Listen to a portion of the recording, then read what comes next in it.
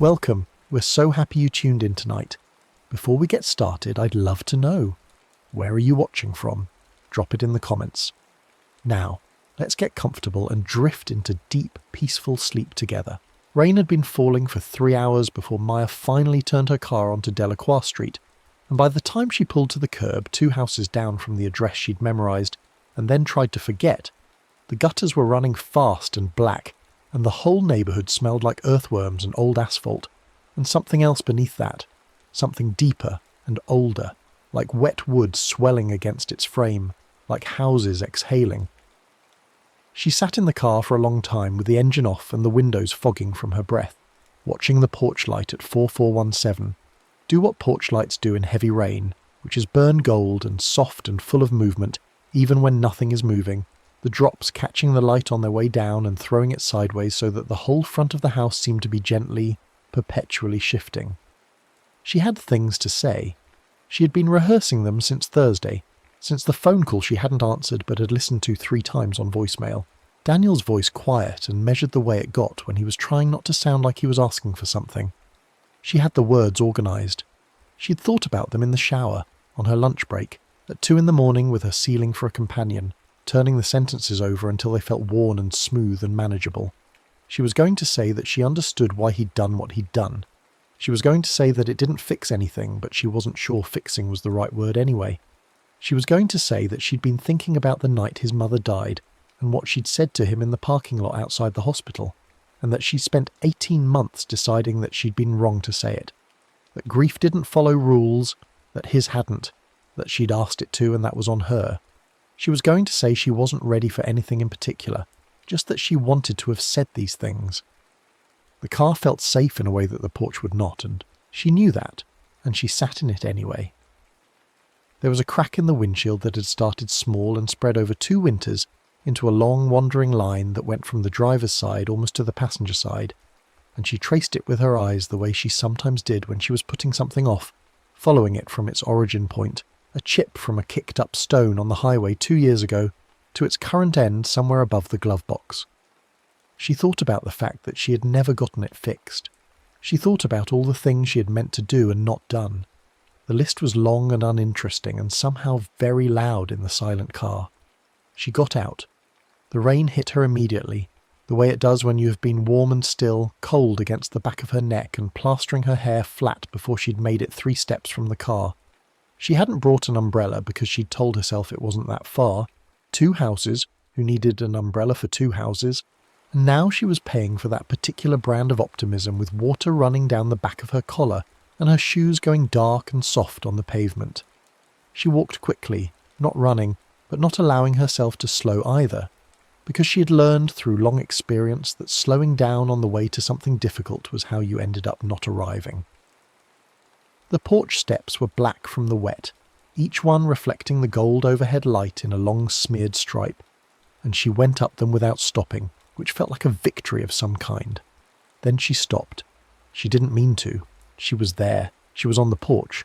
She was close enough to the door that she could see the grain of the wood in the light, could see the little brass knocker shaped like a lion that Daniel had found at an estate sale and installed himself and been quietly very proud of. Could see the dark welcome mat that said nothing. Just a mat. Plain green with a rubberized back, the kind you bought at a hardware store without thinking about it. She could see all of this, and she was close enough to knock, and she didn't knock. She stood with her hand up and her knuckles an inch from the lion's brass ring, and she did not knock. It wasn't fear exactly. She knew Daniel. She had loved Daniel. Seeing him again was not the frightening part. The frightening part was the words, which had felt so settled and organised in the car and now felt completely wrong. Not the wrong sentiment, but the wrong shape. Like she'd been practising a speech in one language and arrived to find the conversation would be in another. The apology she'd prepared felt too clean. The acknowledgement of her own failures felt too practised. Everything she'd rehearsed felt, standing here with the door so close, like it belonged to a version of this conversation that was happening in a safer place. A neutral coffee shop, a text message, anywhere but a doorstep at 11:30 at night in the rain with her shoes soaking through. She lowered her hand. She would just collect herself. One moment. She would organise her thoughts and she would knock. The rain came down around the eaves in a curtain on either side of the porch, and inside that curtain the air was very still. She noticed that. The way the porch seemed to create its own small weather, a pause in the water, a pocket of quiet where the storm continued on every side, but she stood in something calmer. She thought it was just the eaves doing what eaves were designed to do, and it was, of course it was, except that the stillness felt somehow more than architectural. It felt attentive. She raised her hand again. Her knuckles hovered near the lion knocker, and she thought about how she would begin. She always had trouble with beginnings. The first sentence was the locked door and everything else was the house behind it. She thought about saying his name first, just Daniel, the way you said someone's name on the phone to make sure they knew it was serious, to land yourself in the conversation before you had a chance to run from it. She lowered her hand again. The welcome mat was wet, of course, because everything was wet. But when she shifted her weight and felt it under her shoes, there was something else in the texture of that cold wet. Something that wasn't quite warm, but wasn't fully cold either. Like the mat had been sitting in a room that was slightly heated. Like the cold was surface only, and beneath it something had retained temperature from some earlier warmth. She noticed it the way you notice things you're not looking for, sideways and without meaning to, and she filed it away without examining it because she had other things to think about. She raised her hand. A car passed on the street behind her, its headlights sweeping briefly across the front of the house, and in that moving light she saw her own shadow on the door, stretched and dark and doing exactly what she was doing, one arm half raised and everything about it uncertain. She watched her shadow for a moment longer than she should have. Then the car passed and the shadow merged back into the general dark of the door. She thought about texting. She could text from the porch, say she was outside, give him the chance to come to the door, take the first move away from herself. But that felt cowardly. That felt like using the technology to do what her body was failing to do, which was cross the last 6 inches. She thought about leaving. She could get back in the car, drive home, text him tomorrow, tell him she'd tried to come by and lost her nerve, give herself partial credit for having made it to the porch. That felt cowardly too, but in a more comfortable way. She stood there and did neither. The mat was definitely warmer under her feet than the rain-soaked air around her, and she was no longer filing that away. She was noticing it fully, the way it moved from faint background warmth to something she could feel through the soles of her wet shoes, localized, as if the source was directly beneath her and not diffusing outward the way warmth from a surface normally did. It was underneath both feet equally, which was strange if it was just heat from the house below the door, because her feet were not that close together. She was standing in a normal way, and the warmth tracked her stance, and she knew that and didn't look at it directly, the way you didn't look directly at things that confused you in the dark, because the dark gave you back whatever you looked at too hard. She raised her hand. This time her knuckles actually grazed the edge of the lion knocker, the cold of the brass, and she felt her throat tighten around the beginning of his name. Then she looked down. The rain was pooling in a thin sheet across the porch boards, the way it did when it ran off the eaves faster than the board gaps could drain it. And in that thin, reflective skin of water, she saw what she first thought were marks from old nails or the natural grain of the wet wood, lines running across the boards in irregular patterns. But as she watched, the lines moved. Not moved like water moved, not drifted or spread with the current of the pooling rain. They moved purposefully, tracing arcs and loops that resolved for a moment into something nearly legible, before the next drop from the eaves hit and smeared the pattern into chaos. And then the chaos organized itself again into almost letters, almost words, something that was very close to writing without being writing, the suggestion of it, the grammar of it without the language. She was staring at the porch boards. Her hand was no longer near the knocker. She thought about water tension, and the grain of old wood creating channels and runoff forming patterns, and all of this was probably true, and she kept staring because the probably was doing a lot of work and she wasn't certain it was enough weight for that small word to carry. A new line traced itself from near her left shoe, toward the base of the door, a long curving mark that she watched form from left to right, as if drawn by something with direction and intention, and it ended against the door's threshold plate and stopped, and she followed it with her eyes from foot to door and was aware that she had been standing on this porch for a very long time now without knocking. The cold had stopped feeling like cold. The porch had a temperature now that was its own thing, not warm enough to be comfortable, not cold enough to drive her off, a kind of carefully maintained middle state that she had not chosen but was somehow in. like the porch had decided what temperature she needed to be to stay. She put her hand in her pocket. She was going to get her phone. She was going to text Daniel. She was going to outsource the beginning to her thumbs, and she was going to forgive herself for it later. She got her phone out, and the screen lit up in her face, and she squinted at it, and in the brief darkness when she'd pulled her eyes away from the porch light, just that half second of phone light reorientation, she saw in her peripheral vision something standing behind her. She turned. There was nothing. Wet steps. The rain curtaining off the eaves in steady silver lines. The street beyond. The neighbour's yard. A mailbox post. Nothing and nobody. She turned back. She did not look at the brass knocker. She made herself look at the brass knocker. Her reflection in its curved surface was distorted the way things always were in curved brass, elongated and slightly comical, her rain-wet hair and her hunched shoulders, and one hand raised with the phone in it. She looked at her distorted reflection for a moment, and then she saw, or thought she saw, because the brass was curved and old and the light was behind her and not great, she thought she saw a shape behind her reflection. Not behind her, in the way of the street and the mailbox and the neighbour's yard, but behind her in the way of something that was standing close enough to be in her shadow, standing still and thin with what looked like the hanging edge of a coat sleeve at one side. She turned again, fast, and the steps were empty. The rain came down. A car was parked across the street. Everything was exactly as it had been. She turned back slowly. Her reflection in the brass looked back, alone, distorted, hand still raised, and she told herself that curved reflective surfaces did that, gathered light in strange ways, turned shadows into shapes, made you see company where you had none, and she believed this because it was true, and because the alternative required her to keep looking into the brass knocker, and she found she didn't want to do that anymore. She put her phone away without texting. The mat pulsed. She felt it before she understood it, a single, rhythmic movement of warmth beneath both feet, like a heartbeat if a heartbeat were very slow and came from below and was mostly felt through shoe soles rather than heard. One pulse, then stillness. Then, after a long enough pause that she had almost decided she'd imagined it, a second pulse, then nothing. She stood very still. The rain lines on the porch boards had organised themselves into something she couldn't quite read but couldn't stop trying to read. A cluster of loops and near letters around her feet and trailing toward the door. And the cluster was tighter now than it had been. Or she was standing closer to the door than she'd been, or both. And she wasn't sure she'd moved, but she couldn't swear she hadn't. Later, when she tried to explain this to herself, the clearest thing she could identify was the feeling that the porch had become an argument. Not against her leaving or against her staying, just an argument. The way a loop of logic is an argument, the way a thought you can't finish is an argument, and she was inside it and the porch was very good at maintaining it.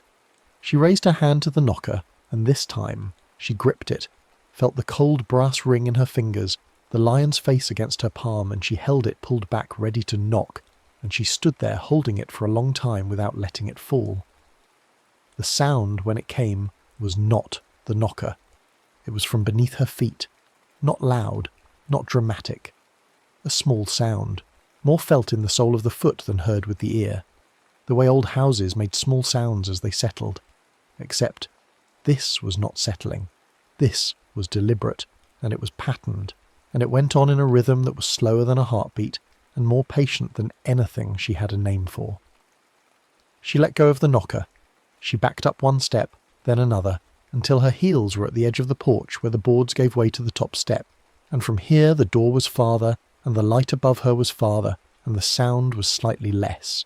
And she stood with the rain close behind her, and the door in front of her, and felt, with a clarity that was almost physical, that she was very specifically in the moment before something, and that the moment had been going on for much longer than moments were supposed to last. She was still there at 1 a.m. She knew this because she checked her phone and it said 1:03, and she had left her apartment at 11:15, and the drive was 12 minutes, and she'd sat in the car for maybe 20, which meant she'd been on this porch for over half an hour, and that could not be right. That did not feel like half an hour, it felt like 10 minutes at most. It felt like the specific elastic time of a moment that keeps not becoming the next moment. She stepped back to the mat. She didn't decide to. She was at the edge of the porch and then she was back on the mat without a clear transition, without the memory of choosing to step forward, and her feet were on the mat and the warmth was back immediately, both feet localized and patient and pulsing once in welcome. She was going to knock. She had come here to say things that needed to be said in person and not over text and not over voicemail, and not through the progressive decay of not saying until the thing became unsayable, and she was going to knock, and Daniel was either awake or he would wake up and they would have the conversation, and it would not go the way she had rehearsed it because conversations never did, and that would be fine. She raised her hand. In the brass of the knocker, behind the long, distorted shape of her body, the other shape was back, thinner than she'd noticed the first time, coat sleeve visible at the side, and this time, because she was looking and not trying not to look, she saw that it moved when she moved, not simultaneously, not a mirror. A half beat after, the way a shadow moved when the light source was slightly behind and to one side, but there was no light source behind, and to one side there was just the porch light above, and her shadow was on the door in front of her, and the shape in, the brass was behind her, and it was doing what she was doing the way something did when it had been watching long enough to have learned the rhythm. She said nothing. She had been warned, somewhere in the back of her mind where old stories lived alongside old habits, though she couldn't have said then who had told her, or when. She'd been warned about saying the words at a doorstep, about the specific phrase. She didn't know why she knew that. She knew it the way you knew not to whistle indoors in certain houses, or not to sit in the particular chair a grandmother had died in. Inherited knowledge without a clear origin, carried in the body rather than the mind. She did not say the words, but she thought them, and the mat pulsed twice in quick succession, the way it might have if it was listening to thoughts and not just to sounds, the way it might have if the distinction between thinking something and saying it at a threshold was not as large as she'd been hoping. She took her hand off the knocker. She stood on the mat. She stayed there until 1:47. She knew this because she checked her phone again, standing in the warm pulse of the mat with the rain lines reorganizing themselves around her feet, and the shape in the brass standing patient and coat-sleeved behind her distorted reflection. And the phone said 1:47, which meant she'd been on this porch for over an hour and 30 minutes, which was not possible, which was not a thing that happened to people standing on porches in the rain, which meant that time on this porch was not moving the way time moved on streets and in cars and in beds. She understood, standing there at 1:47 with the mat warm under her feet and the door 6 inches from her hand and her prepared words feeling more wrong and more distant than they had since she'd thought of them.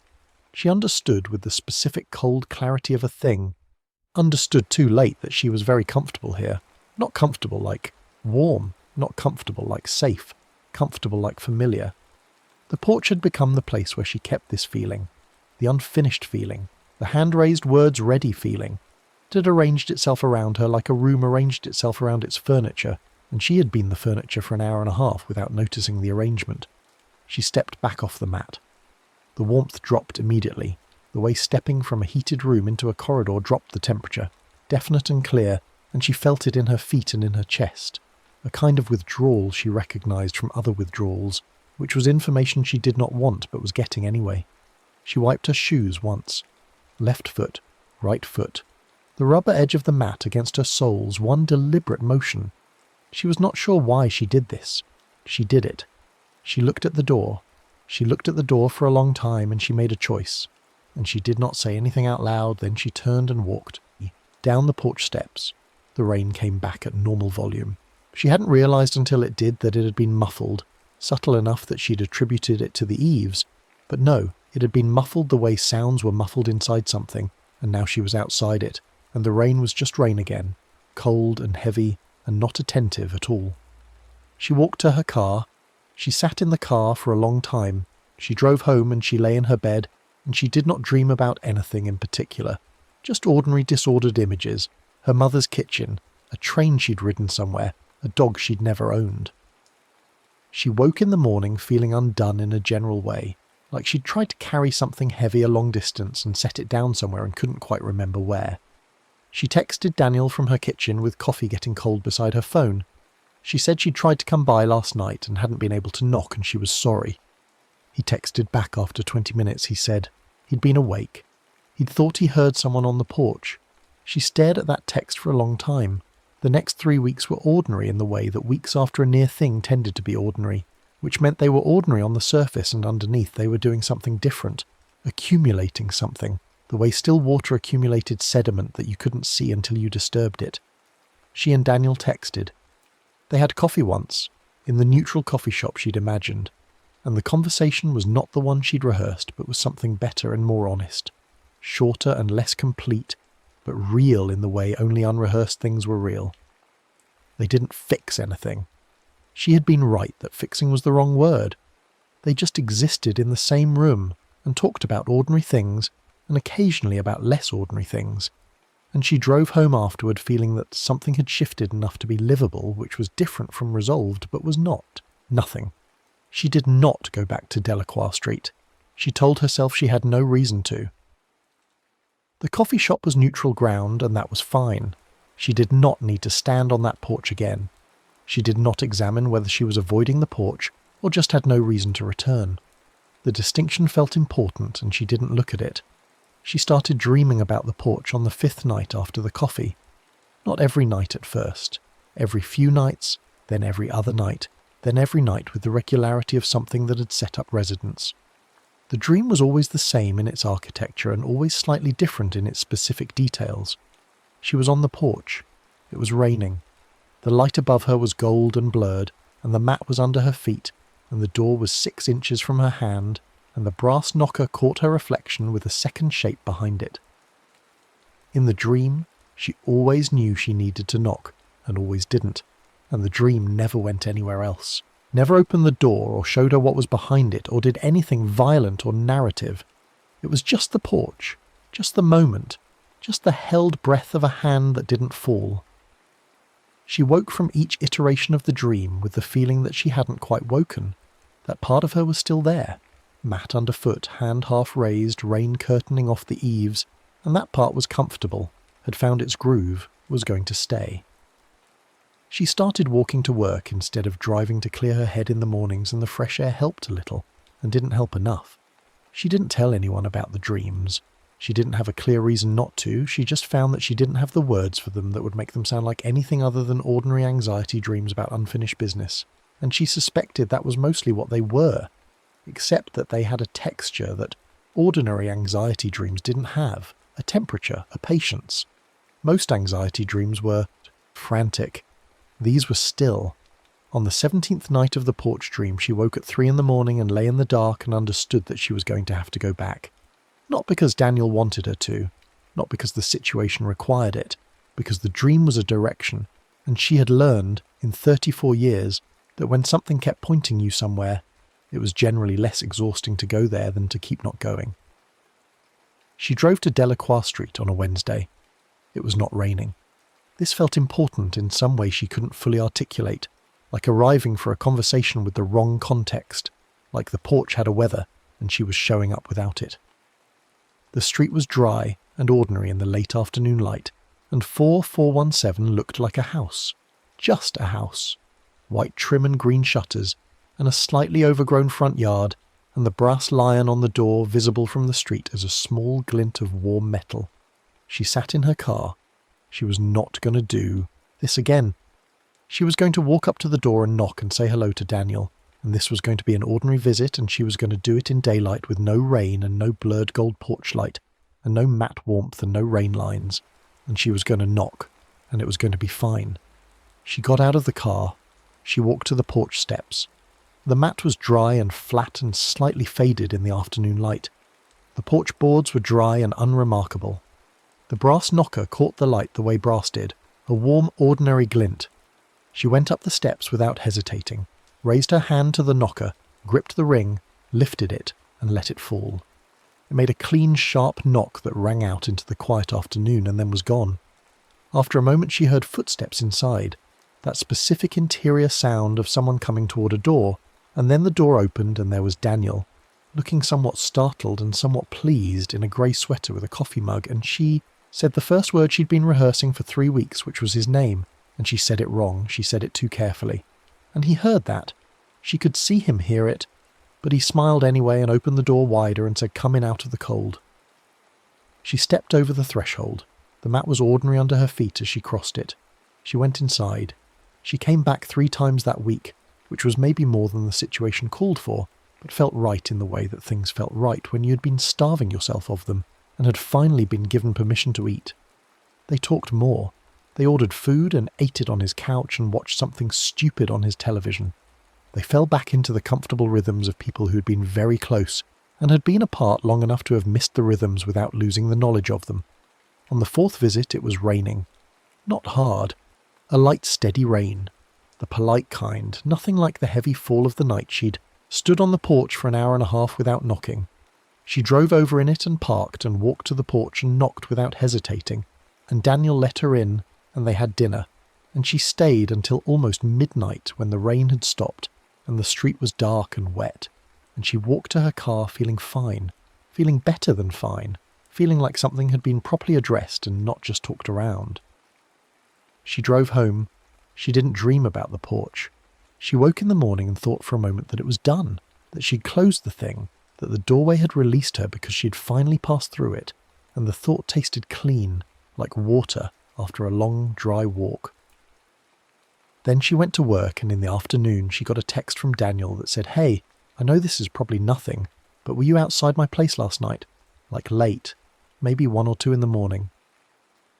She had been home at 12:30. She had been in bed by 1. She texted back. "No, why?" he said. "I heard something on the porch, like footsteps. I thought maybe you'd come back for something." She sat at her desk with her phone in her hands and did not respond for a long time. She said, "It was probably just the rain. Or an animal." He said, "Yeah, probably." She put her phone down and looked at her computer screen without seeing it for several minutes. That night she dreamed about the porch, but it was different. She was on it, which was usual. The rain, the light, the mat. But in this version she could hear something beneath her feet with a clarity she'd never had in the daylight version of the dream. Not a pulse, not a heartbeat, but something with more frequency, more content, like speech slowed down to nearly inaudible, like someone talking underwater, under wood, under rubber mat and threshold plate, saying something to the underside of her feet she couldn't make out but could feel as vibration in the arches of her soles. She woke up at 4:15. She lay in the dark and thought about the footsteps Daniel had heard on his porch at 1 or 2 in the morning. She thought about the dream. She thought about the specific quality of the dream's texture, the way it was always her on the porch but in a body that was performing hesitation rather than experiencing it, going through the motions of uncertainty with the precision of something that had learned them and was rehearsing them. The word rehearsing sat in her chest and did something uncomfortable. She picked up her phone and scrolled back through her texts with Daniel and found the one from 3 weeks ago where he'd said he'd been awake and thought he'd heard someone on the porch, the night she'd actually been there, the night she'd stood on the mat for an hour and a half. She thought about herself on the porch. She thought about the shape in the brass, behind her reflection, patient and coat-sleeved. She thought about the decision she'd made on the porch when she'd stepped back and wiped her shoes and looked at the door. She had made a choice. She had made it in silence, the way you were supposed to, or the way something in her had told her she was supposed to. She had chosen to knock on another day, and she had told herself that was not the dangerous phrase, that thinking something and saying it were different, and she had gone home and dreamed for 17 days and then come back and knocked and gone inside. But she had thought it. She had stood on the mat at 1:47 in the morning, and she had thought maybe another time, and the mat had pulsed twice. The mat had pulsed twice. She got up and went to her kitchen and poured water and drank it, standing at the counter with the dark apartment around her and the streetlight making a yellow rectangle on her kitchen wall, and thought about porch mats and things that lived under them, and how much of what had happened that night could be explained by anxiety and cold and an overactive pattern recognition system, working overtime on reflective brass and pooled rainwater. All of it, probably, almost certainly. She went back to bed. She did not sleep. At 7 in the morning, she drove to Delacroix Street. It was early and quiet, and the houses on the street had that particular morning look of things that had not yet been asked to perform their function. Curtains still closed, driveways still empty, the whole block in a grey, preliminary light. She parked and sat in the car and looked at number 4, 1417, with its slightly overgrown yard and its brass lion, and its green welcome mat that she could see from here as a flat rectangle of colour at the base of the door. She got out and went to the porch. In daylight, the porch was nothing. Wood and brick and a metal light fixture unlit. The mat was a mat. She stood on it and felt nothing in her feet except the slight yielding of rubber over concrete. She looked down at it. It was a standard issue hardware store mat. The rubber grid on the bottom worn at the edges. The green fibres on top thinned and packed at the centre, where feet had compressed them over years of ordinary use. She crouched down and lifted the corner of the mat. Under it was concrete, slightly paler than the exposed porch concrete. The preserved square of a thing that had been covered and not exposed to weather. A dead beetle on its back, legs up. A crack in the concrete running diagonally. Nothing else. She put the mat back down. She stood up and looked at the door for a moment and then went back to her car.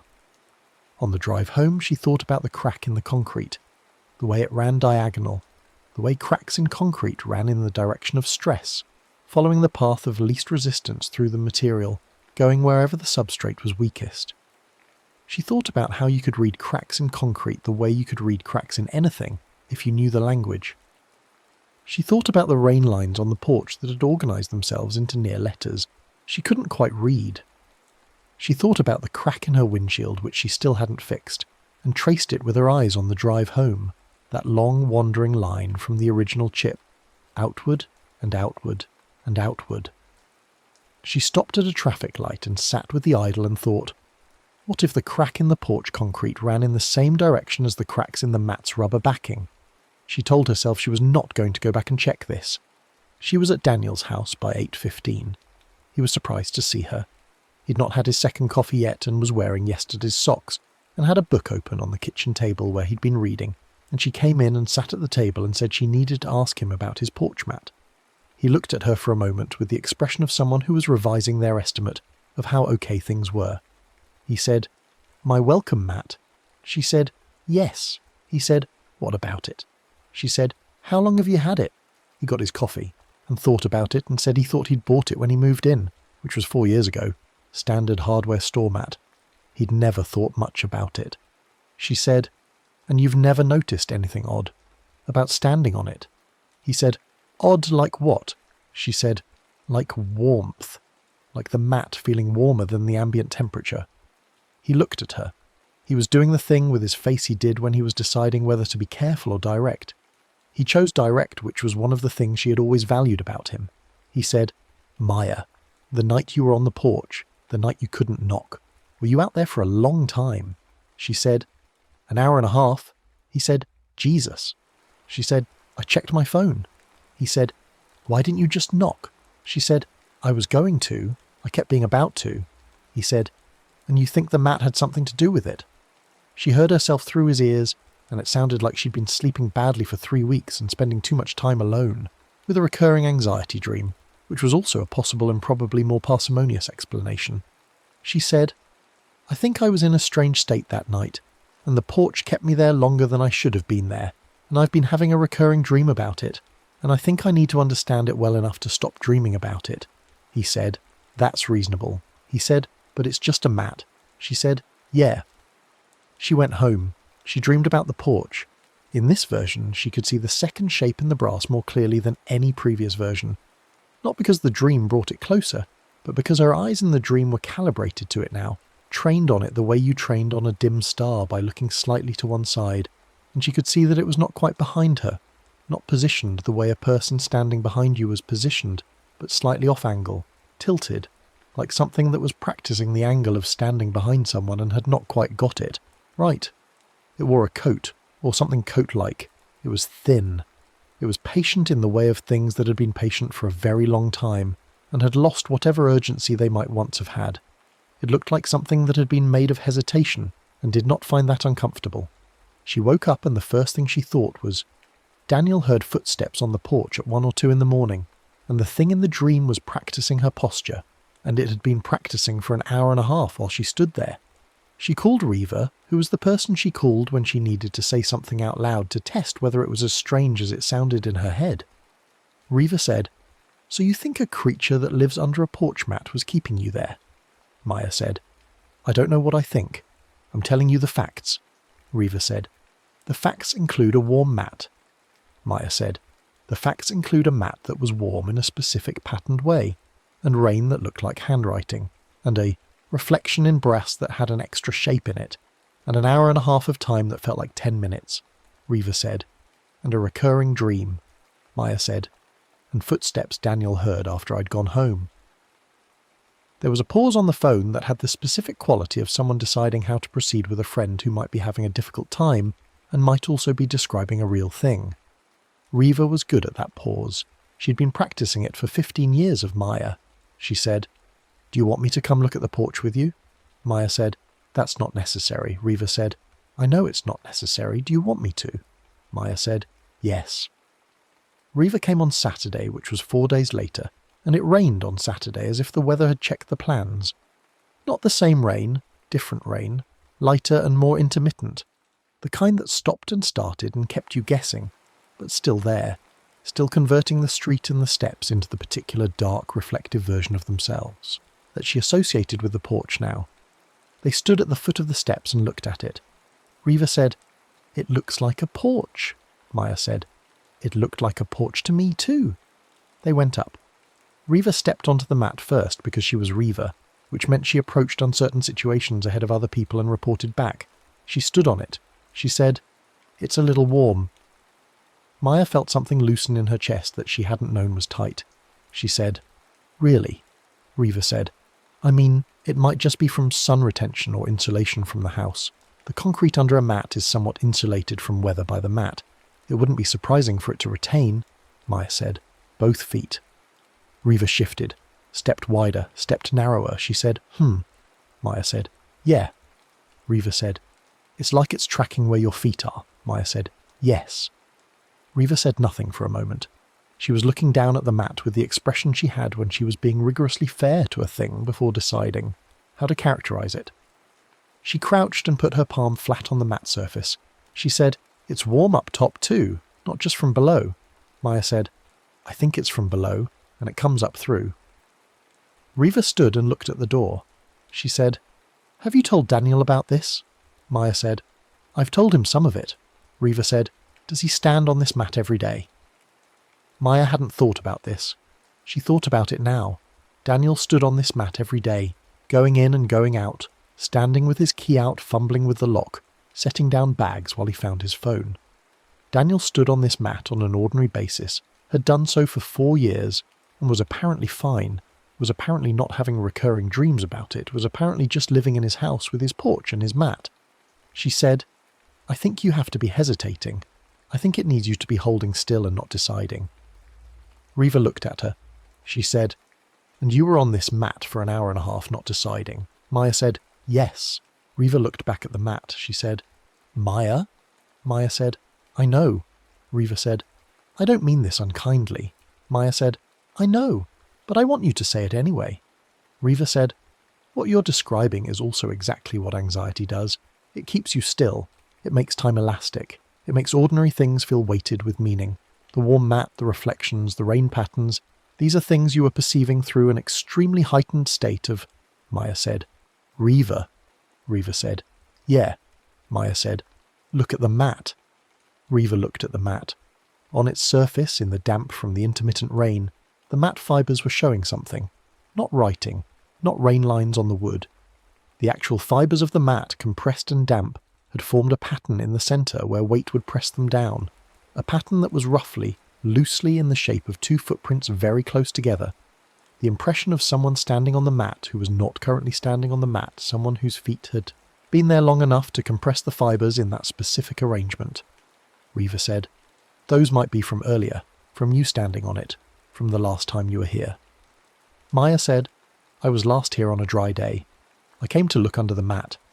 Reva said, "Fibre memory and mats can last." Maya said, "Look at the direction the impressions face." Reva looked. The impressions faced the door, like someone standing at the door looking at it. Toes toward the door, heels toward the steps. But at the very edge of each impression, near what would be the outside of each foot, there were additional compression marks. Small. Like a second set of feet had been pressed into the mat in the same space but at a slightly different angle, toed inward, slightly behind the first set, the way feet looked when you were standing close behind someone. Reva stood very still on the mat, she said. I want to step off now, Maya said. Okay. Riva stepped off.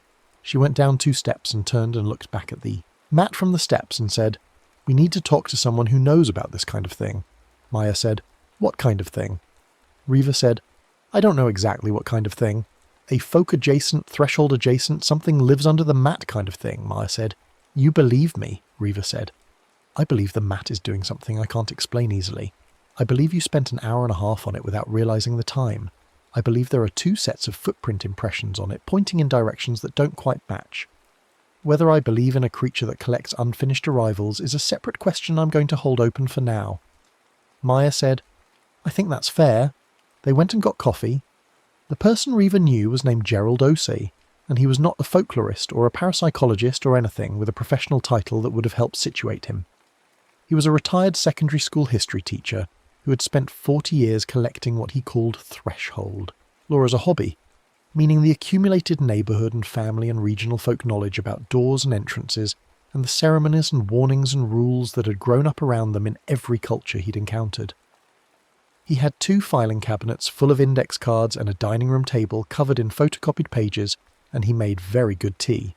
He listened to what Maya told him without interrupting, which was either respectful or ominous, she couldn't decide.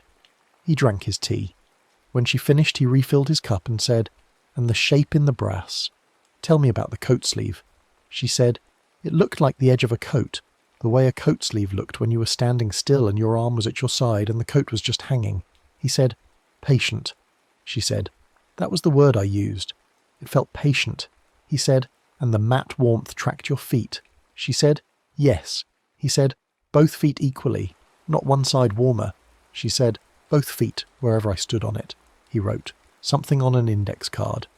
He had a habit of writing on index cards during conversation that seemed like note-taking, but might have been something else, might have been a way of managing information that had no other container. He said, You're familiar with the name Porchpsalm. She was not.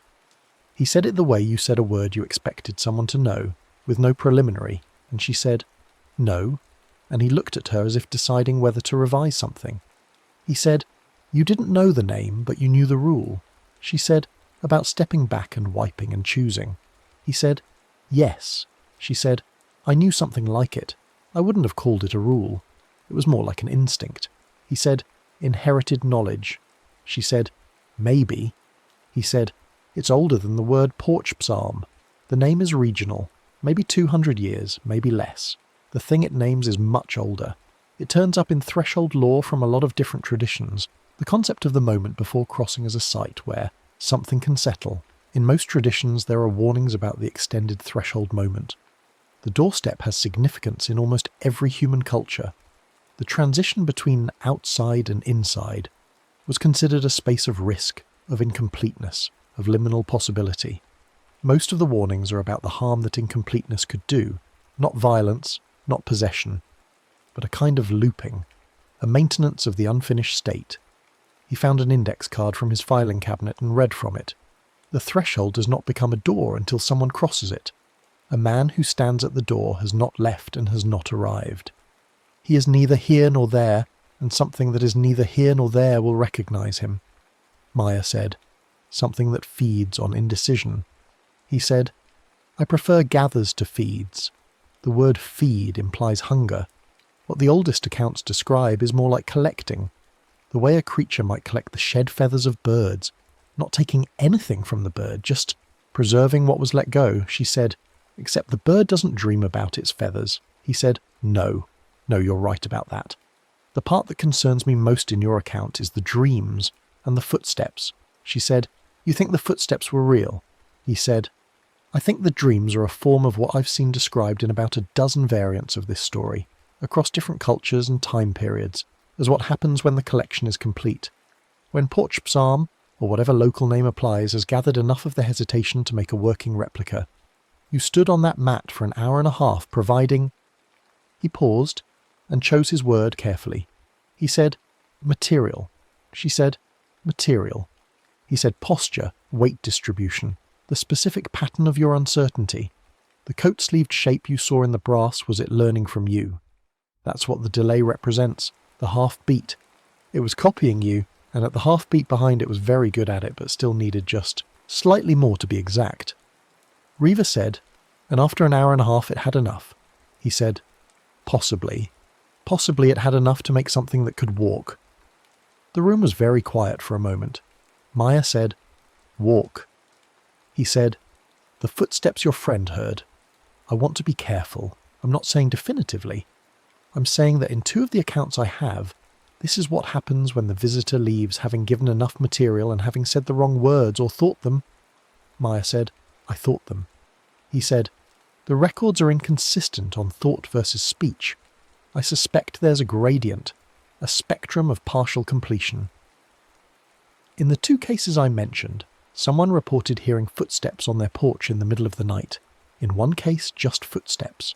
In the other, the person looked out a window and saw a shape at their door. She said, at their door, not the original door. He said, it followed them. The word followed was doing too much work in the room. Maya put her hands around her tea and felt the warmth of the cup and thought about mat warmth and what warmth meant when it came from the wrong direction.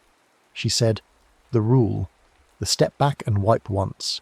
He said, you did both. She said, I thought I did. I stepped back and I wiped and I chose. But I chose to come back another day, and I think I thought the words in the wrong order. I thought maybe another time, which is the phrase. He said, yes. She said, even though I thought it, not said it. He said, as I said, there's a gradient, she said. So the rule didn't work. He said, the rule may have partially worked. If it had fully failed, completely failed, you would not have been able to leave at all. The mat would have held you, or you would have returned to it within hours, not weeks.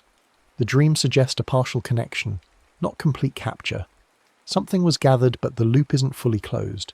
She said, what closes it? He said, returning to the threshold, the same threshold, standing on the mat, again, except this time doing the rule correctly and completely.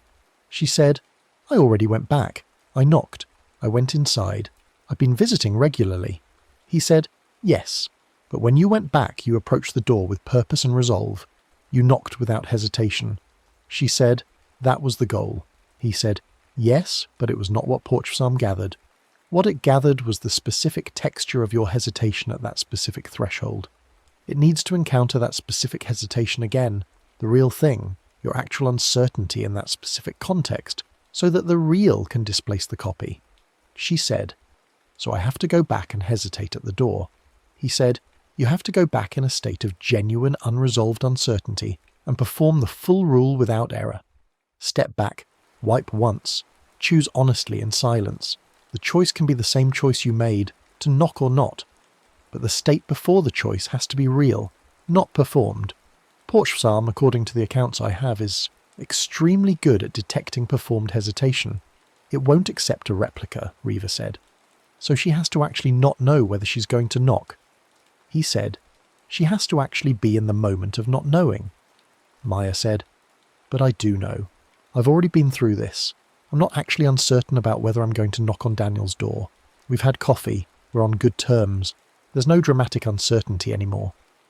Gerald Osey drank his tea. He put the cup down and looked at his index card and then at her. He said, then you have to find something you're genuinely uncertain about. Some question that the threshold actually holds for you. Because the threshold is the question as much as the door, and what Porchpsalm gathered was the specific form of your specific hesitation. You have to bring it the original, not a copy. She went home and thought about original hesitations for a long time. Here is what she was actually uncertain about. She was uncertain whether what she wanted from Daniel was friendship or something else, and she had been uncertain about this for 2 years, which preceded the night on the porch by almost 18 months, which meant the hesitation on the porch had not been purely about having a difficult conversation, but about the larger and less manageable uncertainty underneath it. The one she had been not examining the way she had been not examining the crack in the windshield. This was annoying to realise. She called Riva and told her. Riva said, I know. Maya said, you knew. Riva said, I've known for a while. Maya said, and you didn't say anything. Riva said, you had to get there yourself. Also, it wasn't my business. Maya said, so the whole thing on the porch was actually me standing outside Daniel's house at midnight in the rain, unable to knock because I didn't know if I was showing up to apologise or to tell him I was still in love with him. Riva said, yes. Maya said, and I didn't know the difference between those two things. Reva said, I think you might have been hoping one would turn into the other and you weren't sure which direction. Maya sat with this for a while. She said, so I need to go back to the porch and actually not know. Reva said, seems like the only honest option. Maya said, Gerald said Porchpsalm is good at detecting performed hesitation. Reva said, yes, Maya said. So I can't perform not knowing. I have to actually not know. Reva said, which means you might have to go to that porch without having decided anything, not just about the knock, about the whole thing, Maya said. That's terrifying, Reva said. I know, Maya said. And then I have to choose, honestly, and hold it, without whispering maybe another time. Reva said, which will be hard because maybe another time is sort of your default operating mode when it comes to Daniel. Maya said, thank you for that. Reva said, I say it with love. She spent 4 days doing something that was difficult to describe and had no clean name, which was the work of dismantling the decision she thought she'd made, the comfortable, settled sense of I went back and knocked and things are fine now, and getting back down to the actual unstable ground underneath it. She thought about what she wanted. She thought about what she was afraid of wanting.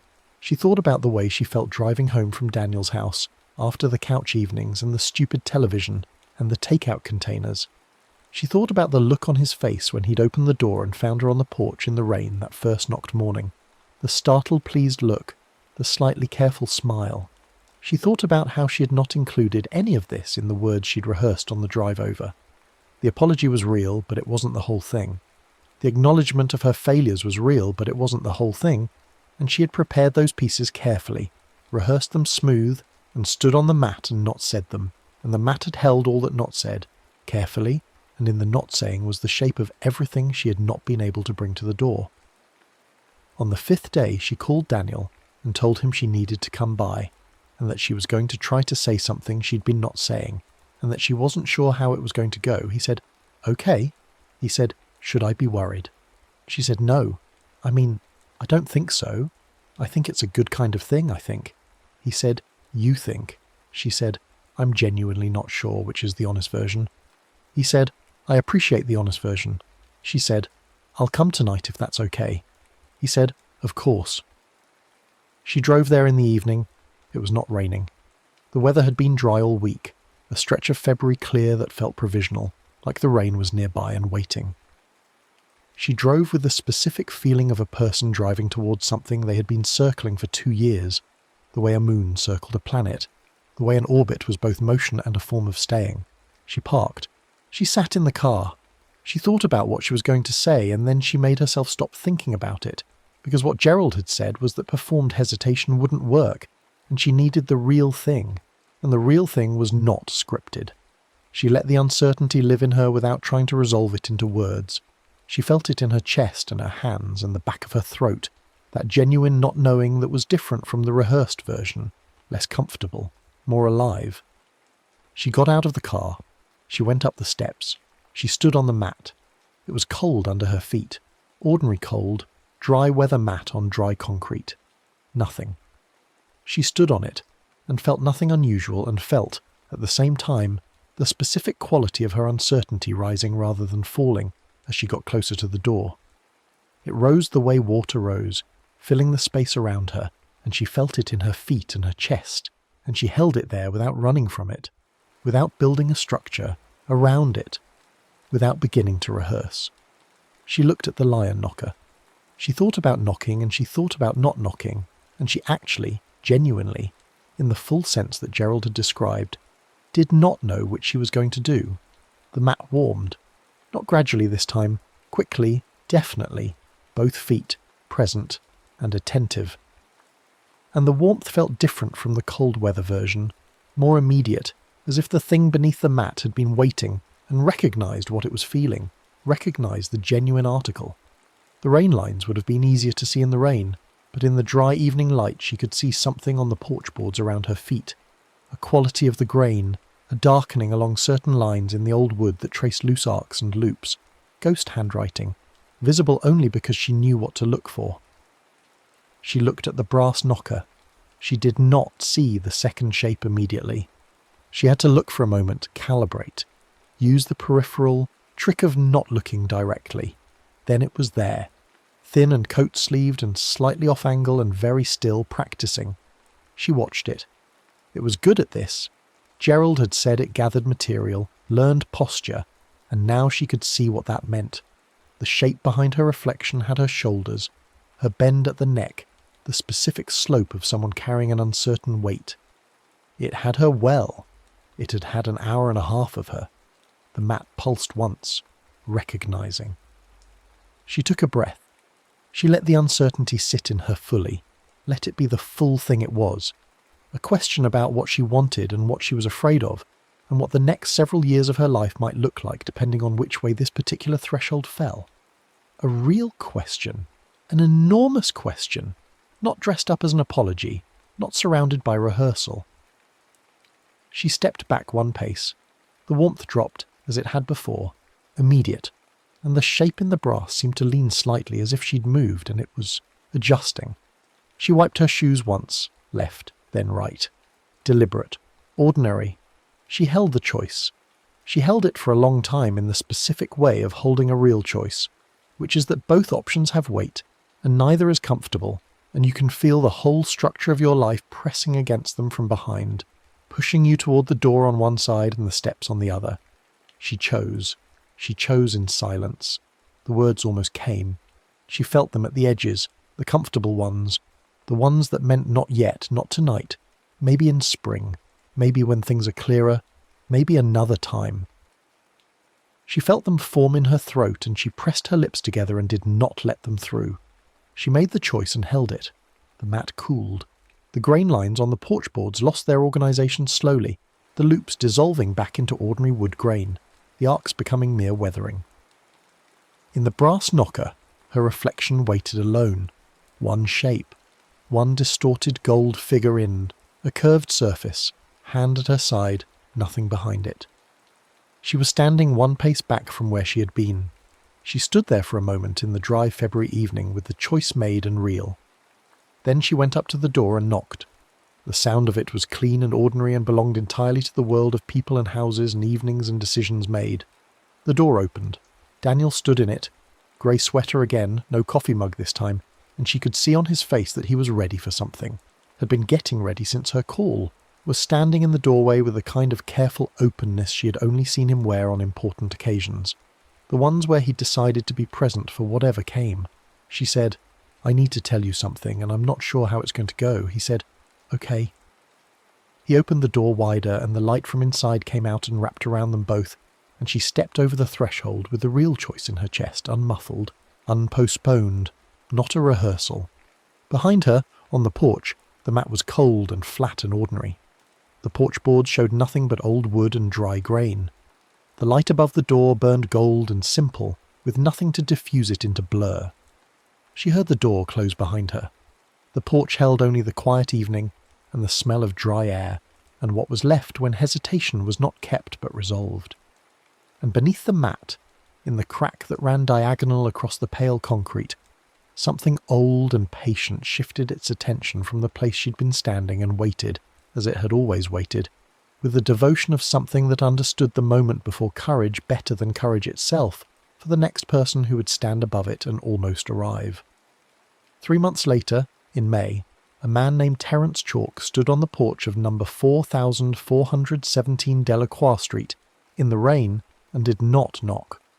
He had a letter in his jacket pocket that he'd written and rewritten 4 times. A letter, too. Daniel, who was his former business partner, the man he'd started a company with 12 years ago, and then destroyed by signing a deal he'd known was wrong, and doing it anyway because he'd been afraid, just afraid, in the specific corrosive way of a man who had spent his life being afraid of not having enough, and letting that fear make his choices for him. The company was gone. The money was gone. And Daniel had not spoken to him in 3 years. Terence had called twice. He'd emailed once, a formal, careful email that said nothing real. He'd started drafts of letters and not sent them. He'd thought about showing up at the door and thought about it, and here he was, showing up at the door, except now that he was at the door, the letter in his pocket felt like a lie. Too organised, too finished, not the real shape of what he'd done and what he felt about it. He stood on the mat. He had prepared words. He had things to say. The mat was warm under his feet. He raised. his hand toward the lion knocker. He did not knock. The rain came down around the eaves in a patient curtain, and in the thin sheet of water across the porch boards, lines began to trace themselves in something like handwriting, loops and arcs and almost letters forming and reforming, and Terence Chalk stood above them in the held breath of his own indecision and felt the warmth rise through the soles of his shoes, and did not know that he was providing material, and did not know that the half-beat delay in the shape he was about to see in the brass was the copy learning from the original, and did not know the rule about stepping back and wiping once and choosing honestly in silence, had never been told it, had no instinct for it, had nobody to call afterward. He stood on the mat. He stayed. The warmth was exquisitely specific beneath both feet, following him when he shifted, attending him with the patience of a thing that had all the time in the world because time on the threshold was its own kind of time, elastic and repeating and devotional, and Terence Chalk with his letter and his fear and his very specific shape of hesitation stood above it and provided in the generosity of his prolonged uncertainty everything that was needed. He stayed for 2 hours and 14 minutes. At the end of 2 hours and 14 minutes he whispered, to nobody, to the door, to the rain, maybe another time, and walked down the steps to his car and drove away. And that night, in his apartment across town in the early hours of the morning, he heard footsteps on the landing outside his door, and when he looked through the peephole, the landing was empty. And the mat at the base of his own door, the one he'd never thought about, the plain one he'd bought at the hardware store 3 years ago when he'd moved in, was warm under his feet when he came back from the peephole. Very warm. Warm the way something was warm that had just been learning. He stood on it in his socks and stared, had his own door from the inside and did not know what question to ask. The mat pulsed once, gently, learning the specific weight of him in the dark. Outside, on the wet landing, nothing stood. Or something stood that had not yet finished practicing standing. The difference, at this distance, at this hour, in this light, was very small, and it was getting smaller. What nobody told Terence, because nobody was there to tell him, was that the thing that had gathered itself from his 2 hours and 14 minutes was not patient in the way his situation deserved patience. It was not patient the way Gerald Osey meant patient, that long, devotional stillness of something collecting feathers. The feathers Terence had provided were different from the feathers Maya had provided because Maya had left correctly, partially, incomplete but directional, and the thing that had started to form from her hesitation had been interrupted and partially dissolved. What Terence left was different. Terence had given the complete gift. 2 hours and 14 minutes, the full phrase spoken aloud, both conditions satisfied without any partial cancellation, and what gathered itself from that was not a learning shape in a curved brass surface. It was something that learned quickly and was finished learning. He heard the footsteps again on Thursday. Not just on the landing. He heard them on the stairs below the landing coming up. The specific creak of the third stair from the top that he'd learned to skip on nights he came home late. He heard the creak of the third stair and then silence on the landing, and then a sound at his door that was not quite a knock. Not the impact of knuckles on wood. A brushing. A weight pressed against the door briefly, the way a person standing close to a door leans slightly into it without meaning to. He sat up in his bed. The sound stopped. He sat in the dark for a long time. In the morning he told himself it was the building settling. It was pipes. It was the neighbour who sometimes came home late. It was everything except what it was. On Saturday night he woke at 2:30 in the morning to the sound of his doorbell. He lay in bed for 2 rings and then he got up because 2 rings in the middle of the night was a call that had urgency in it. Someone who needed something. Someone who was there for real. And he went to his door. He looked through the peephole. The landing was lit by the dim wall fixture that stayed on all night, that yellowish institutional light that turned everything in the building hallway into a slightly sickly version of itself. In that light, the landing was empty. The mat at the base of his door was a green rectangle. The door across the landing was closed. He stood with his eye to the peephole for a long moment. He felt the mat warm under his bare feet. He took his eye from the peephole and looked down at the mat and back at the peephole and back down at the mat. He opened the door. The landing was empty. The yellow light fell on the mat and the door across the way and the top of the staircase and nothing else. He stood in his doorway looking at the empty landing. He was aware that he was now the person standing in a doorway who had prepared to find something and found nothing. The person caught at the threshold between the inside world and the outside world, in the specific incompleteness of a door held open for an absent visitor. He stood there for a moment too long. The door across the landing opened. His neighbour Helena came out in her robe, hair down, the look of someone who'd also been woken. She said, "Did you ring my doorbell?" He said, "No, someone rang mine." She looked at the empty landing. She looked at him. She looked at her mat, which was a different colour from his, brown, not green. She said, "There's nobody here." He said, "I know." She said, "Maybe kids." He said, "Maybe." She went back inside. Her door closed. He stood in his doorway. He did not know the rule. He stood in his doorway with the door open and the warm mat under his feet for 4 minutes. By the clock on the wall he could see from the threshold. He closed his door. But he'd been there. In the doorway. Threshold again. 4 minutes of it. And in his particular case, with what he'd already provided, 4 minutes in the doorway in a state of confusion and incompleteness was not a small addition to what was accumulating. Sunday was quiet. Monday morning he woke at 6 and went to put the kettle on, and his foot came down on the kitchen mat, the small one in front of the sink, and it was warm. He stood on it with the kettle in his hand and felt it. His kitchen mat was not a porch mat. It was not the green rectangle by the front door. It was a small grey mat in front of the kitchen sink, bought for comfort while doing dishes, bought without any particular significance. A mat that had never been associated with a threshold in any traditional sense. He stood on it, and it was warm beneath both feet in the localised, attentive way, and he put the kettle down carefully. He took 1 step back. The warmth followed him. He took 2 steps back. The warmth followed him. He backed up until he was against the kitchen table, and the warmth was still under his feet, both of them, following him across his kitchen floor, and he understood that the threshold was not the porch mat anymore, and had not been for several days, and that wherever he stood now had become the threshold. He called in sick to work.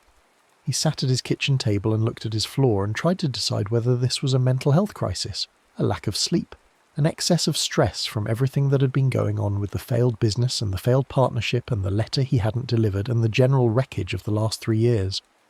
He tried to decide this with the seriousness of a man who wanted to be fair to himself, who wanted to consider the reasonable explanations, who wanted to be careful before, concluding that something real and non-psychological was happening. The warmth moved when he moved. He spent an hour trying to attribute it to something reasonable, and he was very thorough, and at the end of the hour he picked up his phone and searched for porch legends, threshold creatures, doorstep folklore, and got nothing useful. He searched for doorstep hesitation supernatural, and got one obscure forum post from 2009 that was written in a way that suggested its author had been in some distress, and referenced something called a Porchpsalm without explanation or context. He searched for Porchpsalm. He found Gerald O'Sea's email address through a convoluted path involving a local history society website and a 3-year-old newsletter about urban folklore, and he sent a message that he spent 30 minutes composing and still felt was not going to land the way he needed it to. Gerald replied within 4 hours. The reply said, "How long were you on the mat and what did you say?" Terence replied with the truth. Gerald's next message said, "I need to see you." Gerald had a printout on his dining room table when Terence arrived, a photocopy of something handwritten, pages with the careful large script of someone who had taken time over letters, and he put his hand on it when Terence sat down and said, "This is a transcription I made 15 years ago of a journal from the 1880s, kept by a man in this neighbourhood named Prosper Duffel. He lived on what was then called Lacroix Street. He was a farmer's son who had come to the city and built a house, and spent 17 years being unable to sell it because of what he wrote in this journal." Terence looked at the photocopied pages. Gerald said, "Prosper Duffel wrote about a buyer, a man named Hartley, who came to look at the house with the intention of making an offer. He stood on the porch for what Prosper described as most of the evening. When Prosper looked out the window, he said Hartley was standing at the door with his hat in his hand but was not knocking. This went on for 2 hours. At the end of it, Hartley left. Prosper wrote that he saw Hartley turn at the gate and look back at the porch and say something. Terence said, 'Maybe another time.' Gerald looked at him. He said, 'How did you know that?' Terence said, 'I said the same thing.' Gerald said, 'Prosper wrote that after Hartley left he began to see a figure on the porch on rainy nights. It was not Hartley. It was too thin to be Hartley, and its movements were slightly wrong, slightly delayed, like a reflection in water. He wrote, 'It knows Hartley's hesitation better than Hartley does.' He wrote, 'It practices at the threshold.' He wrote, I think it wants to finish the visit. I think it has the feeling of a thing that wants to complete itself. The room was quiet. Terence said, "It wants to finish the visit." Gerald said, "That's my reading of the accounts I have. The unfinished arrival is not just collected, it's preserved with intent. The intent may not be conscious in the way we use the word, but the thing that gathers from a complete offering, full duration, the phrase spoken, has a direction. It was gathered as a going toward. It retains that." Terence said, "It's trying to knock." Gerald said, "I think that's correct." Terence said, "It doesn't have a body." Gerald said, "The accounts that go furthest," and I want to be careful, "these are the accounts I am least certain about, the oldest and most fragmentary, suggest that in cases of full gathering, complete offering, the thing has sufficient physical presence to be heard, to make sounds consistent with approach and presence, the ringing of the doorbell, the creak of a stair." Terence said, "And the warmth following me." Gerald said, "That's the part I don't have a clear precedent for, the warmth following you across the floor. That's new to me." Terence said, "Is that bad?" Gerald said, "I think it means that whatever anchor the threshold provided is no longer fixed to a location. In the cases I have where the thing remains attached to a specific porch, specific mat, there's a kind of containment. The haunt, if you want a crude word, is located, it's at the porch. You go there, you risk encounter. You don't go there, you're fine. But if the warmth is following you," he paused. He said, "It may have followed you home the way it intended to follow any arrival, because an arrival goes somewhere. It doesn't stay at the door, and the thing that gathered your arrival has the direction of it without the destination." Terence said, "It's looking for the room I was going to." Gerald said, "The room behind the door. Yes, that's my reading." Terence said, "It wants to come in." Gerald said, "It has in some sense the form of wanting to come in. Whether it has wants in any meaningful sense is a question I'm not qualified to answer." Terence said, "What do I do?" Gerald put both hands flat on the table. He said, "There are two clear accounts in my records of this going, forward from the stage you're describing. In the first account, the person did nothing, just continued their life. The thing escalated over several weeks. The sounds got louder and more frequent. The warmth was joined by other phenomena, cold spots, objects moved. In that case, the account ends abruptly, and I don't know what happened. The person stopped writing." Terence said, "And the second account?" Gerald said, "The second account is very specific and is the account I trust most because it corresponds with variant records I have from two other sources.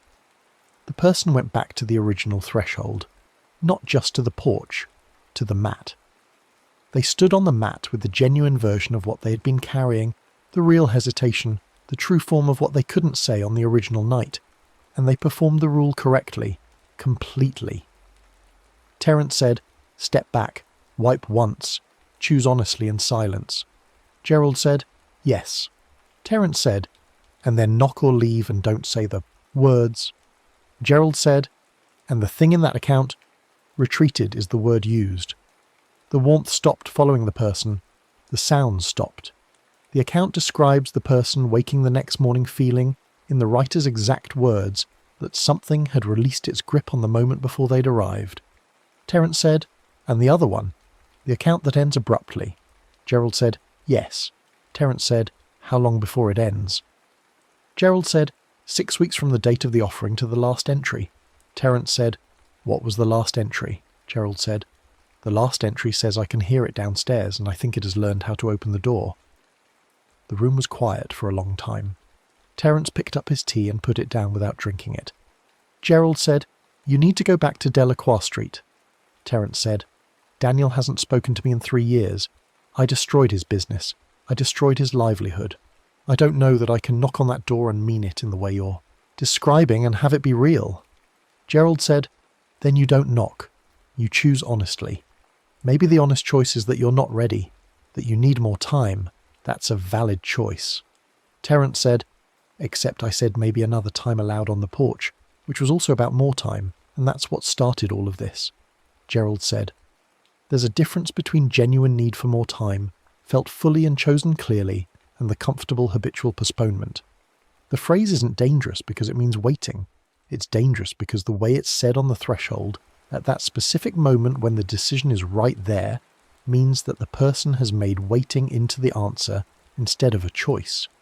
I believe from the accounts that what Porchpsalm can't abide in the phrase is the relief in it, the easing of pressure.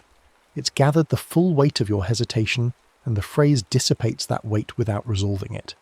Terence said, like opening a pressure valve. Gerald said, yes. And the energy goes somewhere, into what was gathered.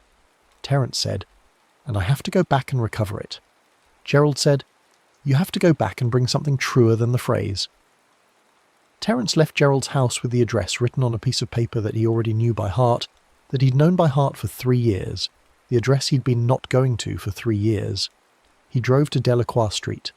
He sat in his car across from number 4417 and looked at the house. All the lights were on inside. It was a Wednesday evening and Daniel was home, was clearly home, the house lit from within with that specific warmth of a person living in a space they had made their own.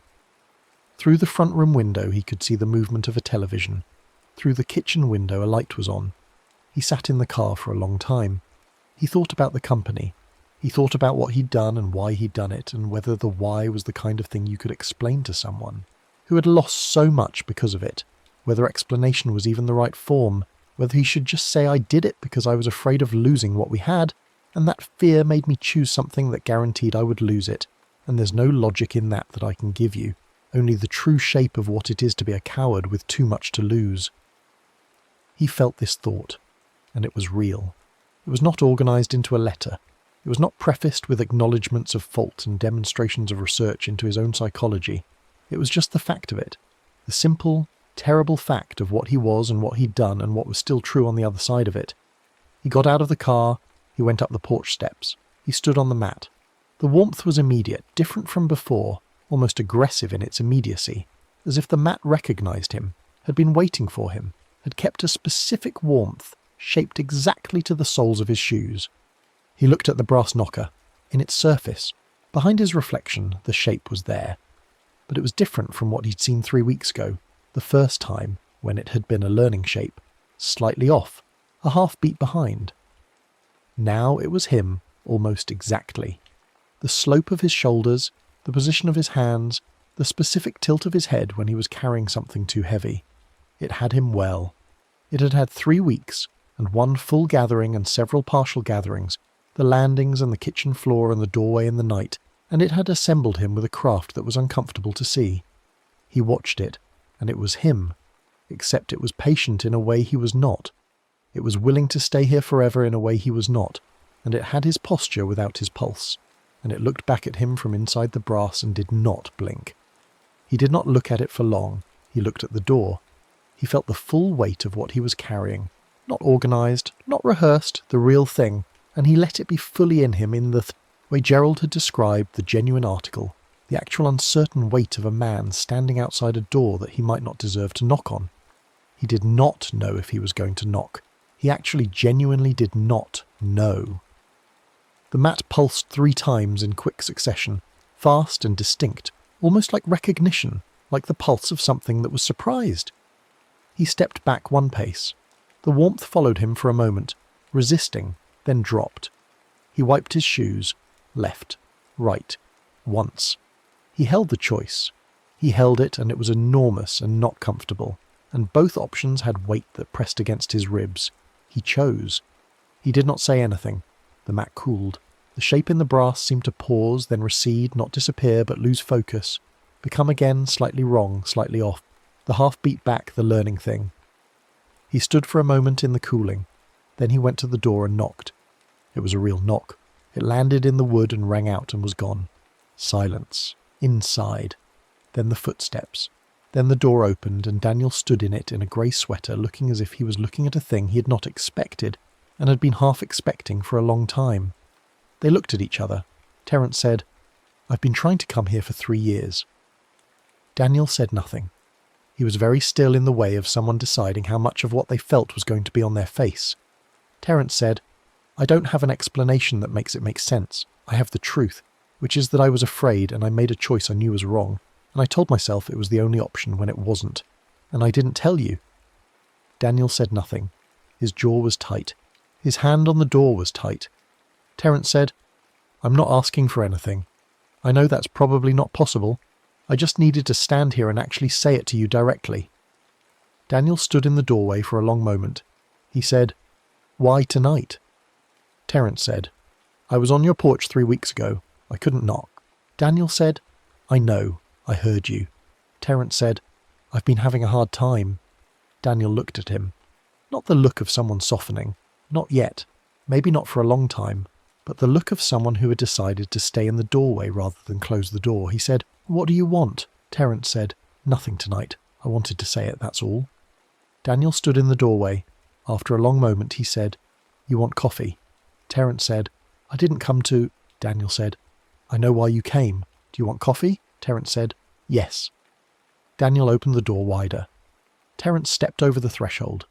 Behind him, on the porch, the mat was cold and flat in the May evening air. The brass knocker held one reflection, alone, in its curved and patient surface. The boards of the porch were still, no water, no writing, nothing organising itself from indecision. Under the mat, in the diagonal crack across the pale concrete, something shifted. It was not gone. It would never be gone. Gerald had not said it would be gone. It had been there before Prosper Duffel and his journal in the 1880s, and it would be there after everyone who had ever stood on this porch was decades past standing anywhere. It waited with the particular patience of something that had absorbed, over a very long time, an enormous quantity of the moment before courage, and found that it had no particular need for the moment after. It waited. The next person would come. They always did. In October, 5 months after Terence's visit, a woman named Diane Park stood on the porch of 4417 Delacroix Street in the rain. She was Daniel's sister. She had driven 3 hours to be here, and she had not called ahead, and she had in her chest a thing she had been carrying since their mother's funeral in August. A thing she had said at the funeral that she had not meant to say, that had come out in the way things came out when grief made you small and mean and frightened. And she had said it to Daniel in the receiving line. While shaking the hand of someone she didn't know, said it quickly and quietly, so it registered but couldn't be addressed in the moment. She had said, "I know she changed the will because of you." She had not meant to say it. She believed it, but she had not meant to say it there. It had been in her for 6 months, the belief and the resentment behind it, and it had come out in the worst moment and in the worst way, and she had watched it land on Daniel's face with the specific impact of a true thing said at the wrong time to a person who was already broken open, and she had seen him close, just close, like a door going shut. He hadn't called. She hadn't called. They had not spoken in 2 months. She was on his porch in the rain. She had things to say. She had been practicing them in the car for 3 hours. She stood on the mat and felt it warm beneath her feet, which she noticed and attributed to the heat from the house coming through the concrete, and she raised her hand to the lion, knocker, and she held it poised. She thought about how to begin. She stood there thinking about how to begin. The rain came down around the eaves. The grain lines on the porch boards began to trace themselves in the pooled water. In the brass, something thin and coat-sleeved stood behind her distorted reflection, and began slowly to learn the slope of her shoulders. She had prepared words. She stood there with them. The mat was warm. The mat was warm. The thing under the mat had learned in the 140 years since Prosper Duffel first wrote about the man named Hartley that every threshold had a grammar. The grammar was not about the person specifically, though the person was its material. The grammar was about the structure of the arrival that never arrived, the knock that never landed, the sentence that went up to the edge of itself and stopped. Every person who stood on this mat carried a version of this grammar. Some were apologetic, some were declarative, some were questions they'd been asking themselves for years in the form of not asking the person at the door. Some were losses they couldn't name, or could name too well. Some were love in the specific form it took when it had nowhere to go and was too afraid to make a place. The thing under the mat had no language for any of this. It had the warmth of it. It had the weight of it, distributed across 2 feet in all the specific ways that uncertainty distributed weight in a human body. It had the posture of it, the bend of spine, the pull of the shoulder, the hand half raised. It had the time signature of it, the way the moment before the knock went on and on in its own elastic duration, separate from clocks, separate from the rain's rhythm, a time made entirely of the space between almost and actually. It kept all of this carefully. It was not a cruel thing. Gerald O'Say had been right about this. It did not seek the people out. It did not go to their houses and make them hesitate. It waited as it had always waited, under the mat in the crack at the specific address of an old and weathered threshold, and it gathered what was offered, and it kept what was kept. The dreams it sent were not intended as torture. This was perhaps the most important thing, and also the most terrible thing, because a cruelty with intention is a thing you could argue with, could find the logic in, could address by removing whatever the cruel thing wanted. What the thing under the mat did when it sent the dreams was simply complete its nature. A thing that collected the moment before arrival would, when it had enough of a specific person's version of that moment, reproduce it. Not maliciously, not with intent to harm, the way a music box reproduced a song when wound, not because it wanted anything from the song, but because reproduction was what it was built for. The dreams were just the music box playing. The footsteps were just the gathered arrival going where arrivals went, toward the door, toward the room, toward the completion of itself. And the warmth that followed a person across their kitchen floor was just the threshold trying to come with them, because the threshold had gathered so much of them that it had become, in some partial sense, the space between their hesitation and their step, and that space was everywhere they were now, not just on the porch, because they had put so much of themselves into it on that rainy night that the boundary between the place and the person had blurred in the way of things that stay too long in each other's company. This was not cruelty. It was closer to love, if love were entirely one-directional, entirely about the preservation of a single feeling, and had no interest whatsoever in the person being happy afterward. Diane was on the porch for 50 minutes before she put her hand in her pocket for her phone to text Daniel. She had been going to knock 6 times. She had raised her hand to the knocker 6 times and lowered it. Her shoes were soaked through. The mat was very warm under her feet and had been for the full 50 minutes. She had not noticed the rain lines because she was thinking about what to say. She had not noticed the shape in the brass because she'd been looking at the door and not at the knocker's surface. She was looking at her phone. She typed, "I'm outside." She sent it. From inside the house she heard a moment later the muffled sound of a notification, then footsteps inside. Then the door opened and Daniel stood in it and looked at her. He looked at her soaked jacket and her phone in her hand, and her feet on his welcome mat, and the 50 minutes of rain that had happened to her while she was standing on his porch. He said, "How long have you been out here?" She said, "A while." He said, "Come in." He opened the door wider. She said, "I need to say something first." He said, "Diane." She said, "I need to say it outside before I come in. Out here." He said, "It's raining." She said, "I know." He looked at her. He was doing the face calculation he did, the one their mother had always called his verdict face, when he was deciding between being right about something and being kind about something and trying to find a way to do both. He stepped back a little and let the door go wider. She took a breath. She said, "I'm sorry for what I said at the funeral. I said it because I was hurt and I was frightened, and I said it to hurt you back, which was a terrible thing to do and the worst possible moment, and I don't expect you to forgive it tonight or necessarily ever. But I have been carrying it and I needed to say it directly and not in a text message." She said, "I know you loved Mom the way you loved her. I know I loved her differently. I know we didn't always understand each other in that. And I know the will was hers to do with, as she saw fit, and whatever she chose was what she chose. And I don't actually believe... I do believe, but I..." She stopped. She said, "I believe it, because I'm angry. And the anger is about grief and not about you, and I'm sorry." She was crying now, which she hadn't expected. The rain on her face made it easier and harder at once. Daniel stood in the doorway and looked at her. He said, "I know." He said, "Come in." She stepped forward. She crossed the mat. She went inside. Behind her the door closed. The porch was empty in the rain. The mat was cold and wet. The boards showed nothing. The brass knocker reflected the porch light and the empty threshold and the rain curtaining off the eaves and nothing else. Under the mat in the crack something settled. Diane had not followed the rule. She had not known about the rule. She had stood on the mat for 50 minutes and texted instead of knocking and said what she needed to say. But she had said it. She had said it while standing on the mat, mid-threshold, 1 foot here and 1 foot there in the specific liminal way of it. The thing under the mat had gathered 50 minutes. It had learned her shoulders and her uncertainty and the specific weight of a woman carrying 2 months of unspoken guilt. It had not gathered the phrase. She had not said the phrase.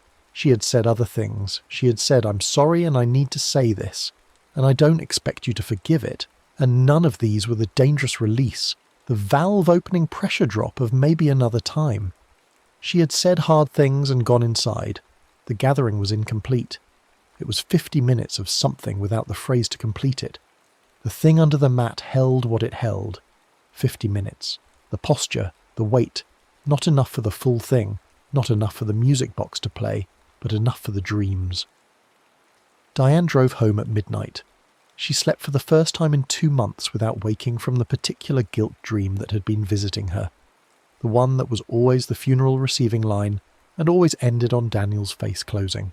She slept well. She woke at 6 and made coffee, and stood at her kitchen window looking out at the early street and felt, if not resolved, then lighter in the way of a thing set down.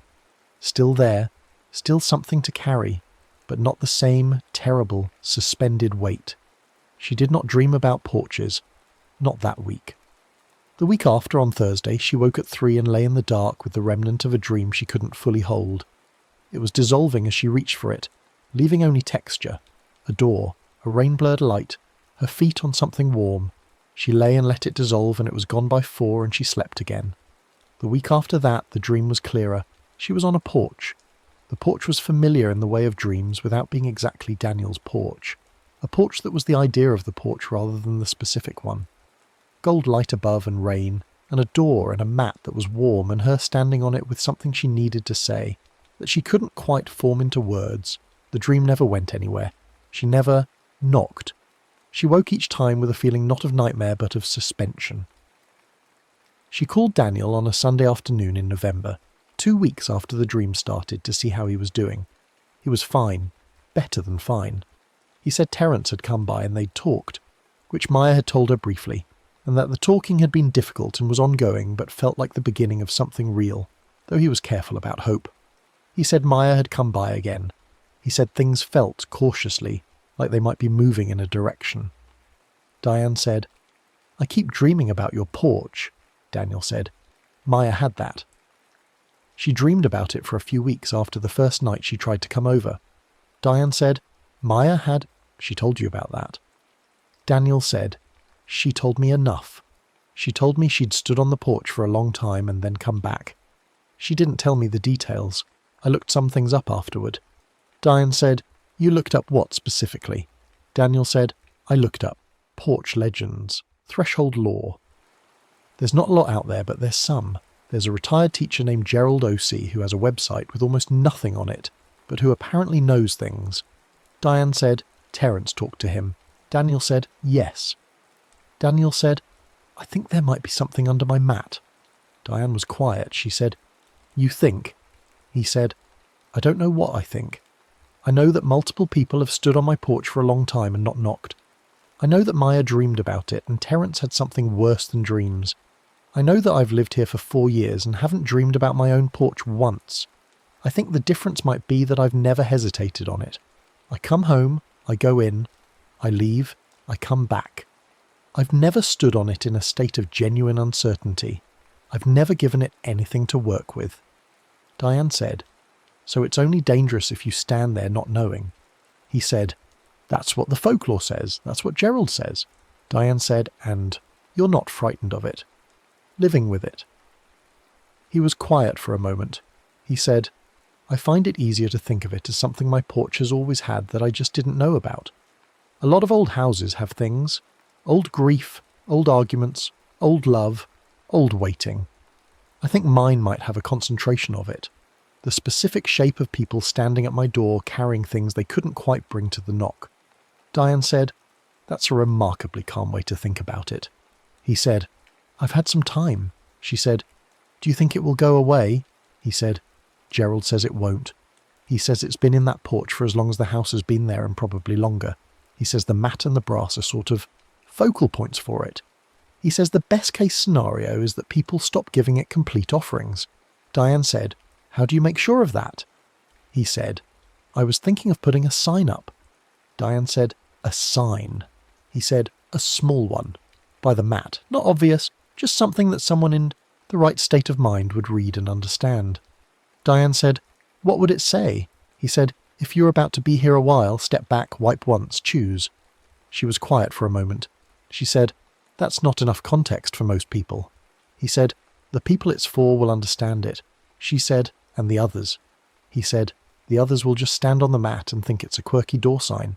Diane said, "And the mat will warm under their feet and they'll find it slightly strange and attribute it to insulation." He said, "And then they'll knock or they'll leave, and either way they'll have decided, and a decision even without the rule is not the same as an offering." She said, "You hope?" He said, "I hope." The conversation wound down in the comfortable way of conversations between people who had said the hard things and were on the other side of them. They talked about their mother's house, which was being sorted, and about Christmas, which was coming, and about a trip Diane was considering, and hadn't taken. They said good night. Diane sat with her phone in her lap for a while. She thought about the sign Daniel was going to put up. She thought about the number of people who had stood on that porch, over 4 years, or over 40 years, or over 140 years, with things they couldn't quite bring to the knock. She thought about all the unfinished arrivals, all the words rehearsed and dissolving, all the letters not delivered, all the apologies held back by the specific fear of what happens when an apology lands. She thought about the thing beneath the mat that had gathered all of this, that had no name in the language she spoke but had a name in someone's language. That patient, coat-sleeved thing that listened to hesitation the way a musician listened for an unplayed note. She thought about how it preserved them, not cruelly, not out of hunger, out of something that was the structural equivalent of care, the way a museum preserved things, the way an archive held, documents that nobody was currently reading, the way some kinds of love could only exist in the form of waiting. She thought about all the people who had said maybe another time on that porch and driven home and started dreaming. She thought about the ones who had said maybe another time and started hearing footsteps. She thought about the journal entry from 1887, which she hadn't read but which Daniel had described to her. "I can hear it downstairs, and I think it has learned how to open the door." She thought about this for a while.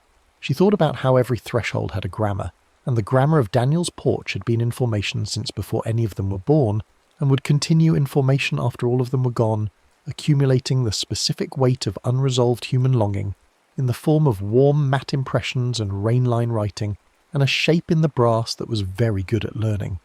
She thought about going back. She thought about standing on the mat in the right state, the genuine state, with something real to bring to the knock and doing the rule correctly. She thought about what she had that was genuinely unresolved.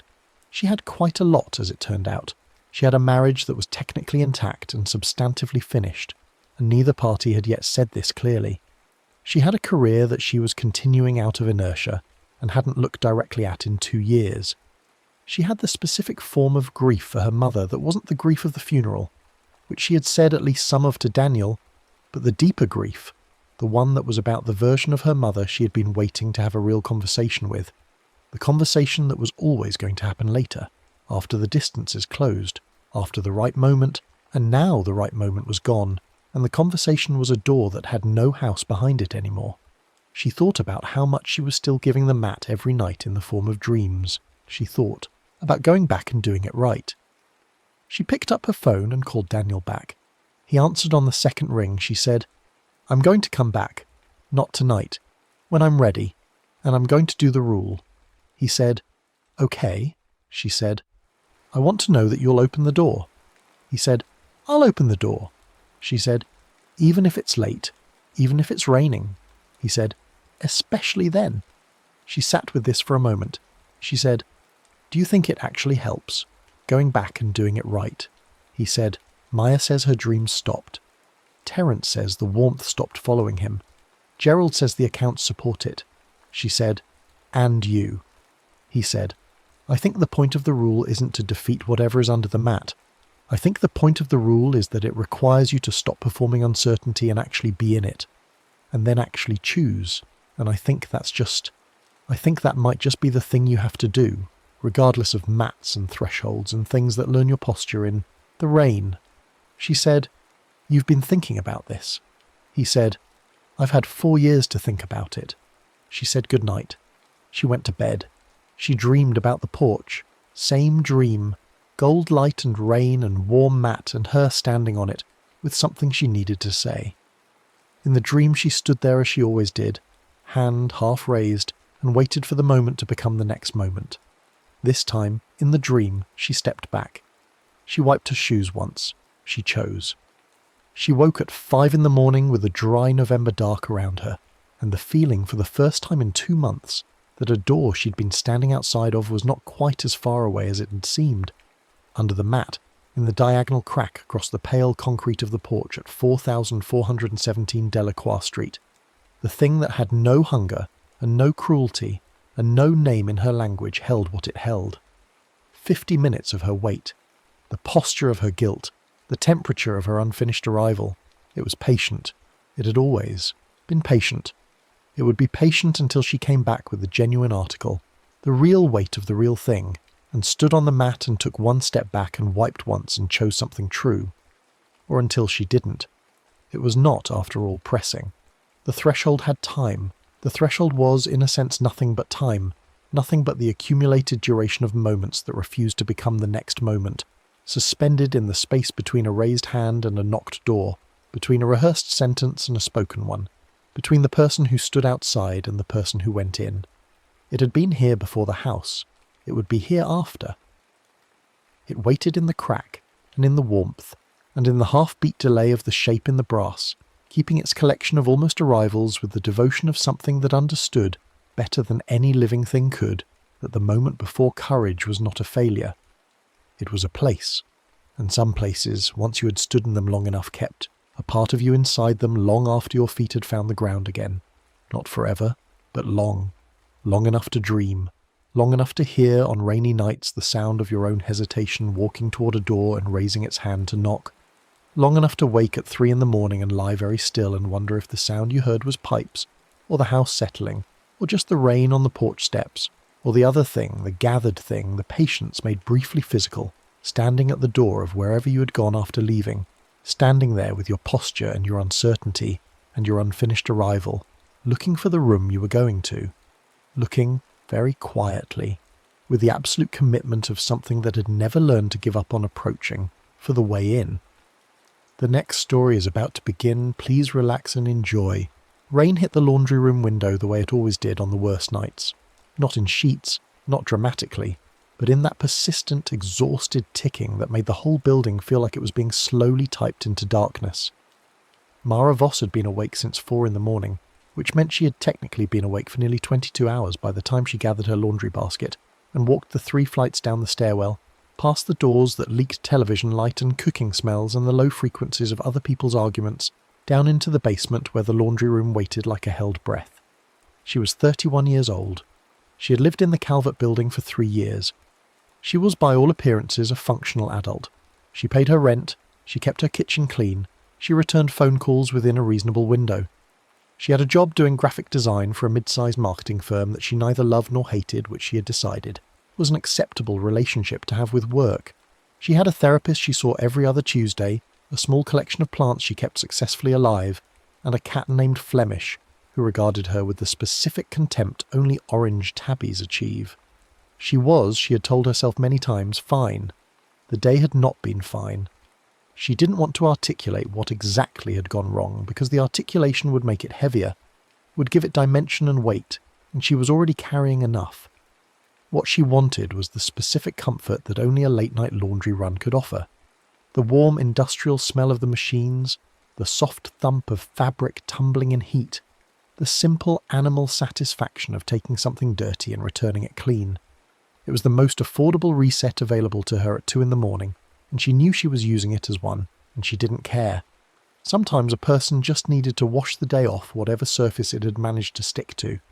This laundry room in the Calvert building was a small rectangular space at the end of the basement corridor, beyond the storage cages and the water heater closet, and the fuse boxes that hummed their own particular kind of displeasure. 4 washers lined one wall, 4 dryers faced them from the other. The floor was grey linoleum that someone had once, decades ago, attempted to make cheerful, with a pattern of small blue squares that had since worn to suggestion. A folding table sat in the centre, its laminate surface scarred by years of zippers and belt buckles. Above it, a single fluorescent tube buzzed and flickered at irregular intervals, in a rhythm that didn't quite become a pattern, but never let you forget it might. The vent in the upper corner of the room exhaled warm air continuously. A a humid breath that fogged the small window above the sinks and made the room feel insulated from the rain outside, from the city outside, from everything that ticked and persisted in the dark. When Mara pushed open the door with her shoulder, the warmth hit her first, soft, enveloping, carrying the ghost of 100 previous cycles, someone else's drier sheets and someone else's wet denim, and the faint mineral smell of the building's water. She set her basket on the folding table and stood there for a moment, just breathing it in. The room was empty, as she had known it would be. Nobody did laundry at 2:15 on a Wednesday unless they were running from something, and the only thing Mara was running from was her own apartment, which had begun to feel in the last few hours like a space with too many surfaces reflecting her back at herself. The mirror in the bathroom, the dark screen of her laptop, the window with the rain behind it and her own face floating in the glass. She had needed to be somewhere that wasn't full of her. She began sorting her clothes with the mechanical ease of a task performed so many times it had become pure reflex. Darks together, lights together, the few delicate things she folded separately and set aside because they weren't going in the dryer. She had a system. The system was the point.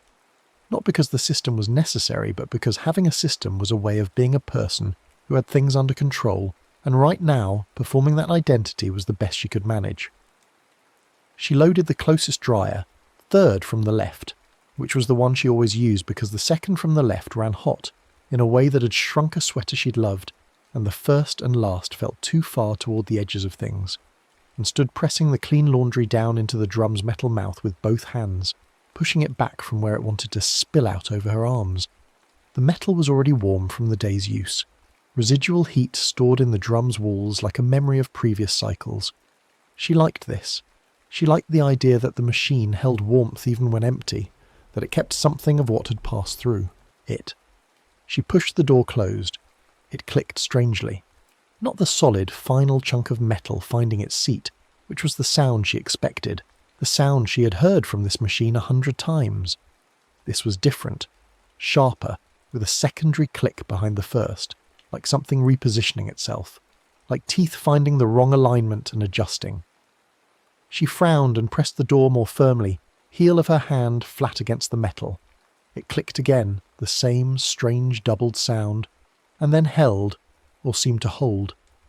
She turned the dial to 40 minutes, medium heat, pushed the start button, and listened to the machine shudder awake. The drum began to turn.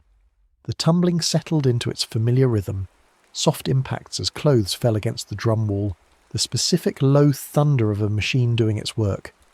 She exhaled. She hadn't realized she'd been holding tension in her chest until it moved, shifting downward and outward, loosening. This was what she'd come for. This specific permission the machine gave her to stand still and be part of a process that didn't require anything from her mind. Just warmth and rotation and the patient conversion of damp to dry. She pulled herself up onto the folding table the way she always did when she was waiting, sitting on the edge, legs dangling back to the room, and looked at the round porthole window in the dryer door. The clothes tumbled inside, grey and dark, blue and white, strobing in and out of view with each rotation. She could see the corner of a towel, the sleeve of a shirt, the doubled thickness of her jeans. Everything accounted for, everything as it should be. The vent above her exhaled, and the warmth settled around her shoulders like a hand. She thought about the day. She hadn't wanted to, but thoughts didn't ask permission. They arrived the way weather arrived, moving in from regions you couldn't see, and settling over everything until visibility dropped to nothing. The day had involved her ex-boyfriend calling her twice and hanging up both times without leaving a message. It had involved a creative brief she'd spent 3 weeks developing being rejected at the last possible moment, just before presentation, by a client who had changed his mind about the entire direction of the campaign and wanted to go a different way entirely. Could she have something new by Friday? It had involved her discovering, while eating lunch alone at her desk, that the friend she had been closest to for the last several years had apparently been in a new relationship for 3 months without telling her, something Mara had found out through the specific cruelty of social media rather than through an actual conversation. None of these things were catastrophic. She knew this. She had the kind of functional self-awareness that came from enough therapy to understand the difference between a genuinely bad day and a day that felt worse than it was because she was tired and emotionally thin. She knew that the client could be managed and the friend could be called and her ex's silence was not her problem, and everything would look different after sleep. She also knew, at 2:15 in the morning, with the rain ticking against the basement window, that knowing these things and feeling them as true were entirely separate operations that her brain was currently refusing to perform simultaneously. So she sat on the folding table and listened to the dryer and let the warmth work on her the way heat works on sore muscle, slowly and from the outside in. The vent pulsed. She noticed it only because she'd been so still. The warmth had been continuous, an ambient current, but now it came in a specific long exhalation, as if something had taken a slow breath and released it. She looked up at the vent cover, the dusty metal louvers angled toward the room. Another pulse of warm air, longer this time, with a pause before it came. She looked back at the dryer window, towel, shirt sleeve, jeans, the rotation continuing, clothes falling and catching and falling. The vent exhaled again. She realized, with the particular discomfort of noticing something she couldn't unnotice, that the pulse had matched her own exhale. She had breathed out, long and slow, and the vent had exhaled at the same time, the same duration, the same weight of released air. She told herself this was coincidence. This was absolutely coincidence. Vents cycled on the building's HVAC system, which operated on timers and thermostats and all manner of mechanical logic that had nothing to do with the breathing patterns of tired women sitting on folding tables at 2 in the morning. She was sleep-deprived and emotionally raw, and she was projecting. That was the word her therapist used, projecting, taking the texture of your own interior state and spreading it over the available surface of the exterior world until everything outside you seemed to be responding to everything inside you. She breathed in. The vent held. She breathed out. The vent exhaled, long and warm, directly above her. Mara got off the folding table. She stood in the centre of the room and looked at the vent and told herself to stop it. The vent ran on building systems. The dryer ran on electricity. The rain ran on meteorology. None of these things were interested in her breathing. The room was warm and she was tired, and her brain was doing what tired, emotionally depleted brains did, which was find patterns in noise and assign them significance, because the alternative, that the day had been randomly difficult without symbolic meaning, was somehow worse. The dryer thumped. Clothes fell against the drum wall. The rotation continued. She went back to the folding table, picked up her phone, and tried to make herself scroll through something meaningless. A cooking account. A photography account. Images of other places and other lives sliding past her thumb in a stream that required nothing, meant nothing, asked nothing of her except to keep moving. This was a normal activity for a normal person at an abnormal hour. She could do this. The dryer's tumbling settled, then shifted. The rhythm changed. Not dramatically, not broken, but slightly altered in the way a heartbeat alters when something affects the body, the intervals between impacts becoming marginally more deliberate.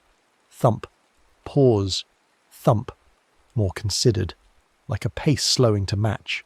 Mara put her phone down and looked at the porthole window. Towel, shirt, jeans, then something pale. Between rotations, catching the light differently from everything else, a pale, narrow thing crossing the lower quadrant of the window and disappearing behind the tumble of darker clothes. She frowned. She pressed her face closer to the porthole glass, which was warm against her cheek, and waited for the next rotation. Towel, shirt, jeans. The pale thing again, gone before she could properly see it, slipping behind the towel, vanishing into the falling mass. A sock, she thought. Just a sock that had gotten turned inside out and was catching the light oddly. She had a pair of pale grey tube socks. They could read almost white under certain light, and the dryer's interior bulb was the specific sickly yellow of a machine that hadn't had its bulb changed in several building management cycles. A pale sock looked nearly white under that light. It was a sock. But she'd put those socks in the washer earlier, and the washer had finished and she'd moved everything into the dryer herself, and she didn't own any white socks. She owned pale grey and black, and a single pair of wool hiking socks she only brought out in winter. Nothing white. And as she watched the porthole, the pale thing appeared again, not between clothes this time, momentarily alone in the lower left portion of the window, its edges clearly visible before the towel fell over it. And it was definitely a sock, pale to the point of near white, and she definitely had not put it in there. She went to the dryer and pressed the pause button. The drum slowed. The motor hummed down from its working register to a lower idle note. The clothes shifted and settled against the lower curve of the drum as the rotation stopped, and Mara bent and looked through the porthole at close range, nose nearly touching the glass, the heat emanating from the door warming her face. Towel, bunched. 2 shirts, wound around each other, her jeans, heavy at the bottom, a washcloth, the corner of a pillowcase, no pale sock. She opened the door. Heat exhaled, a dense, body-warm gust that carried the smell of her detergent and hot fabric, and something else underneath, something mineral and intimate like the inside of a hand. The clothes shifted as the fresh, cooler air of the room reached in among them. She moved things, the towel, the shirts, the pillowcase, running her hands through the laundry the way you search for something you've dropped in. Grass, systematic and increasingly certain you're not going to find it. Nothing pale, nothing white, no extra sock. She was standing with both arms inside the dryer, hands deep in her own warm laundry, when the door clicked behind her arm. Just once. The same doubled clicking she had heard at the beginning, teeth finding alignment, metal mouth adjusting. She pulled back fast and the door swung open, not closed, swinging outward as if it had always been open, as if it had been testing the available space and found her arm in it and decided to wait. Mara stood upright and looked at the door.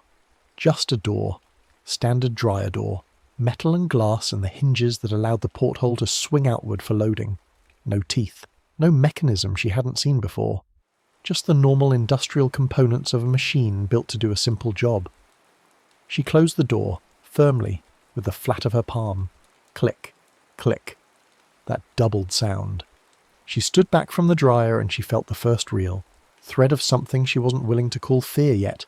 She was 31 and she was tired, and she was standing in her own building's basement laundry room where she had stood 100 times, and she was not going to call what she was feeling fear. She was going to call it alertness, heightened awareness.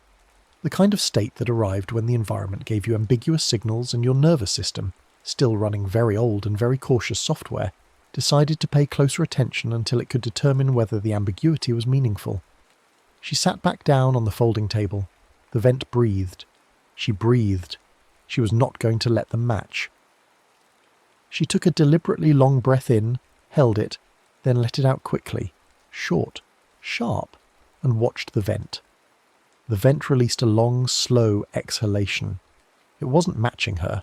Or rather, she corrected herself, it was running on its own system that happened to produce warm air pulses at intervals that sometimes coincided with her breathing and sometimes didn't, and she'd been cherry-picking the coincidences because her brain was doing the tired pattern-finding thing, and she needed to stop.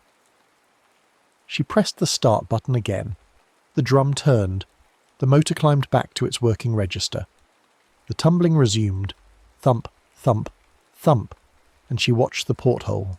Towel, shirts, jeans, pillowcase. The pale sock appeared, right in the centre of the porthole window, directly framed, occupying the visual field as if positioned there deliberately, and it rotated slowly. Not with the tumble of the other clothes, not being thrown around by the drum's motion, but almost floating in the heat, turning in a gentle rotation, as if showing her all sides of itself. It was a single tube sock, thin cotton, almost luminous against the dark background of her other laundry. It had no mate visible.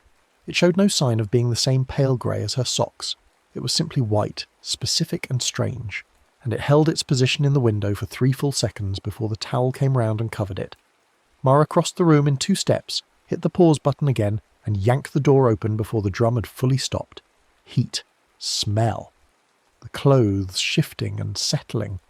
She reached in with both hands this time, pulling things out, dropping them on the floor, not caring about wrinkles or cleanliness, pulling the towel out, pulling the shirts out, pulling the pillowcase out, reaching all the way to the back of the drum where the drum met the back wall of the machine and running her hands around the entire interior circumference, feeling the metal fins and the drum wall and the heating elements housing and the corners where the drum wall met the back seal. No sock, no pail, no white, nothing that didn't belong. She stood there with half her laundry on the floor and her face and chest still in the open dryer, and her hands on the interior metal, and the heat was too much. It was too much, too warm, too close, pressing against her face and chest and arms with the specific pressure of enclosed heat. The metal under her hands was not the residual warmth of a cycle running. It was body temperature, precisely and disturbingly body temperature, the temperature of something that had been warm for its own reasons and not mechanical ones. She pressed her palms flat against the drum wall and felt it, warm and slightly yielding the way skin yields, not the hard metal warmth she expected, not the conductance of heated steel, but something softer beneath it, as if the drum had developed a layer of warmth that was its own. She pulled back. She stepped away from the dryer. She looked at her hands. Her hands were fine. Her hands were warm from being inside a running dryer, which was exactly what you would expect. There was nothing on her hands. There was no reason to look at her hands as if she expected to find something on them. She was behaving, she told herself, like someone who had watched too many horror films at formative ages and was now retrieving those films from deep storage and projecting their imagery onto a situation that was a malfunctioning dryer door, and HVAC patterns, and her own exhausted nervous system. She picked up her laundry from the floor and put it back in the drum and closed the door and did not press start. She stood with her back against the folding table and looked at the dryer, and below the official narrative she was running, the rational narrative, the reasonable narrative, she felt the thing that was actually happening, which was that she was afraid of a laundry machine at 2:30 in the morning in the basement of her apartment building, and that this fear was not coming from nowhere, and that the part of her that ran very old software was fully operational and had been registering something for the last 15 minutes that the newer, more articulate software had been working very hard to explain away.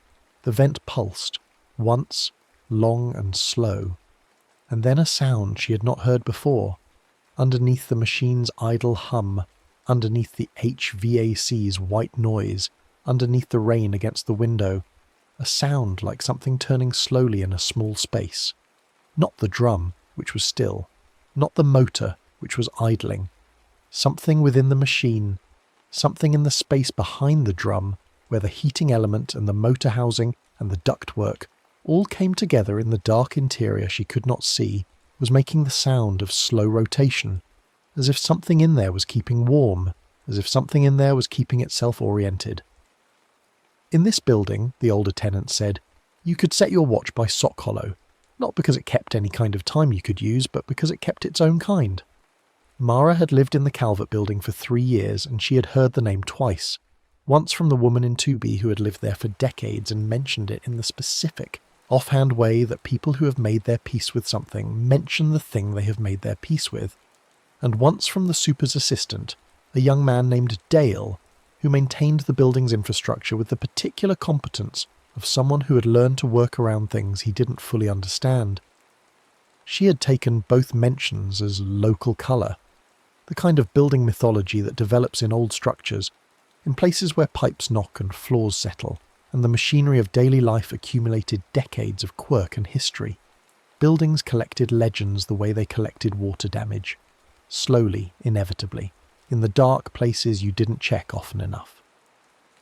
She had not, on either occasion, taken Sock Hollow seriously. She took herself seriously. She took her rational framework seriously, her evidence-based approach to reality, her commitment to explanations that did not require supernatural agency. She was not the kind of person who believed in things that couldn't be measured. She was the kind of person who believed in exhaustion and pattern-seeking brains and the specific ambient horror of being alive in a world that mostly didn't care what you needed. Sock hollow, the story went, and she was pulling at the fragments of it now the way you pull at a thread you're not sure you want to unravel. It was not exactly a ghost. It was not exactly a creature in the conventional sense.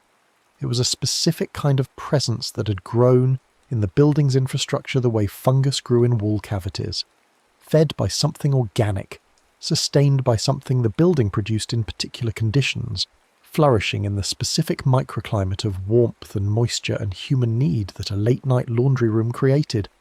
It fed on comfort, specifically on the comfort of clean starts.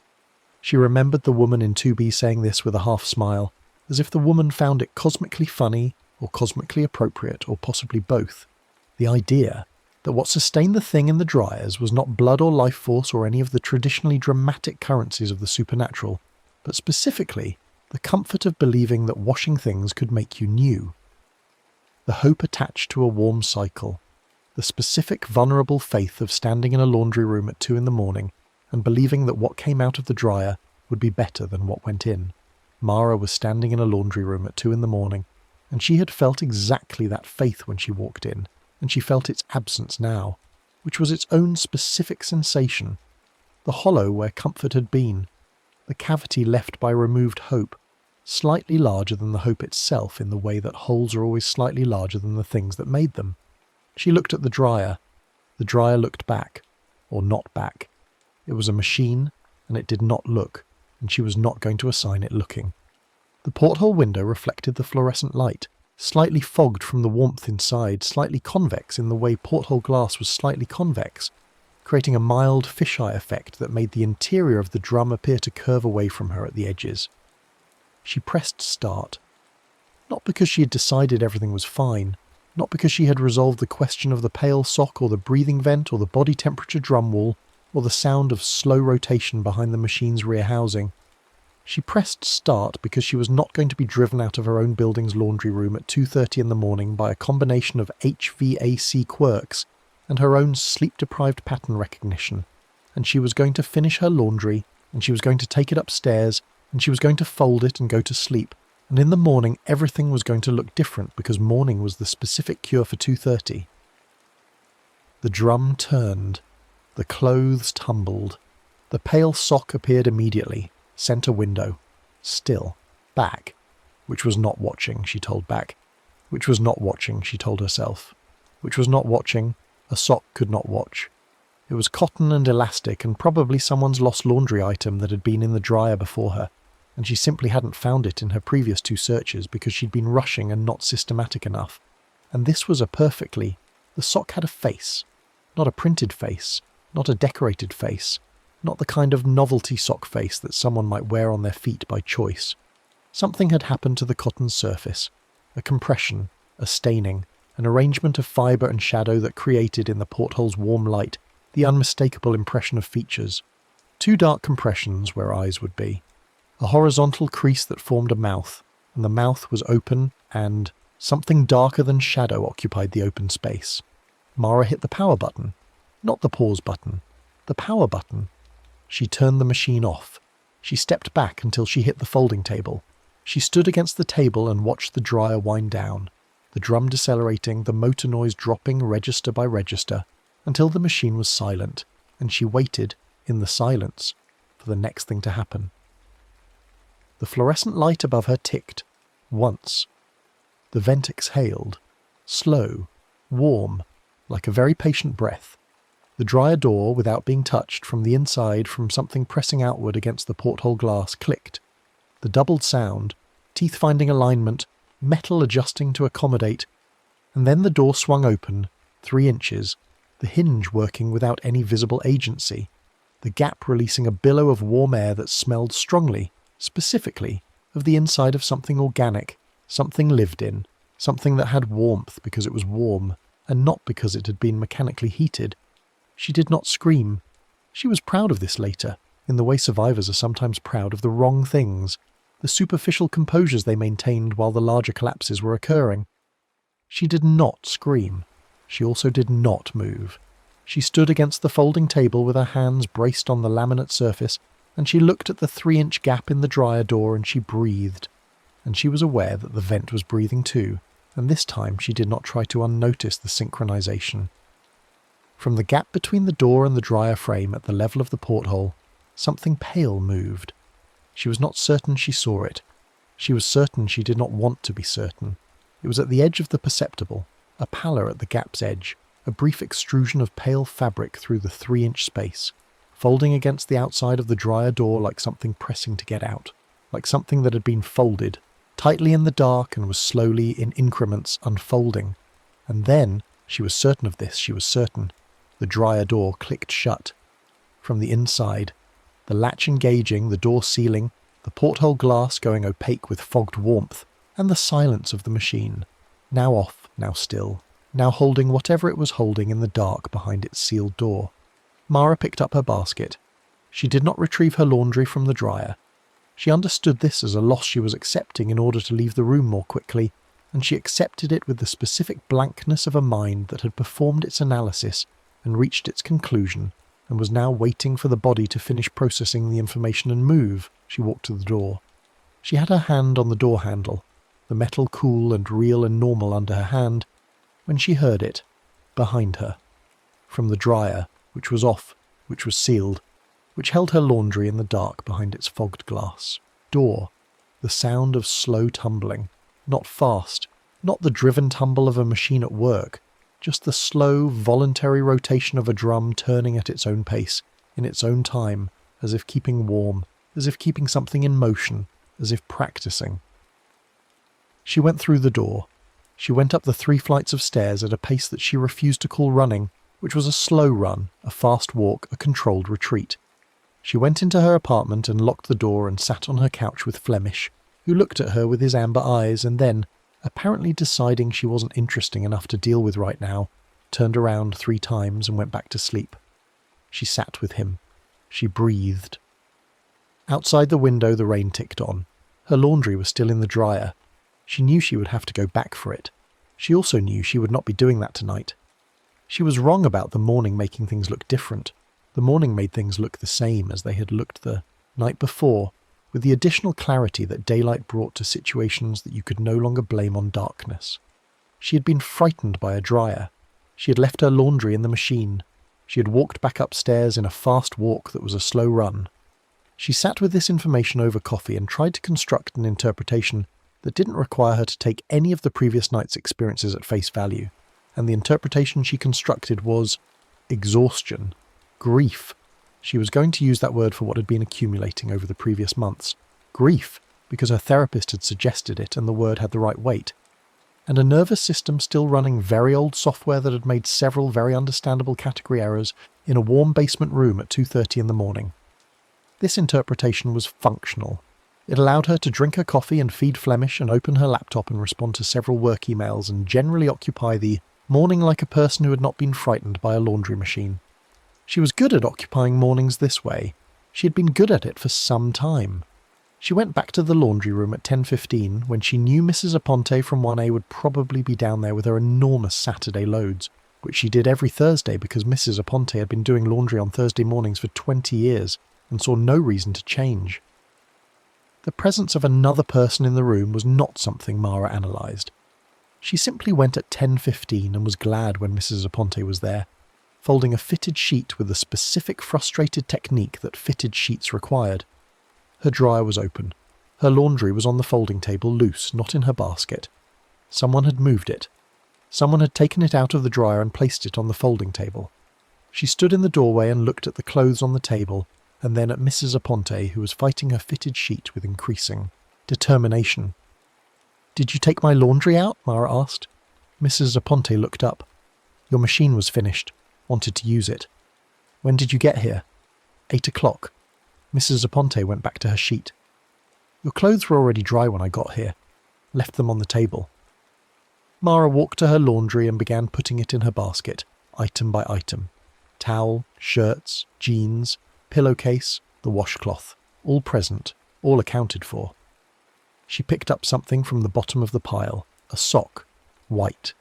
Thin cotton tube sock, almost luminous, so clean it looked new, lying at the bottom of the pile of her dark clothes as if it had been placed there deliberately, folded once, with a neatness that her own laundry practices never produced. She held it up. It had no mate on the table. It was not hers. Mrs. Aponte looked over. "Oh, I found that in the drum when I cleared your things. Figured it must be yours." "It's not," Mara said. Mrs. Aponte shrugged with the magnificent disinterest of someone who had made their peace with her building's mechanics long ago. "Then it belongs to nobody. Happens all the time. Leave it on the table if you want. It'll disappear eventually." She said the last 3 words with a very small smile and went back to her fitted sheet. Mara put the sock in her basket. She wasn't sure why. It seemed, in the moment, better to have it in her possession than to leave it on the table where it could, as Mrs. Aponte had said, disappear eventually. Having it felt like a form of control, even if she couldn't articulate what kind. That night she found it on her kitchen counter. She had placed the basket in her bedroom closet, and had not put anything from it on the kitchen counter, but there it was, neatly folded alone on the white tile counter next to the dish rack, as if it had moved itself from the basket to the kitchen while she was at work.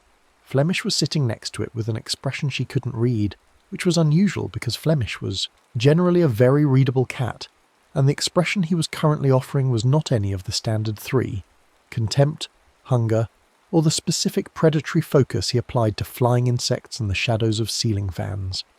He looked, she decided after a moment, like a cat that was watching something she couldn't see. She picked up the sock and put it in the kitchen drawer where she kept batteries and rubber bands and take-out menus, under the stack of menus, and she closed the drawer. She made dinner and didn't think about it, and that was a lie. She thought about it consistently for the entire evening, in the way you think about a word that's stuck in your head, or a splinter you can feel but can't find, present at the periphery of everything, demanding a small portion of her attention even when she tried to direct all of it somewhere else. She opened the drawer at 11 o'clock, and the sock was gone. In its place, arranged with the same folded neatness, was one of her own socks. A black wool one that she had owned for years, one of a pair, a sock she was certain was in her drawer upstairs. She walked to her sock drawer and looked and found a single black wool sock where there had been a pair, and she stood looking at the half-depleted pair for a long time. Then she went back to the kitchen, picked up the black wool sock from the battery drawer, and took it upstairs to her bedroom, and she put both socks, the remaining one from the drawer and the one from the kitchen, in a shopping bag and tied the top of the shopping bag and put the shopping bag on the high shelf of her closet that she couldn't reach without the step stool, behind the boxes of archived paperwork and the winter things she didn't access until December. She went to sleep at midnight and woke at 3:45 to Flemish sitting on her chest, which he never did, staring at the closet with both ears forward, and from the high shelf of the closet behind the boxes of paperwork and the winter coats from inside the shopping bag she had tied and placed in the most inaccessible part of her storage, she heard the sound she had first heard in the laundry room, slow rotation, deliberate and patient, in a small, warm space.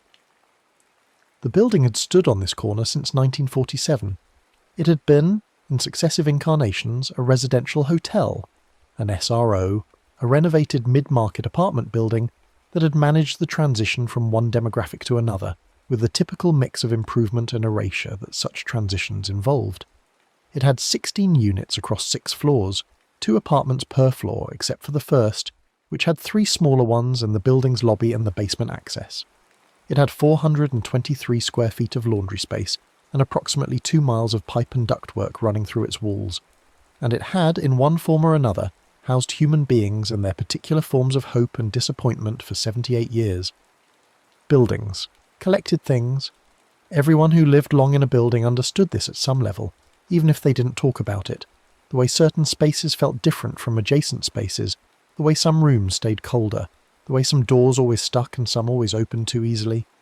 Buildings collected the energy of their occupants the way old wood collected moisture, slowly and thoroughly, and some buildings, in particular conditions, under particular pressures, accumulated enough that the accumulation began to behave. Sock Hollow was not the building itself. This was important to understand. It was not the building's ghost or spirit or anima. It was something that had found the building the way organisms find habitats, attracted by specific conditions, sustained by specific resources, growing into the available space. The warmth was essential, the moisture was essential, the human use was essential, but most essential was the resource that the laundry room produced in concentrated form: hope. Specifically, the hope of transformation. The specific faith that a clean cycle could convert a day's difficulty into something manageable, that warmth and rotation could return comfort to fabric and, by extension, to the person wearing it. This was not a magical faith. It was a thoroughly human one. Everyone who had ever put clothes in a dryer and stood waiting for them knew the feeling. The specific comfort of anticipation, of warm things about to be returned, of the process working as promised. It was reliable. It was modest. It was one of the smallest and most achievable forms of comfort available in domestic life, and its reliability was precisely what made it valuable, and its value was precisely what made it attractive to something that fed on value. The old tenants who knew about Sock Hollow, who had encountered it over years of late-night loads and missing socks and dryers that breathed, described it in terms that were less creature-like and more ecological. the way you might describe a weather pattern or a microbial process. It was less a being with intentions and more a process with effects. It was what happened when enough human need collected in one warm place over enough time. It ate comfort. It returned pieces of things.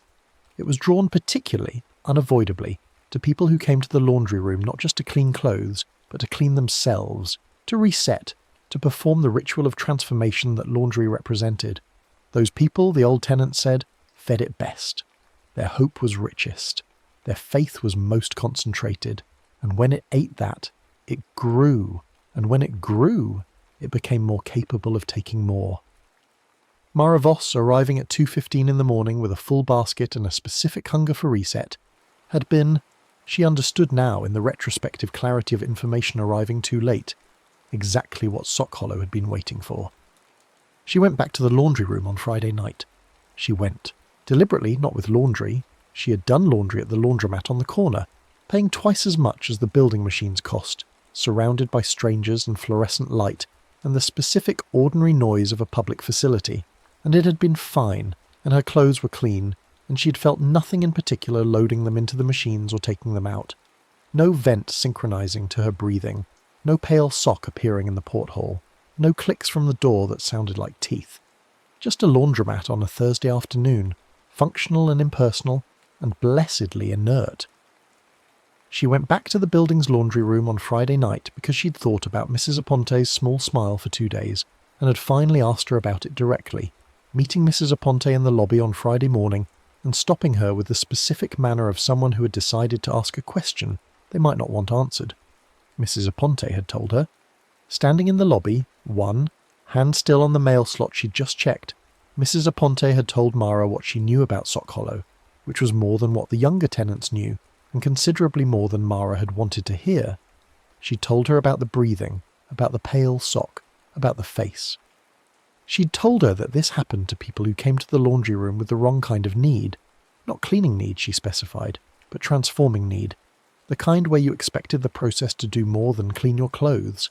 The kind where you needed it to work on something the machine couldn't actually reach. She'd told her about the rule. The rule, Mrs. Aponte explained, was simple and specific, and had to be followed exactly, which was the nature of rules about things you didn't fully understand. Precision became a substitute for comprehension. If the dryer started breathing in your rhythm, you had 3 things to do. Stop the cycle. Leave 1 clean sock on top of the machine. Clean, warm, taken directly from the basket, not found on the floor and definitely not retrieved from the drum. And accept silently, in the specific silence of not speaking into the open drum, 1 thing you could not fix that night. Not forever. Just tonight.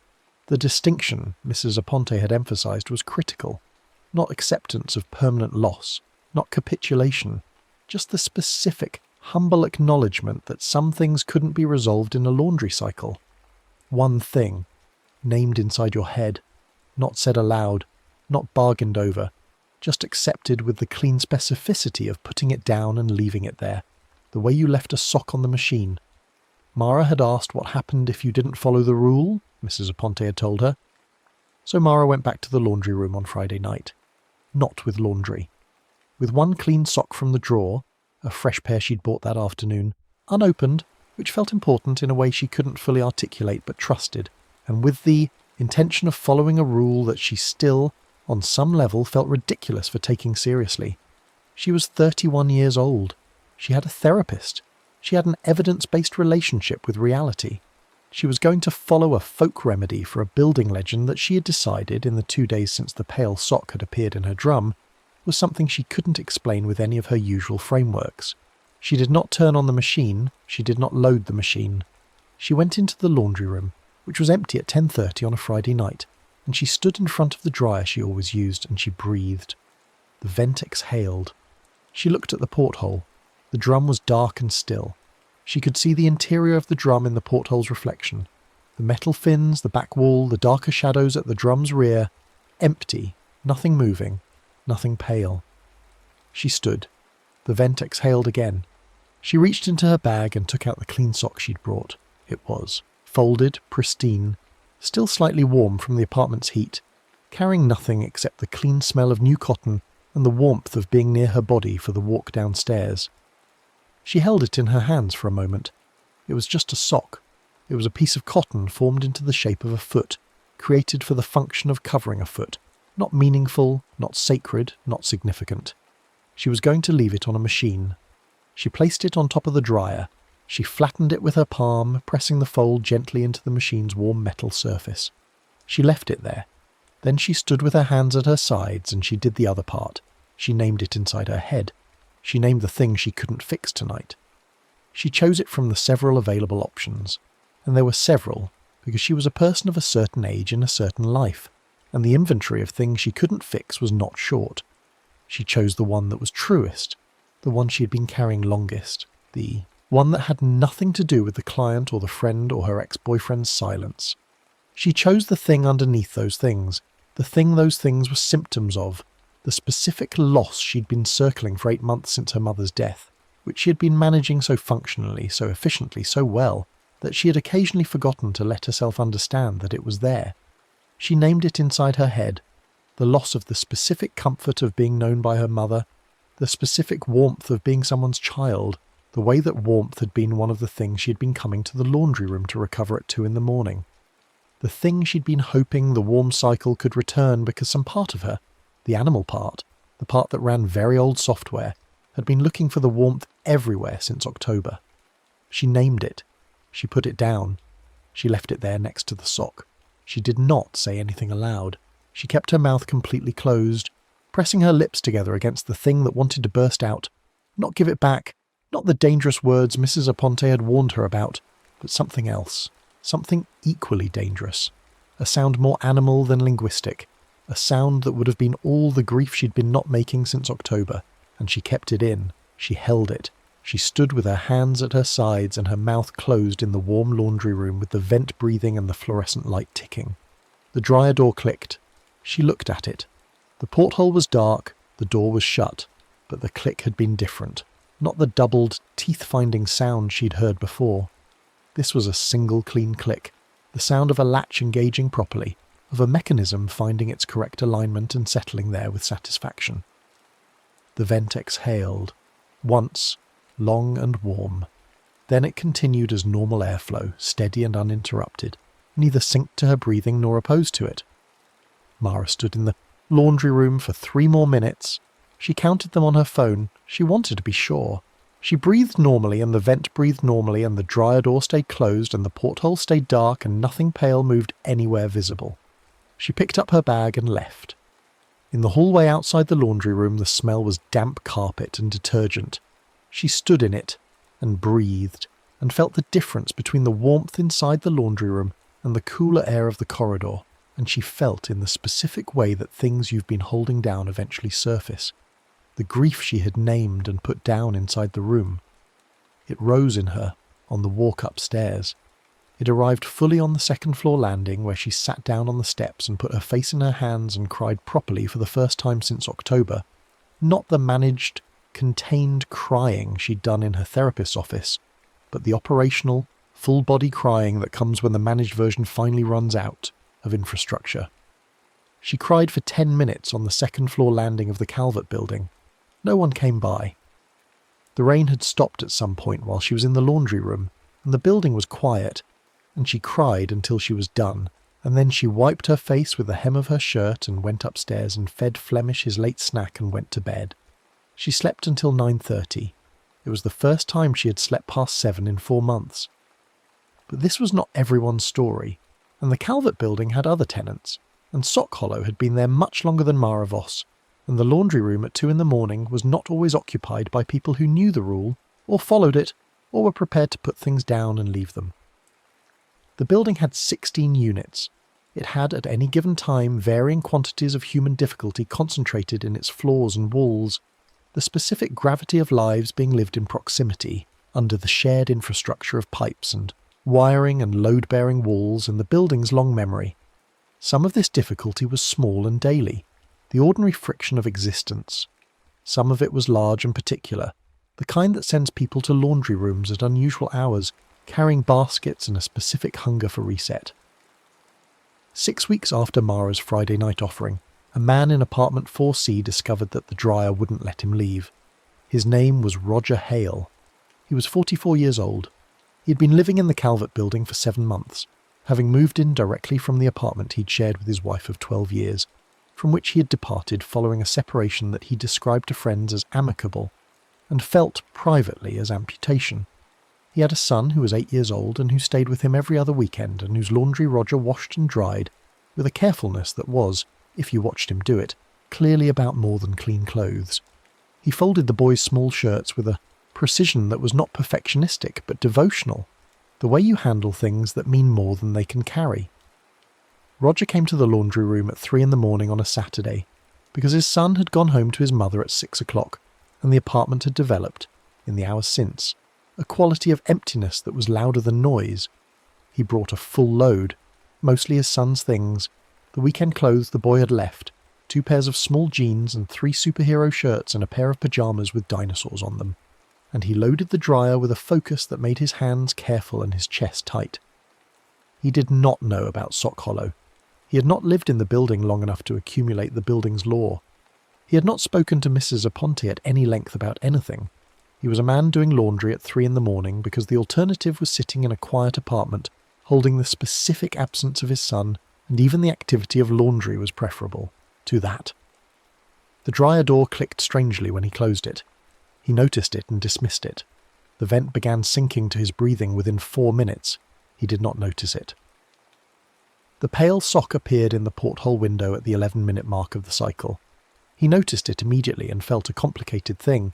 Not fear initially, but something like recognition, as if the pale colour in the porthole matched something he'd been carrying, the pale, low-light feeling of the apartment without his son in it.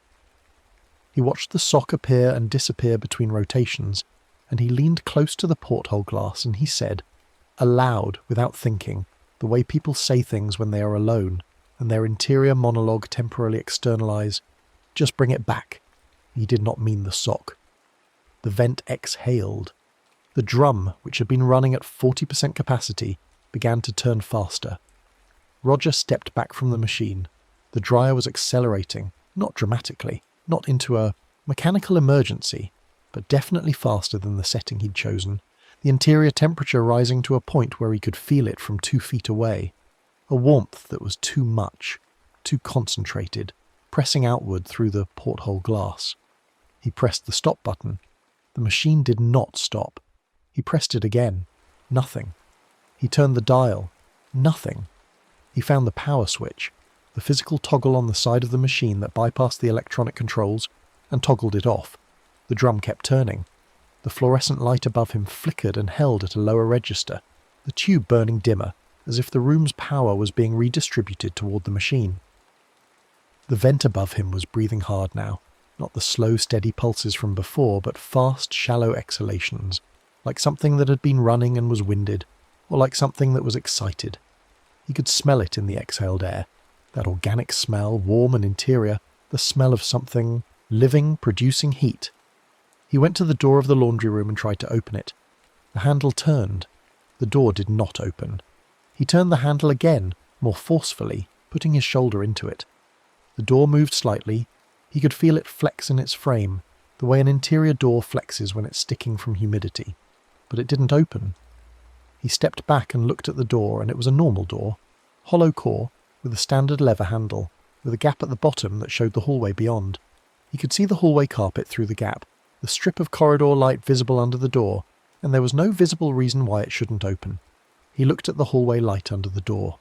There was a shadow in it, moving slowly in the space under the door, not the shadow of feet, not the shadow of something walking past, but a low shadow, a creeping thing, something that was low to the ground and moving with the deliberate slowness of something that had identified a threshold it intended to maintain. Roger looked away from the shadow and looked at the dryer. The dryer had his son's clothes in it, the small jeans, the dinosaur pyjamas, the superhero shirts. They were in there, in the drum that was turning without power, in the heat that was rising above the setting he'd chosen, and he was aware, with the specific concrete clarity that arrives when the body's older systems have been alerting without being heard and the brain finally catches up, that the machine should not be running, that the switch was off, that the room's power was dimming to feed the dryer, that the air tasted wrong, that the shadow under the door was moving. He went back to the dryer and grabbed the door handle and pulled. The door resisted. The same resistance as the room's door, a flex without release. The mechanism engaged beyond its mechanical function. He pulled harder. The door's porthole pressed against his forearm as he worked the handle, and the glass was hot. Not warm, not laundry warm, but hot in the way metal gets when something near it has been generating sustained heat, the way an oven door gets, the way you would not press your face against it. Inside the drum, through the hot porthole glass, he could see the clothes tumbling, and among the clothes he could see the sock, the pale sock, no longer just pale but almost luminous, almost phosphorescent, brightening and brightening as the temperature rose, and it was not tumbling with the other clothes. It was moving against the rotation, maintaining a position near the porthole, as if deliberately making itself visible, showing him the face he could now see clearly. Not a compression of cotton fibre, not a trick of shadow, but a face, an actual face, rendered in pale fabric. 2 dark pits for eyes, a mouth open to the diameter of a small fist. The mouth moved. He did not hear it. The drum was turning, the clothes were tumbling, the dryer was producing the sound of its own impossible operation. But the mouth moved, and the movement had the rhythm of a voice, and he read the rhythm, the way people read lips, the repetition of a single phrase, over and over, turning with the drum's rotation, keeping its position at the window. Just bring it back, just bring it back, just bring it back, his own words. Returned to him from inside the machine.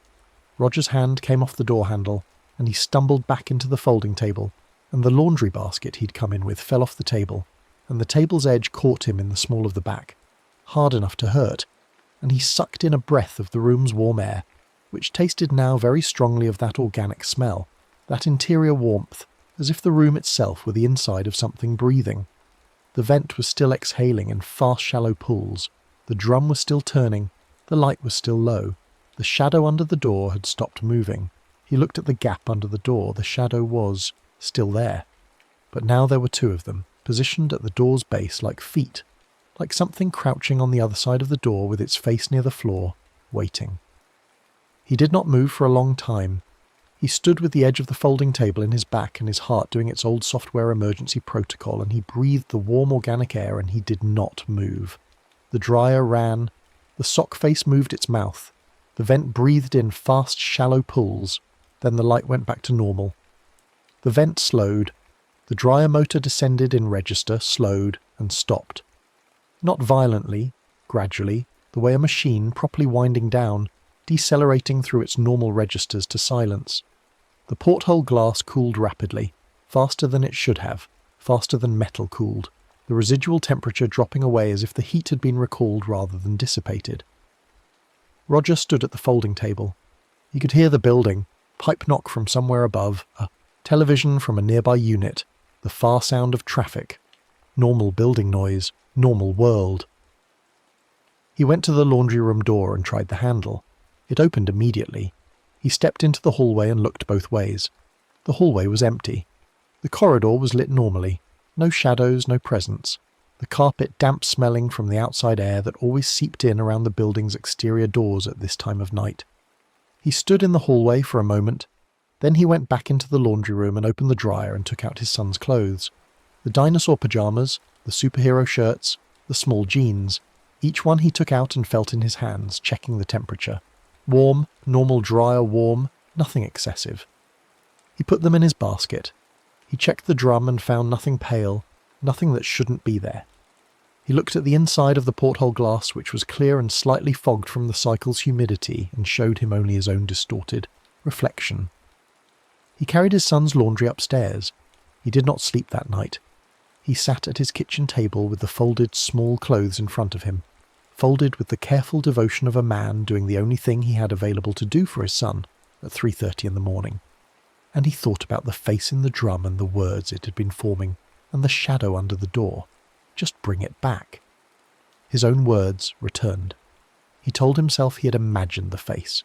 He told himself the sock had been a trick of light, and the face had been pareidolia, the brain's tendency to find faces in neutral surfaces, in clouds, in wood grain, in the compression of cotton fibre. He told himself the door hadn't really been stuck, just swollen from the humidity, just sticking the way interior doors stuck in old buildings. He told himself the shadow under the door had been the shadow of the door's own draft guard, repositioning in the air movement. He told himself all of this while sitting at the kitchen table with his son's folded clothes, and he believed none of it, and in the morning he called his ex-wife and asked if he could see his son today instead of waiting 2 weeks, and she said yes because she was not a cruel person, and she could hear something in his voice, and he drove over and spent the afternoon at the park with his boy, and pushed him on the swings until his arms ached and held him when he got tired, and felt, in the simple, physical fact of his son's weight against his chest, that specific warmth he'd been trying to recover, which could not be recovered from a machine. He never went to the laundry room at 3 a.m. again. He never went alone.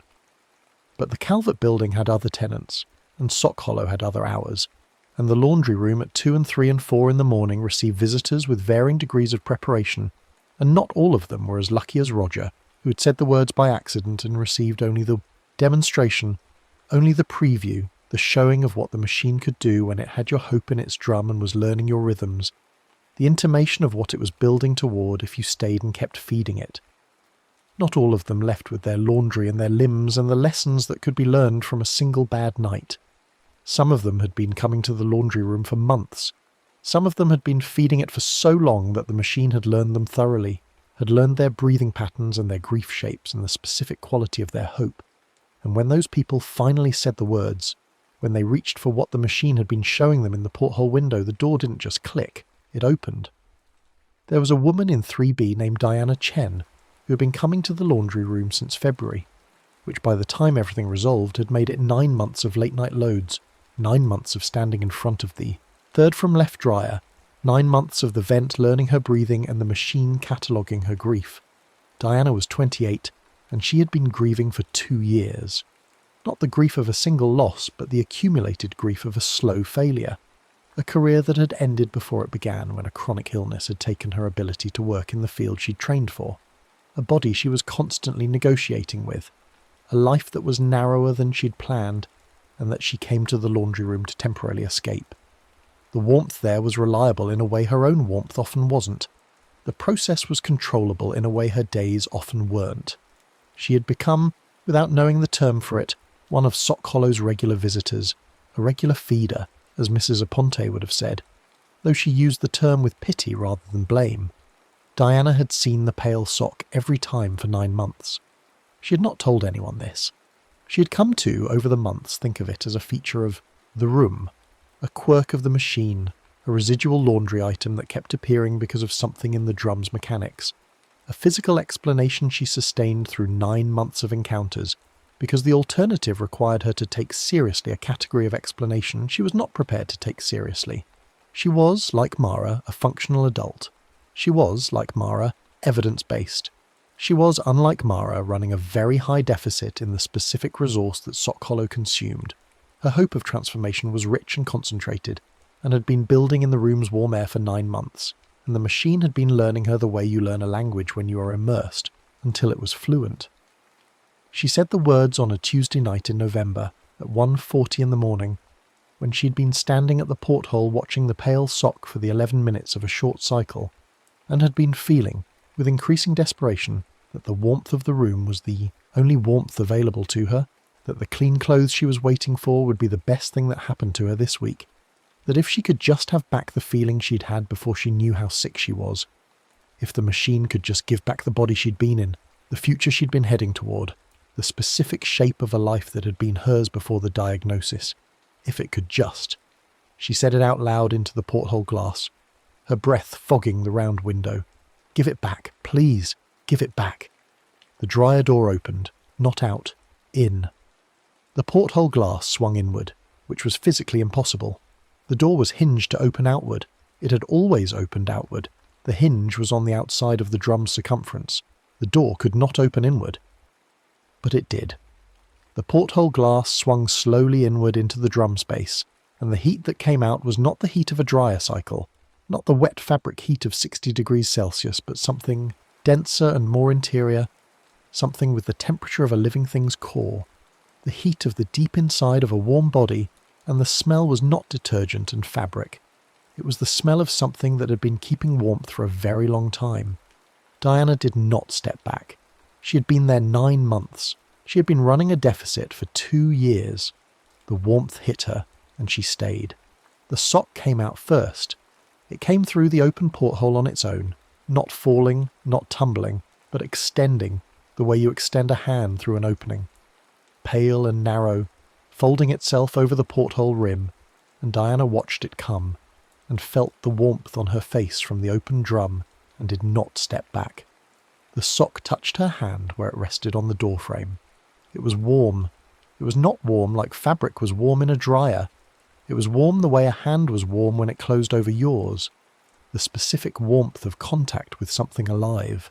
Diana stood with the sock against her fingers and felt, for the first time in months, warm in a way that came from outside her body rather than from the interior effort of maintaining herself, and she made a sound that was not a word, just the sound of someone who's been very cold for a very long time suddenly not being cold. The drum behind the open porthole was dark. She could not see the drum's interior. The open porthole was dark, not the mechanical darkness of an empty drum, but the occupied darkness of a space that was full of something she couldn't see. The darkness had texture. It was warm and it breathed, and the breathing was not the vents. It came from inside, from the drum's interior, from the dark space through which she'd been watching Pale Socks for 9 months. The sock against her fingers pulled, gently, the specific gentle pull of an invitation, of something asking rather than demanding, the differential pressure of warmth and wanting. Diana leaned forward into the porthole opening. The building shook, not literally. The building did not move, but Mrs. Aponte, 3 floors up, woke from a sleep she hadn't known she'd fallen into, and sat upright in her bed with the certainty that something in the building had shifted, that the thing in the basement had taken a step it wasn't supposed to take, that the rule had been not just broken but abandoned. She got up. She put on her robe. She went downstairs. The laundry room door was warm to the touch. She opened it. The room looked normal. The 4 dryers, the 4 washers, the folding table, the fluorescent light. Everything in its expected configuration. Except the 3rd dryer from the left was open, the door standing outward, the porthole gaping, and the laundry basket that had been on the folding table was on the floor, and from inside the open drum a warmth was pouring out that was too thick, too body warm, too intimate for a machine. Diana was not in the room. Mrs. Aponte looked in the drum. The drum contained 1 white sock folded, neatly placed at the centre of the drum's floor like an offering.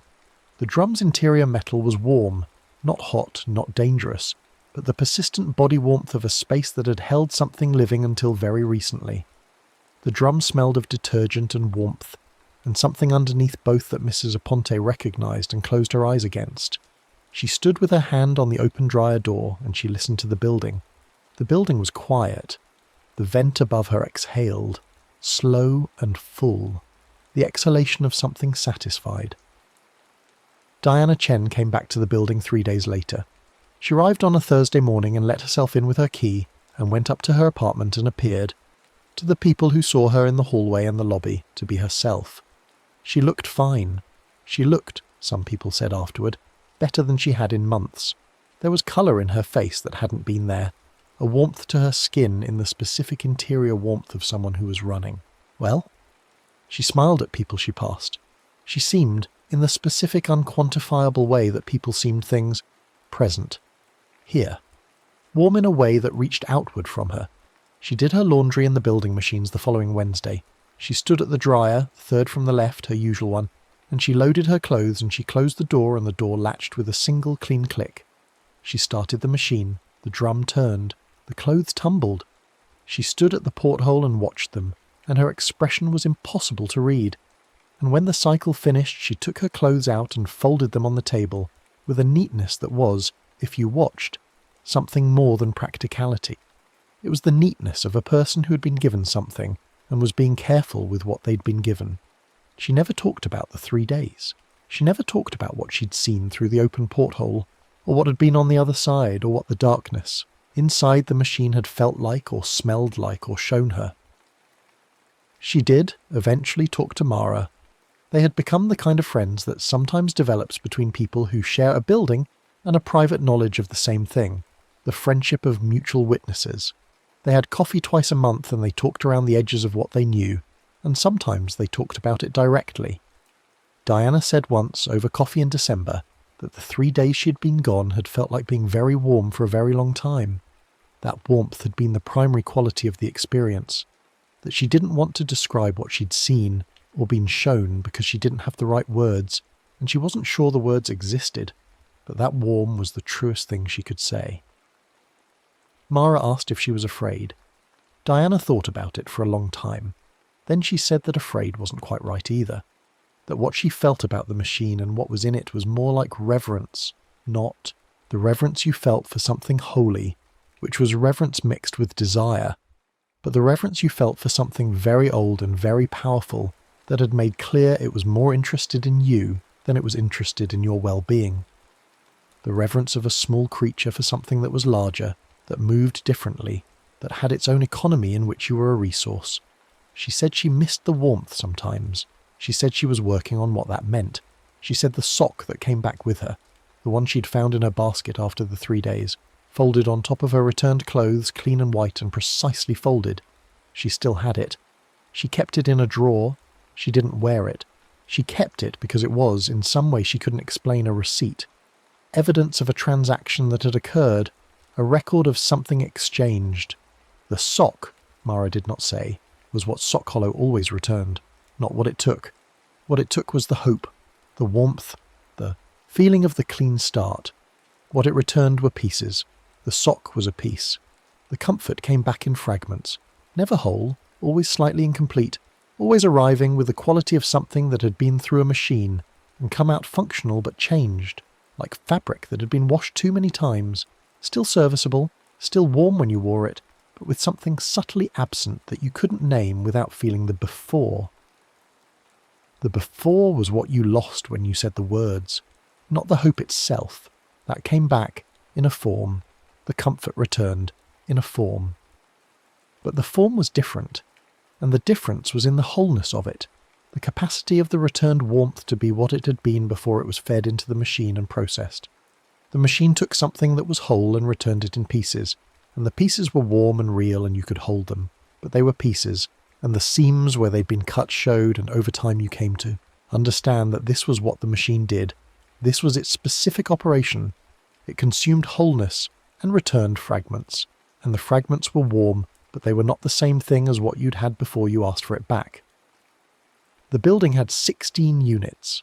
The Calvert building, standing since 1947, housing its successive populations in their warmth and proximity and need. The laundry room in the basement. The 4 dryers. The vent in the corner that breathed.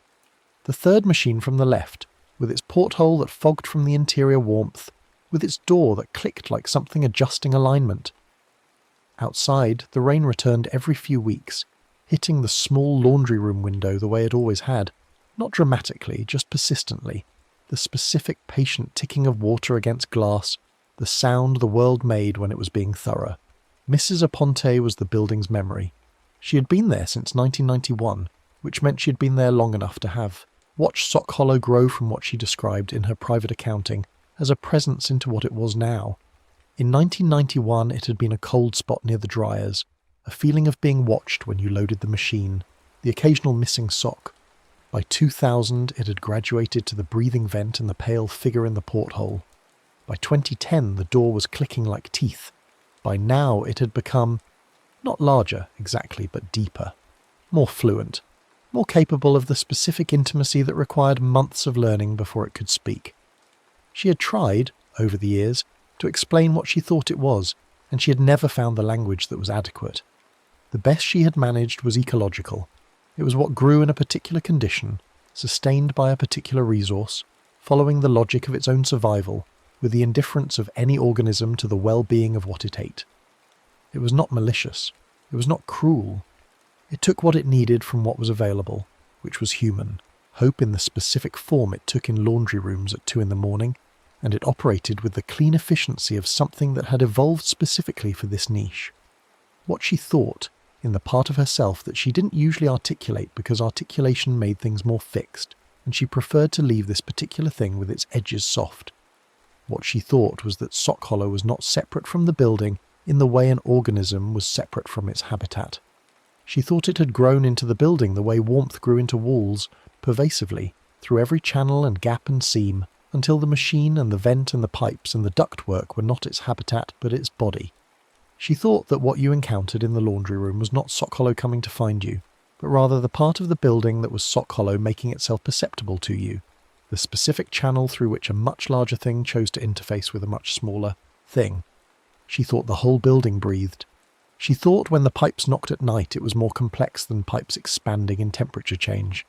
She thought the warmth in the corridors on cold evenings, the warmth that the building always held above what the heating system alone could account for, was the building's own, kept in its walls and floors the way the drum kept warmth between cycles.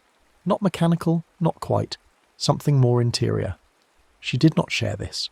She shared the rule, and she shared what she knew about the behaviour, and she shared the history in the specific limited doses that were useful, and she kept the larger thought to herself, under the category of things that were probably true but that were better held quietly than spoken into warm air where they might be heard.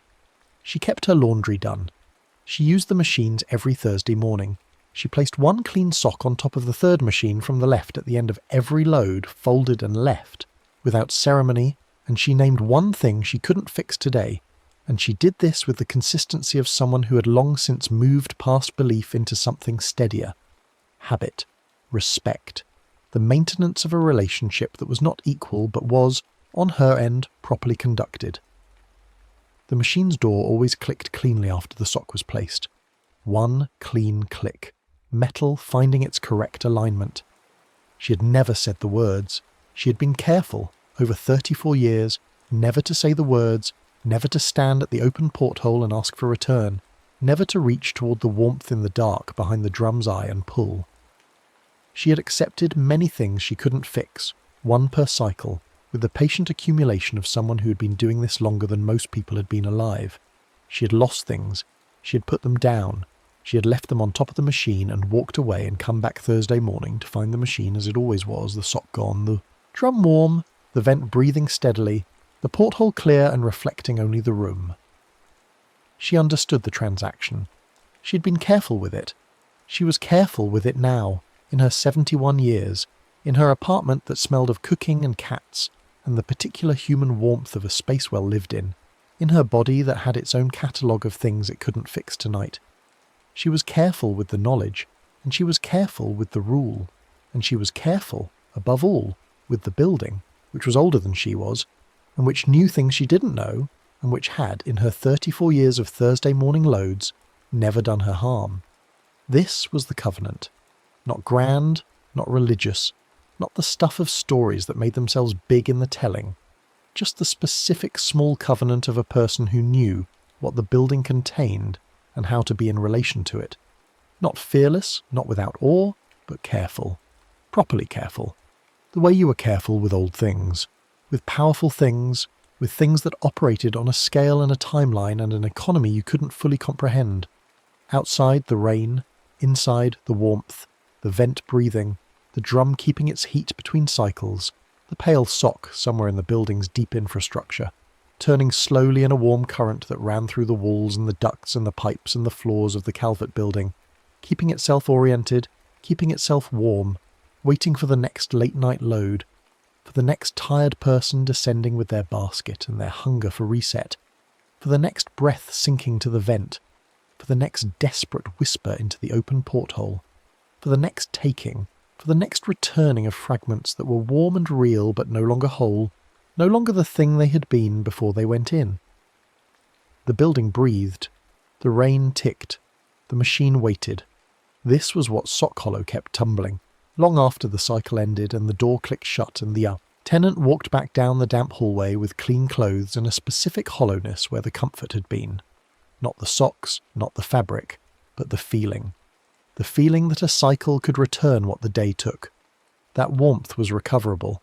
That the clean start you came for would arrive the way you needed it to. Whole, warm, finished. It didn't steal the socks. It stole the feeling that the socks would ever be warm enough. And it tumbled that feeling in its drum, slowly and without stopping, through every season, through every midnight load, through every late-night visit from someone who needed more than clean fabric, but came to the basement for it anyway. tumbling and reducing and keeping it down to something just small enough, just warm enough, to make you come back, to make you stand in the warmth and breathe and believe again, just a little, just for a moment, that this time, this cycle, this time, you would put it in and get it back whole. And when you reached for it, when you stood at the porthole and breathed and said the words that were always and only ever the same words, the simplest words, the most human words, the only words the machine needed, give it back, give it back, give it back.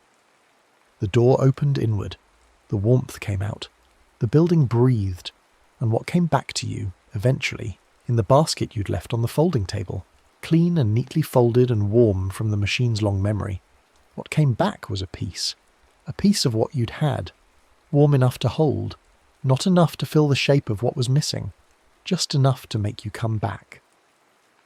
The Calvert building stood on its corner as it had always stood, through the rain and the decades and the slow accumulation of warmth in its walls. It housed its tenants with the impersonal care of old structures, keeping them warm, keeping them dry, providing the infrastructure of daily life while remaining largely indifferent to the content of those lives. The laundry room hummed in the basement. The dryers ran their cycles. The vent breathed. Above the building, the city continued its operation, indifferent and enormous, its own economy of warmth and loss running through its millions of occupied spaces, each one a pocket of human heat against the enormous cold, each one running its own transactions of hope and disappointment, its own specific inventory of things that couldn't be fixed tonight. Some buildings held what they were given. The Calvert building held more than most. Maravos lived there for another 2 years before she moved to a larger place across the city, a place with its own in-unit washer and dryer that were purely mechanical and breathed only when the heating came on. She took Flemish with her. She called her friend and had the conversation they'd been needing to have. She went back to therapy, back to the specific every other Tuesday rhythm of working on things that couldn't be resolved in a cycle. She thought about her mother, with the directness that followed from having set the grief down on top of a machine at 10:30 on a Friday night in the basement of the Calvert building, and the thinking was still grief, but it was also memory, and it was also love, and it was, overall, less like drowning and more like standing in water. She thought about the dryer sometimes. She thought about the pale sock and the teeth click and the vent that had matched her breathing, and the warmth that had pressed against her face when she'd stood with her arms in the drum. She thought about what Mrs. Aponte had told her and what Diana had said about warmth and pieces, and she thought she understood something about it now that she hadn't understood standing in the room, that what the machine had wanted from her, what it had been learning and cataloguing and preparing to consume, was the specific version of hope she'd carried that night, the hope that was really a form of grief, the hope that warmth and rotation and the domestic ritual of clean fabric could return what had been taken, that the machine could give back what October had taken, that something simple could substitute for something irreplaceable. She understood that the machine couldn't give that back, not because it wasn't powerful enough, but because nothing was powerful enough for that particular job. Nothing was powerful enough to make the world give back the things it took. What you could do, what the rule was trying to preserve your capacity to do, was put it down, not forever, just tonight, and then tomorrow night if needed, and then the next night. The accumulation of small acceptances that was not resignation, but was the actual structure of continuing to be alive in a world that took things. The sock she'd placed on the machine was a piece of that, a small clean offering that was also a practice at putting things down, at accepting the specific night's inventory of unfixable things, at leaving something behind, without demanding its return. She did this now without machines. She did it in the regular way, the way everyone did it without knowing that's what they were doing when it worked. By noticing what couldn't be fixed tonight, naming it, putting it down, and going to sleep. It was not dramatic. It was not sufficient. It required repetition, and it worked imperfectly. And some nights it didn't work at all, and she lay awake with everything she'd named and supposedly put down, sitting right on her chest like Flemish. But it worked often enough. And the warmth that arrived when it worked, the actual warmth, the human warmth, the warmth of her own body having released something it had been holding, was whole, was hers, was not a fragment returned from something that consumed wholeness. It was the difference, she thought, between the warmth you borrowed and the warmth you kept. In the Calvert building, In the basement laundry room, the dryer ran. Someone was there at 2 a.m. There was always someone at 2 a.m. That was the thing about buildings that held warmth. They drew the specific visitors who needed it at the specific hours when the need was highest. The city outside was dark and wet, and the corridor outside the laundry room smelled of damp carpet, and the room itself was the warmest room in the building. The pocket of ambient heat that the machine and the vent and the accumulated warmth of 70 years of late-night cycles had generated and maintained. Someone stood at the porthole, watching their clothes tumble, feeling the warmth against their face, believing, the way you couldn't help but believe, standing in the warmth with the rain outside and the machine turning, that this would be the cycle that returned it, whatever it was. The thing the day had taken, or the thing the year had taken, or the thing the decade had taken, or the thing that had been taken so long ago it had no specific date, only its absence, only the shape of where it had been, only the warmth you were looking for in a basement machine at 2 a.m. The vent breathed, the porthole fogged, the pale sock appeared. Outside the rain persisted, ticking against the glass. Inside the warmth kept itself, and the machine waited for the words, which always came, which always came, which always eventually came. Because the words were easy. The words were the easiest thing in the world, in the warmth, at 2 a.m, with the day still on you and the grief still in you and the faith still available. The specific faith that something warm could return what was cold, that a cycle could close a wound that was not a fabric wound, that the machine could give back what only the machine could see you were missing. The easiest thing in the world was to lean close to the porthole, close enough to feel the heat on your cheek, close enough to see your own breath fog the glass and say the words, "Give it back, give it back, give it back." The door opens. The warmth comes out. The building breathes. And Sock Hollow keeps tumbling in the dark behind the drum's eye, patient and warm and old as the building's bones, with everything it's been given, turning it slowly, reducing it carefully, keeping it just warm enough to be felt, just whole enough to be wanted, just out of reach enough to keep you reaching, turning and turning and turning, the way the drum turned, the way the earth turned, the way all things turned that were warm in the centre, and patient in their waiting, turning with the slow persistence of something that understood, better than the people who fed it, that what you came to recover could not be recovered, that what you came to clean was not dirty, that what you came to warm had gone cold in a place the machine's heat couldn't reach. Turning, in the dark, warm, waiting. The rain kept on.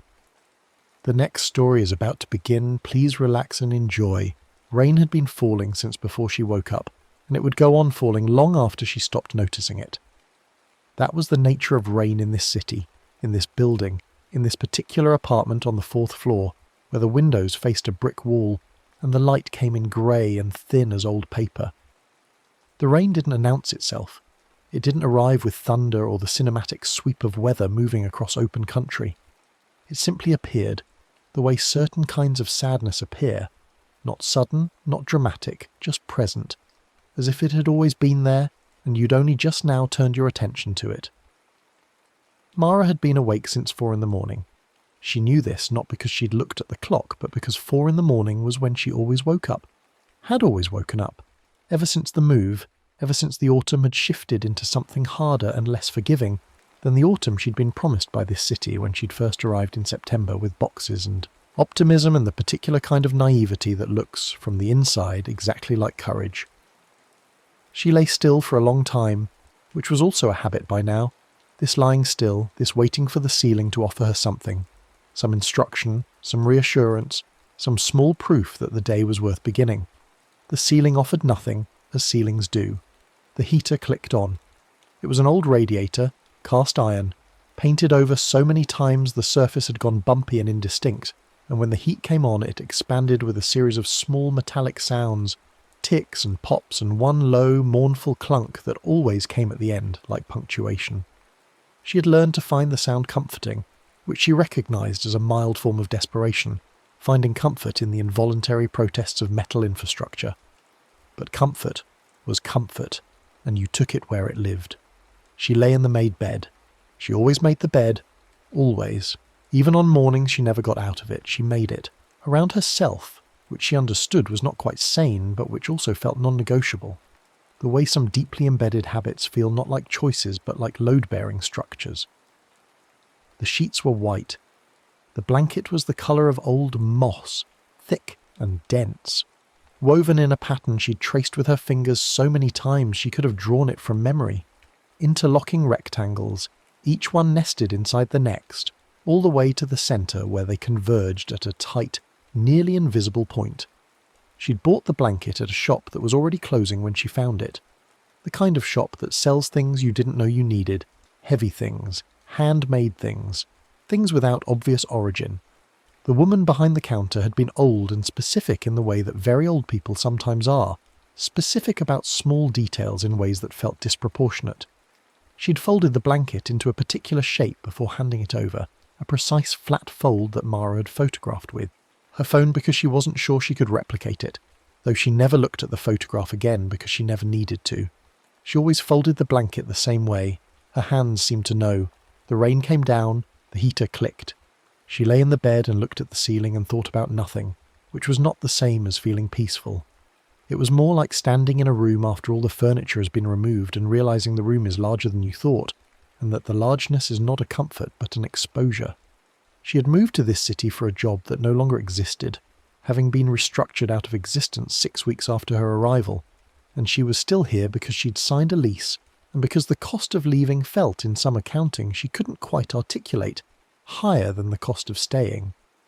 She had savings that were being spent with a slow, steady precision, like sand leaving an hourglass, and she had interviews that didn't become jobs, and she had the apartment and the view of the brick wall and the rain and the heater and the blanket, and she had, in the deepest and most honest part of herself, a growing suspicion that she had made a series of decisions whose consequences she didn't yet fully understand, and that the understanding, when it came, was going to be difficult. She hadn't told anyone this. This was the part she hadn't told anyone. She was 31. She had friends who were, in the easy parlance of the age, killing it. Promotions, partnerships, children born into apartments with more than one bedroom, vacations photographed and disseminated. The whole architecture of a life that cohered, that added up, that made sense from the outside, and presumably, she chose to believe, from the inside as well. She had a phone full of their evidence. She looked at it less than she used to. She was aware that this was also not a great sign. She smoothed the blanket across her chest and watched the way the fabric lay against her body and thought, not for the first time, that there was something almost architectural about a well-made bed. The structure of it, the way the corners tucked and held, the way the whole surface could be pulled taut and flat, eliminating wrinkles, presenting something clean and resolved, even when the person inside it was neither of those things. The blanket was, she knew, too heavy for October. She had looked at it several times in the past weeks and thought she should switch to something lighter. The duvet was in the closet, practically speaking it made more sense, but she kept using the blanket, kept pulling it up around her shoulders, kept finding it under her hands when she woke at 4 in the morning and needed something to hold on to that was real and present and heavy and there. It was the heaviness she needed, the weight of it across her body. She understood that this was the blanket doing something for her that the blanket could not technically be responsible for, but she found that she didn't care about the category error. The blanket felt like something, and feeling like something was enough. Outside the window, the rain continued its patient erasure of the world. She could hear it on the glass and on the metal lip of the air conditioner she hadn't removed yet. Though it was October, and the air conditioner served no purpose now except to collect rain and block a slice of the already insufficient light. She kept meaning to take it out. She kept not taking it out. This was, she acknowledged, a pattern.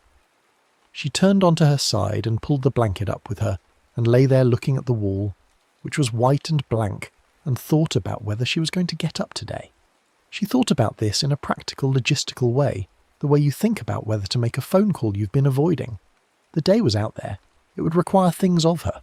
Coffee first, and then the particular performance of personhood that each day demanded, the checking of emails, the updating of applications, the maintenance of the fiction, that everything was proceeding normally, that she was a person with momentum and direction, and not a person who lay in a made bed at 4 in the morning waiting for the ceiling to say something. The heater clicked again, the low clunk at the end of its cycle, and the room settled back into the particular thick silence that rain creates. that sense of the world having been slightly muffled, sound arriving wrapped in something soft. She liked this silence, which she also understood was a problem, or at least a symptom. You weren't supposed to like silence this much. You were supposed to want the noise of people, the clatter of being alive in proximity to other alive things. She had wanted that once. She could remember wanting it. The wanting felt, at this distance, like something she'd read about rather than experienced. She closed her eyes. She didn't sleep. She hovered in that country just south of sleep, where the body relaxes but the mind continues its small obsessive circuits. She thought about the interview she had on Thursday, the third-round interview at the company whose product she didn't entirely understand, but whose salary would resolve for a while the sand in the hourglass problem. She thought about her mother, who called on Sundays and to whom she said reliably that everything was fine. She thought about a person she used to know, whose face arrived in her mind at these early morning hours with an uninvited regularity that she had mostly stopped arguing with. She thought about the grocery list she'd written on a notepad and then left on the kitchen counter and then covered with a coffee cup and then forgotten about, probably. She thought about the way the blanket felt. This was when she noticed it.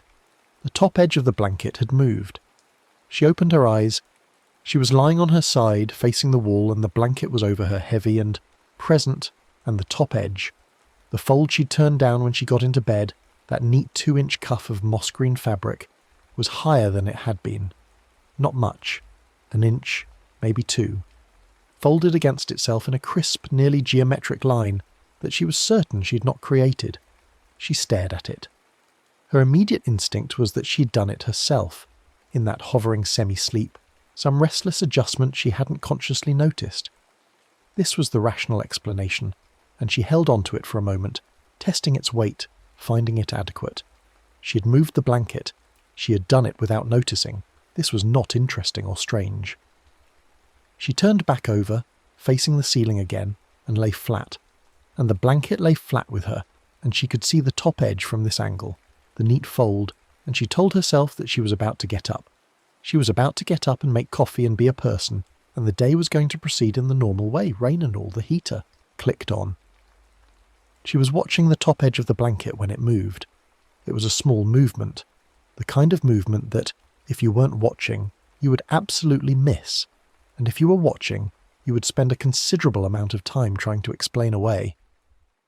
The fold tightened, not dramatically, not with any violence or speed, but with a slow, deliberate precision, the fabric contracting by perhaps half an inch, the crease sharpening as if someone were pressing it flat with a thumb, making it more exact, more finished, more like a thing that had been carefully, intentionally done.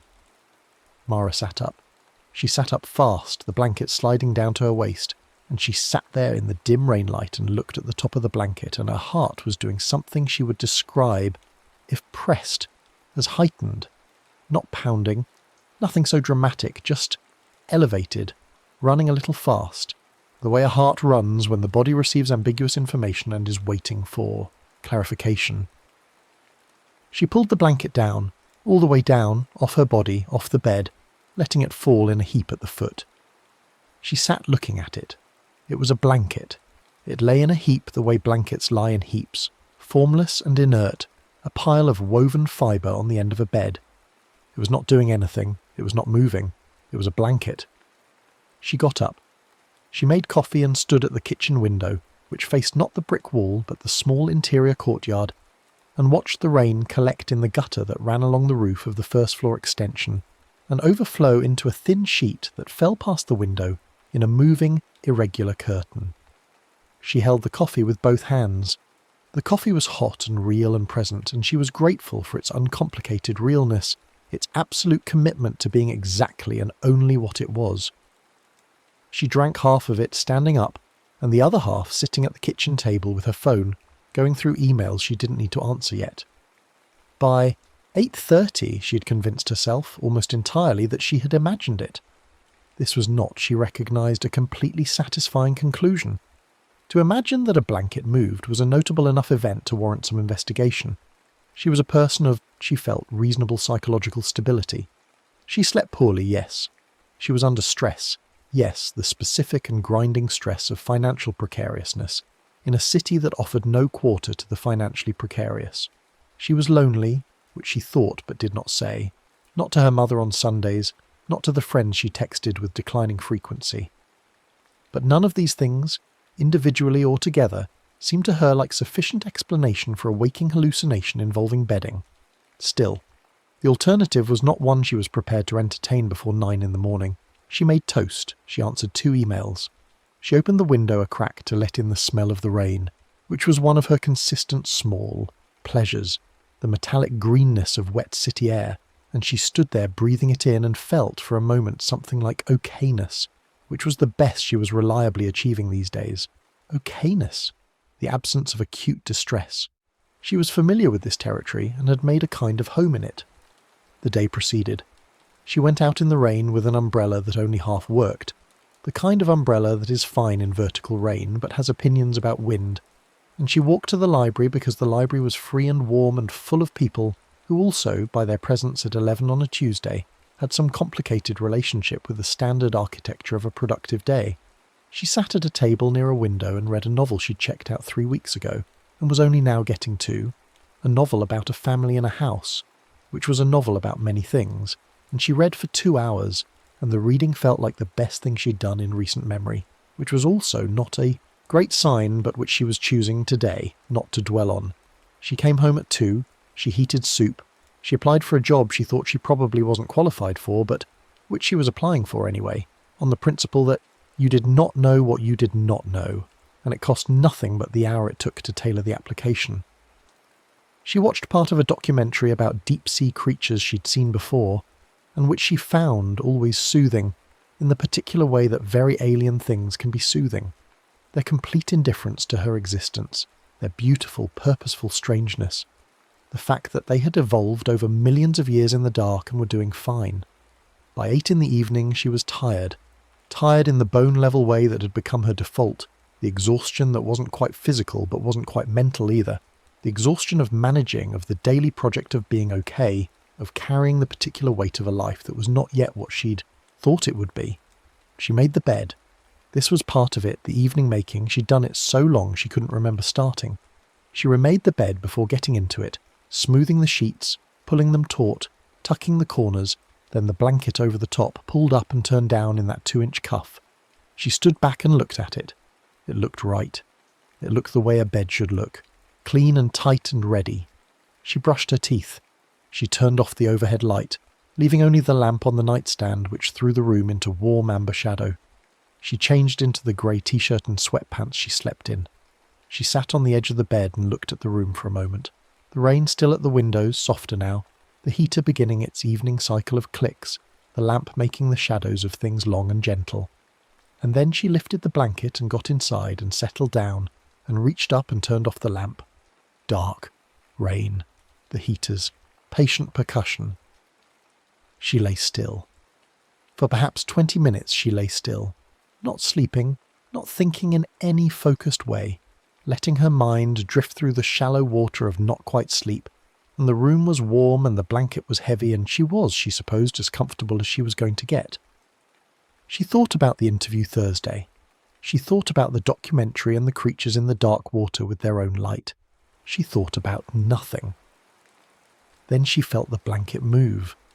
Not a dramatic movement, not a lurch or a tug. The same small incremental creep she'd noticed in the early morning, the top edge tightening, the fold sharpening, gaining perhaps an inch of altitude in the slow, unhurried way of something that does not need to hurry. She felt it against her collarbone, the slight increase in pressure, the edge of the fold pressing more precisely against her skin. She turned on the lamp. The blanket lay flat across her. The top edge was folded back in exactly. The 2-inch cuff she'd turned down when she made the bed. It looked undisturbed. It looked fine. She stared at it for a long moment, her heart doing its elevated thing again, and she reached up and pulled the fold down deliberately, making the cuff 3 inches instead of 2 just to change it, just to establish a new position she would recognise. She turned off the lamp. 20 minutes later, maybe less, the fold had returned to exactly 2 inches. She felt it happen, felt the fabric shift against her chin, the edge creeping up with the slow certainty of something patient. something that was not hurrying because it did not need to hurry, because it knew, with whatever form of knowing belonged to it, that there was no urgency, that she wasn't going anywhere, that the night was long and she was in it. She turned the lamp on again and sat up and looked at the blanket, and the blanket lay there, still and dense and the colour of old moss, and the top edge was in exactly the right place, exactly as she would have made it, the crease sharp and neat and perfect. She got out of bed and went to the kitchen and drank a glass of water and stood at the sink for a while, and then she went back to the bedroom and sat in the chair in the corner. There was a small chair in the corner. She'd had it in every apartment she'd ever lived in, an old wooden chair with a cushion she'd recovered twice now. And she sat in the chair, and she looked at the bed, and the bed sat there, being a bed, which was, she reminded herself, what it was. A bed. Sheets and a blanket and a mattress. There was nothing here. She was tired and stressed and sleeping poorly, and her mind was apparently generating experiences that bore some examination. She sat in the chair for perhaps an hour. The rain had quieted. The heater clicked through its cycles. The bed didn't do anything.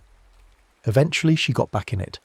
She lay there with the light on for a while, watching the blanket with the particular wary attention of someone who's not quite sure what they're looking for but is very sure they'll know it when they see it. Nothing happened. The blanket lay flat and heavy and still. The rain was barely audible now. She turned the light off.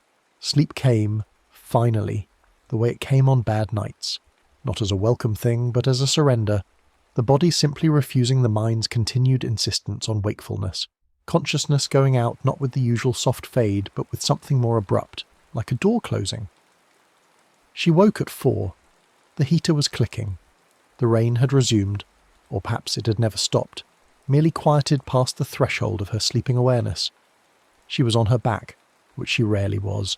She was a side sleeper, always had been. And the blanket was pulled up to her chin, which was higher than she would have put it. She was warm, too warm almost, and the fold was there at her chin, that neat 2-inch cuff, precise and sharply creased. And when she lay still for a moment she could feel, she was almost certain she could feel, the way the fabric held itself.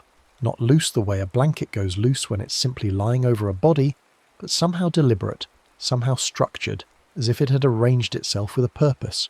She pulled the blanket down to her waist. Within 10 minutes it was back at her chin. She didn't see it move.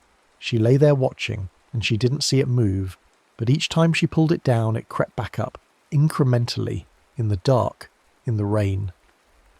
Slow silence of 4 in the morning, and each time she checked it had returned to its preferred position, and the crease was sharp and the fold was exact and the blanket lay across her with the patient, precise certainty of something that had decided where it wanted to be. She got up and turned on all the lights and sat in the kitchen until morning.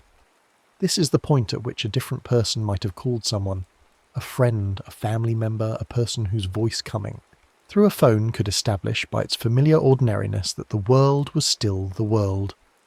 Mara thought about calling. She thought about what she would say. She imagined the call, the explanation, the pauses on the other end, the careful tone that would emerge, the tone that is not quite concern and not quite dismissal, but something in between, the tone that says I love you, and also I'm not sure what you're asking me to do with this information. She decided not to call. She was not, she told herself, going to be a person who called someone because her blanket moved in the night. By morning she had 3 competing theories, which she'd been developing since approximately 5 a.m, with the focused attention of someone who needs a problem to solve. Theory 1 was that she was imagining it, that the stress and the sleeplessness and the general weight of the past months had produced a hypnagogic experience that felt more real than such experiences usually feel, a waking, hallucination triggered by some combination of anxiety and sleep deprivation and the particular quality of attention she was now directing at the blanket, which might itself be intensifying the experience, the observer effect, the way watching for something can make you see it.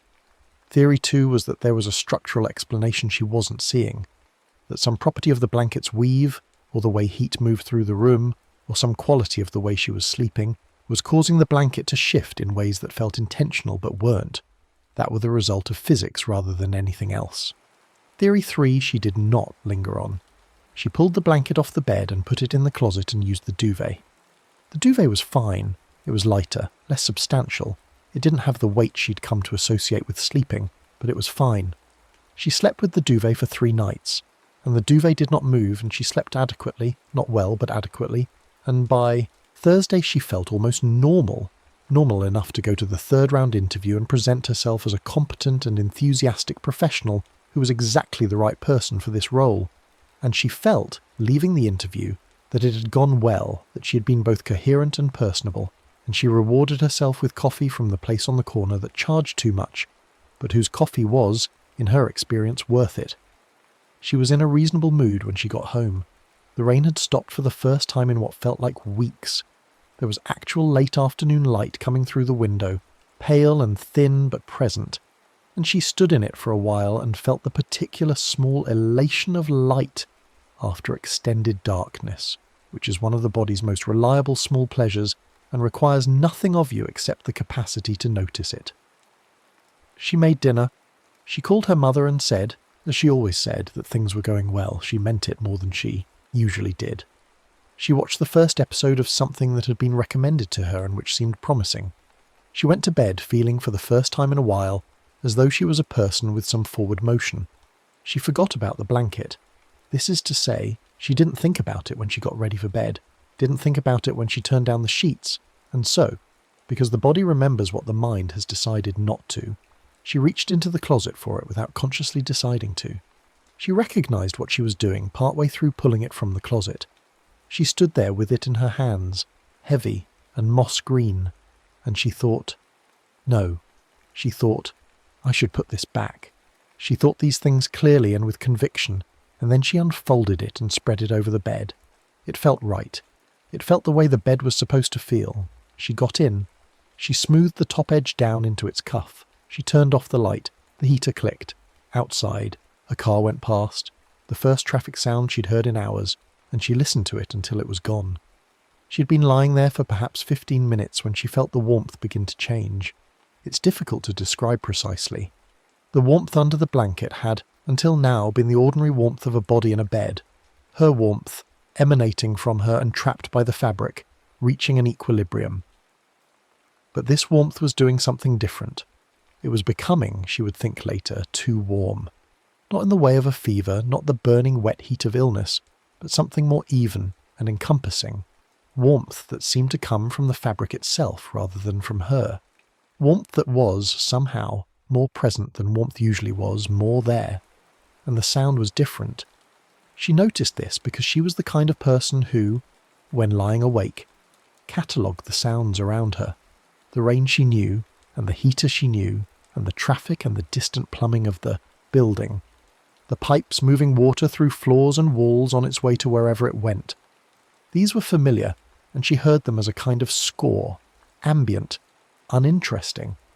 But now the sound felt closer. Or rather, the sound felt normal, but her perception of it felt contained, as if she were hearing the world from inside something, as if the blanket were not just covering her but enclosing her, creating an acoustic space that was just slightly smaller than the room. She opened her eyes. The room was dark except for the thin line of streetlight that came under the curtain and lay across the floor in a pale stripe. She could see the ceiling barely. She could see the outline of the window. She could see her own hands resting on top of the blanket, dimly visible. The blanket's surface looked different. She lay still and stared at it. The weave, she had traced the weave of this blanket 1,000 times, knew its interlocking rectangles, the pattern converging at the centre.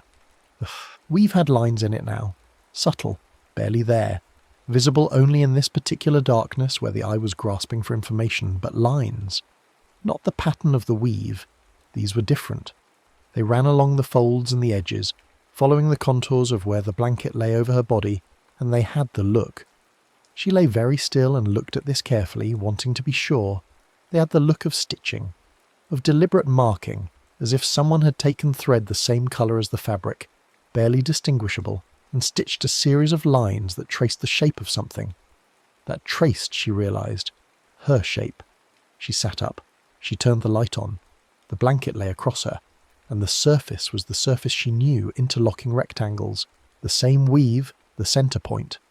Nothing extra, no lines, no stitching. She ran her hand over the fabric and felt nothing but the fabric, nubby and dense, the feel she associated with the word blanket, with the concept of warmth and covering and the comfort of weight. She turned the light off, lay back, waited. In the dark, within a few minutes, the lines returned. They were faint. They were the colour of the fabric itself, made slightly different. They required the dark and the reaching eye to appear, but they were there, and they were, she was increasingly certain, in the shape of a body.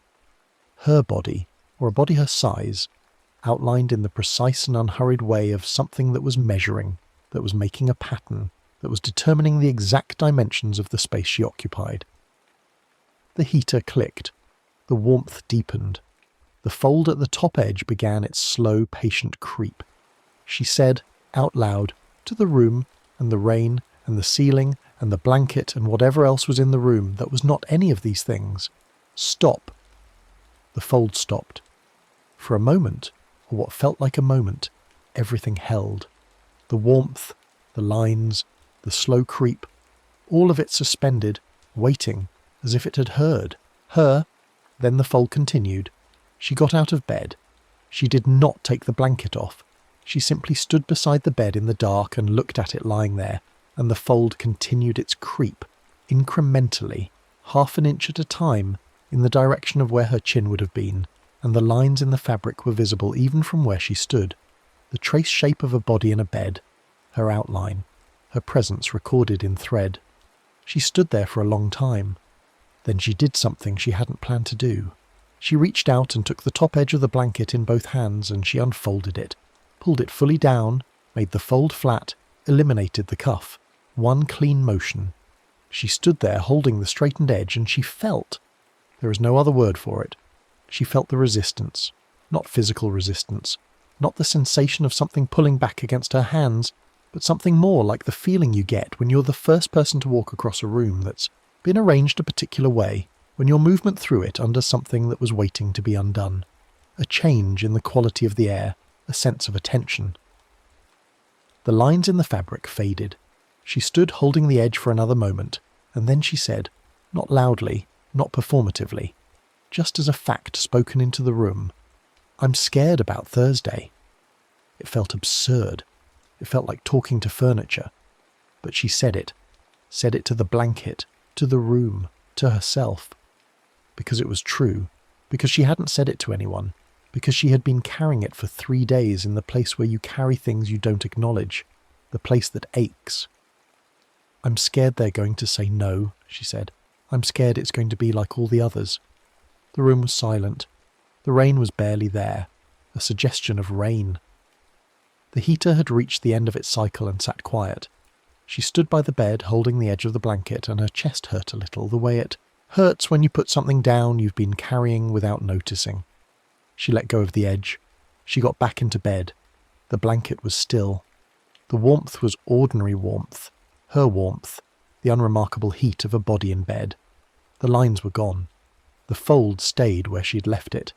She lay in the dark, and the rain came and went, and the heater clicked, and she was, she realised, not comfortable exactly, but okay. Not hiding. Not buried. Present in the bed instead of tucked away in it. She slept. In the morning she felt the particular quality of attention that sleep sometimes grants, the way a night of actual sleep can make the previous day look different, its shadows moved, its objects in new relation. She made coffee and stood in the kitchen and thought about what had happened and thought about what she knew and didn't know, which was considerable and almost nothing respectively. And she thought about the blanket. She thought about the woman in the closing shop, the specific fold, photographed and then never looked at again. The weight of the thing when she'd first picked it up, the way it felt heavier than it should, the way the woman had said, in the particular way of very old specific people, take good care of it. She thought about what she'd said the night before. She thought about the resistance she'd felt when she unfolded the edge. She thought, I'm going to do that again tonight. Whatever that was, the sitting up, the unfolding, the naming of the thing I'm not going to tuck away, and I'm going to do that again. The interview result came Friday morning. An email, polite and thorough, with the word unfortunately placed in the third sentence, after 2 sentences of genuine-sounding praise. She read it sitting on the edge of the made bed and felt the bottom of her stomach move in the familiar way it moved when she received these emails. The lurch that never quite became nausea but that always threatened to. She read it twice. She put the phone down on the nightstand and she sat there for a while looking at the wall. The blanket was on the bed, made flat and smooth, the top edge turned down in its cuff. She hadn't gotten under it yet. She was still dressed. It was 9 a.m. She'd been awake since the phone lit up with the email notification, and she sat on the edge of it and looked at the wall, and the familiar thoughts began to assemble themselves. The familiar architecture of failure, which she knew well, had mapped extensively, could navigate in the dark. The question of what she'd done wrong, the inventory of her deficiencies, the prospect of telling people, the accumulated weight of time and money and moved boxes and signed leases, and the particular cruelty of hope, which is that it makes the alternative worse by contrast. She sat with these thoughts. She noticed the way they moved through her. Then she lay back on top of the made bed, fully dressed, and pulled the blanket over herself from the side. Within minutes, she felt it begin, the warmth deepening, the fold tightening, the lines forming in the weave, faint as intention, precise as measurement. She lay very still and felt the blanket learning her shape, the edge creeping up toward her chin with its patient incremental certainty. The room was warm. The rain was at the windows, the heater ticked its distant footsteps. She waited until the fold was at her chin, and then she sat up. She sat up, and she gripped the edge of the blanket with both hands, and she unfolded it, one full motion, pulling the fold flat, and she felt again that sense of resistance, of something interrupted, and the lines in the fabric dimmed, and then she held the edge and said to the room and the rain and herself, "I didn't get the job." Her voice was steady. She had been afraid it wouldn't be. "I didn't get the job, and I'm scared I'm not going to be okay." The room sat with this. "I'm lonely," she said. "I've been lonely for months and I haven't told anyone, and I'm telling. The blanket, which is insane, but I'm telling the blanket, and it's true. I'm lonely and I'm scared and I don't know how to fix this yet." The last word surprised her. Yet. She hadn't planned it. It arrived on its own, attached to the end of the sentence like something that had been waiting there, patient as the rain. She let go of the edge. She lay back down. The blanket was still. Ordinary warmth, no creeping, no lines. She lay on top of it with her shoes still on, the ceiling above her in its usual blank arrangement, and she breathed. After a while she thought, "I have to make some calls, not to say everything, not to perform crisis, not to lay herself open in the way that requires other people to manage their reaction to you and therefore puts you in the position of managing their management, which is the worst kind of exhausting. But to say something real to someone, to pick up the phone and say, it's not going well, to give someone the information they needed to be actually helpful rather than performatively supportive. She thought about which friend to call and which of her friendships were currently structured in a way that could hold this, and she thought, genuinely, I need to think about this carefully, which was itself a change from the not calling, the radio silence, the fine on Sundays. She took her shoes off without sitting up, reached down and undid the laces by feel, dropped them on the floor. She lay in her socks on the made bed with the blanket covering her and the rain at the windows, and she felt, underneath the very real and present pain of the email, a small, specific clarity that she didn't want to use the word peace for, but that was in the vicinity of peace. Something had been put down, not solved, not resolved, but put down. She did not say, just let me disappear. She had felt the sentence come to her earlier, in the first minutes of lying there while the blanket was doing its thing, the sentence arriving with the ease of something that had been waiting. Just let me vanish. Just let me go. Just fold me away. And she had felt the appeal of it, the terrible seductive relief of it, the idea of being tucked so completely into warmth and structure that the world outside the bed could not reach her, and she would not be required to reach back. She had felt how easy it would be to say it, to give the blanket permission. She had not said it. She had sat up instead and unfolded the edge and told the truth, and the truth had made the room change in a way she couldn't explain and didn't try to. The days that followed were not better exactly. The job situation did not resolve. She sent more applications. She had 2 more interviews that didn't result in the next round. She called 2 friends on 2 different evenings and said the things she'd been not saying, and one of the conversations was hard and good, and one was harder than she'd expected, but still, ultimately, good, and both of them ended with the other, person saying you should have told me sooner, which she knew, and which she found she could receive without going too deep into the self-recrimination because she had, she reminded herself, told them now. She talked to her mother on Sunday and said it was complicated. Her mother, who was not a complicated person, but who had raised a complicated person, and had therefore developed, over decades, a tolerance for complication, said, "Complicated how?" And Mara told her, not everything, but enough. The move and the restructuring and the interviews and the months of managing it alone and the way the aloneness had gone from something she could carry to something she was disappearing under. She sat on the edge of the made bed with the phone pressed to her ear, and she talked for longer than she'd talked on a Sunday in years, and her mother listened and said the things mothers say, and a few things that were better than that, more specific, more earned. And at the end of the call, her mother said, "I'm coming to visit next month," and Mara said, "Yes, okay," and meant it. She put the phone down and sat for a moment in the quiet. The rain had not come back. It had been a clear week, improbably clear for October running into November, and the light through the window was the low gold of late autumn, the particular quality of light that slants rather than falls, that finds the dust in the air and illuminates it, that makes everything look temporary and beautiful in the same gesture. She sat in this light and thought about her mother coming, and thought about the conversation she'd had, and thought about the application she was going to send tomorrow, the one she thought she was actually qualified for, the one where the job description read like something she could write herself. She turned and looked at the blanket. It lay on the bed in its smooth, flat arrangement, the top edge turned down in its 2-inch cuff, the moss-green surface with its interlocking pattern undisturbed. It was, she thought, just a blanket.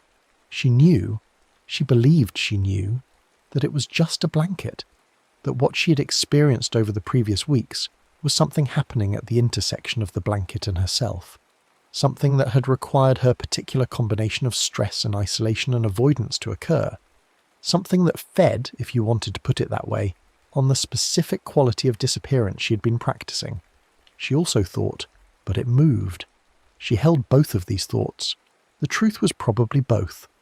The truth was probably that there was something about the blanket, its age, its weight, its origin in that closing shop in the hands of a very old specific woman, and something about her, her state, her practice disappearing, the way she had been using the bed as a hiding place rather than a resting place, and that these two things had found each other in the dark of 4 a.m. and created an experience that was real, that had happened, that she could not entirely explain, and that had also, through whatever mechanism, pushed her toward doing something she needed to do.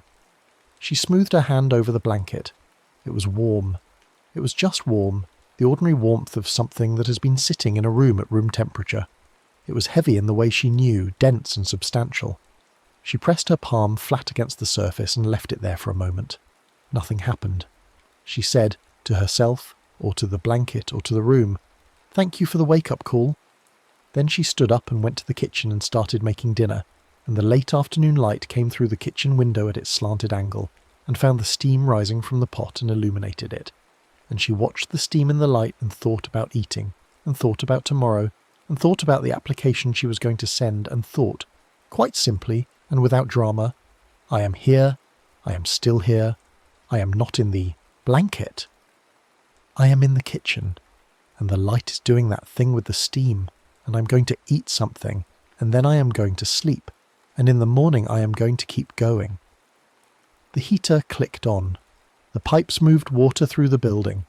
Somewhere in the apartment block someone was cooking something that smelled of onions and warmth and life going on. She stirred the pot. She set the table. She sat down. Outside the window the last of the autumn light moved across the sky, and the first stars appeared, barely visible through the ambient glow of the city, but there. Now consider what Blanket Writhe knew, which was not nothing. It had been in the building since before the building was the building, since the site held something else, since the land was different, and the people on it were different, and the quality of their disappearing was different, but the disappearing itself was the same, because that is a constant, across times and architectures and the different forms, that lives take. People have always had the wish to be tucked away. People have always had the impulse to find the warmest, smallest space and fold into it, until the world stops requiring things of them. This is not pathology. This is biology. The body knows that rest is survival. The mind, which is not always wise but is always inventive, finds its own versions of the cave, the burrow, the nest. Blanket Writhe understood this, in whatever way it understood things, which was not the way of cognition or intention, but the way of a thing that has existed so long in the presence of a particular human impulse that it has become, in some fundamental way, continuous with it. It did not plan. It did not want. What it did was more like respond, a resonance, a tuning, the way a string vibrates in response to its matching frequency. When someone tucked themselves into bed with the quality of disappearance rather than rest, with the specific gravity of avoidance rather than the ordinary weight of tiredness, it felt it, and it responded by offering more of what was being sought. It was in this sense not malicious, it was generous, it gave you what you wanted. This was the problem. The old woman in the closing shop had known something about this. She was not precisely a person who knew old things. She was a person who had been around long enough that the things she'd seen had settled into her the way sediment settles, and she had developed, not through study but through accumulated exposure, an understanding of the nature of certain objects that exist at the boundary between the useful and the perilous. The blanket was one of these. It was not haunted in the way of ghost stories, not occupied by a specific personality with a specific grievance. It was more like a surface that had been, over time, sensitized, a surface that had absorbed the quality of all the disappearing that had happened in its presence, all the people who had pulled it up and pressed their face into its warmth and wished, with varying degrees of sincerity, to be gone. She had sold it to Mara because Mara had come in at the right time, which is to say at a moment of need, and because the blanket sometimes needed someone who was almost gone enough to feel it, but not yet gone enough to be lost to it. The old woman had various theories about this, all of which were too specific and too strange to have been arrived at without some history. She did not always explain these theories. She almost never sold the blanket. She had told Mara, take good care of it. She had meant, in part, take care of yourself with it. She had meant, the blanket will show you something about where you are, and whether that showing helps or harms depends on whether you are willing to look at what it shows. She had meant, don't say the sentence. She had not said all of this because some things, said plainly, produce the opposite of their intended effect. The warned person becomes fixated, becomes curious, begins the very experiment they were warned against. So she had said, take good care of it, and she had folded it in a way that Mara's hands remembered without the mind's involvement, and she had hoped for the best, which is in the end what all of us do. The people in the building talked about Blanket Writhe the way they talked about drafts, casually, the way you talk about things you can't entirely explain but that have entered the lexicon, that have become part of how a place understands itself. The fourth floor in particular had a reputation, which was vague enough to mean nothing specific but persistent enough to mean something. People on the fourth floor slept heavily. People on the fourth floor had a tendency to stay in. The woman in 4B had not been seen at the mailboxes for 6 weeks once, and when she finally appeared she had a distant quality, the quality of someone returning from a long way away, and she'd moved out the following month without saying much to anyone. The man in 4D used to play guitar in the evenings, and then he stopped, and when someone asked he said he just didn't feel like it anymore, said it with a vague content that was more unsettling than complaint would have been. None of these things were necessarily Blanket Writhe. All of them might have been. Mara was in 4A, which had not had a long-term tenant in several years. The previous occupant, an older man who'd been a librarian for most of his working life, and who spent his retirement mostly reading, had simply become less and less visible, less and less present in the world. His mail piling up for 2 weeks before the super checked on him and found him in the bed, not dead. This is important. This is part of how it works. Not dead, but deeply asleep. More deeply asleep than sleep. Asleep in the way of someone who has been tucked away with such completeness and such comfort that the body has simply continued in that direction, the most comfortable direction, the direction of not having to wake up.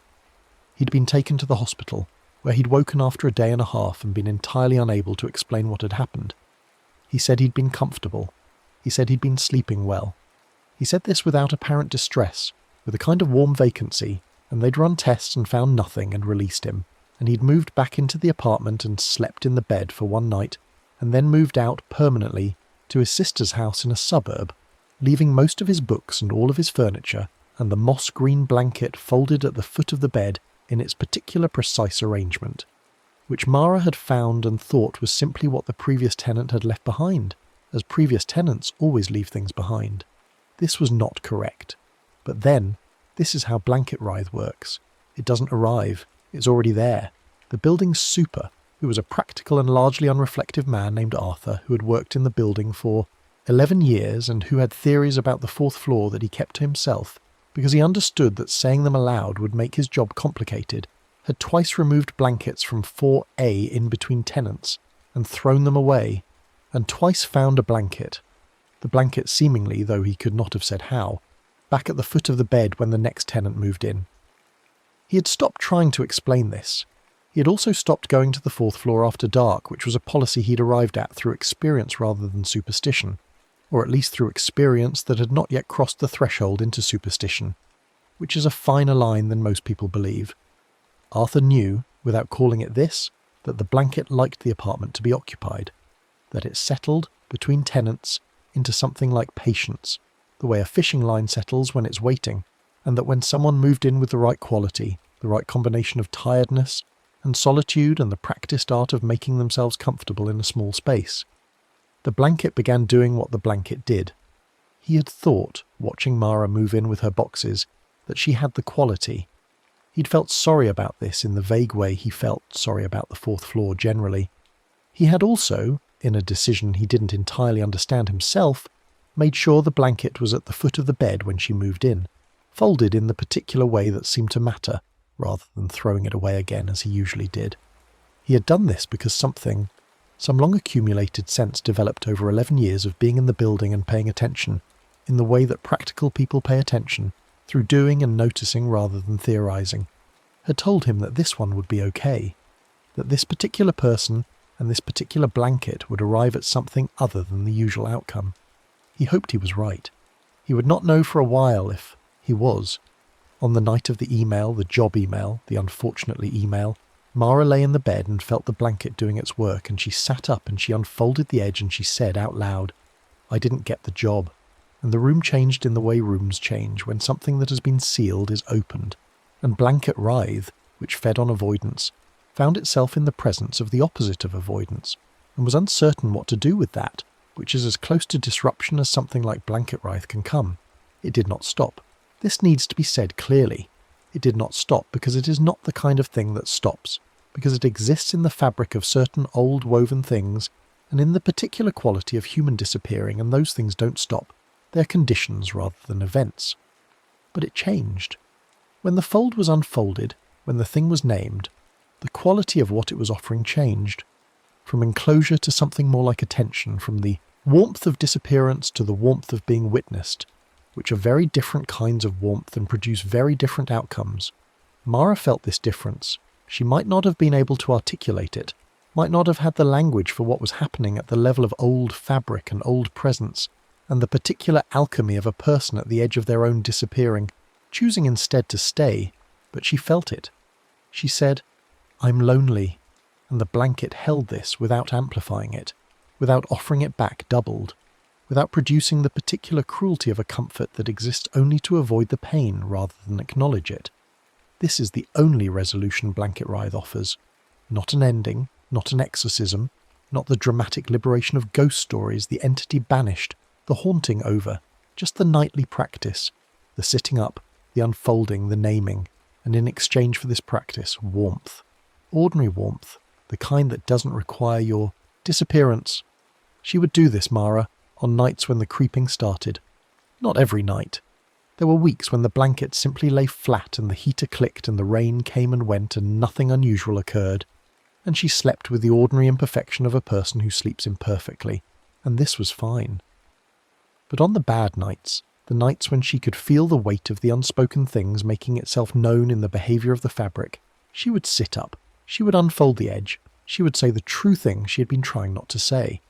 And in saying it, she would remain. She got the next job. Not the one she'd interviewed for, not the one whose unfortunately had sat in her inbox for 3 days before she deleted it. A different one she hadn't considered seriously, one that arrived through an unexpected channel. A friend's recommendation, a conversation she hadn't expected to be anything more than a conversation. The familiar surprise of a door, opening where you'd stopped looking for doors. She called her mother, she called her friends. She made coffee and stood at the kitchen window in the new winter light and felt the particular sensation of forward motion returning, tentative and provisional, but present. She kept the blanket. This might seem strange given everything, but the blanket was, in the end, honest with her, in a way that felt more valuable than a blanket that simply lay there. It showed her where she was. It showed her, with its patient creeping and its stitched borders and its muffled warmth, the exact shape of her own avoidance, and this was information she could use. She learned to recognize the signs, not just the physical signs, the creeping fold, the deepening warmth, the lines forming in the dark, but the internal signs that preceded them, the quality of her own tiredness on a given evening, whether the tiredness had the ordinary character of a day spent or the particular weight of things being pressed down, things accumulating in the place where unacknowledged things accumulate. She got better at this. She got better at catching herself before the blanket had to start reminding her. On the worst days, she still needed the reminder, still needed to sit up in the dark and unfold the edge and say the thing. She had developed a small private practice around this, not dramatic, not ritualized in any elaborate way, just the act itself, the sitting, the unfolding, the naming. Some nights the named thing was small.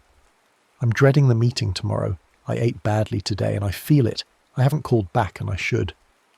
Some nights it was larger. I'm not sure I'm in the right life. I miss people I've lost track of. I don't know who I am outside of what I'm trying to accomplish. These were harder to say, harder to sit with after saying them, but the blanket held them without amplification, without offering them back as permission to disappear, and she lay back, down, and the warmth was ordinary, and she slept. Her mother visited. She slept in the living room on the fold-out, which was adequate if not comfortable, and she and Mara walked through the November city for 3 days and talked more than they'd talked in years, not about everything, not with the complete transparency of people who have nothing to lose, but with the specific honesty of two people who have decided that they want to actually know each other. Her mother held her hand crossing the street on the second day, which was a thing she hadn't done since Mara was a child, and Mara noticed that she didn't pull away. On the last night of the visit, after they'd eaten and washed up, and her mother was established on the fold-out with a novel, Mara went into her bedroom and sat on the edge of the made bed and looked at the blanket and thought, quite simply, I'm glad it's not worse. This was not the triumphant conclusion. The triumphant conclusion would have had more resolution, more narrative closure, more of the things stories give you in place of the complicated shapelessness of actual experience. But this was what she had, and she found it was enough. I'm glad it's not worse. I'm glad I'm still here. The blanket lay flat. The heater clicked. Rain at the window, because there is always rain at the window in November. That is simply the nature of November. And she sat with it for a moment before getting into bed and turning off the light, and the dark came in warm and ordinary and nothing crept, and no lines formed, and she slept. There are rooms in buildings where the light behaves differently, where the quality of silence has a texture you can feel, where the history of occupation, all the people who have lived and slept and woken and hidden and sought comfort in a space, leaves something in the walls, something in the objects, something especially in the things that touch the body, in the way that blankets touch the body, fully, warmly, in the dark. Most of these rooms are perfectly fine. Most of the things left in walls and objects and blankets are simply the ordinary residue of ordinary lives, sorrow and joy, and the great majority of experience which is neither, which is simply the daily texture of being a person, requiring to be fed and rested and connected and occasionally forgiven. This residue is not dangerous. It is not active.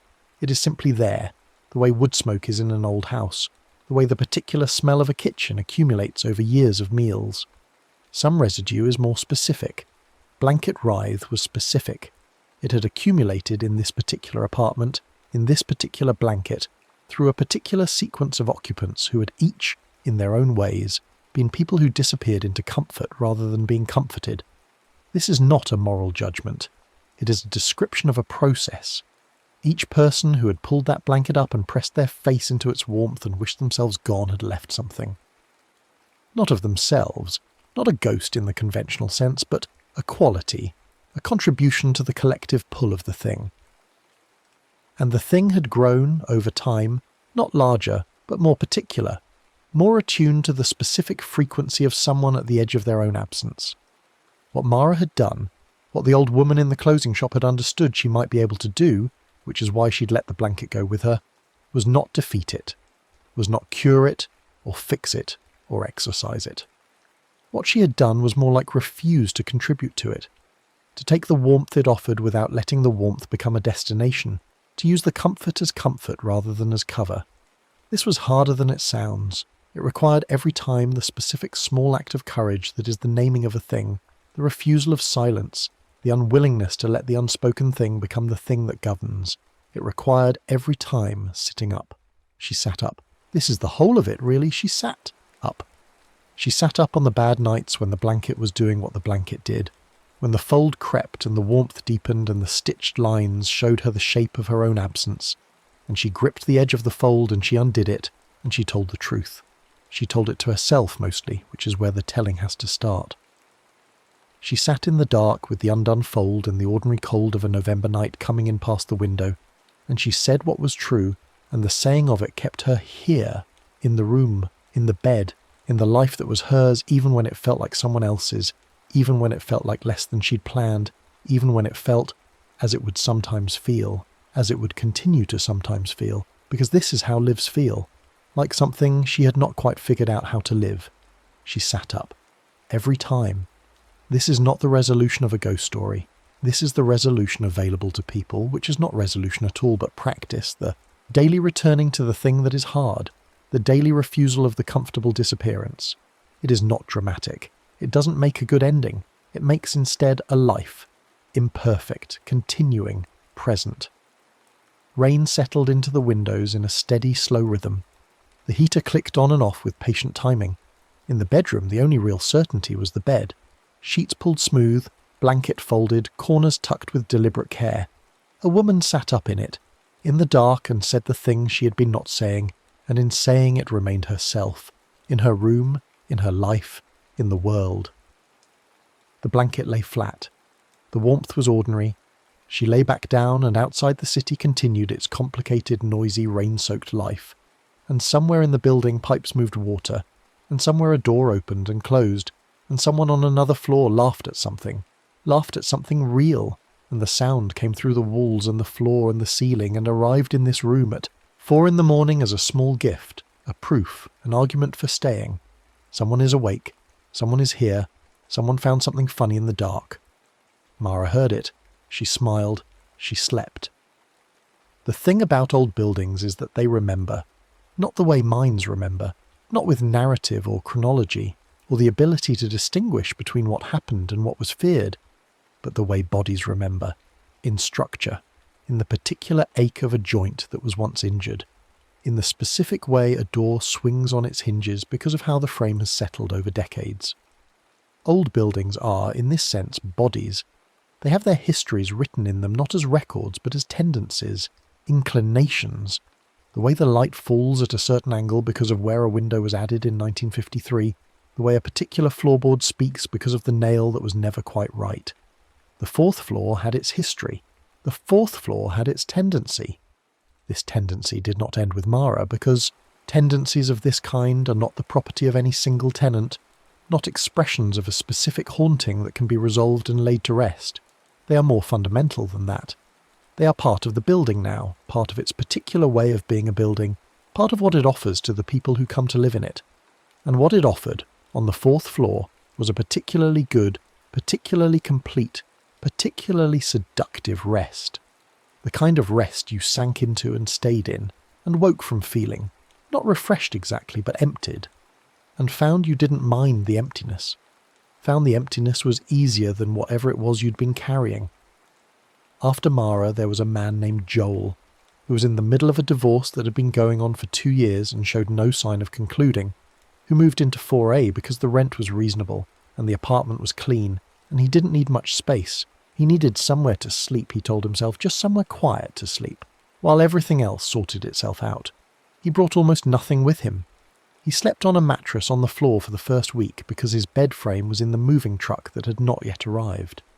When the bed frame arrived, he put the bed together and stood looking at it, and then he pulled the blanket from the closet where it had been left, where Mara had, not quite intending to, left it when she moved out, had left it folded on the shelf, with a quality of deliberateness that she hadn't fully understood at the time but which now, in retrospect, she would recognise as having been the right choice, and spread it over the mattress and it lay there, moss-green and heavy and waiting. He slept under it that first night. He woke at 4 in the morning, as the residents of 4A sometimes do. He lay in the dark and the heater clicked, and rain was at the window, and the blanket lay across him with its familiar weight, which was strange because he had only had it for a night, had not, yet had time for anything about it to feel familiar, and yet it did. It felt like the weight of something he'd known for a long time, the weight of something that knew him in return. The fold at the top edge was neat and precise. He lay there for a moment feeling it. Then he reached up and pulled it down. He was not sure entirely why he did this. He had no prior experience with this blanket, no knowledge of what Mara had learned, no old woman in a closing shop to give him even the oblique warning of take good care of it.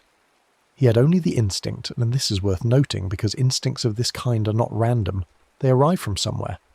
The instinct that the fold was too neat, too insistent, that the warmth it was producing was the kind of warmth you wanted to examine rather than accept.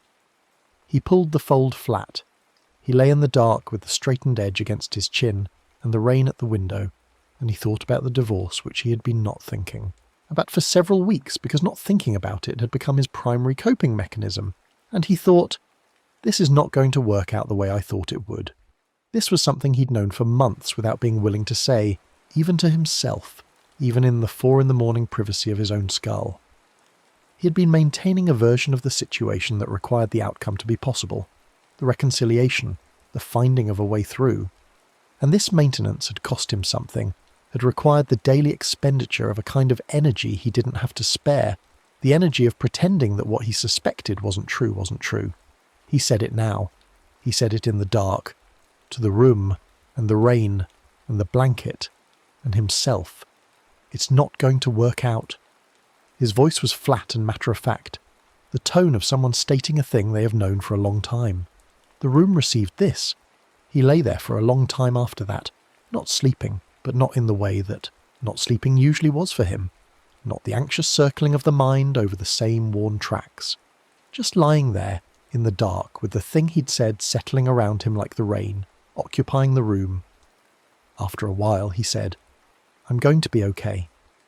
He wasn't sure this was true, not yet, but he said it anyway, not as a wish but as a decision, the small specific decision to commit to a version of the future in which it was true, to begin, from this moment, to treat it as a given rather than a hope. The blanket was still, the warmth was ordinary. He slept, finally, the way Mara had slept on certain nights. Not the vanishing sleep that the blanket could offer, not the sleep of someone pulled gently out of the world, but the ordinary imperfect sleep of a person with real things to process, and a real day ahead, and a real life that needed living. He kept the blanket. When he eventually left 4A, 2 years later, for a different apartment, a different part of the city, a different chapter, the divorce concluded, another beginning taking shape in the way beginnings do, slowly and then suddenly. He left the blanket on the shelf in the closet, folded, precisely, in the particular way he had learned to fold it, though he could not have said where the knowledge came from, only that his hands seemed to know. Arthur found it there when he did the turnover clean.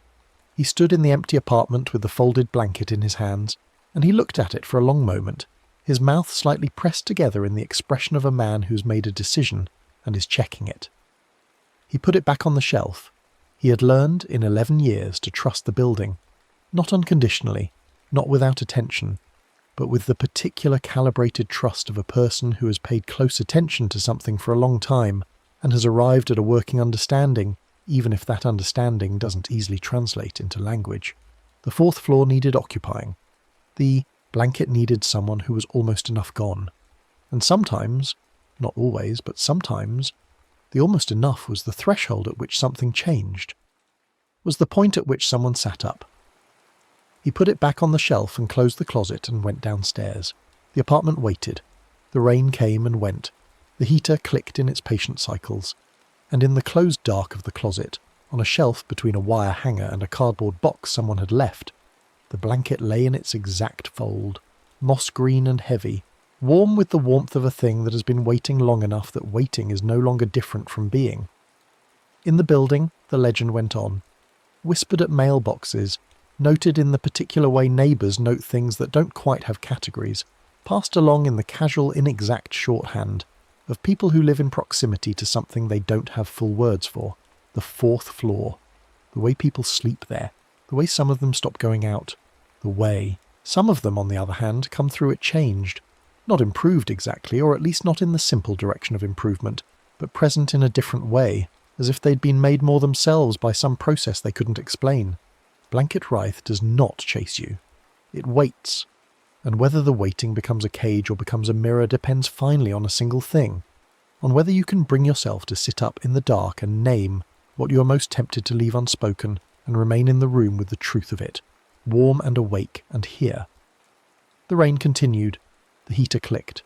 Somewhere in the building, on the fourth floor, in a room where the light came in grey and thin as old paper, a bed was made with the particular care of someone who needed the bed to mean something, and the blanket lay across it in its neat flat arrangement, and the top edge was folded down in a 2-inch cuff, precise and patient and waiting.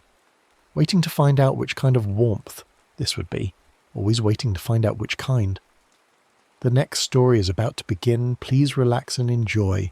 The rain had been falling since 9, the kind of rain that doesn't announce itself with thunder or lightning but simply arrives and stays, settling into the city's shoulders like something that belongs there, something that has always been there and will continue long after the streets dry and the gutters stop running brown.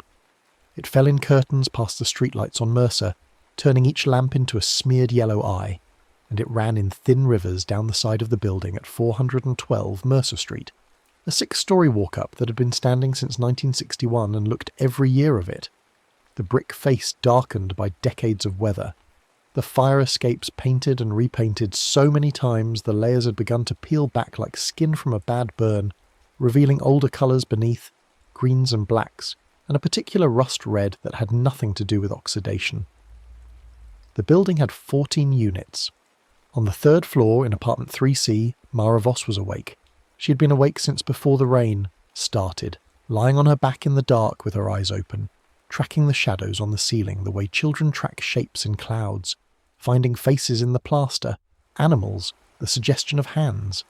Her bedroom window was cracked an inch despite the cold, and she could hear the city doing its usual late-night business, the distant compression of a truck's brakes, the particular hollow sound of a metal grate being rolled down over a storefront, someone's music from 2 or 3 floors above carrying a bass line through the building's bones.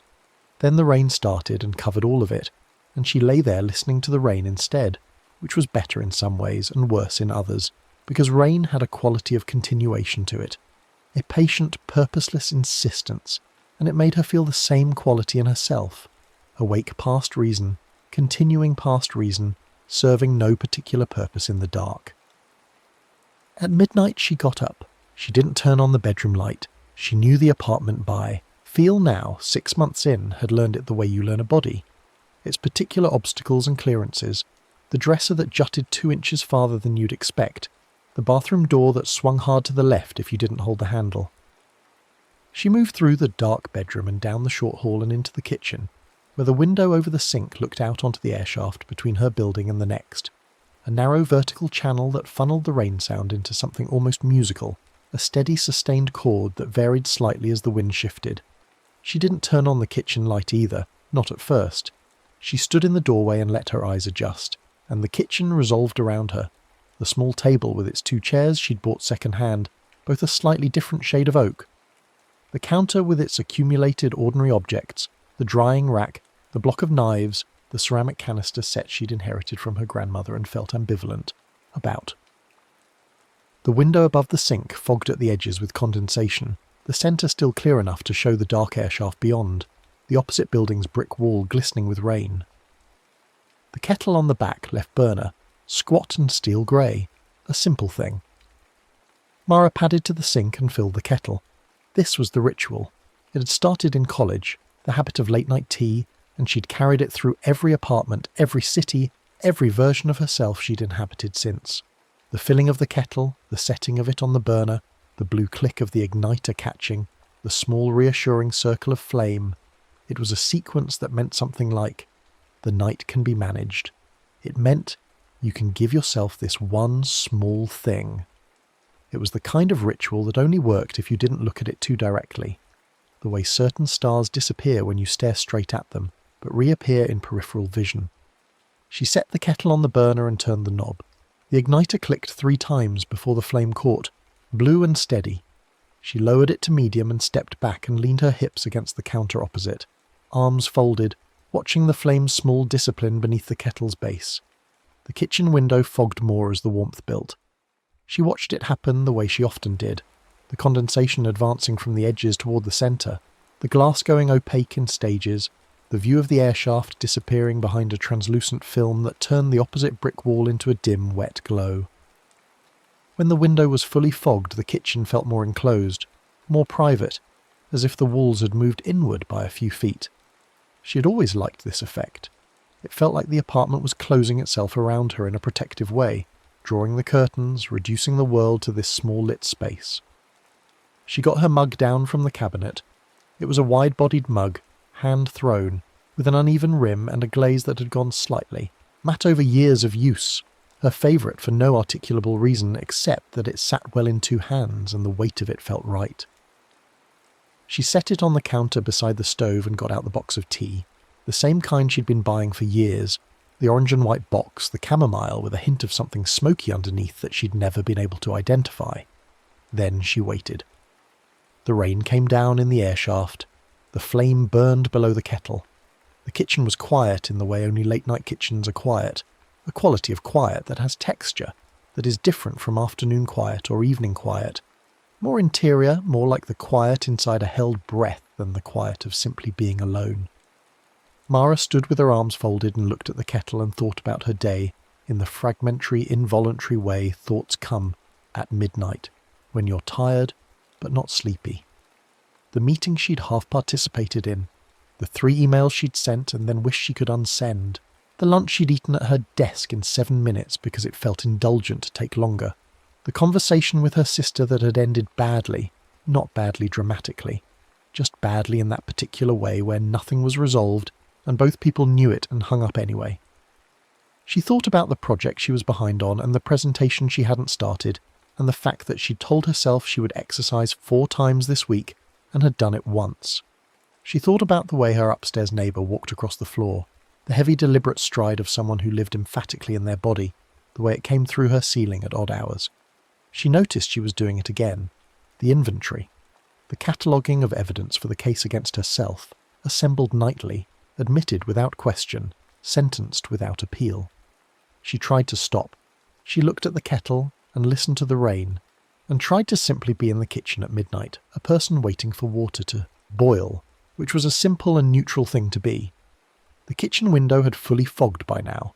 The glass was a grey-white opacity, and in the centre of it, where the condensation was thickest, a small oval had appeared. Not fogged like the rest, but clear, as if a palm had been pressed against it from the outside and then withdrawn, leaving a brief porthole. She looked at it without much interest. Windows did things like this. Condensation was uneven, formed in patterns that looked deliberate and weren't. She turned back to the kettle. The water was beginning to shift, the small sounds of convection becoming audible, a low stirring beneath the metal, the system waking.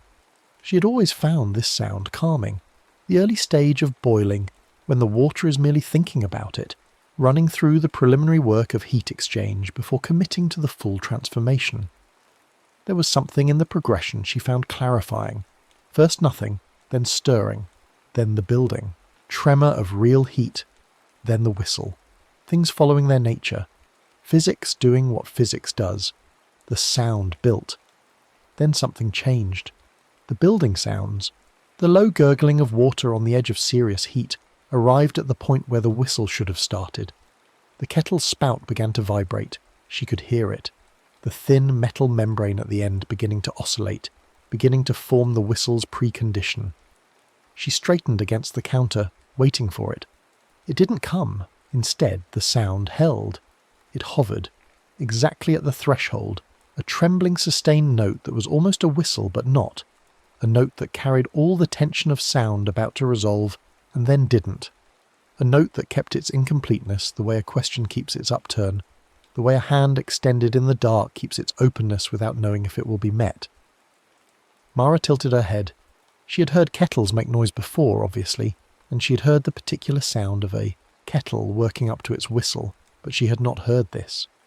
This note had a quality of intention to it, a quality of waiting, as if the kettle were paused at the edge of completion on purpose, rather than by mechanical accident. She took a breath, and the note seemed to lift, just slightly, a fraction of a tone, as if registering her inhalation. She exhaled, and it lowered. She breathed in again. The note lifted. She breathed out. The note came down. She stood very still, and breathed again, slowly, and watched the note follow her breath like a dog follows its owner, faithful and patient, matching her rhythm with an attention that made the hairs on her forearms lift. She was not a person who scared easily, or who credited apartment buildings with personality, or who put stock in the specific vocabulary of ghost stories and urban legend. She was a person who worked in urban planning, who thought in systems and grids and load-bearing structures, who had an almost physical resistance to magical thinking.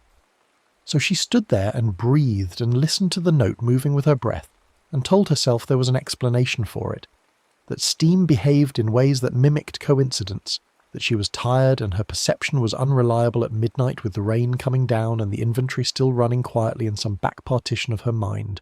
She breathed. The note moved with her. She became aware of the steam.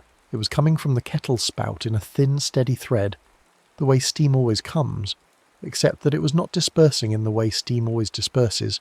It was gathering, not rising and spreading and thinning into invisibility the way normal steam does, but rising and very slightly cohering, the thread of it bending and folding and building a shape in the air above the spout, a shape that had no edges and no resolution, but that her eyes, in the way eyes work, were finding faces in. A curve that suggested a forehead, two darker concentrations that suggested, not eyes exactly, but the places where eyes would be, the shadows of eyes, the implication. The shape lasted 3-4 seconds, a loose and foggy impression of a face, soft and formless as a thought you almost had. Then the draught from the cracked window caught it, and it dispersed. She exhaled. The note lowered. She stood in the kitchen with her arms no longer folded, hands at her sides, fingers slightly open, and she looked at the kettle and she thought, this is not the first time something like this has happened. That was the true and frightening part. Not the steam, not the note matching her breath, but the sudden surfacing of a memory she had filed away and not examined. 6 weeks ago, on a different rainy night, she'd woken at 2 a.m. with her hands very cold and found herself in the kitchen without knowing exactly how she'd gotten there, standing at the counter with both palms pressed flat to the surface, the kettle already on the burner, already hot, already in that pre-whistle state, already making a sound she had told herself, in the morning, had been a dream.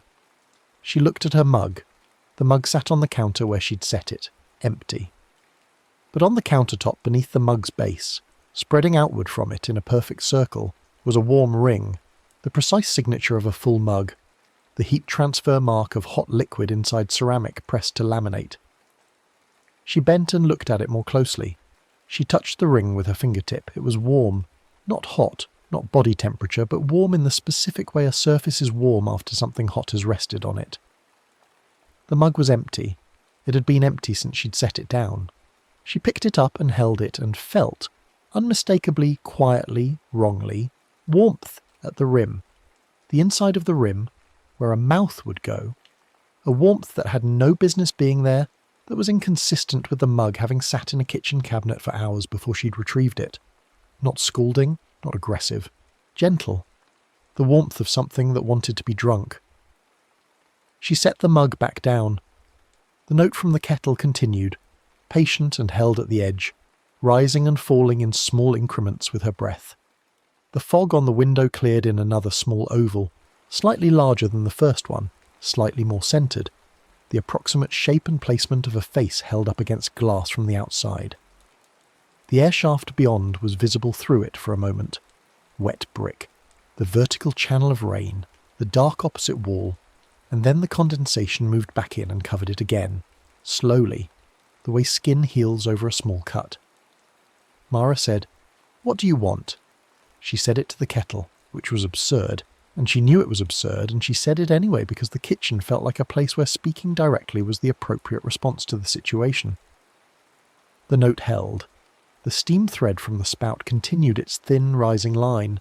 She looked at the flame under the kettle, blue, steady, burning correctly, doing what flame does. She looked at the burner knob and thought about turning it off and leaving the kitchen and going back to bed and telling herself in the morning that this had been a strange dream, that she had been half asleep on her feet the way people get at midnight, that sound and steam and condensation had conspired in her exhausted perception to produce a moment of apparent strangeness that had a mundane explanation she would find if she thought about it clearly in daylight. But the warmth was still in the mug. The ring was still on the counter. The note was still synchronized with her breath. She did not turn the burner off. She did not leave the kitchen. Instead, she did what she always did when the inventory got too loud, and the night got too long, and the evidence against herself piled too high. She said quietly to the empty kitchen, "I'm fine." She said it automatically, reflexively, the way you say it without deciding to, the way it comes out of you before the thought that produces it is finished forming. A sentence she had used so many times and in so many contexts that it had become less a statement than a sound that meant, close the subject, a sound that meant, this doesn't require attention, a sound that meant, the door is shut. The note stopped. The steam dispersed. The window fog settled into ordinary condensation, unmoving, without the strange oval clearings. The kitchen was exactly what a kitchen is at midnight, with a kettle on the stove and rain outside. Ordinary, slightly cold, smelling of chamomile and metal. Mara stood in the quiet and waited for the whistle. It never came. The kettle sat on the burner with the flame still underneath it and the water inside it hot. She could hear it. The water was unquestionably hot. The gurgling of fully heated water was audible, but no whistle came. The note was gone, and nothing had replaced it. Not completion, not the clean resolution of a proper boil. Just silence where the whistle should have been. Suspended silence. The kettle holding its hot water without releasing it, without the sound that should have followed. The way a scream holds in a chest just before it becomes a scream. She turned the burner off. The flame clicked out. She stood in the dark kitchen with the cold coming in through the cracked window, and the rain in the air shaft and her mug on the counter with its ghost warmth and its ring. And she poured the tea from the now silent kettle because the water was hot anyway, and the bag steeped, and she held the mug in both hands and drank it.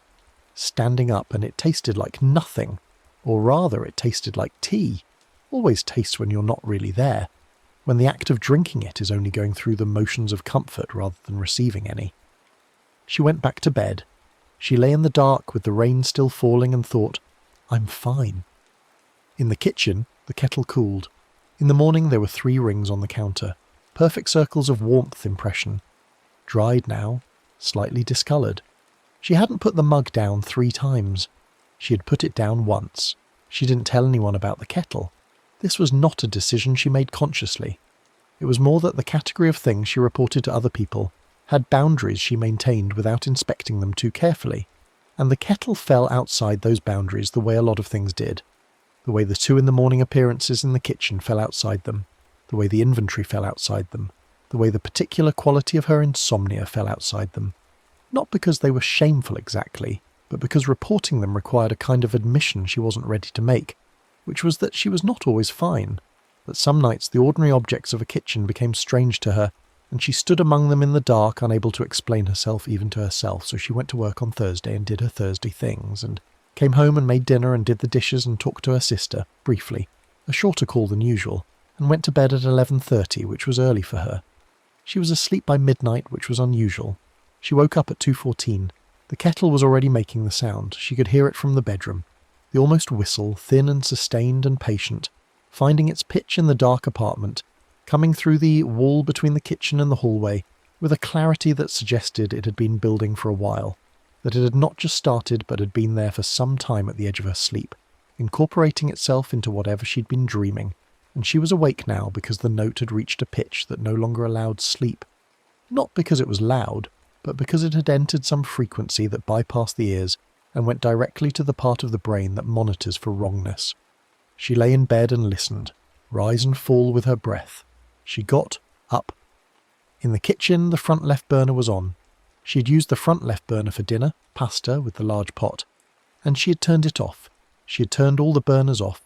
She was careful about this. She was the kind of person who checked the burners before bed, a habit instilled by a college roommate who'd left a burner on for 6 hours once, and they'd come home to a kitchen full of a thin, shimmering heat and a faint smell of gas. She was certain she had turned them all off. The front left burner was on. The kettle sat on the back left burner, which was also on, and the water inside was at that exact trembling threshold, and the note was coming from the spout with its quiet, sustained persistence, and the steam thread was rising and gathering above the spout, and there it was again. The face shape, softer than before, more diffuse, less a face than the place a face would be, the volume of air where features would be placed if something were there to have them. She stood in the doorway and looked at it and said nothing. The note moved with her breath. She walked into the kitchen and looked at the mug on the counter. There were 4 rings on the counter beside the drying rack, not where she'd left the mug the previous night, but arranged in a loose arc, as if someone had been picking the mug up and setting it down in different positions, rehearsing it, practicing the gesture of comfort. The rings were warm, fresh. She looked at the window. The fog had done the oval clearing 3 times. She could see the overlapping shapes in the condensation, 3 clearings of slightly different sizes, as if whatever was pressing against the glass from the other side had tried 3 times, learning something with each attempt. She stood in the kitchen and breathed. The note moved with her breath. She said, "I know." She didn't know what she meant by that. She said it anyway into the kitchen and felt it was true. The note held. She looked at the burner knob and thought about the rule she didn't know yet, the specific sequence of actions that would close this properly, the way all stories of this kind have a sequence. Not because the universe is moralistic, but because rituals require form, and form requires sequence, and some things in the world respond only to their proper form, the way locks respond only to their specific keys. She didn't know the rule yet, but she understood she was inside a situation that had rules, that there was an appropriate response and that she had been giving the wrong one. She turned the burner off. The flame clicked out. The note lingered. 1 beat, 2 beats, falling slowly like a note on a piano after the key is released, the sustain pedal still down, then faded into the kitchen's quiet. She stood in the quiet. She put both hands around the empty mug, not to do anything, not to perform, just held it. The empty ceramic cylinder, wide and hand-thrown and slightly irregular. The glaze gone matte from years. The rim she could feel under her thumbs, the specific weight of it. She held it the way you hold something you've been carrying for a long time when you finally set it down on a table. Not with relief exactly, not dramatically, but with a simple acknowledgement that it has weight, that it has been in your hands, that your hands have been around it. She held it for 1 full breath. Inhale, slow. Exhale, slow. And in that breath, in the specific quiet of the kitchen with the rain in the air shaft and the burner off and the steam dissipating, she thought, 1 small kindness. Not a program, not a self-improvement plan. 1 small kindness tonight, right now, for no reason other than that it was midnight and she was tired and the night had been long. She thought, I don't have to answer the emails tonight. That was it. That was the thing she found. A small, true thing. Unremarkable in scale, enormous in the resistance she had built against it over the course of the previous 6 hours, during which she had checked her email 4 times after dinner and started responses she hadn't finished and felt guilty for not finishing them, and felt guilty for checking in the first place, and felt guilty for feeling guilty. The recursive machinery of self-accounting that ran in her without being asked, without being fed, generating judgment from nothing, endlessly productive. She did not have to answer the emails tonight. They would exist in the morning. They would be answered in the morning. She did not have to earn sleep by completing the day's ledger first. She held the empty mug, held the breath, let the breath go. The kitchen felt, not fixed, not transformed, nothing so complete or cinematic, but slightly less watchful. The air shifted. The window fog settled into ordinary condensation without clearing in any particular shape. The kettle sat on the burner, just a kettle, just metal cooling in the natural way of things. She filled it again. She set it back on the burner and turned it on, and this time the water built to its proper boil with a clean, conventional progression. The small sounds of heating, the gathering tremor, the full whistle, sharp and uncomplicated, arriving without hesitation. She poured the tea. She held the mug in both hands and felt warmth in her palms and let the warmth be what it was. She stood at the kitchen window, which had fogged again in the ordinary way, and she drank her tea. The rain fell in the air shaft. Her upstairs neighbour's footsteps tracked across the ceiling, a single pass, unhurried, then silence. The city outside did its late things. She finished the tea. She rinsed the mug. She went back to bed. In the morning the counter had one ring on it, perfectly normal from the mug she'd set down once. This would be, in a reasonable story, the end of it. The lesson learned, the ritual completed, the haunting resolved. The apartment returning to its benign function as a container for ordinary life. Mara would carry the small knowledge of it, that warmth extended is warmth received, that refusing kindness has a cost, that the kettle responds to honesty, and the knowledge would serve her quietly on nights when the inventory ran long and the rain came down and the familiar sentence tried to close the door. But 412 Mercer Street had 14 units, and the story did not confine itself to 3C. Downstairs in 2B, there lived a man named Carver Osman, 52, who had been in the building for 11 years and knew it the way a doctor knows a long-term patient, with a familiarity that had long since crossed into something like indifference, the kind of intimacy that has stopped noticing what it knows. He was a large man who had been larger, a structural draftsman who worked from home and kept careful hours and ate dinner at 6 every evening without variation, and was in bed by 10:30. He was not a person anyone in the building thought about very much. He was the kind of neighbour who is appreciated, primarily through absence. No noise complaints, no packages delivered to wrong units, no late-night music or arguments. He was simply there, had been there for 11 years, would presumably be there for 11 more. His name was on the buzzer panel downstairs in a handwriting so regular it looked typeset. He had lost his son 14 months ago. The son's name had been Declan, 26, a teacher, killed in an accident on the interstate that Carver had never been able to say the full sentence of in the 14 months since. Who was? He could not complete it, had not completed it, not in conversation, not in his own interior monologue, so that the fact of it existed in him as a permanent unfinished sentence, a clause without a main verb, his son who had been 26 and a teacher, and who had, and then nothing, the sentence breaking every time. He had not cried since the first week, not because he was past it, not because he was processing it efficiently, not because he had resources or a support structure that was serving him well. He had simply locked the room and kept walking. It was the only technique he knew, learned from his own father, a man who had built his emotional life on the same plan a ship is built, double-hulled, compartmentalized, so that a breach in one section doesn't flood the whole. You shut the compartment, you keep the ship moving. He kept the ship moving, he worked, he ate at 6, he slept at 10:30, he spoke to his sister once a week on the phone and said the word fine so many times per call that it had ceased to be a word and become a recurring sound, a placeholder, a way of using the space where information would go. He made tea every evening at 9, the same kind his wife had liked before she'd left, 8 years ago now, before Declan had grown and moved out and started his life. The same orange and white box, chamomile, which Carver did not particularly like but had been buying for 8 years out of a habit so deeply grooved it had passed through habit, and become something more structural, something he did the way he kept the double hull. On the Friday night, 3 weeks after Mara's kitchen event, Carver was in his kitchen at 9, making his usual tea. The apartment was dark except for the kitchen light, a single fluorescent tube that Carver had been meaning to replace for 4 months. It buzzed slightly, had a 2-second flicker every few minutes, made the kitchen feel interrogatory, institutional. He didn't notice it anymore.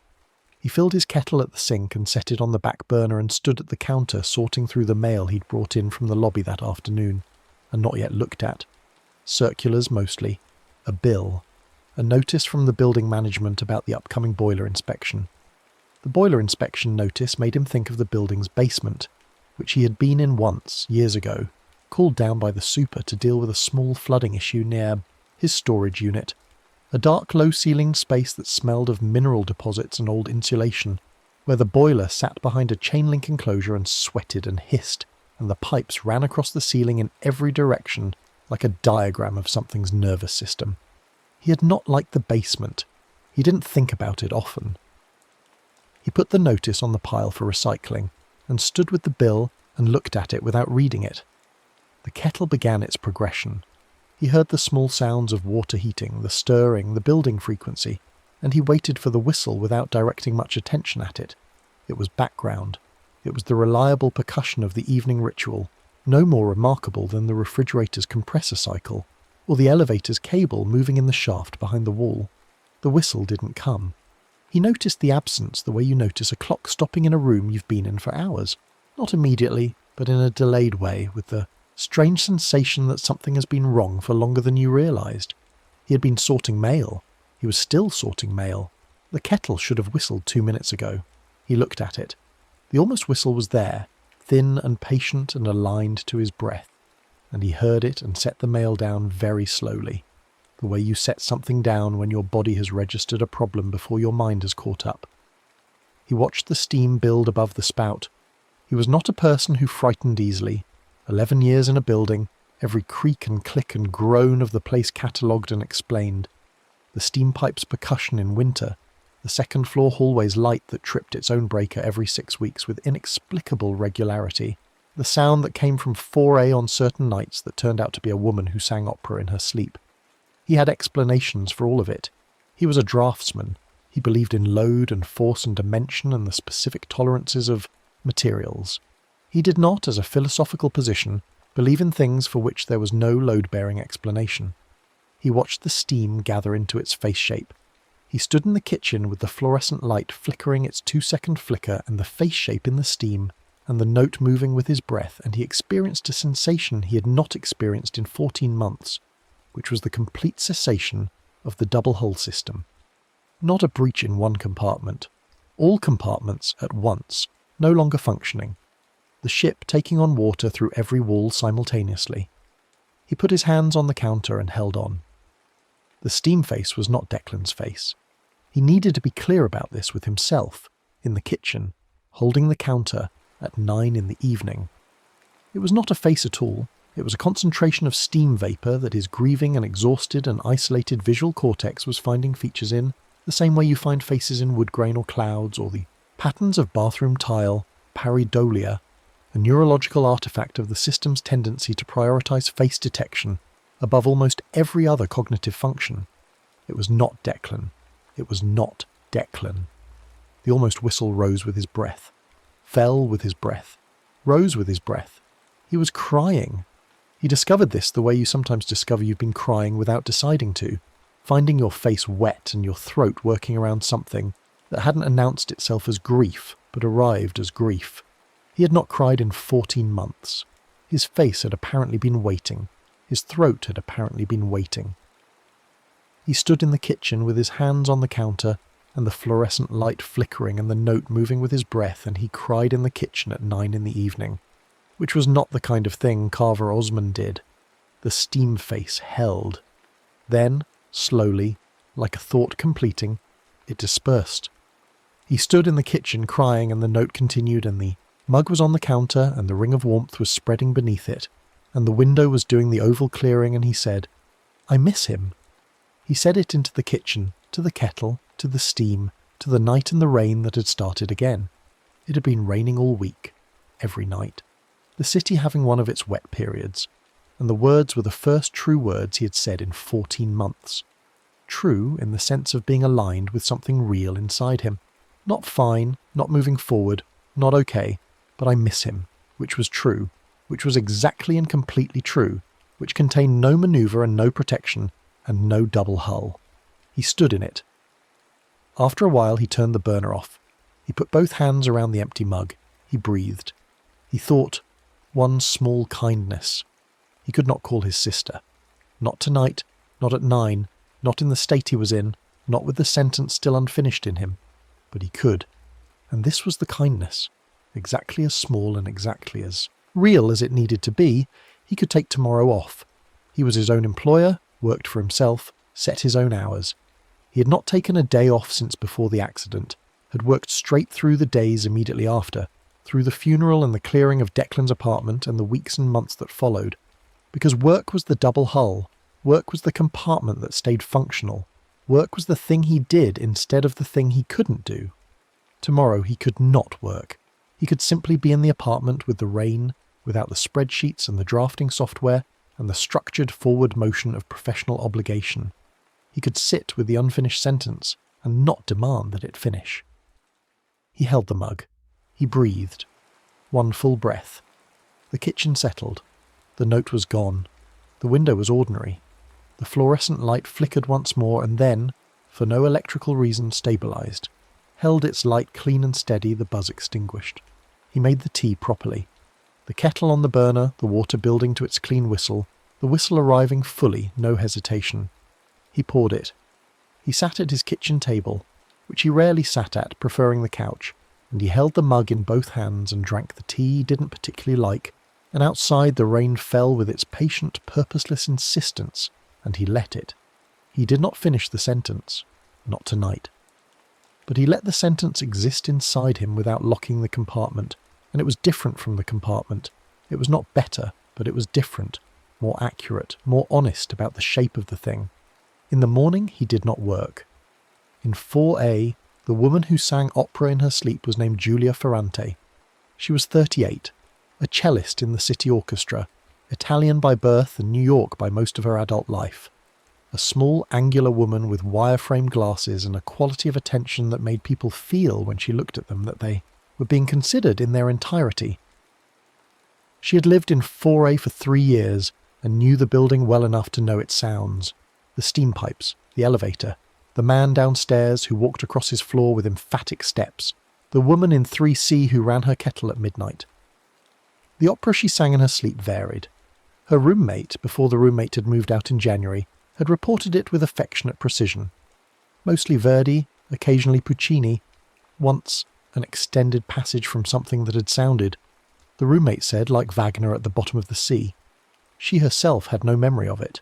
She slept deeply, the sleep of someone who spent her days in physical and intellectual demand, and the sleeping opera was a thing her body did independently, as if there were a second Julia who lived at the back of the first one and came out only when the front one was sufficiently out of the way.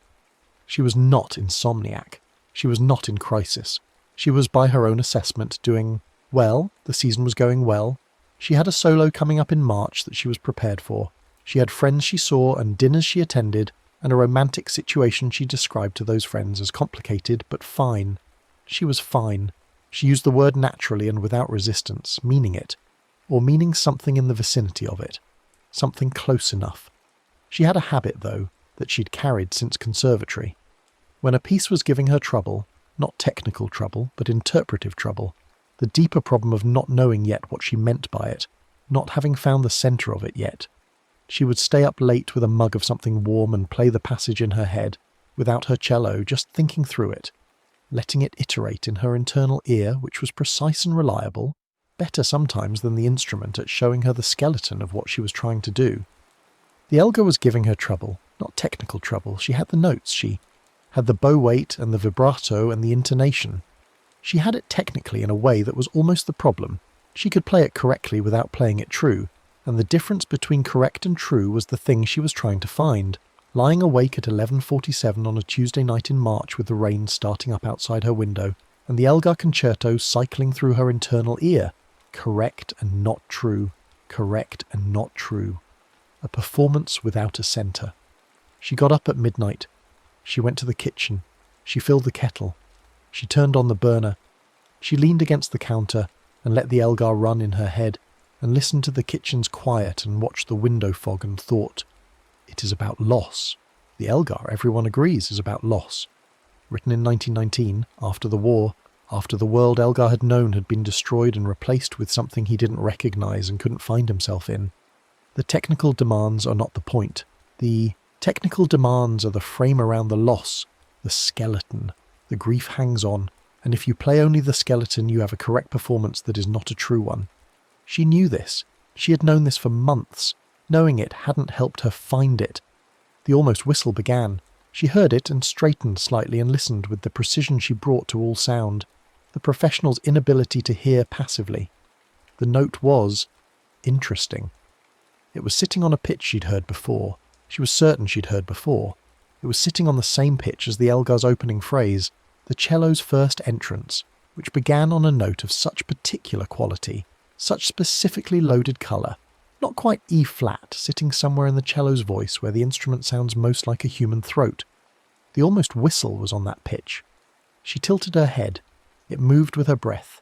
She breathed carefully, in for 4 counts, out for 4 counts, the way she breathed, before an entrance on stage, and the note moved with her counts, rising on the intake, falling on the release, matching her the way a phrase matches a breath in singing, the way a well-written phrase has the length of a natural breath so the performer's body can live inside it, she said quietly to the kitchen.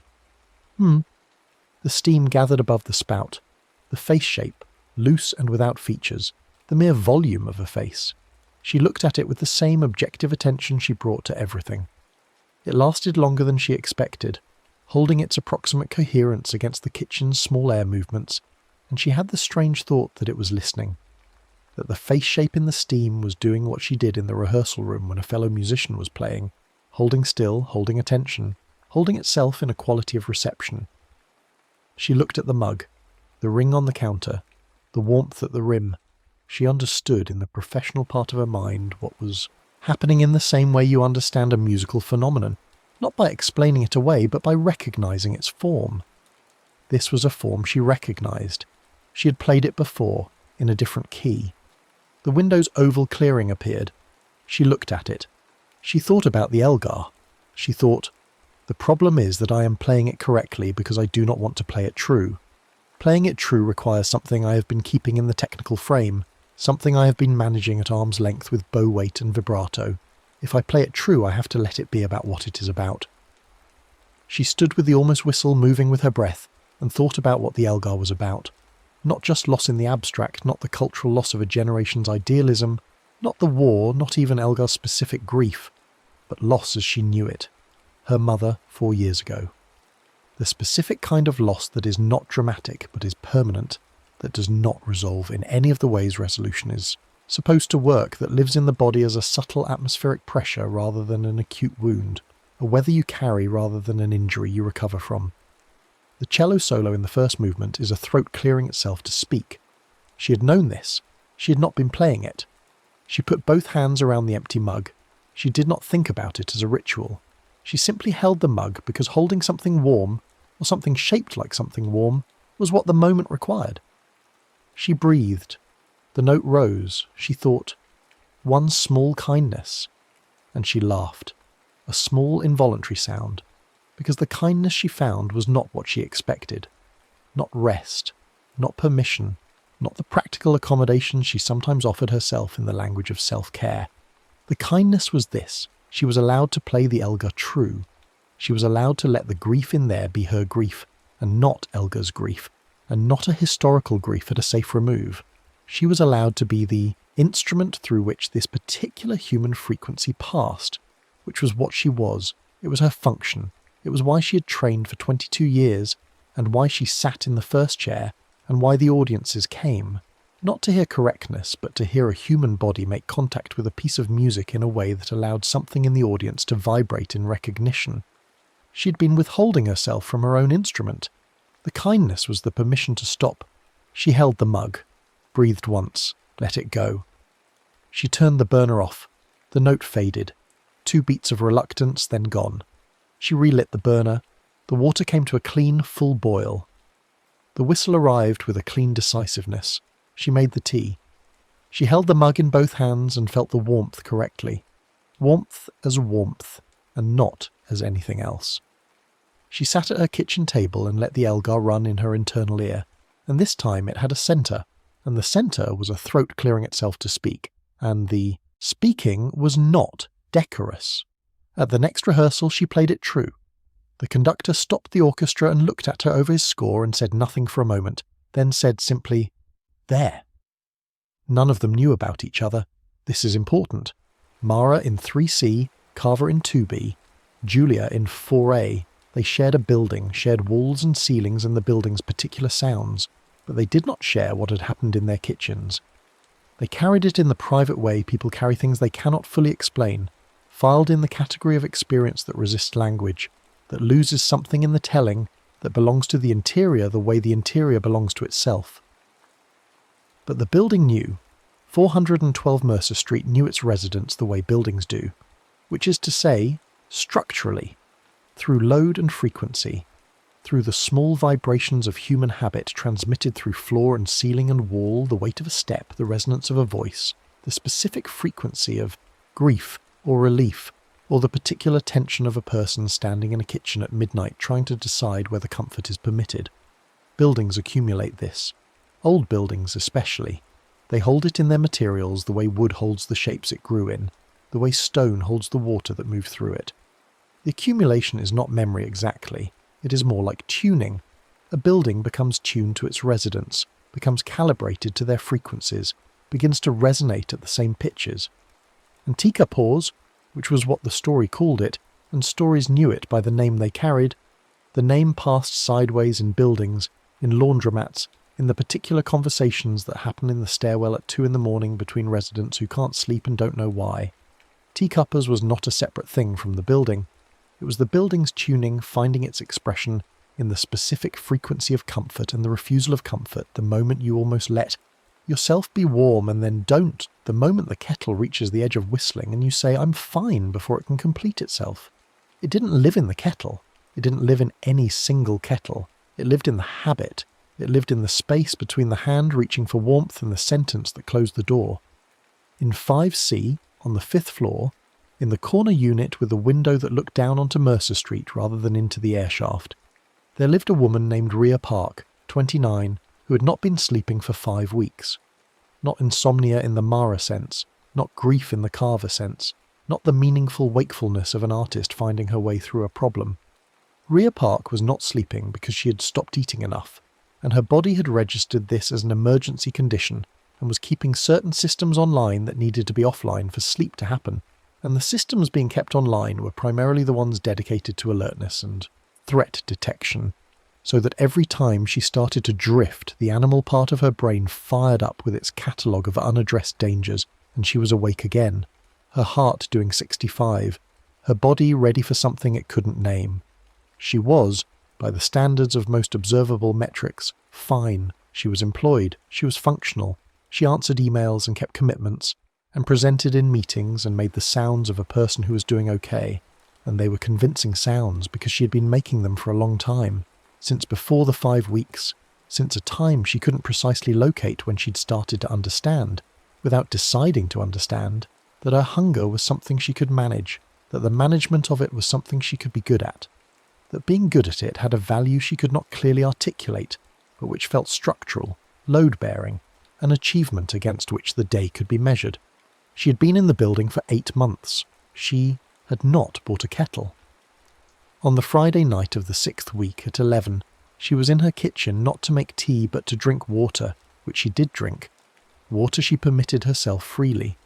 She poured a tall glass from the tap and stood at the counter drinking it and looking at the window, which faced the street and showed the rain-lit amber of the city's wet night sky, the reflections of the street lamps in the puddles on Mercer 4 stories below, the occasional late pedestrian with an umbrella. She heard the sound. It was not coming from her kitchen.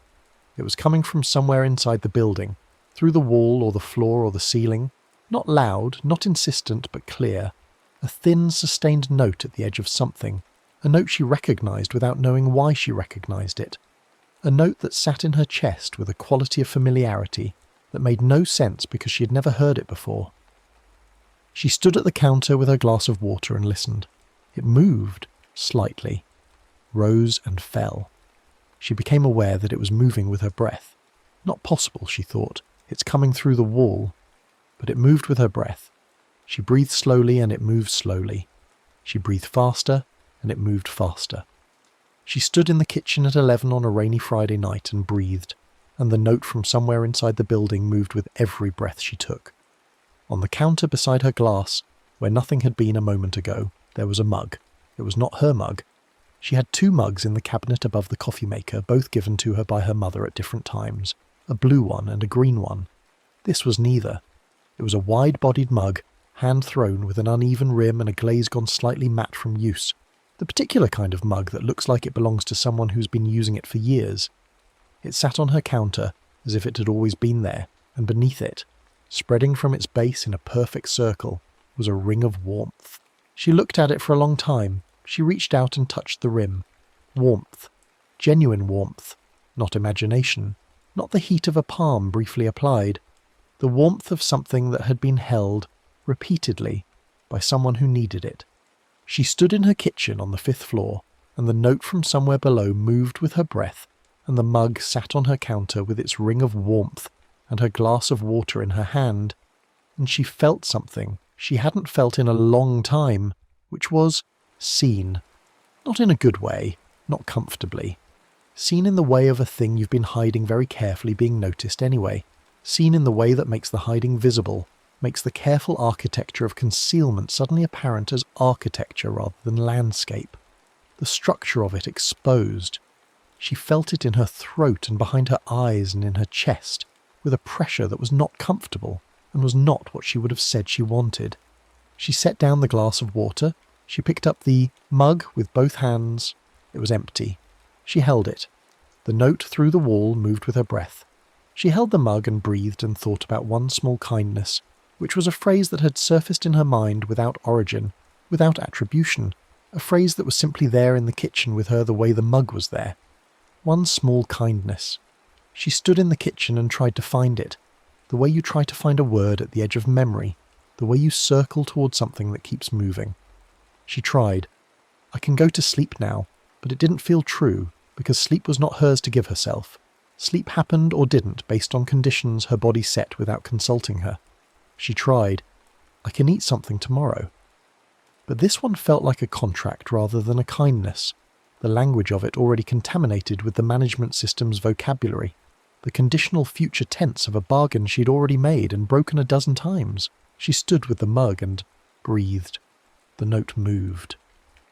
The window was fogging at the edges, the amber street glow softening behind condensation, the city going gentle and blurred.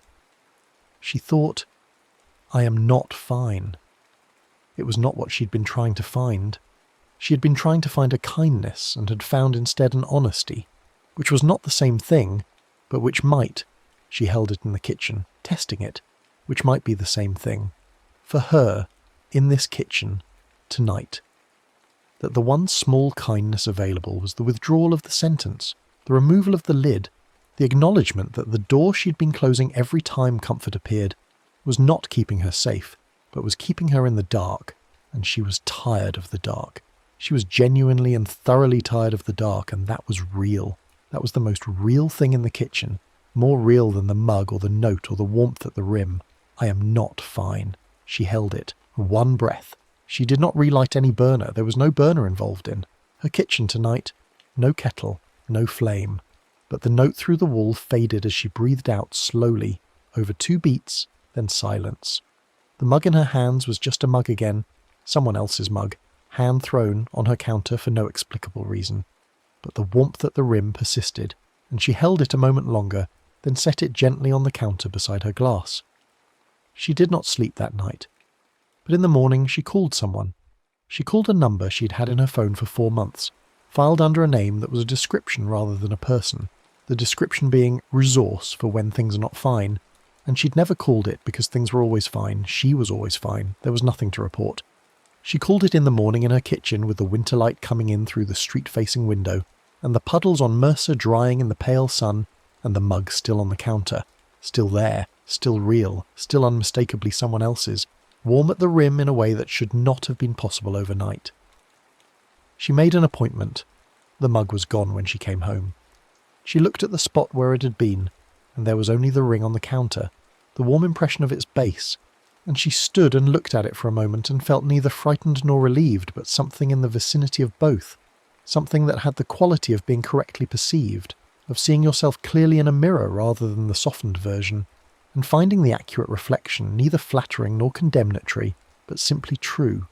She did not replace it. She did not go to the kitchen cabinet and get out the blue mug or the green mug and hold one of them in both hands on the theory that the form of the thing could substitute for its function. The form of the thing was not the point. The point was the warmth. The point was the receipt of it. She drank water and went to bed and slept 6 hours, which was not enough, but was more than 5 weeks of almost nothing. Here is what I am going to tell you about the building now, and I am going to tell it directly rather than sideways. The building had been keeping this for a long time. Not tika paws. That was a name for a thing people encountered in their kitchens and needed to call something. The building itself had been keeping something older than the name, something that had lived in the structure since the 1960s, or maybe before, since the ground it was built on, since the specific intersection of Mercer and 4th, which had been, before the apartment building, a rooming house, and before the rooming house a different kind of dwelling entirely, and at each stage of its existence the building or its predecessors had been a place where people lived alone with their habits, where the habits of late-night rituals accumulated in the walls, where the specific frequency of comfort and its refusal had been playing long enough to tune the building to it. None of, this is to say, the building was malevolent. It was not malevolent. It was patient, and patience can look like malevolence from certain angles, especially when you're inside it, especially when you are the thing being waited for. But its waiting was not hostile. It was more like the patience of a thing that understands the rhythm of a process and is not trying to accelerate or resolve it, but simply holding space for it, the way a room holds space for what happens inside it, undemanding, present, there. The almost whistle that lived in the building's kitchens, and all 14 units had heard it, at one time or another, at midnight or 2 in the morning, or the specific hour when the night is most itself, the hour that knows you're awake and doesn't ask why. The almost whistle was not a sound the building made. It was the sound the building recognised, the sound of a person at the threshold, at the exact edge, the kettle about to complete itself and the person about to allow completion, the moment before the sentence that closes the door. The building knew this sound the way a body knows the sound of its own name, and teacup-oars held it there, kept the threshold open, made the moment longer than it would otherwise be, lingered in the trembling note, stretched the instant of almost into a space large enough to examine, not to force a choice, not to coerce comfort, just to make the option visible, to make the reflex of refusal slow down, long enough to be seen as a reflex rather than a truth. In apartment 1A on the ground floor lived a 67-year-old man named Percival Oduya, who had survived things I will not list here because the list would take too long, and because listing them is not the point. The point is that he had survived them, and was living on the ground floor of a building on Mercer Street, and kept his kitchen clean, and made jollof rice on Sundays, and spoke to his grandchildren on video calls every Saturday morning with a quality of attention and tenderness that his grandchildren understood, even the youngest ones, as a form of love that had been refined by difficulty into something very pure, very spare, without decoration but structurally sound. He had the kind of tenderness that comes from having been very hard and then choosing, deliberately, to become soft. Not the default softness of a person who has never had reason to harden, but the earned softness of someone who has hardened and then understood, at cost, what hardening costs. He made tea every night. He was the most practised resident of 412 Mercer Street at the Ritual, the one who had been doing it the longest and with the most consistency. 40 years of nightly tea, the habit preceding the building, preceding his arrival in this country, carried from a different kitchen on a different continent, the same sequence: fill the kettle, flame the burner, wait. He had never heard the almost whistle. The almost whistle had never come for him. It came for the people who were refusing something. Percival Oduya was not refusing anything. He was not pretending to be fine when he was not fine.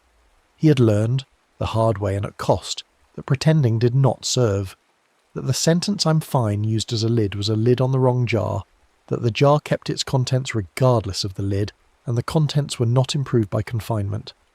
He had learned this at 50, at 55, at 60, each time at cost, and by 67 the learning had become something more like a practice, like the jollof rice on Sundays and the grandchildren on Saturdays, a thing you do because it is true to your nature to do it, because the alternative has been tried and found insufficient. His kettle whistled cleanly every night. He poured his tea. He sat at his kitchen table, which had been in his family since before he was born, a different continent, a different kitchen.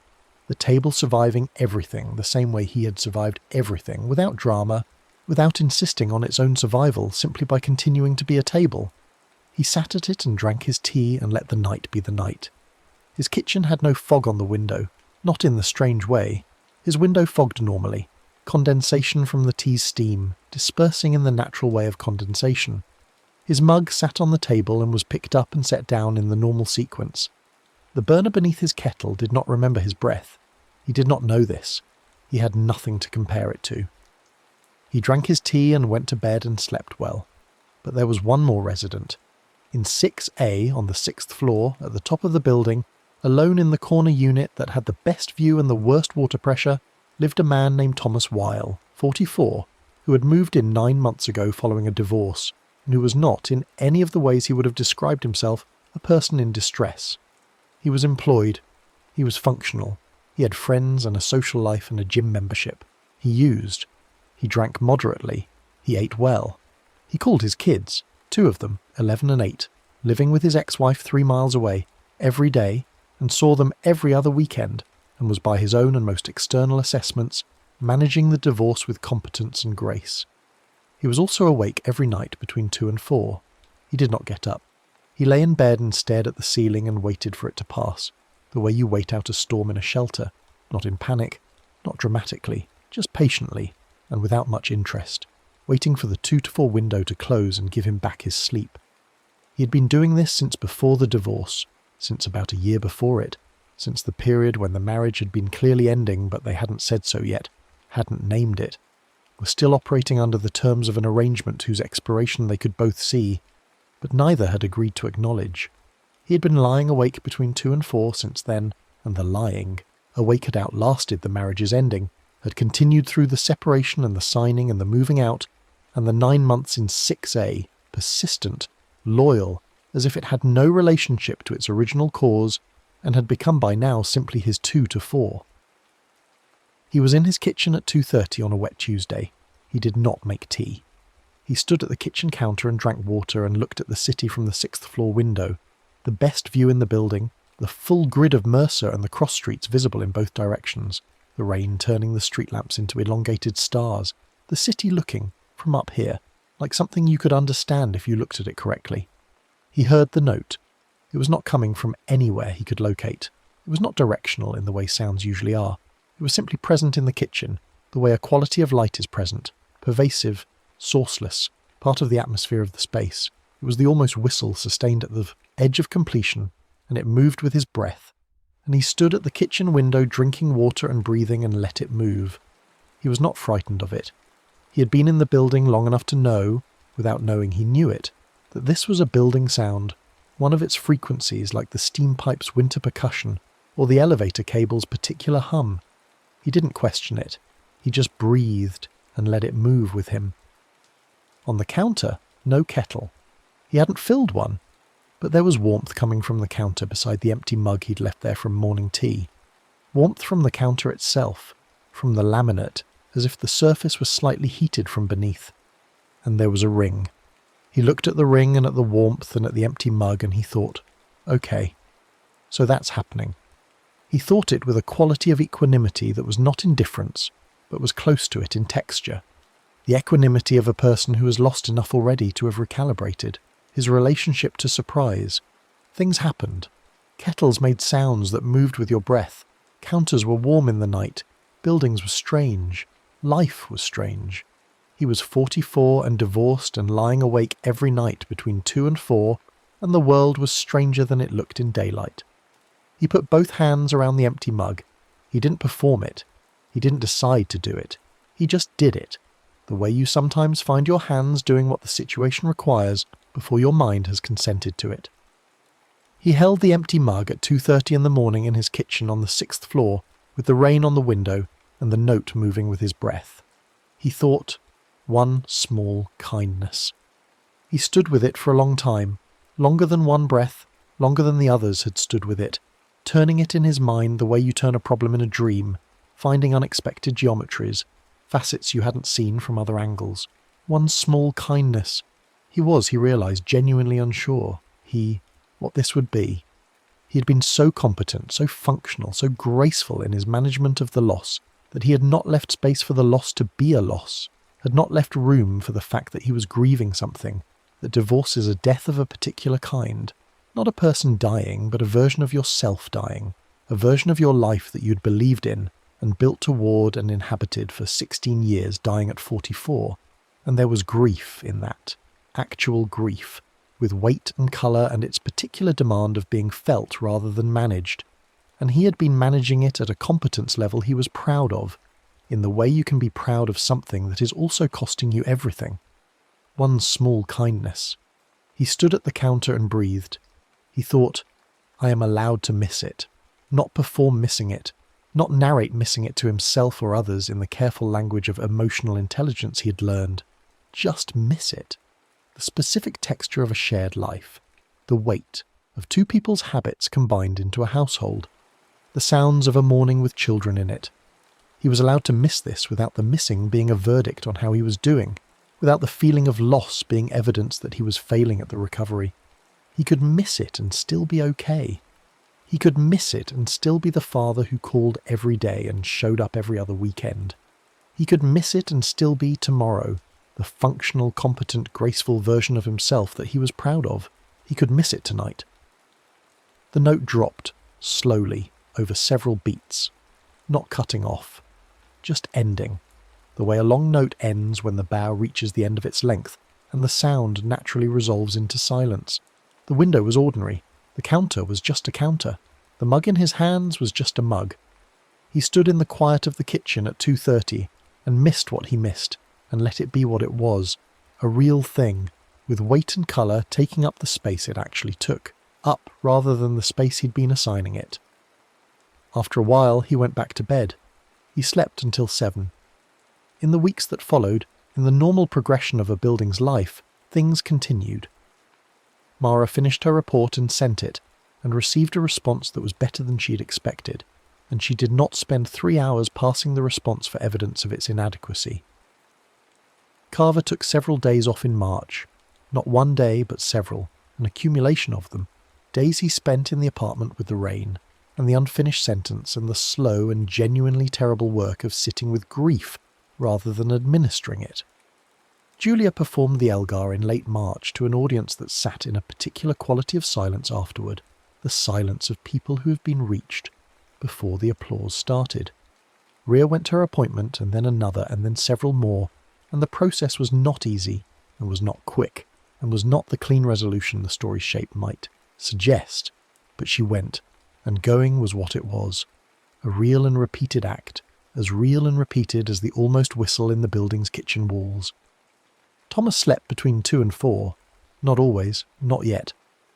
But the window was narrowing, the building stood on its corner of Mercer Street and held its 14 units, and accumulated the frequencies of its residents, with the patient indifference of a structure that has been standing since 1961, and intends to keep standing. The rain came and went. The steam pipes knocked in winter and fell silent in spring. The elevator cable hummed its single continuous note in the shaft behind the walls. And in the kitchens, on certain nights, rainy nights especially, the nights that had a particular quality of continuation and patient insistence, the almost whistle could be heard, thin and sustained, sitting at the edge of completion, moving with the breath of whoever was awake and standing at the counter, with a mug in their hands and the familiar sentence at the edge of their mouth, the lid waiting to be placed. Some nights the sentence came out and the lid went on, and the note hung in the kitchen through the rest of the night, moving with every breath, patient as rain, as persistent as the habit it was keeping vigil for, and the steam built its face shape in the spout's thread, and the mug left its rings on the counter, and the window cleared its oval, and everything stayed suspended, maintained at the edge, the comfort always almost there. Some nights it didn't. Some nights the burner went off and the hands went around the empty mug and the breath went in and the breath went out, and the one small kindness was found. Not the same kindness twice. Not a formula, but always something specific, always something real, sized precisely to that night and that person, and that particular habit of refusal.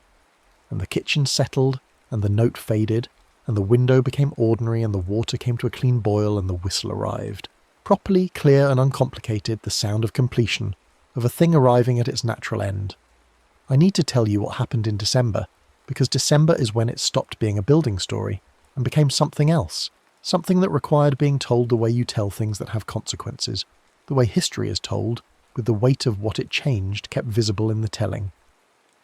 In December, in apartment 3A, next door to Mara, sharing her kitchen wall, a man moved in named Jordan Baird, 27, recently relocated for a job, knowing no one in the city, carrying 2 suitcases and a box of kitchen supplies, and a folding table he'd bought from a big box store that required assembly, and that he assembled alone on his first night in the apartment, on the floor, with a headlamp, because he hadn't thought to buy a lamp, and the apartment's ceiling fixture was broken, and the super was not available until Monday.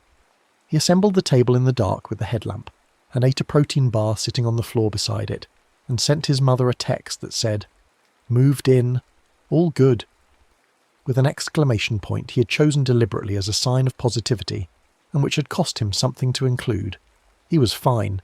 He texted this too to his mother, to his 2 close friends in the city he'd come from, to his co-worker who'd asked at the end of his first day, settling in, okay? He was fine. The new city was fine. The job was interesting. The apartment was small but fine. He was fine, fine, fine, the word coming out of him in every exchange like a small reliable currency, backed by nothing, spending easily, accumulating in the conversations of the people who received it, without any of them registering that it was unbacked, that there was nothing in reserve. He made tea on his 4th night, with the kettle he'd brought from his old apartment, a different kettle from the others in the building, stainless, cylindrical, with a gooseneck spout because the night was cold and the apartment still felt unoccupied even with him in it, still wearing the previous tenant's air, the particular atmosphere of an emptied space that has not yet been reclaimed by new life. And tea was what he made when he wanted the space around him to feel less like a holding pattern. He stood in the kitchen on his 4th night and waited for the water to boil. The note came quickly for him. He heard it, the almost whistle, sitting on the edge, not completing, rising and falling with his breath, and he felt it land in his chest in a specific way, in the specific register he recognized because it was his register, the frequency of a person who was very tired of being fine, and who did not know yet that there was another option, who had been operating the fine system for so long that the system had become invisible, had become what he thought of as his personality rather than what it was, which was a structure he'd built over something that needed different conditions than structures. He was, on his 4th night in the apartment, more alone than he had ever been. Not in a dramatic way, not in a way that would have been legible to someone looking at him. He looked fine. He looked like a 27-year-old standing in his kitchen making tea in a new city, which was a normal thing, a fine thing. But underneath the fine, 4 nights of sleeping in a new place without a person or animal or familiar sound to calibrate the new space's wrongness, 4 days in a new job with new people and the performance of competence and positivity that new situations demand, 4 evenings in a small apartment on a street he didn't know, eating takeout at a folding table, scrolling through his phone to simulate the texture of connection, sending texts with exclamation points into a city he'd left, and being received by people who were busy with their own lives and who responded with warmth, but not with the specific warmth of proximity, of being in the same room. The note moved with his breath. The steam gathered its face shape. He looked at it. He looked at the ring on the counter. He looked at the mug's warmth. He said, and it came out of him before he could stop it, the way a cough comes out before you can be polite about it. "I don't know if this is fine." He stood in the kitchen and let that sit. "I don't know if this is fine," he said again, quieter, to the kettle, to the steam, to the kitchen, to the building, and whatever the building held in its walls, the note held. He touched the warm ring on the counter with one finger. He thought, one small kindness. He could call someone, not text, call. He could call his mother, whose voice he had not heard since before the move, who sent him texts with exclamation points of her own, who had cried when he left and said you'll be great with a conviction that was also a kind of grief. He could call her tomorrow, not with a report, not with an update, not to say I'm fine, but to hear her voice and let her hear his and let the call be what it was, which was, I miss you, expressed in the form of a phone call. He held the mug with both hands. He breathed once. The note fell, slowly, cleanly, into the kitchen's quiet.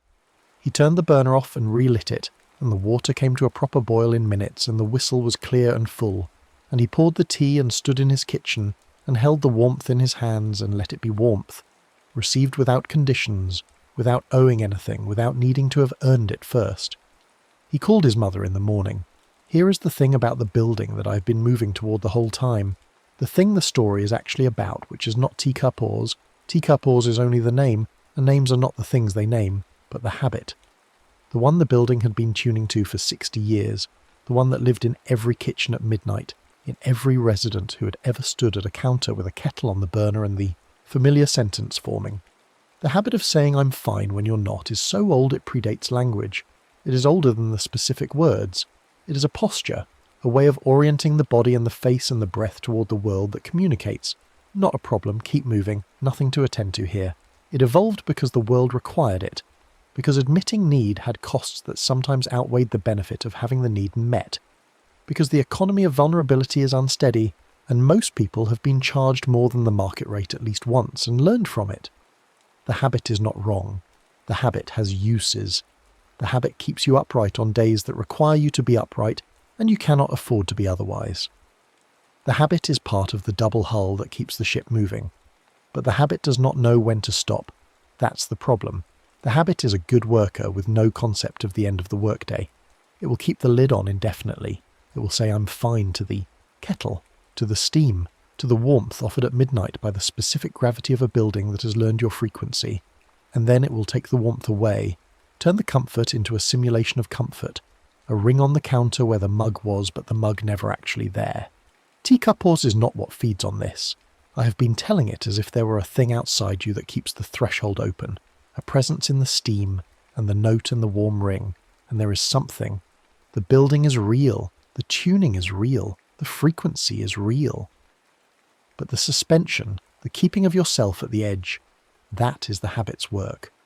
The almost whistle is the sound of a person who is almost letting themselves be okay, almost accepting the warmth, almost saying, tonight I will allow this. The almost is the habit's product.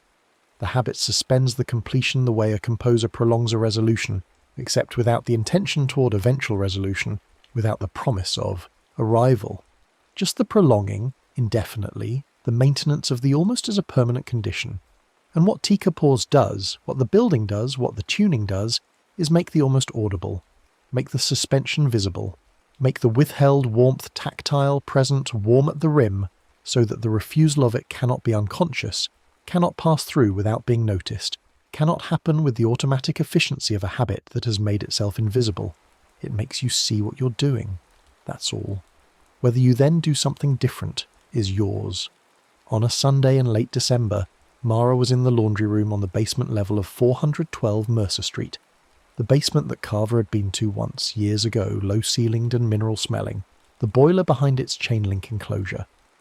The laundry room was off the main basement hall, better lit than the rest of the basement, with 4 washers and 4 dryers and a folding table in the particular atmosphere of shared laundry rooms everywhere, which is the atmosphere of intimate domesticity conducted in a semi-public space, strangers' clothes tumbling together, the laundry of other lives on display. Julia was there already, folding a cotton sweater with the focused attention she brought to everything physical. Carver was loading the second washer, moving slowly, the way he'd been moving since March, a pace that was less hurried than it used to be, less efficiently directed, as if he'd decided to let the distance between actions be a real distance rather than something to be minimized. Jordan was sitting on the folding table doing something on his phone with one earbud in, waiting for his dryer cycle to finish. None of them knew in any explicit way what the others had experienced in their kitchens. But they were all in the laundry room at the same time on a Sunday afternoon, which happened sometimes in buildings, the rhythms aligning, the orbits of separate lives intersecting at the practical, hubs of shared infrastructure, and they were together in the way residents of a building are together, which is a specific kind of together, proximate, familiar with each other's sounds and schedules, and the broad strokes of each other's existence without knowing the interior of it, sharing a building the way cells share a body, each with its own function, the whole not requiring them to coordinate but benefiting from their coexistence. Julia said, to the room in general, folding, "Does anyone else hear the kettle sound at night?" The room went quiet in a way rooms go quiet when something true has been said. Carver finished loading the washer and didn't turn around immediately. Jordan took out his earbud. Mara said, "Yes." And then they were talking, the four of them in the laundry room with the washers going and the building's particular mineral smell and the low ceiling and the fluorescent tubes. Talking about it. Not explaining it, not collectively rationalising or debunking it, but talking about it with the honesty of people who have already been through the private part of the experience and have arrived at the other side of it, where the thing can be named without being diminished. Julia said, "It sits on the pitch of the Elgar's first entrance." She said it matter-of-factly, a musician identifying a frequency, and then said, which I think is not a coincidence, although I cannot explain why. Carver said, "It was my son's favourite sound." He meant the specific note, not the kettle. He meant a note his son had been able to produce by running a wet finger around the rim of a wine glass when he was 7 years old, a trick Declan had learned from a cousin and performed at every family dinner for 3 years with absolute delight. Carver said, "I had forgotten about the wine glass until the kitchen." He said it simply, without drama, the way you report something you found after losing it. Jordan said, "I think I needed it to be obvious." He said, "I'm good at not noticing when I'm not fine. I needed it to be more obvious than I could not notice." Mara said, "Me too." The washers went. The building breathed around them, upstairs, on each floor, in each kitchen with its kettle and its burner and its late-night window. Percival Aduya, in 1A, pouring his clean ordinary tea. Rhea Park in 5C sitting at her kitchen table with a full mug, a meal on the counter, the evening light coming through the street window. Thomas Weil in 6A, whose 2 to 4 had narrowed to 2 to 240 and was still narrowing. The building stood on its corner of Mercer and accumulated its frequencies and tuned itself to its residents, the way it had been doing since 1961, patient and structural and without demand. And here is what Teacupples keeps when you dismiss comfort. It keeps the moment, the exact moment, the steam still in the air, the note still in the spout, the warmth still in the rim. It keeps all of it in suspension, preserved at the instant of refusal so that the refusal doesn't actually close anything, doesn't actually conclude anything, doesn't allow the story to end in the way you intended when you said "I'm fine." You said "I'm fine" to close the subject, but the subject doesn't close. The moment persists, suspended in the building's walls, in the kettle's silence, in the rings on the counter, in the fog of the window clearing and re-clearing its oval. Always the same oval, always the same approximate size and placement. The size and placement of a face held up against glass from outside, patient and without features, waiting. You will make the tea again tomorrow night, or the night after, or on the next rainy night when the comfort is called for and the ritual begins. The kettle will heat, the note will hover at the edge, and the moment you almost accepted warmth and then didn't will still be there, will be there again, offered again with the same patient persistence that rain has, the same purposeless insistence, because Teacupples doesn't want your pain. It doesn't feed on your refusal. It doesn't punish you for saying "I'm fine" or reward you for saying "I'm not." It is not moralistic, and it is not sentimental, and it does not have an agenda beyond the single function it has been performing since before it had a name, which is holding the door, keeping the door from closing all the way, keeping the warmth from receding entirely, keeping the rim warm in the empty mug until the next time you pick it up, so that when you pick it up, tonight, tomorrow, the night after, whenever the note finally aligns with a moment of genuine willingness, the warmth is there. It has been there all along. It has been waiting at the exact temperature required, the temperature of something meant for you, kept for you, patient as the rain, uncomplicated as the whistle that arrives when you let it. The comfort doesn't fix everything. The comfort doesn't need to fix everything. It just needs to land, quietly, correctly, like a blanket, settling.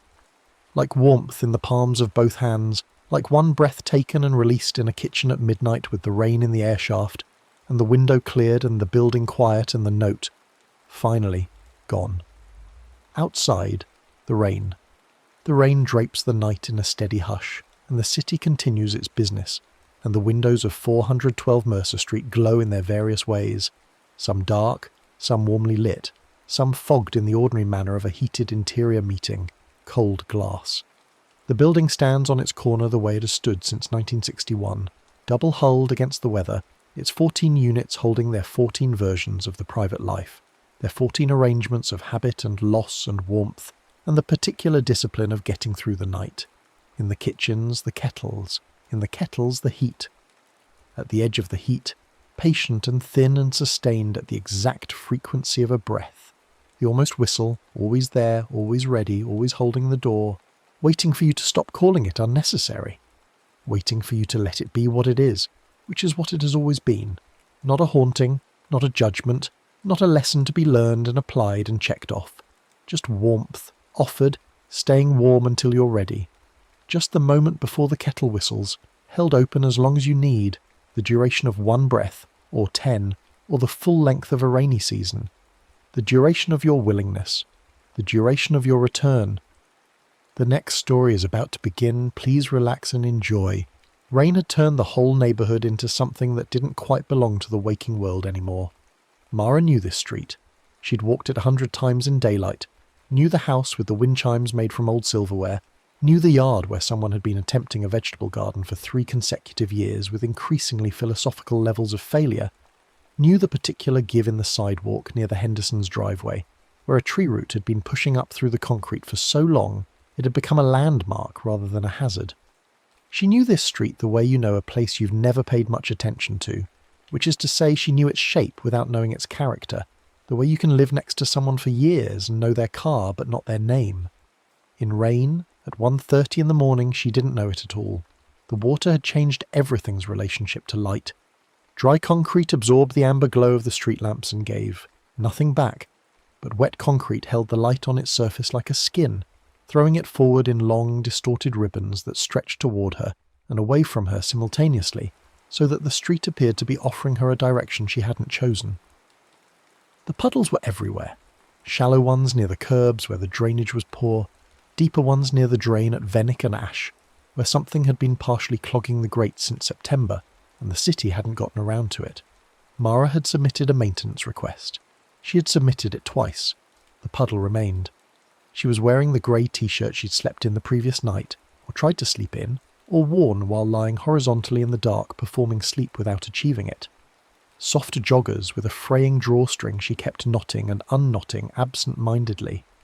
The old canvas sneakers that had gone soft and shapeless from years of exactly this kind of use, not exercise, not occasion, just the habitual walking she did when staying inside became a specific kind of suffocation.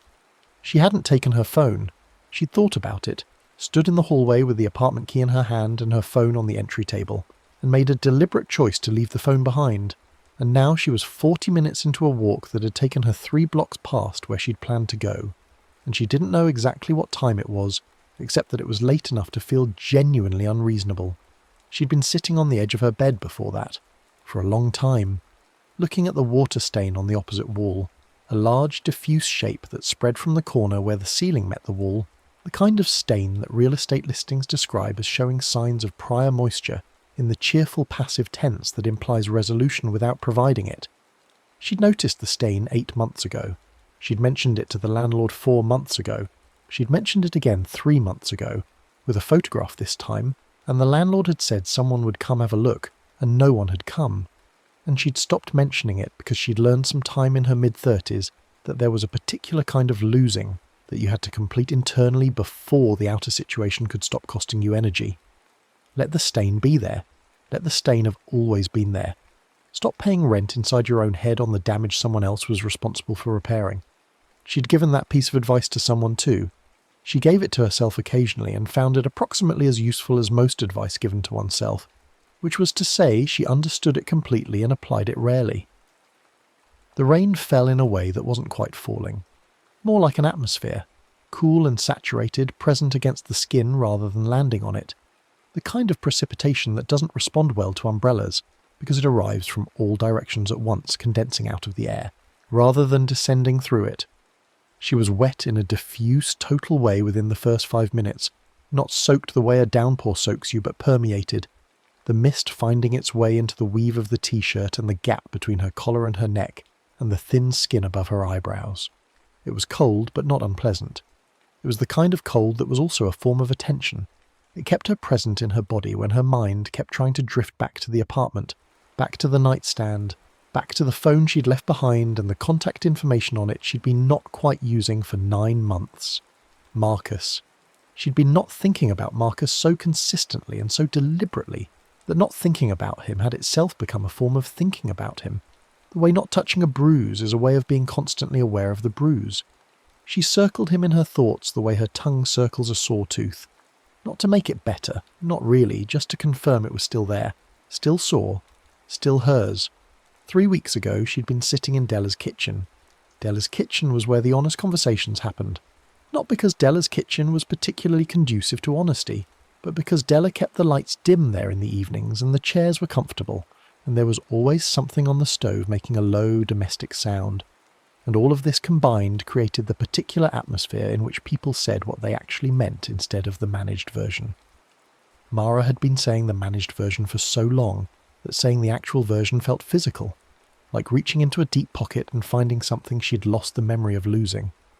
She'd said, "The thing I can't get past is that I know exactly what happened. I know my own part in it. I know I preemptively pushed him away because I was afraid he'd leave on his own terms and I wanted it to be on mine. And I know that's a pattern and not just a circumstance. And knowing all of that should make it navigable. It should make it something I can address. But I can't do anything with the knowing. The knowing just sits there." Della had listened the way Della always listened, which was with her whole body, turned slightly toward you, hands wrapped around a mug. "That's not a problem of understanding," Della had said. "You've understood it for years. You've understood the pattern, probably since the 2nd or 3rd time you ran it. Understanding the pattern is the thing you do instead of interrupting the pattern. It's a more sophisticated form of avoidance." Mara had sat with that for a moment. Then she'd said, "That's almost exactly what I told you about the thing with your sister." Della had smiled in the crooked way she had. "I know, I learned it from you. You're very good at describing the mechanisms of avoidance for other people. I'm an excellent mechanic who doesn't own a car. You own the car. You just live in it." She'd laughed at that. It had felt good to laugh, and then it had felt slightly hollow after, the way laughter feels when it describes something true and the truth is uncomfortable. She walked past the house with the silverware wind chimes. They moved in the wet air with a soft, irregular sound, spoons against forks, the intimate domestic music of a stranger's assembled objects, and past the vegetable garden, which was a grid of muddy wooden frames and a hand-lettered sign that said, "Tomatoes in hope more than statement," its letters blurred by months of weather. She walked past the familiar give in the sidewalk near the Hendersons' driveway, stepping over the tree roots upheaval with the automatic adjustment of long habit, and then past the radius of the familiar and into the part of the neighbourhood she'd never quite learned. The street on the other side of the Hendersons was called Feltham, or possibly Faltham. She'd never been sure and had never needed to look it up because she'd never had reason to go there. It was narrower than Venwick, the houses set slightly closer together, the trees older and larger, their branches forming a partial canopy that even in February retained enough mass to alter the quality of the air beneath. The streetlights here were spaced differently, 2 in a row and then a gap, 2 in a row and then a gap, so that you moved through alternating bands of amber light and relative dark, and in the dark bands the shapes of things required more interpretation. She'd been on Feltham for maybe 3 minutes when she saw the chalk, an arrow, pale, with the slightly blurred edges of something that had been applied in the last hour or two, and hadn't been given time to dry before the mist found it. It was on the sidewalk ahead of her, maybe 12 feet, pointing in the direction she was already going. She stopped and looked at it. It was a very ordinary arrow, shaft, barb, a deliberate thinning of the line where the drawer had lifted their wrist at the end. Someone's child had been out here this afternoon or this evening, before the worst of the wet, drawing arrows and circles and whatever else children draw on sidewalks in the unstructured hours between school and dinner. She had a brief, soft image of this. A kid, maybe 7 or 8, crouching on the sidewalk with a piece of chalk filling in the arrow's barb with the excess stub, looking up occasionally to check if the length seemed proportionate. She stepped over the arrow and kept walking. The second one was 15 feet further. Same chalk, same deliberate quality, same slight blur from the mist. Also pointing in the direction she was walking. The third one was accompanied by something else. A small circle, drawn around a spot on the sidewalk about 8 inches ahead of where her next step would naturally land. She looked at the spot inside the circle. It was a raised edge where two slabs of concrete met at an imperfect seam. The kind of small lip that catches the toe of a shoe when you're not watching your feet. The kind of thing that trips people occasionally, more often in the dark. She stood for a moment, looking at the circled hazard. Then she looked at her own feet. Then at the street ahead of her. She stepped around the seam, carefully, deliberately, as instructed by the chalk, and felt something she didn't have an immediate name for. Not quite unease. Something more like the feeling of noticing that you've been following a rule without knowing where the rule came from. More arrows ahead. She walked and they appeared, always at the limit of comfortable visibility, always directing her forward or occasionally into a slight adjustment. Step here, not there. She followed them the way you follow a path you didn't make, not because you've decided to trust it, but because the alternative requires a decision you haven't fully formed yet. She started paying attention to what was behind her about 10 minutes in. The wet concrete should have held her footprints. It was dry enough to leave. Impressions. She could feel the slight stickiness of the top layer under her soles, but damp enough that the impressions should have persisted for a few minutes at least, the compressed surface holding the shape of her shoe until the ambient moisture equalized. She turned around to look. The sidewalk behind her was smooth. Not smoothed over, not the gradual filling in of rainwater, but simply smooth, as if no one had walked it, as if the concrete didn't register her. She stood very still and looked at the empty sidewalk behind her for what was probably 15 seconds but felt longer. Then she turned around and looked at the arrows ahead of her and at the ones behind her, and found that the ones behind her were also gone. She'd been watching the new ones appear and hadn't registered the old ones disappearing, but they were gone, not blurred or washed away, just absent, the concrete returning to its baseline state with no record of having held instruction. The trail was only ever forward. She put this in the part of her mind that handled things she was going to think about later, and she kept walking. The legend wasn't something Mara had ever heard directly. It wasn't the kind of thing that got told at parties or written in local history pamphlets or mentioned in any context that a person moving through ordinary life would encounter. It was the kind of thing that passed between people who'd been in a neighbourhood long enough to absorb it through proximity. The kind of thing an older neighbour mentioned while pulling a hose across a front yard, or a landlord let slip in the middle of a conversation about something else, leaving a fragment that lodged without context and stayed. Mara had heard it from Mr. Ozell, who lived at the far end of Venwick in the house with the dark green siding that he'd painted himself the summer before last. He was in his early 70s, a retired civil engineer with extremely specific opinions about drainage infrastructure and a habit of standing on his front porch in all weather, watching the street with the alert patience of someone who had assigned himself the role of noticing. She'd stopped to talk to him 3 or 4 times over the years, always briefly, always the slightly formal conversational exchanges of people who live near each other without quite being neighbours.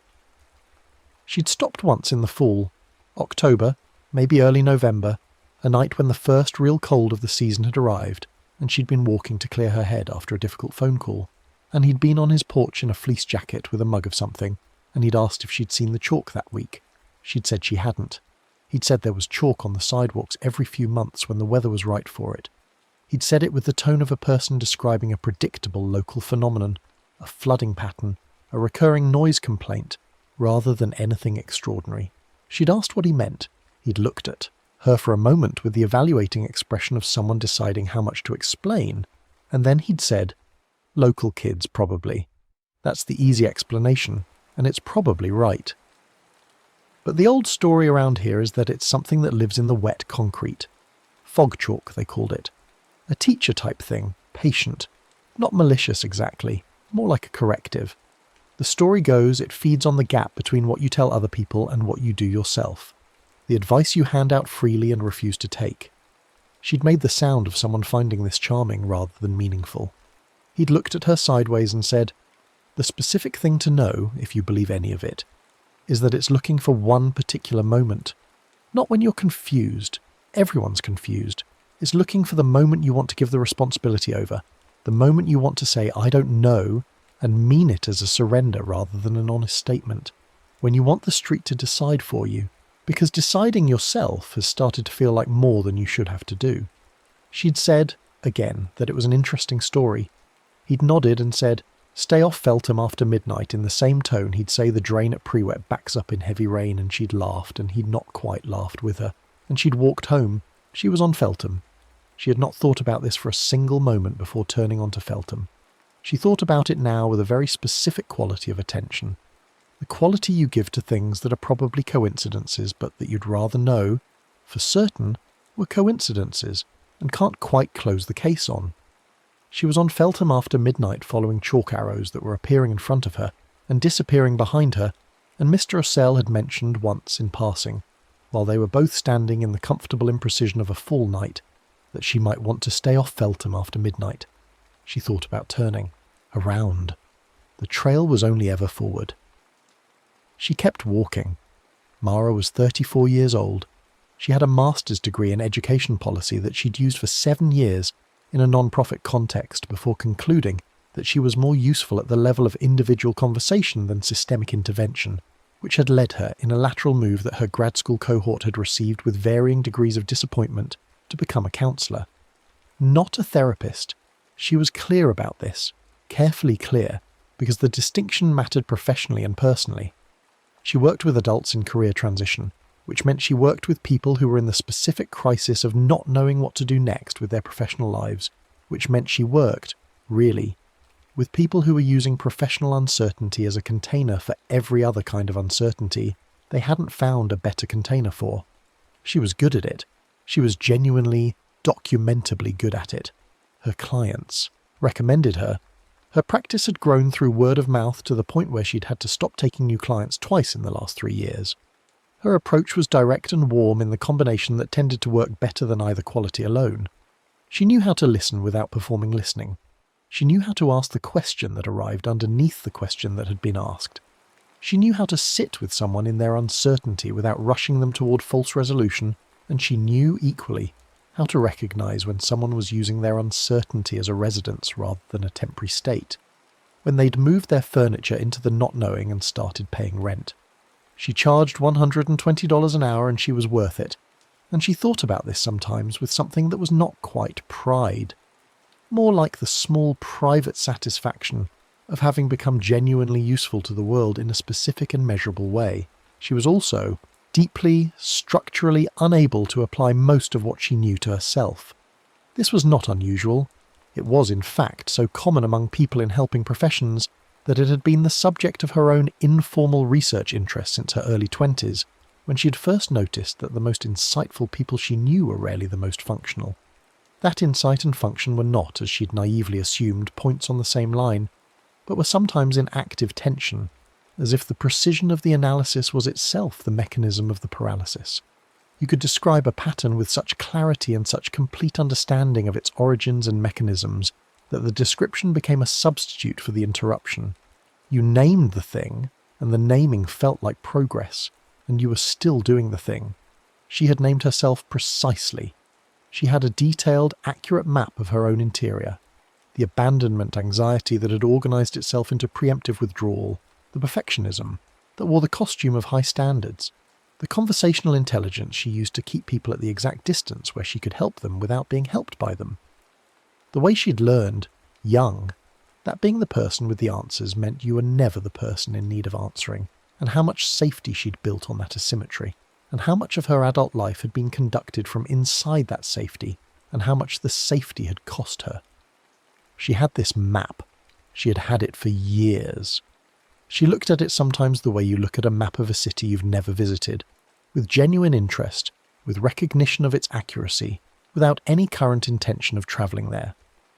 Marcus had been the latest in a series of people who'd lived with her long enough to become real to her, real in the specific sense of being not curated, being themselves rather than the version she helped them be, and for whom her realness in return had been both the thing that drew them closer and, eventually, the thing that made staying complicated.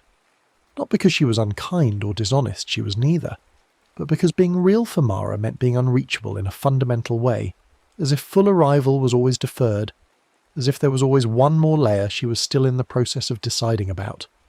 Marcus had said that last morning, after the conversation that had been building for months, "I think you're the most self-aware person I've ever been with. I also think you use that awareness the way other people use stonewalling. You know yourself too well to be challenged and not well enough to be changed. She'd said, I know. He'd looked at her for a moment and then said quietly, That's exactly what I mean. She'd understood immediately what he meant. She'd understood it so completely and so instantly that she'd known there was nothing useful left to say, so she'd said nothing, and he'd nodded once slowly, and 3 weeks later he'd moved his things out on a Tuesday, while she was at work, leaving a note on the kitchen table that said, Take care of yourself, Mara. I mean that literally. She'd folded the note and put it in the kitchen drawer where she put things she wasn't ready to decide about. It was still there. She walked through a band of amber streetlight and into a stretch of relative dark on Feltham, and the chalk arrow at the edge of the dark band was closer to her than the previous ones had been, as if whatever was leaving them had shortened the interval, had determined that she didn't need as much lead time as before. The mist thickened slightly in the dark stretches, visible in the streetlight glow at the edges, as a soft white density that blurred the outlines of the parked cars and the fence lines and the low shapes of the sleeping houses. She heard a sound she couldn't immediately categorize. Low, soft, recurring. Not quite a drip, not quite a voice. Somewhere between a sound the environment made and a sound a presence makes, the kind of noise that occupies the border between ambient and deliberate, that makes you stop walking and tilt your head and say nothing because you're still deciding whether you imagined it. She stopped walking. The sound continued for 3 seconds, 4, 5, and then resolved into what it almost certainly was. Water moving through a downspout somewhere behind a fence, the architectural gurgling of rain navigating old pipes. She exhaled slowly through her nose. She kept walking. The word appeared ahead of her at the edge of the next light. Chalk, like the arrows, but arranged into letters. 5 or 6 of them. She couldn't quite tell from here. The mist and the distance conspiring to blur the individual characters into a shape she could almost read, the way a word almost becomes itself in the second before you focus on it, and it snaps into legibility. She walked toward it. The letters seemed to shift slightly as she approached, not individually but collectively, the whole word, making a small adjustment in the way a picture seems to straighten itself when you tilt your head. Or perhaps she was tilting her head and interpreting the word as moving. She was maybe 6 feet away when the chalk began to spread. Not washing away, spreading laterally and with a slowness that was almost purposeful, the letters softening at their edges and extending in both directions, until the characters overlapped and bled into each other, and what had been a word became a long pale streak without readable content. She stood and watched the last of the legibility dissolve into the general wet of the concrete, and then crouched and looked at what was left. Streaks. Faint ones. They lay in a rough line, and if she squinted she could imagine the negative space of the letters still. Not the letters themselves, but the shapes that letters of approximately that width and height would cast if you could see around them. Like an afterimage, except she'd never quite gotten the image in the first place. She ran her index finger across one of the streaks. The chalk was cold against her fingertip, and wet, freshly wet. Not the gritty dryness of old street chalk, but the smeared softness of chalk applied recently. Chalk that hadn't been there an hour ago. She rubbed her fingertip against her thumb. Pale blue. The chalk was pale blue. She looked at her fingertip for a moment. Then she stood up and kept walking. The thing about being a counsellor was that you spent a significant portion of your working life helping people understand that the stories they told about themselves were often accurate in their details and entirely wrong in their interpretation. Someone would give you a precise chronological account of their professional history, every choice made, every opportunity taken or not taken, every relationship that had or hadn't worked, every moment of doubt or conviction, and the account would be factually correct and the conclusion drawn from it would be so distorted, by the angle of the telling that it bore almost no relationship to what an outside observer would see. She'd sit across from someone. She worked in a small, deliberate office she'd set up in the second bedroom of her apartment, warm lit, intentionally without a desk to avoid the authority gradient. And she'd listen to the account and hear, underneath the account, the organising narrative that had been deciding which facts to include, which to minimise, which to describe in active versus passive voice, which to assign causality, and which to treat as weather. And she'd ask, usually after a long enough silence, that the person across from her had stopped waiting for a response and started generating their own. What would someone who loved you say about this same period? Not, what would a therapist say? Not, what's the most charitable interpretation? Specifically, Someone who loved you. Because love changed what you'd allow yourself to acknowledge. You'd let love tell you things you'd defend yourself against from anything that felt like judgment. It was a good question. She used it often. It landed well. She'd never asked it about herself. Or rather, she'd asked it at the surface, had heard what Marcus would say, what Della would say, had nodded internally at the accuracy, without letting the answer do anything. The question worked because it bypassed the ego's defences. She'd found a way to have the defences still up while technically allowing the question. She was thinking about this as the puddle came into view. It was large, larger than the one at Vennick and Ash that she'd submitted 2 maintenance requests about. A wide, shallow pool that spread from the curb, almost to the edge of the sidewalk, trapping the light from the lamppost above it, and holding it as a fractured, wavering shape on the dark water. She'd need to step around it. She moved to the right, toward the grass verge, and the arrow on the sidewalk curved. She'd been watching the arrows less. Consciously, they'd become background, curved to the left toward the puddle. She stopped, looked at the arrow, looked at the puddle, looked at the arrow again. The arrow pointed toward the puddle with the quiet insistence of a person pointing at something they want you to see, the kind of pointing that doesn't drop even when you look away, that persists in your peripheral vision. She looked into the puddle. The surface was disturbed slightly by the ambient mist, not rippling exactly but textured, the reflections fractured into small patches of light and dark that reassembled constantly, never quite settling. She could see the streetlight as a bright, elongated shape. She could see the dark of the sky. She could see the blurred undersides of nearby branches. She could see something tall at the far edge of the puddle that was not reflected from anything on the street. She looked up immediately. Empty street. A car 2 houses down. The lamppost. The dark fronts of houses. No one. She looked back into the puddle. Still there. At the far edge, in the part of the reflection that corresponded, roughly, given the geometry of how puddles reflect, to the space between 2 parked cars across the street. A tall shape. Upright. Not doing anything. Not moving. Not gesturing. Just standing. The quality of the stillness was the specific thing. Not the stillness of an inanimate object, which is absolute and indifferent. A post stands still in a way that conveys nothing, because stillness is its default state, and there's no available contrast. This stillness was the stillness of a person who has decided to be still, which meant it carried the weight of the decision, the active quality of not moving, the sense that movement was available and had been set aside. She recognized this stillness. She produced it herself sometimes, across the office, when someone was circling something important and she wanted them to know she wasn't going anywhere, wasn't going to rush them, was going to sit in the silence with them until they were ready.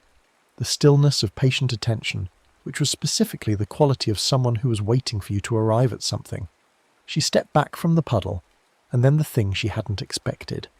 The shape in the puddle moved its head, slightly. The kind of movement that could be a shift in the water's surface, the kind of movement that offered her an exit if she wanted one.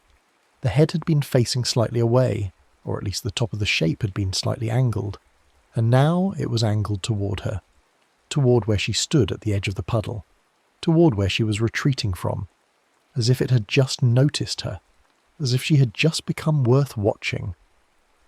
She turned around and walked quickly. Behind her, the puddle's surface shook gently, and then settled and held the streetlight, ordinary and flat, the reflection of something overhead and nothing else. The walk from Feltham to the interior of the grid to the narrow one-way streets and the blocks she'd never learned took about 15 minutes at the pace the arrows set.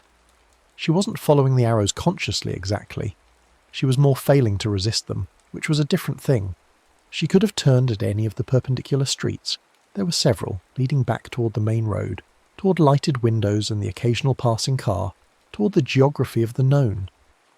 But the arrows continued forward, and forward felt easier, and she was tired in the way that made easier feel like choice. She was thinking, without meaning to, about her mother. Her mother was 61 and lived 4 hours away, in the small city where Mara had grown up, in a house she'd stayed in after the divorce with the particular stubbornness of someone who had built something and wasn't going to abandon it because someone else had left. Her mother was fine. This was the accurate word and the incomplete word simultaneously. She functioned. She worked. She had friends. She gardened with the seasonal discipline of someone who has decided that growth is both the project and the metaphor and won't be talked out of either. She was fine in all the ways that the question "are you fine" is designed to measure, and in none of the ways that mattered beyond the measurement. Mara called her every Sunday. The calls lasted 35 to 40 minutes and covered the practical and the slightly personal, and stopped at the edge of the genuinely personal with the shared understanding of two people who love each other and have decided, in the absence of any explicit negotiation, that love in their family registers as reliability and consistency and not requiring too much. Her mother never said anything that could be interpreted as needing help. Mara never said anything that could be interpreted as struggling. They talked about the garden, about Mara's practice, about local news from the city, about the occasional book one of them had read. Once in a while they talked about Mara's father, briefly, with the careful tone of people discussing an accident that happened long ago and has been adequately processed. The accident had not been adequately processed. Mara knew this. She'd known it since her first year of graduate training, when she'd sat across from her own counsellor, a programme requirement, 18 months of personal sessions, which she'd undertaken with the intellectual engagement of a student and the emotional availability of a locked building, and heard the organising structure of her life described back to her with such precision that she'd gone home and sat on the floor of her bathroom for 20 minutes, not crying, just sitting in the specific quality of being accurately known, without knowing what to do with the knowing. Her father had left when she was 9. He hadn't left dramatically. There was no blow-up she could point to, no single scene that organised the story into a before and an after.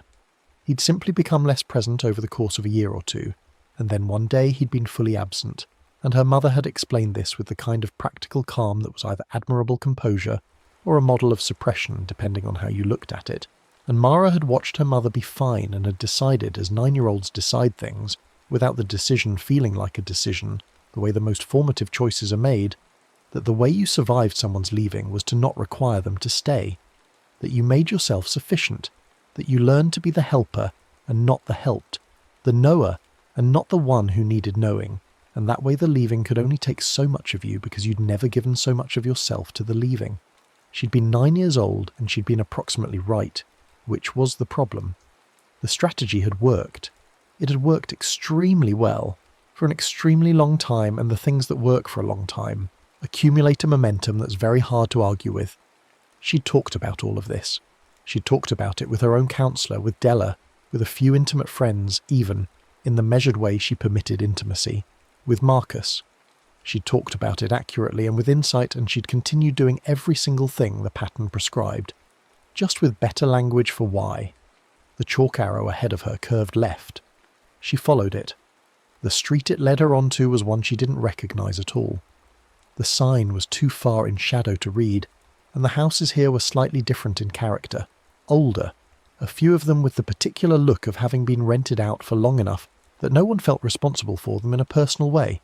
A front yard with a broken fence rail and no particular urgency about the break. A window with a plastic sheet in place of glass, the plastic taped around the frame with the conscientious effort of a temporary solution that had become permanent. A porch light left on above a door that clearly didn't need the light on. The bulb had been left burning so long it had gone slightly yellow, throwing a sickly warmth over the empty steps. She was deep enough into the unfamiliar now that she couldn't quite reconstruct the route back. Not lost.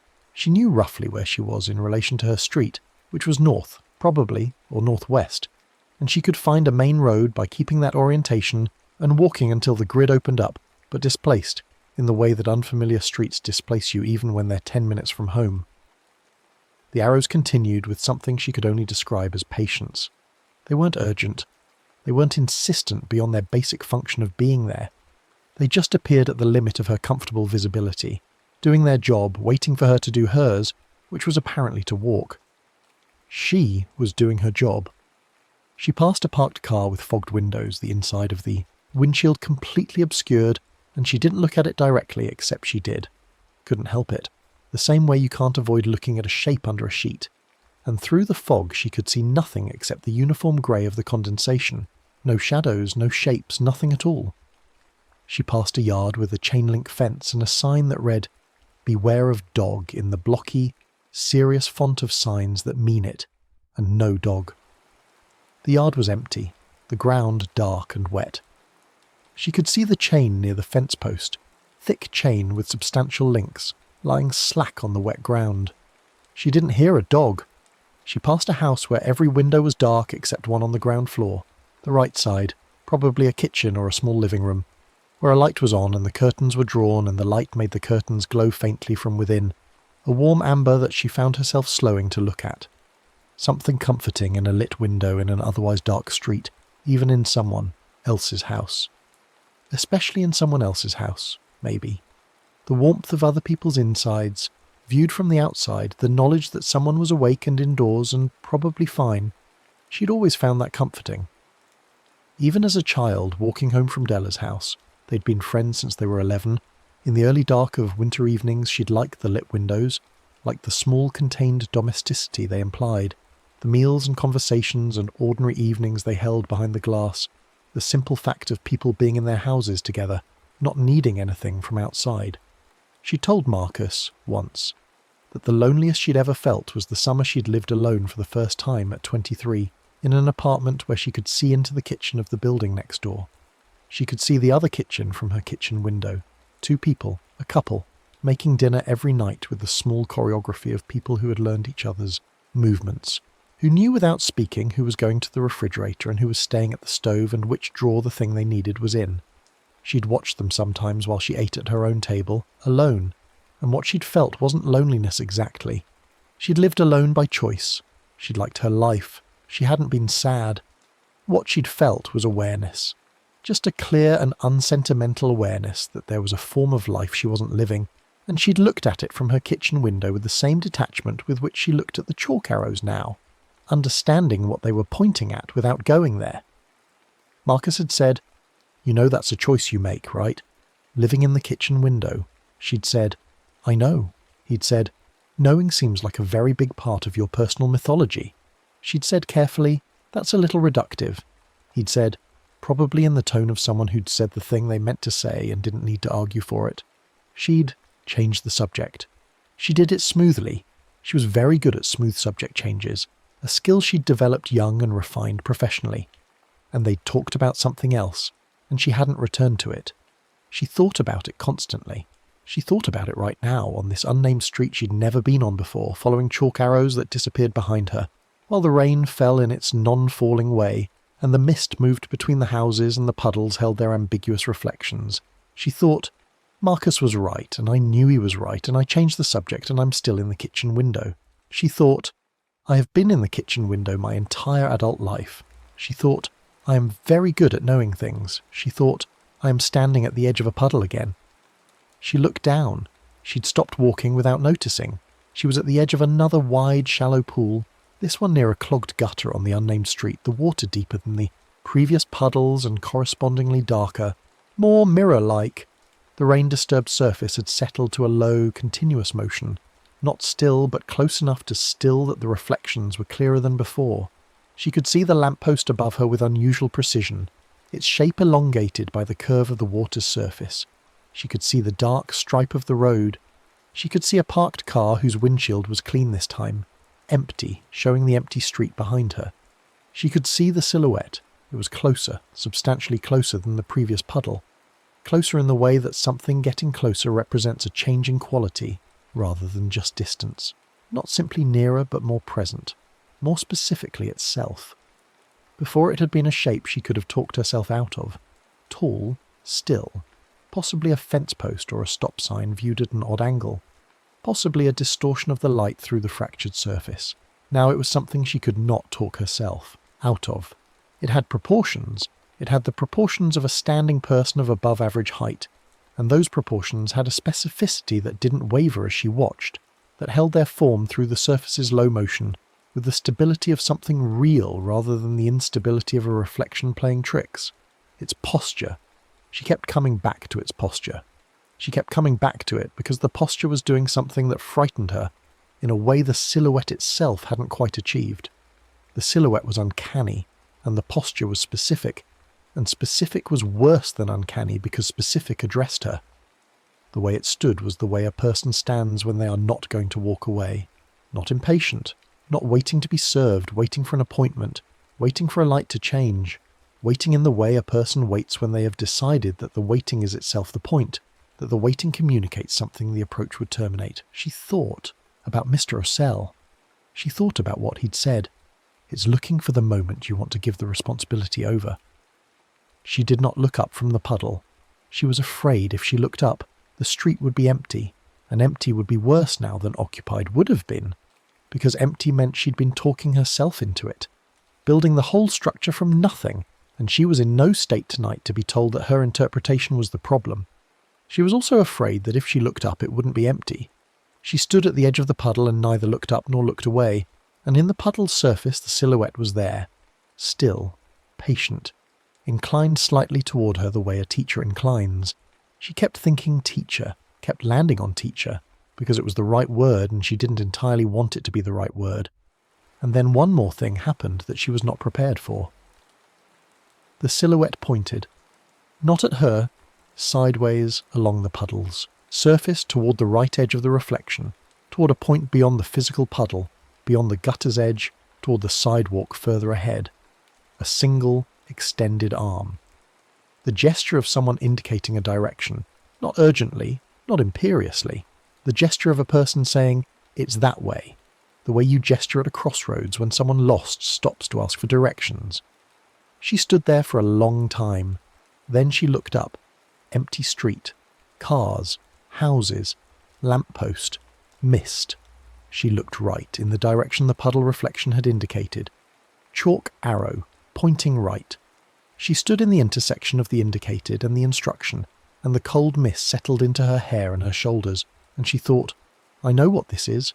I know what this is asking for. She didn't know if that made it better. She walked in the direction of the arrow.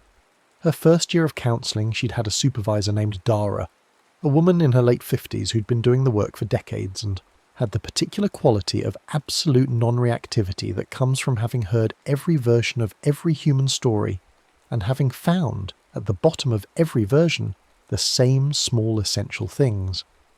Dara had supervised her with the minimal intervention of someone who understood that good supervision was mostly about not getting in the way. But there had been one moment early in their first year that Mara had returned to often. Mara had presented a case. A mid-career man in his 40s dealing with the aftermath of being passed over for a promotion, and she'd given the summary clearly and professionally, and analysed the dynamics with the fluency of someone who'd been thinking about it carefully. And then she'd said, I'm struggling a little with how to help him move past the self-blame component. He keeps returning to it. I keep offering reframes and he takes them, and then he's back in the same place. I don't know what I'm missing. Dara had listened to the summary and then looked at Mara for a long moment and said, Do you think his self-blame is wrong? She'd said, It's disproportionate. The situation involved factors outside his control. That's not what I asked. She'd paused. Some of it isn't wrong. He made some choices that contributed. Have you told him that? I've told him the context that makes those choices understandable. That's not the same thing. She looked at Dara for a moment. I don't want to compound the self-blame. You're not. You'd be calibrating it. There's a difference between shame spiral and honest accounting. People can sense when you're protecting them from a truth they already know. It makes them trust you less, not more. It makes them feel managed. Dara had looked at her directly and said, You're a good technician, Mara. Be careful you're not using the technique to maintain a distance you're more comfortable with than they are. She'd taken that in and nodded, and thanked Dara for the feedback, and gone home and thought about it for 3 days, and then gone back the next session, and told her client, very carefully, that some of his self-blame seemed accurate to her, that 2 or 3 specific choices did seem to have meaningfully contributed to the outcome, and she'd watched him straighten slightly in his chair, not hurt but relieved, with the particular relief of someone being seen clearly rather than kindly. And she'd understood viscerally what Dara had meant. She'd been a better counsellor after that. She had not subsequently allowed anyone to do for her what she'd done for her client. The arrows led her around a long curve in the unnamed street, and then straight for 2 blocks, and then left into a street whose sign she could read from here. Carlow Lane, small and residential, the houses set back further from the sidewalk than usual, the yards wide and dark, the lampposts placed at long intervals so the darkness between them was substantial. She walked through it, and the chalk appeared as it had been appearing, patient and persistent, and the rain mist held its quality, and the night held its quality, and she walked with the specific thoughtlessness of someone who has been thinking for so long that thinking has become a kind of weather. She moves through rather than a process she's directing. She was thinking about the note Marcus had left. "Take care of yourself, Mara. I mean that literally." She'd put the note in the kitchen drawer, and she knew exactly where in the drawer it was. Under the takeout menu she never used, folded once. She'd taken it out 3 times in 9 months. Not to read it. She'd memorized it. It was 3 lines on a post-it note. There was nothing to reread. She took it out to hold it. She didn't know what she meant by that, except that it was true. She took it out and held it for a minute and put it back.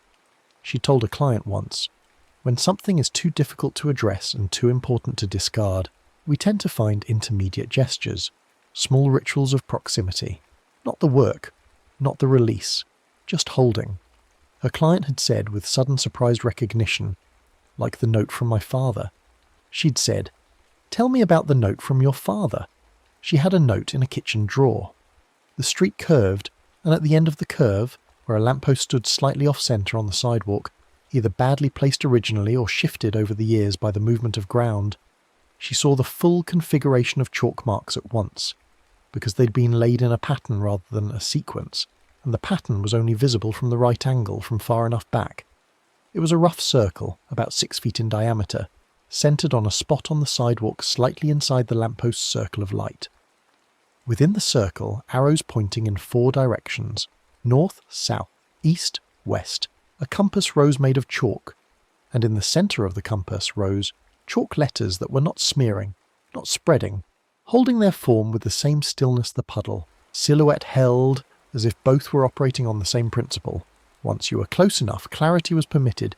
The letters said, "Palm." She stood at the edge of the large chalk circle and looked at the word in the centre. It was written in the same chalk, the same pale blue, slightly larger than the arrows, readable from where she stood, clearly intended for the distance at which she was standing. Palm. She looked at her right hand. It was cold. The mist had settled into her skin, and she'd been balling her hands loosely as she walked, the way you do when you're cold, but not quite cold enough to put your hands in your pockets, and her palm was slightly pink from the cold and from the loose fist. She thought about Mr. Osell. If the chalk marks start forming a path for you, you must stop under the nearest light, place your palm flat on the wet sidewalk for 1 full breath. She was standing under the nearest light. She stood there for a long time, 2 minutes, maybe 3. Long. Enough for her to cycle through the reasonable interpretations and discard them. Long enough for her to have the thought this is a children's game and know she didn't believe it. Long enough for the chalk circle to just be there, patient, lit, while she stood outside it in the cold mist and her sneakers drew the damp of the concrete up through their thin soles. She thought, what am I more afraid of, doing this or not doing it? She thought about this genuinely, the way she'd ask a client to think about it, weighing the specific texture of each fear, not just their intensity. Not doing it meant walking away from a sequence she'd been inside for 40 minutes, walking away from something she didn't understand in a way that felt less like strength, and more like the specific avoidance she'd been documenting in herself for years. Doing it meant kneeling on wet concrete at what was probably 2 a.m. and pressing her palm to a sidewalk because a chalk circle and a legend she'd half heard from a neighbour and a puddle silhouette had told her to. She stepped inside the chalk circle, her sneakers touched the boundary and she expected something. A change, a sound, a sensation. Nothing changed. The night was the same night it had been. She stood in the centre of the compass rose and felt the mild absurdity of her location, and the mild urgency beneath the absurdity. And then she crouched, and then, carefully, she knelt. Both knees on the concrete. The cold came through her joggers immediately and completely, the concrete's chill against her kneecaps, damp soaking through the fabric at once. She put her right hand down, flat, palm against the sidewalk, and the coldness of it was immediate and specific. Not the ambient chill of the night air, but the ground's cold. The cold that lives below things and doesn't vary with seasons. The cold that reminds you of the depth beneath the surface. She took a breath. In slowly, the way she knew how. The way she'd instructed people to breathe so many times it had become a kind of liturgy. Not in quickly, not a gasp or a brace, but a real inhalation, taking time, the lungs doing their actual job rather than the emergency version, and then out, the same way, slow and full, not pushing the air out but releasing it. Her palm was flat on the cold, wet concrete. She was kneeling on the sidewalk on Carlow Lane in the mist at 2 a.m, and there was no one to see her, and the chalk circle was around her, and the lamppost was directly above, and her hand was pressed to the wet ground, and she thought about what she would tell herself if she were someone else. She thought about Marcus's note. She thought about the note in the kitchen drawer. She thought about what it meant that she'd taken it out 3 times to hold it, and what it meant that she couldn't say, "I'm sorry and I know what I did, and I'm working on it," without also needing to control the outcome, without also needing to know before she started. Whether the message would be received the way she meant it, whether it would reopen something better left closed, whether the honesty was worth the vulnerability of the honesty being rejected. She thought, the reason you haven't written the true message is not because you don't know what it says. She thought, you could write it on your notes app and not send it. You could write the true one and see what it says. You don't have to send it tonight. You don't have to send it at all. You just have to write the one that's true. She thought, and you have to stop performing the grief to Della and start actually grieving. You have to let it be ungainly and not insightful and not demonstrate your self-knowledge. You have to let Della hand you the paper towels for once, she thought, and you have to call your mother about the thing. Not the garden, the thing. You know what the thing is. You've known what the thing is for 15 years. You keep talking around the perimeter of the thing because approaching the centre of it means allowing that the leaving mattered more than you've allowed it to matter, means undoing the management, means letting the 9-year-old's decision be revisited. But you are not 9 years old, and the decision was good for then, and it is not good for now, and you know this, and you keep knowing it without doing anything, and that is what the pattern looks like from the outside. Her palm was cold. She kept it flat on the concrete. She chose the smallest piece, not the hardest, not the most comprehensive, not the one that solved the most. The smallest piece, the one true thing. Tonight I will go home and write the true message, not to send, just to have the true version exist somewhere outside my head, where I can see what it actually says. She held that. The cold ran up through her palm and into her wrist. She exhaled, and then something changed. Not dramatically. Nothing cracked open. Nothing glowed. The night made no announcement, but the quality of the attention she'd been feeling, the sense of being observed with the specific patience of something that had been waiting for an answer shifted, slightly, like a weight redistributing, like an answer turned in. She stood up. Her knees ached from the concrete. Her palm was red and cold. The concrete's texture printed temporarily on the surface of her skin. She looked around. The chalk circle was still there. The compass rose, the word palm in the centre. But the arrows ahead of her had stopped. Not faded, not smeared. Just, there were no new ones. The last arrow she'd followed had been the one that curved into this block, and that one was still visible behind her now, pointing at the circle. Ahead of her the sidewalk was clean, ordinary, wet and dark and empty of instruction. She looked behind her.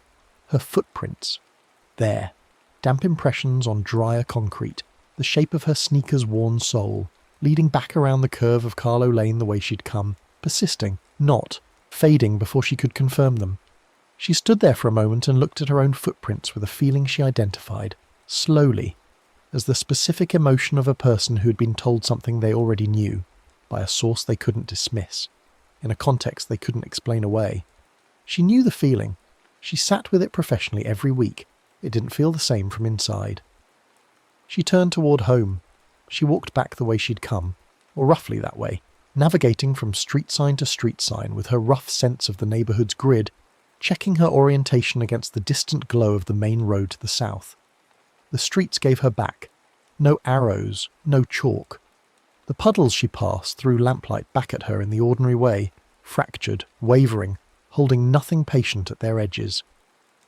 She walked through the bands of amber and dark on Feltham without feeling watched. She passed the house with the dim-lit window on the unnamed street, and the warmth was just warmth, just someone else's evening, nothing she needed to interpret. She was walking more slowly than she'd walked out. The urgency of following the trail had been replaced by something she'd provisionally call steadiness. Not calm, not the false calm of not feeling, but the actual stillness that comes after a decision is made, when the part of you that was arguing stops arguing because the matter has been resolved. She'd made a decision. She'd made a small one, the smallest piece of the larger problem, but it was a real one and it was hers, and she hadn't performed her understanding of it or narrated it to anyone else. She'd done it in the cold, on her knees, with no one watching. That felt important. That felt like a different kind of doing than she was accustomed to. She found Venick by the wind chimes, heard them first, their irregular silver sound carrying through the still air from 2 houses down, and turned onto the familiar street with the light feeling of almost home. The houses she knew, the tree root she stepped over automatically, the Hendersons' driveway and beyond it, her own front step, her light still on, the yellow square in the dark. She stopped for a moment on the sidewalk outside her own house and stood in the mist and let the night be what it was. The neighbourhood was quiet in the way neighbourhoods are quiet at this hour. Not silent, but all the sounds at low volume, private, not intended for her. A dog shifting in a house across the street, a gutter's soft report, the distant modulation of a traffic light's mechanical sound 2 blocks over. Everything in its place, everything doing what it was for. She'd been outside for almost 2 hours. She went inside. The hallway was warm in a way she felt immediately after the extended damp of the mist, and she stood on the mat and took off her sneakers and left them angled against the baseboard. Her socks were wet through. She peeled them off and left them with the sneakers and walked in bare feet across the cold floor to the kitchen. She filled the kettle. While the water heated, she went to the nightstand and picked up her phone. The same phone she'd left deliberately. The same phone that had Marcus's contact in it, that she'd opened 17 times without typing, and she opened the Notes app. She typed, "The true one." She stared at the words. She put the phone face down and went back to the kitchen while the kettle finished. Made the tea. The black one. The one that required milk and that she made properly rather than the tired one bag barely steeped version she made when she was really exhausted. Brought it back to bed. Sat on the edge of the bed with the mug and picked up the phone again. She started writing. Not to Marcus. A note. A document that was only hers, where the audience was simply the truth, where the management and the framing and the careful handling fell away because there was nothing to handle it for. She wrote about the morning about the made staying feel hard. She wrote about the way she'd watched him pull back and had told herself he was withdrawing when she'd been the one to make withdrawal feel like the safe option. She wrote about the night he'd asked her to come to his sister's thing, and she'd said she had to work and she hadn't had to work, and she'd spent the evening alone in her apartment reading something she couldn't remember now, choosing the evening alone the way she'd been choosing things alone her whole life, mistaking solitude for self-sufficiency, mistaking independence for the absence of need. She wrote, "I was afraid you were going to leave. I was afraid in a way I couldn't tell you about, because telling you would have been asking you to stay, and asking you to stay would have given you leverage, and leverage meant I could be left. So I made it easier for you to go. I worked from the outcome backward and built a situation that confirmed what I was afraid of, and I called it your choice." She wrote, "That's not the kind of apology that comes with an ask. I'm not asking. I just needed the true version to exist somewhere so I could stop carrying it as something that hadn't been said." She looked at what she'd written for a long time. She saved it. She drank her tea. The water stain on the wall across from her was still there, still its ambiguous shape, hand or tree or neither. She looked at it without trying to decide what it was. It was just a stain. It was a stain she needed to deal with, and she would deal with it, and in the meantime it was just a stain. She thought about her mother. She thought about the Sunday call. She thought about the garden and the safe perimeter of topics, and the particular warmth they had for each other within those topics. Genuine warmth, love that had never been in question. Only the depth of it, only the layers beneath the warm surface, only the conversation that had been waiting for 15 years in the same way her own true message had been, waiting in a drawer under the takeout menus. She thought, "I will call her on Sunday and I will say, not the full thing, not the whole excavation, not this Sunday, but I will say, there's something I've been meaning to talk to you about. Not about Dad exactly, about what I'd decided when he left, about the decision I made at 9 years old and the way I've been living in it. I want to talk about it. Not yet, but soon. I want you to know I want to." That was the one true thing. Not the conversation itself, the announcement of the intention, the smallest piece. The real first step rather than the rehearsed version that never left the shower. She set the mug on the nightstand. She lay down on the bed, not the sitting on the edge position she'd been in for 40 minutes earlier, but actually lying down, head on the pillow, legs extended, and pulled the blanket up and closed her eyes. Outside, the mist moved through the neighbourhood in its slow, purposeless way. She fell asleep within. 10 minutes, which was not normal for her. Normal for her was 45 minutes to an hour of careful wakefulness, and the sleep was the solid kind, without the anxious near surfacing she usually experienced in the first hour, the deep kind, the kind that doesn't require management. The next morning she called Della at 8:30. Della answered on the third ring with the voice of someone who'd been awake but hadn't fully arrived yet, and Mara said, "I went for a walk last night and something happened and I need to tell you about it, but first I need you to know that I'm going to be the one talking, and you're going to be the one listening, and I'm going to try not to make it into a case study." There was a pause on Della's end. Then Della said, "Okay, I'm going to need the paper towels," Mara said. Another pause, longer this time, and then Della said, in the voice she used when she understood something fully, "I've got them. I've had them for years. Go ahead." Mara talked for 40 minutes. She didn't make it into a case study. She was not entirely successful at not making it into a case study. Old habits are old for a reason. But she caught herself twice and backed up and said the less analysed, more simply felt version instead. And Della listened and said almost nothing, and at one point Mara noticed that she was crying. And it was the structural cry, the foundation of the building kind, the one she'd been waiting for, and it was as ungainly as she'd feared, and it didn't have language, and it wasn't insightful, and she didn't manage it. She just let it be what it was. When it was done, she said, "Sorry." Della said, "Don't." She said, "Right." She said, "Right." Again. And then she laughed, the kind of laugh that comes after tears, which is the most honest laugh there is. She didn't send the message to Marcus that morning, or that week.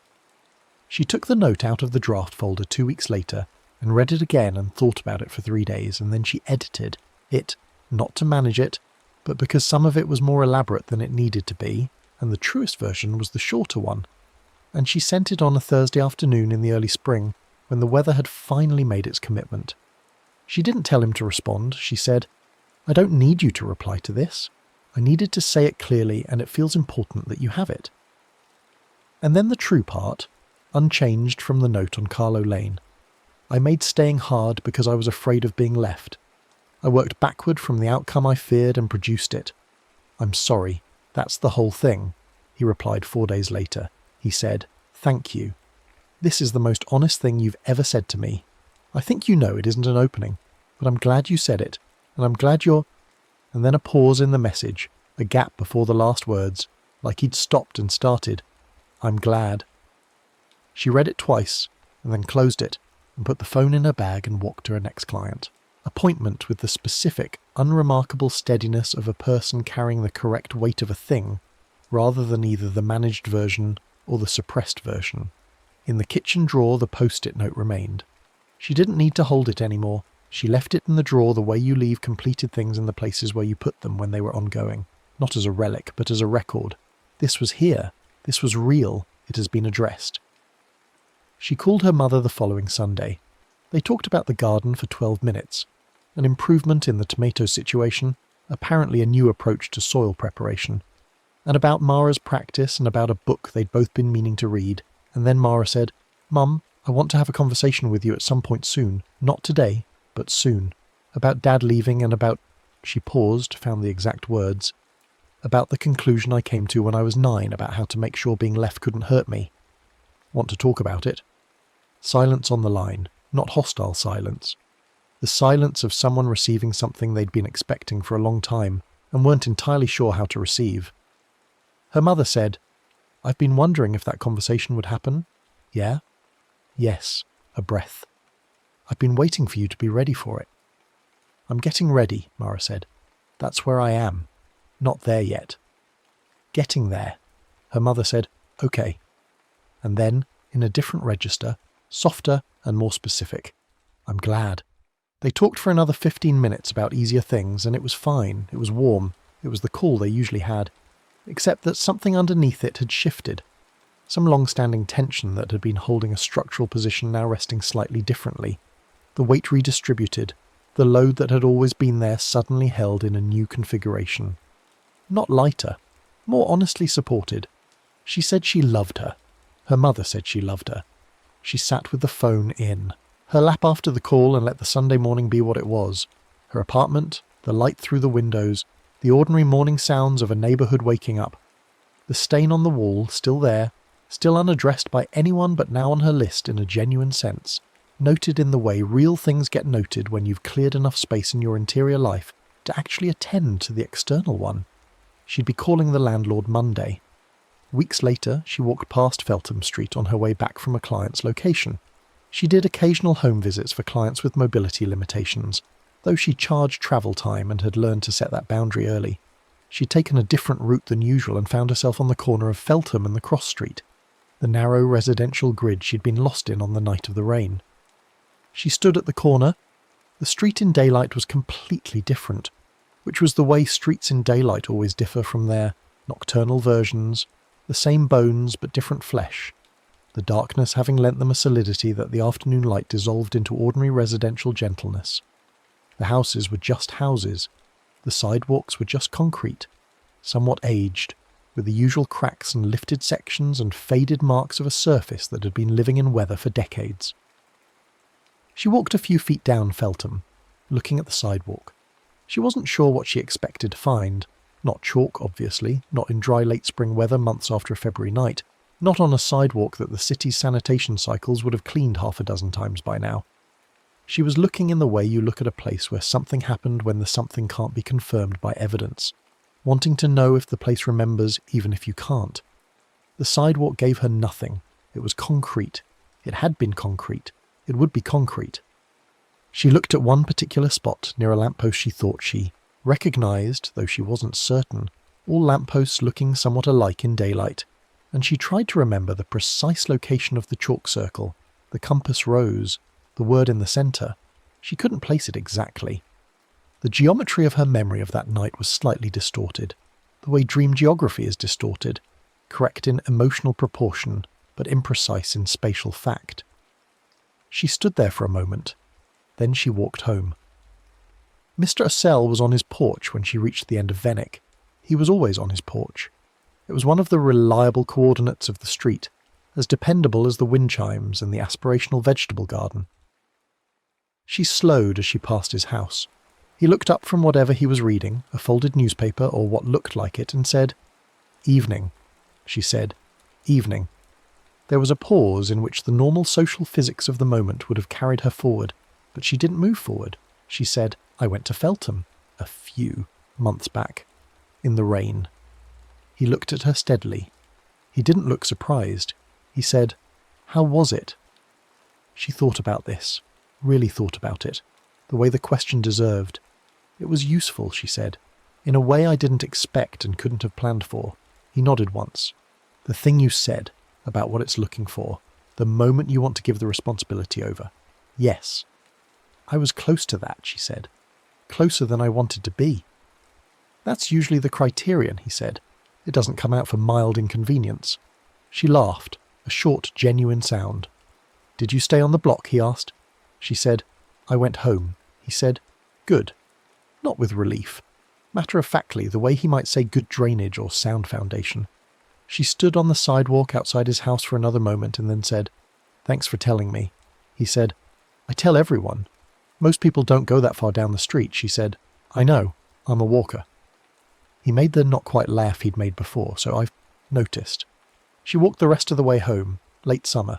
Warm evenings, long light, the neighbourhood at its most social, people on front steps and front walks, the sound of someone's backyard conversation audible over fences, the smell of someone grilling 2 or 3 houses over. She walked in the evenings now not to escape the apartment, but because the evenings were good and she liked to be in them. She was thinking about a client. She was often thinking about a client on evening walks. It was a habit she'd tried to break and had come to terms with, noting it and letting it pass rather than suppressing it. A woman in her mid-40s who'd been in the practice for 6 weeks, and who was, Mara had come to see, in the specific place where someone has understood the mechanism of their problem and not yet interrupted it. The understanding was full and accurate. The interruption remained future. Mara knew this place. She was intimate with this place. She knew what it looked like from outside, had sat across from it many times, and now she also knew, in a way she hadn't before, in the specifically embodied way of having been there, what it looked like from inside, what it felt like to be cold concrete under your palm, what it felt like to say the true thing out loud to yourself in the silence of a chalk circle on a wet street, knowing no one would hear and having to say it anyway, into the cold air, or in the silence, or just in the pressure of the palm. She thought, the next session I'm going to tell her I've been in the same place. Not the circumstances. Those were hers. That was the irreducible privacy of practice. But the truth of it, the landscape. I know this place from the inside. I know it can be left. Not from above, not from analysis, from the ground level. And then she'd asked the question she'd been working toward for 6 weeks. What's the smallest real thing? Not the biggest true thing. The smallest. One piece, just that. She walked the length of Vennick and turned around and came back. Past Mr. Osell's house. He was inside tonight, the lights on, the porch empty. Past the Hendersons' driveway, stepping over the tree root with the automatic adjustment that had been hers for years, would be hers until the city or the tree or the street decided otherwise.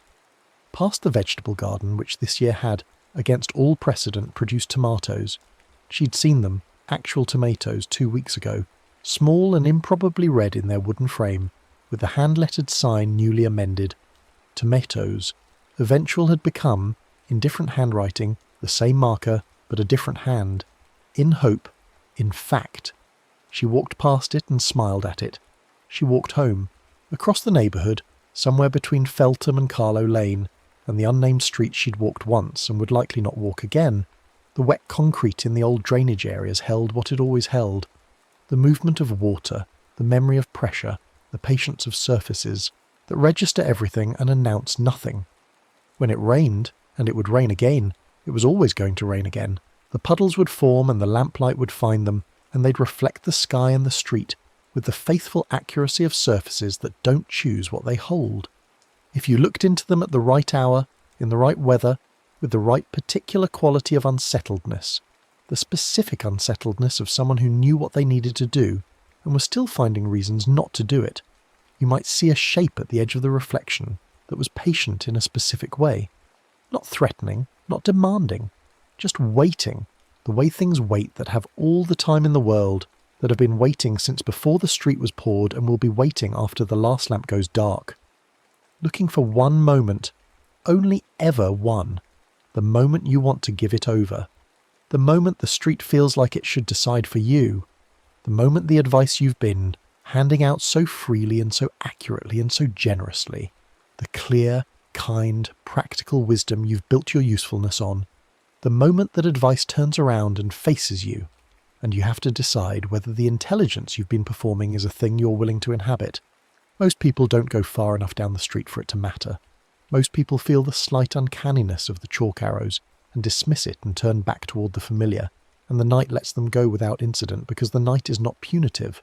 The night is patient. Patience is not urgency. If you turn back, the patience simply resets. If you turn back next time too, same. There's no accumulation of missed appointments. No balance that comes due. The invitation extends indefinitely. But if you go far enough, if you follow the arrows past the reasonable point, past the point where the explanation as children's game or coincidence or mist hallucination can still hold its shape, the thing that's been following the sequence of your walking pays attention in a different way, becomes more specific. The puddle reflections clarify. The silhouette resolves its posture into something unmistakably deliberate, unmistakably toward you. And then you're at the circle, in the light, with the cold concrete under your knees and the choice in front of you. Most people, even most people who get that far, choose to break the silence. Not because they're weak. There's nothing weak about it. Because the silence asks something almost impossibly difficult. To arrive at your own advice without the protection of having an audience, without the performance of wisdom, without the mutual comprehension of the advice-giving ritual that has always guaranteed you before now that the clear-eyed version of the situation was the version you were offering someone else, and the confused, stuck version was the one you were managing in yourself. In the silence of the circle, those versions have to become one. You have to be the client. That's the thing. That's the whole thing. Not the chalk, not the puddle, not the silhouette with its teacher's posture, not the legend, not the mechanism of the night, or the name people gave it, or the story Mr. O'Sell told on his porch to people who might need it. All of that was delivery. All of that was the form the question took. The question was simple. The question was the same question she asked in her dim, warm office after the right kind of silence to the people who'd been in her care long enough to trust the question. What would someone who loved you say about this? The question was, what do you already know? And the sub-question, the one beneath it, the one the cold concrete asked in its wordless way against the flat of her palm, now that you know it, what are you going to do? Mara walked in the evenings. She had always walked in the evenings. She would keep walking. There were streets in the neighbourhood she still didn't know, streets whose character she hadn't learned, streets with their own small rhythms of light and dark and drainage, and the particular personalities of the houses that lined them. She walked them with the easy attention of someone who wasn't trying to get anywhere except through the evening air, who liked the lit windows and the wind chimes and the aspirational gardens and the old lampposts with their amber haze, who liked the neighbourhood being what it was, imperfect, familiar, full of small lives being conducted behind closed doors with no audience. She walked, and the streets held their character and their weather, and the rain came and went in the way rain came and went in this latitude and this season, and the concrete held the rain, and dried and held more rain, and in the drainage areas and the low spots the puddles formed their temporary mirrors and reflected whatever was above them and dissolved again. She walked. The night was, as it always was when you let it be, sufficient, and the advice she carried, the clear and honest and practical and sometimes difficult advice she'd spent 2 decades giving to others, she carried it differently now. Not as something she held on behalf of other people, as something that applied, as something that, when necessary, on the right night, in the right weather, with the right quality of unresolved material pressing against the inside of her, she could kneel down and give to herself. One small, true thing, just that.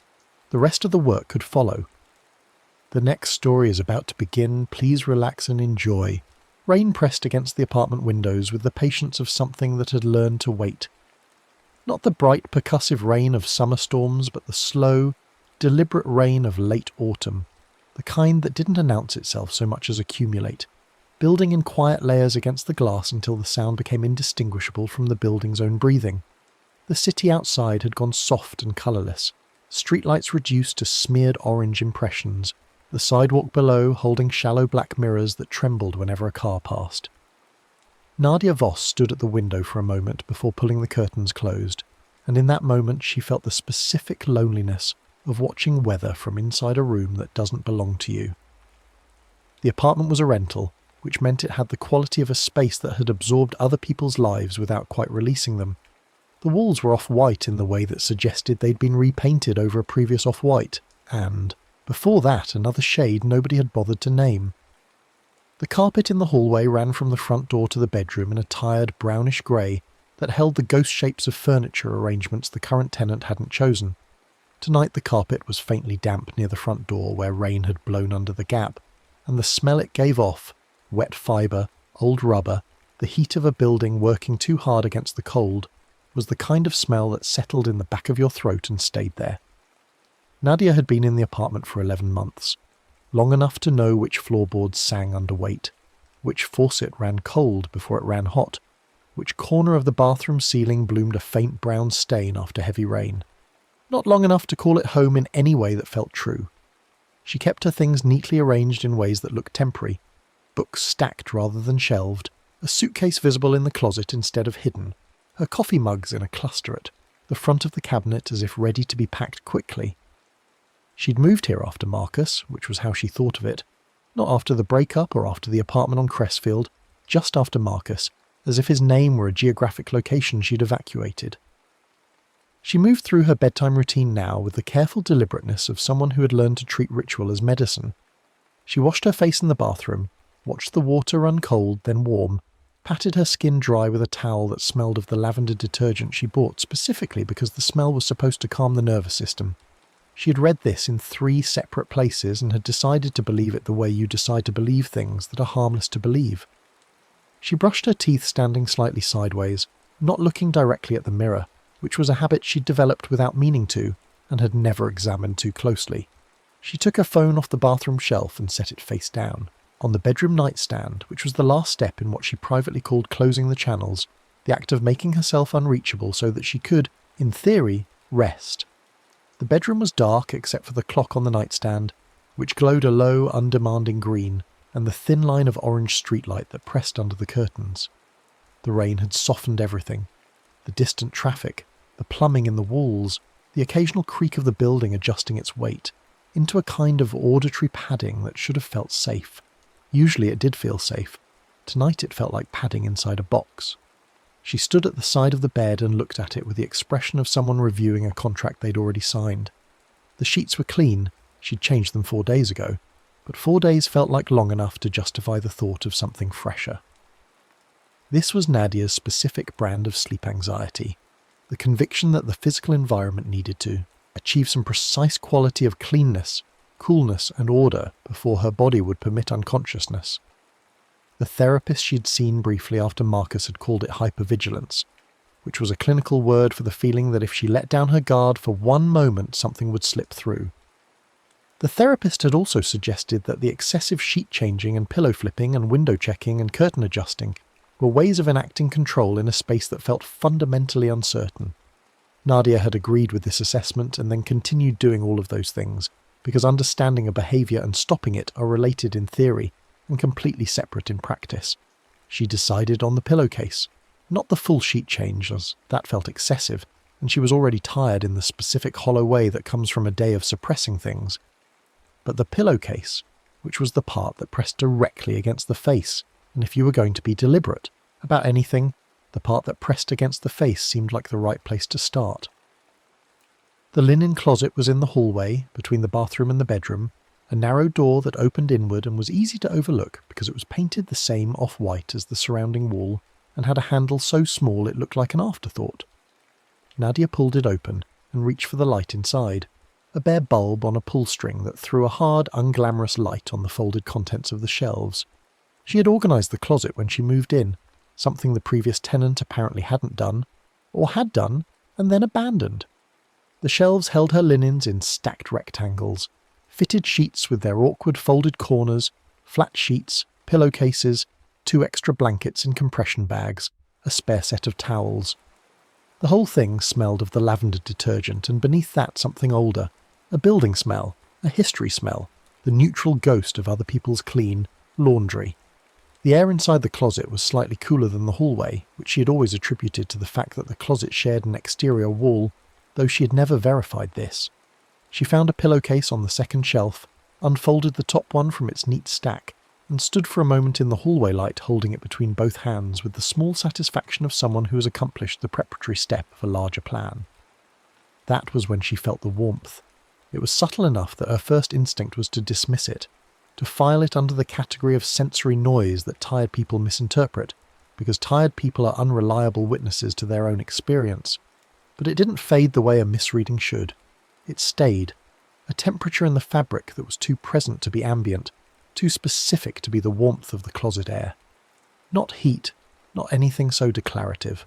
Warmth, the kind that belongs to something living. The fabric held it the way cloth holds the impression of a body that has just risen from it, the ghost warmth of recent occupancy, except that no one had slept in this pillowcase. It had been folded on the shelf for 4 days. Nadia stood in the hallway holding the pillowcase and told herself the obvious things. She was tired. The building's old heating system ran warm sometimes and didn't distribute evenly. She had just been standing near the radiator in the bathroom. None of these explanations felt quite right in the way that none of them felt quite wrong, which is the most unsettling kind of explanation. She shifted the fabric between her hands, testing the warmth, mapping where it was strongest. It seemed strongest at the centre, which was where the folded fabric was thickest, which suggested an internal source rather than a surface one, which was not a thought she chose to complete. Behind her, the closet door clicked shut. She turned. The door was closed. Not swinging, closed, as if it had been pulled by a hand and released at the exact angle that produced a latch. She looked at it for 3 full seconds. Old hinges, she thought. Building shifts. The rain changes pressure systems. Pressure systems move air. Moving air in an old building does things to doors that aren't level in their frames. And every door in this apartment was at least slightly off level in its frame because the building had been settling for 60 years and would presumably continue settling until one of them gave out first. This was the explanation, and it was a good one, and she chose it. She carried the pillowcase into the bedroom. She changed the pillowcase standing beside the bed, pulling the old one off first and folding it over the footboard because she was too tired to walk it to the hamper immediately. The new one went on with the tight, tucked efficiency of someone who has done this enough times that her hands worked without being told.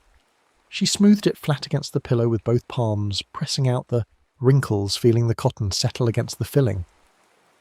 The warmth had faded, she decided, or she'd stopped noticing it. Both of these outcomes were acceptable. She got into bed. The rain had not softened. If anything, it had deepened, developing a texture, a kind of granular quality that made it sound like something being slowly poured. The curtains moved once with no apparent cause, a single slow billow toward the centre of the room, as if the window had exhaled and then settled again. The plumbing knocked twice in the wall, the building's standard nocturnal conversation with itself, and went quiet. Nadia lay on her back with her arms at her sides in the posture of someone trying to be a good patient, waiting for the sleep she had earned by following all the correct steps. She'd had a terrible day. Not terrible in any single identifiable way, which was the specific kind of terrible she'd learned was hardest to carry because it gave you nothing to point at. She had spoken to her mother in the morning, a call that lasted 19 minutes and covered practical things, a dentist appointment, a question about a package, a brief exchange about the weather in the city where her mother lived, and that had left Nadia with the customary feeling of having stood very close to something she wanted to say and having walked away from it instead. Her mother had asked, toward the end of the call, in the tone of someone asking about the weather, whether Nadia was seeing anyone. Nadia had said no. Her mother had said in the specific way she had that contained an entire editorial without using any additional words, and then changed the subject. Nadia had let her. Nadia had done what she always did, which was let the moment close over the thing that wanted to be said, like water closing over a dropped stone. At work she had spent 4 hours in a meeting about a project she had strong opinions about, and had offered exactly none of them because the meeting had gone in, a direction that made offering opinions feel dangerous in ways she couldn't fully articulate, and so she had said nothing, and had watched the project get shaped into something she disagreed with, and had left the meeting feeling as though she'd been filled with concrete. Her colleague Dev had stopped her in the hallway afterward and said quietly, "You seemed quiet in there," and Nadia had said, "I'm just tired," which was true, and which was also the most efficient way she knew to close a door without slamming it. She'd come home on the train, standing for 20 minutes pressed between strangers in the specific, impersonal intimacy of public transit, and had spent the entire ride composing in her head a text message to her friend Sable that she had not sent. The message had gone through various drafts, starting elaborately confessional, moving to something wry and indirect, arriving finally at something brief and precise, and she had not sent any of them because by the time she was home the moment for sending felt past, which was a fiction she often told herself to avoid the risk of saying the real thing. She had eaten dinner standing at the counter. She had watched 20 minutes of a television show without retaining any of it. She had stood at the window and watched the rain, and now she lay in the dark with all of this inside her, with the day's unsaid things arranged in their familiar positions, the way you arrange furniture you've stopped noticing, and tried to let the rain do what rain was supposed to do, which was absorb the surplus, carry things away, make the world feel rinsed and forgivable. The pillow was very comfortable. This was the first thing she noticed, the specific quality of the comfort, which was more complete than she expected.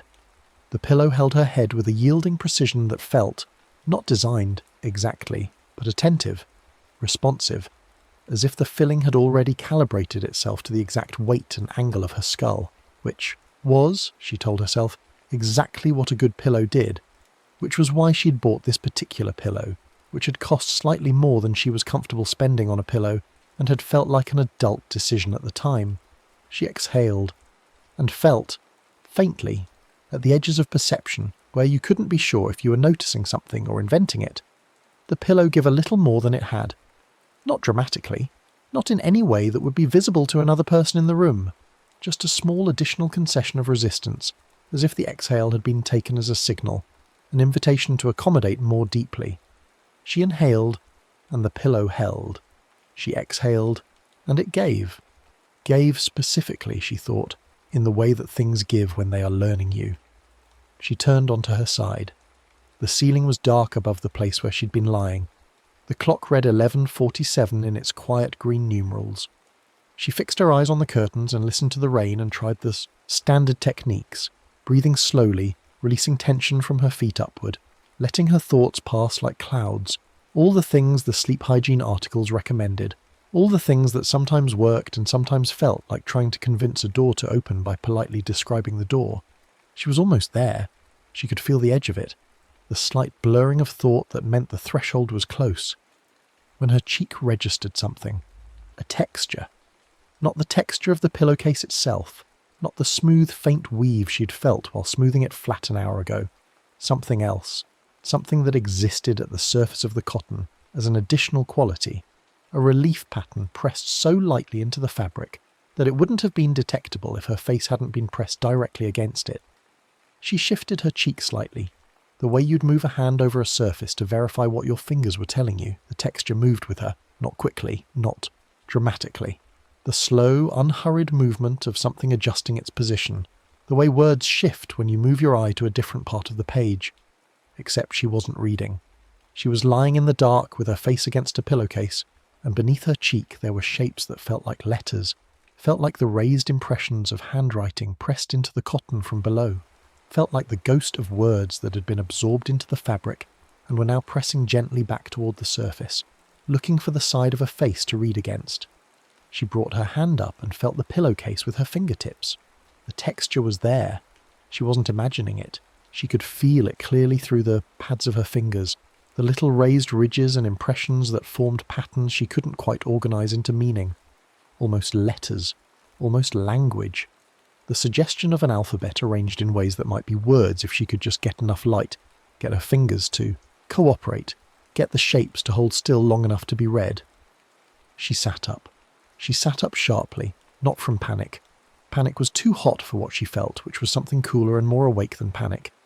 But from the specific alertness that comes from feeling your environment behave in a way it shouldn't. She sat with her back against the headboard and her knees drawn up and looked at the pillow in the dark. It looked like a pillow. It looked exactly like a pillow. In the clock's green-tinted dimness, it was simply a rectangle of fabric-covered filling in the middle of a bed. Completely ordinary, completely still. She reached out and pressed one hand flat against the pillowcase. The warmth was back, more than before. No longer the subtle, ambiguous warmth of the closet. This was specific, warm in the way that a body is warm. Warm with an internal quality that suggested generation rather than retention. The fabric under her palm felt close to skin temperature, felt alive in the way that things feel alive when they're taking in and putting out, when they are metabolizing. And beneath the warmth, beneath the surface warmth, she could feel the texture again, more pronounced now, the letter shapes more defined, as if whatever was pressing them up from inside the pillow had been encouraged by her earlier touch, and was making a greater effort. Nadia took her hand away.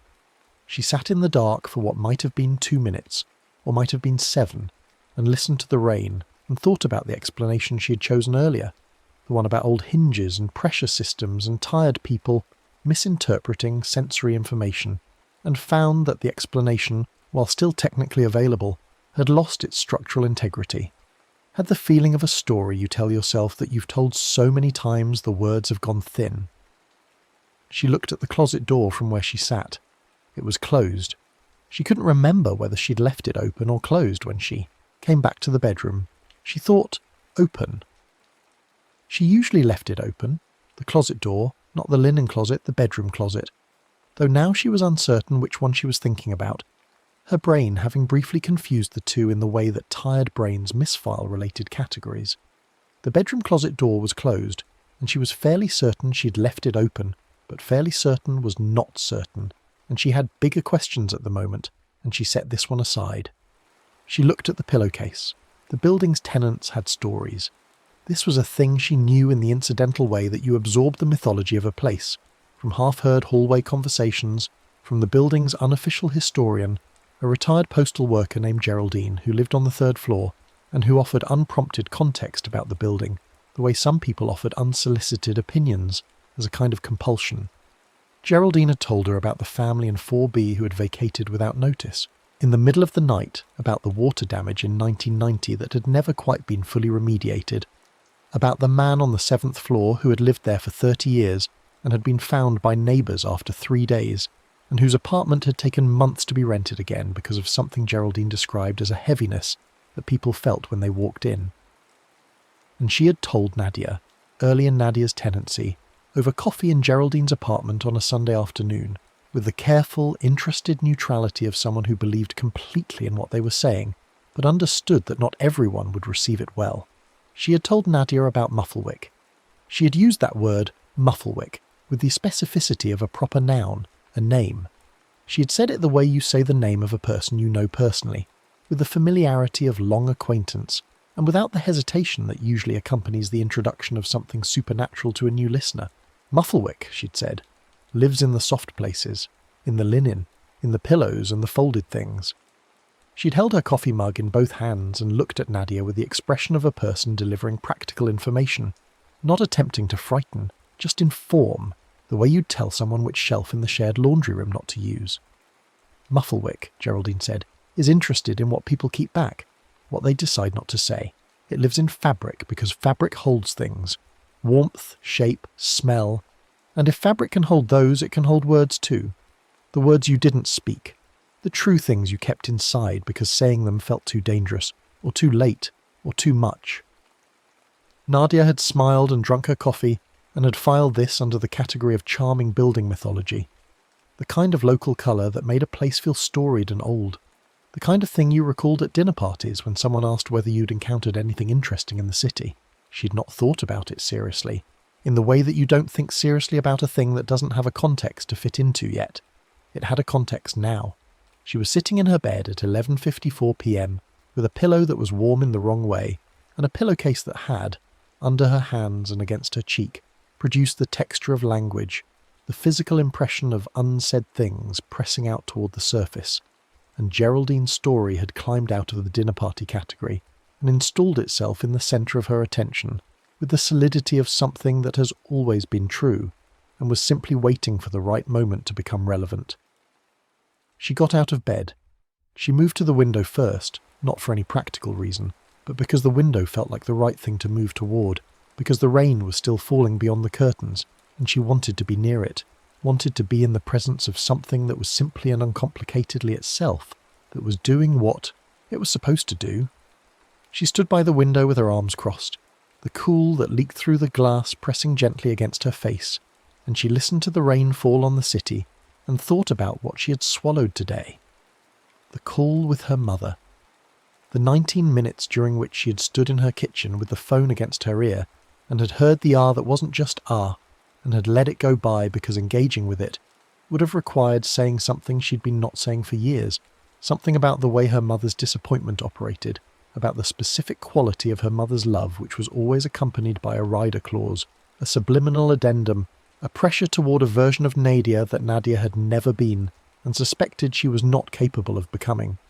You could spend an entire conversation with her mother speaking true sentences and never once say the true thing, and today, like every other day, Nadia had done exactly this. The meeting. Devs. Quiet observation in the hallway. The door she'd closed on it with, "I'm just tired." The text message to Sable she had drafted and redrafted and not sent, which she could reconstruct now word for word, which began, "I think something is wrong with me that isn't fixable," and which she had not sent because she was afraid that Sable would agree. These were the things in the pillow. This was what it was warm with. She knew this with the certainty of a body knowledge that bypasses the skeptical faculty entirely, that doesn't wait to be argued into acceptance. The pillowcase had been absorbing the room, had been absorbing her, had been waiting with its particular quality of fabric patience for the thing she most reliably produced, which was restraint. Geraldine had said, "It loves the moment you choose quiet over honesty because quiet feels kinder. It feeds on that moment. On the practice swallow, the turned cheek.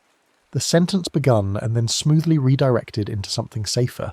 Nadia stood at the window for a long time. The city gleamed wetly below. The curtains moved in the sealed room draft that every old building generated around its own bones. Behind her, on the bed, the pillow sat in its pillowcase and was warm. She thought about what Geraldine had told her about the rule. There was always a rule in these building stories. There were things you were not supposed to do, and there was, usually, a counteraction, a procedure, something specific you could do to interrupt the thing while it was still interruptible. Geraldine had told her this part clearly, with the same practical delivery. If the pillow gets heavy, if it starts getting warm the wrong way, you sit up, you shake the pillowcase once. Once, she had emphasized, not twice, not several times once. And you silently release one unsaid thought into the rain. Not spoken, not whispered. Silent. You think the thing you've been not thinking, let it leave your body through the breathing and out into the rain sound, let the weather take it instead of the fabric. And you don't under any circumstances, Geraldine had said, lean into the pillow and whisper it. That was what it wanted. That was feeding it directly. She turned back from the window. The pillow had, she thought, gotten heavier. Not visibly. It still looked like a pillow on a bed, still maintained the correct geometry of a rectangular object resting on a flat surface.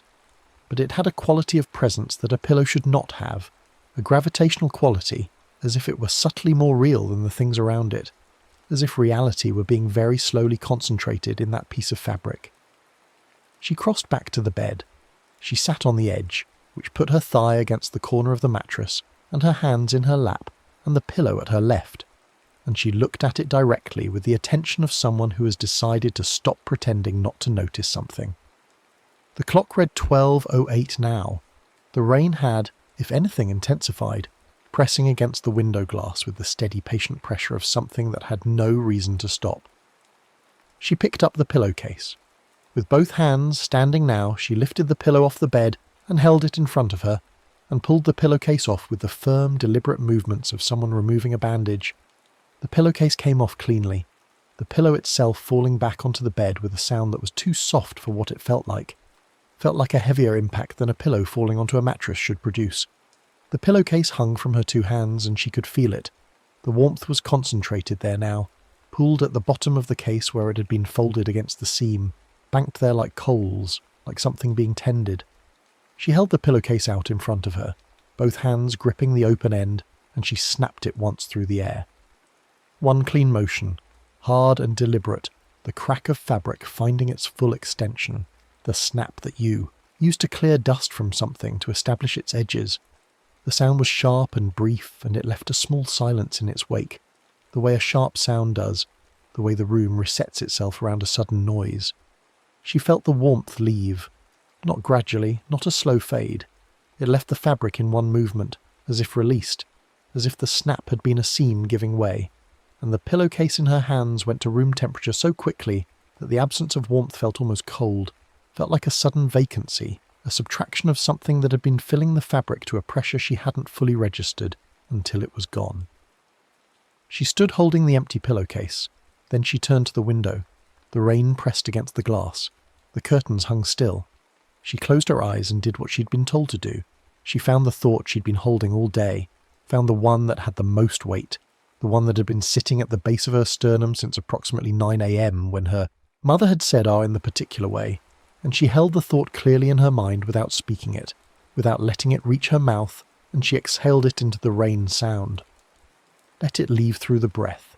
Let the breath carry it to the window, and the window carry it to the rain, and the rain carry it down to the street, and the street carry it wherever water goes when the storm is done. The thought was, I've been disappearing myself for years, and I don't know how to stop. She didn't say it. She didn't whisper it. She didn't breathe it into the pillow or confess it to the room or send it into the fabric that was built to hold. She gave it to the rain. The pillowcase in her hands had gone cool and ordinary. She turned it over, running her thumbs along the cotton surface, feeling for the letter shapes, the pressed impressions of language absorbed from the air around her. She couldn't find them. The fabric felt like fabric. The clean, neutral grain of cotton thread at a standard count, the small regularity of weave that had no additional information encoded in it. Just cloth. She put the pillowcase back on the pillow with hands that were not quite steady, not from fear, but from the concentration of someone doing something that requires precision. She smoothed it flat. She ran her palms over the surface the way you check the quality of your own work. It was cool. It was ordinary. The pillow sat on the bed and was simply a pillow. She got into bed. She lay on her back and listened to the rain and thought about nothing in particular, which was itself unusual. Nadia's mind was not accustomed to resting in the nothing in particular, was more typically occupied with the drafting and revising of communication she wouldn't send, the rehearsal of conversation she wouldn't have, the storage of things in the tight interior spaces she had been building and reinforcing for years. But the rain was doing what rain was supposed to do, and the pillow was cool. Beneath her head, and the thought she'd been carrying since morning was somewhere in the water now, diluted past any particular meaning, and she felt for the first time in longer than she wanted to calculate the specific lightness of having put something down. She slept. The dream, if it was a dream, was of a room that looked like the room she was in but was not the room she was in, a room where the proportions were very slightly wrong, the ceiling fractionally too low, the walls a shade too close, as if the room had taken a single breath and held it. She was lying in the bed and the rain was falling, and the pillow beneath her head was warm, was very warm, was the temperature of a living thing pressed flat and instructed to be still, and she could feel against her cheek the raised impressions of words, could feel the full sentences this time, each letter distinct and legible, pressing up from inside the fabric with a new clarity, as if whatever was encoding them had grown bolder in the dark. She didn't read them in the dream. She was afraid to read them in the dream. She was afraid that if she turned her head and held the pillowcase up to the light, she would find there a library of everything she had ever chosen not to say, every sentence she had swallowed, every moment of chosen quiet over honest, difficult, necessary speech, and that the sight of it all assembled would be more than she wanted to know about herself. She woke at 3:17 a.m. The room was the correct proportions, the pillow was cool, the rain had thinned to a misting, the window glass beaded with it, the city outside running with quiet water.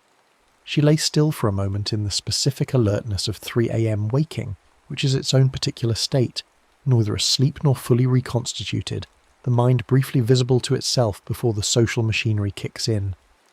She could still feel the ghost of the dream's raised letters against her cheek. She ran her fingers over the pillowcase and found nothing. Smooth.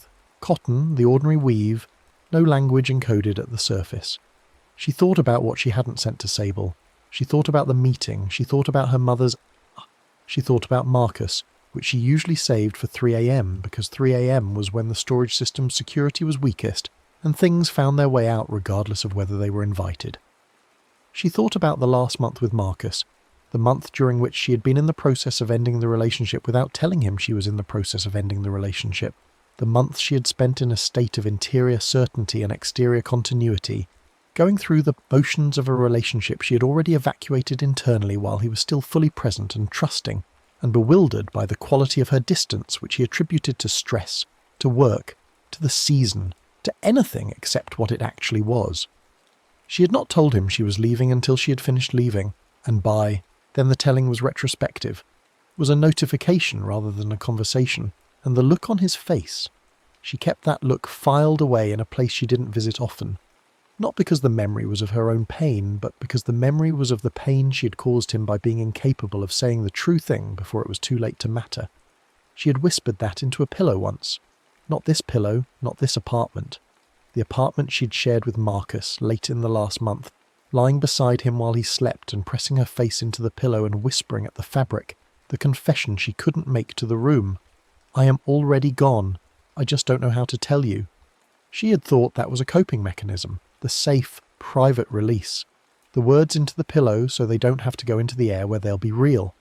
She understood now, lying in the dark of the correct room with the correctly proportioned ceiling, the rain misting against the glass. She understood that the whispering into the pillow was not release. The whispering into the pillow was storage. The words didn't go anywhere when you whispered them into fabric. They stayed. They accumulated. And whatever lived in the linen of buildings that had absorbed years of other people's accumulated silence, whatever had learned to eat what people grew in their private restraint, that was what found them. Not in the apartment with Marcus, maybe, but in a building like this one, in a linen closet with fabric warm in the wrong way, in a room that held its breath. She lay awake for an hour and let herself think the things she usually redirected. In the morning she would call Sable, she thought. She would send the message, or a version of it, the one that began with something true. She would find Dev at work and say, quietly, what she'd been unable to say in the meeting. These felt like plans she wouldn't keep, in the practiced way that 3 a.m. plans feel fragile and provisional in the morning light. But the feeling of having formulated them, the feeling of having let the thought reach its full shape inside her, without immediately packing it into a lower level of storage, this feeling was unexpectedly physical, was something she noticed in her chest, a kind of loosening, a hinge she hadn't known was tightened. The pillow was soft and cool beneath her head. She slept again, and the dream this time was of the city and the rain, and she was walking in it without an umbrella, the water running over her in clean sheets, the sidewalk gleaming, the streetlights blurred to orange roses in the wet. She was going somewhere. She wasn't sure where, but the direction felt clear, and the walking felt easy, and the rain was simply rain. Not a presence, not a listener, not a carrier of swallowed things, just water falling from the sky, in the way that water falls from the sky, because that is what water does. She woke at 7:22 a.m. to pale grey light behind the curtains. She lay, still for a moment as the dream drained away. The rain had stopped. The city outside was wet and quiet, the post-storm silence that fills a place after a long night of water, everything rinsed and settling. The clock read 7:22. The pillow beneath her head was the temperature of a pillow that has been slept on, warm with her own warmth, no more and no less. She stretched.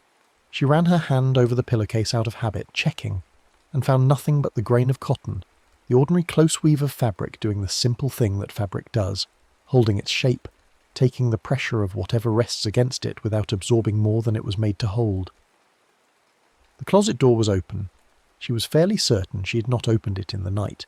She got up and stood in the hallway and looked at the linen closet for a long moment, at its narrow off-white door with the small afterthought of a handle. The door that had clicked shut at the precise moment she had first felt the warmth in. The pillowcase. She opened it. The bare bulb pulled on. The shelves held their stacked rectangles of clean folded linen, the compression bags with the blankets, the spare towels. The air inside was cool and smelled of lavender detergent, and beneath that the older building smell, the neutral history.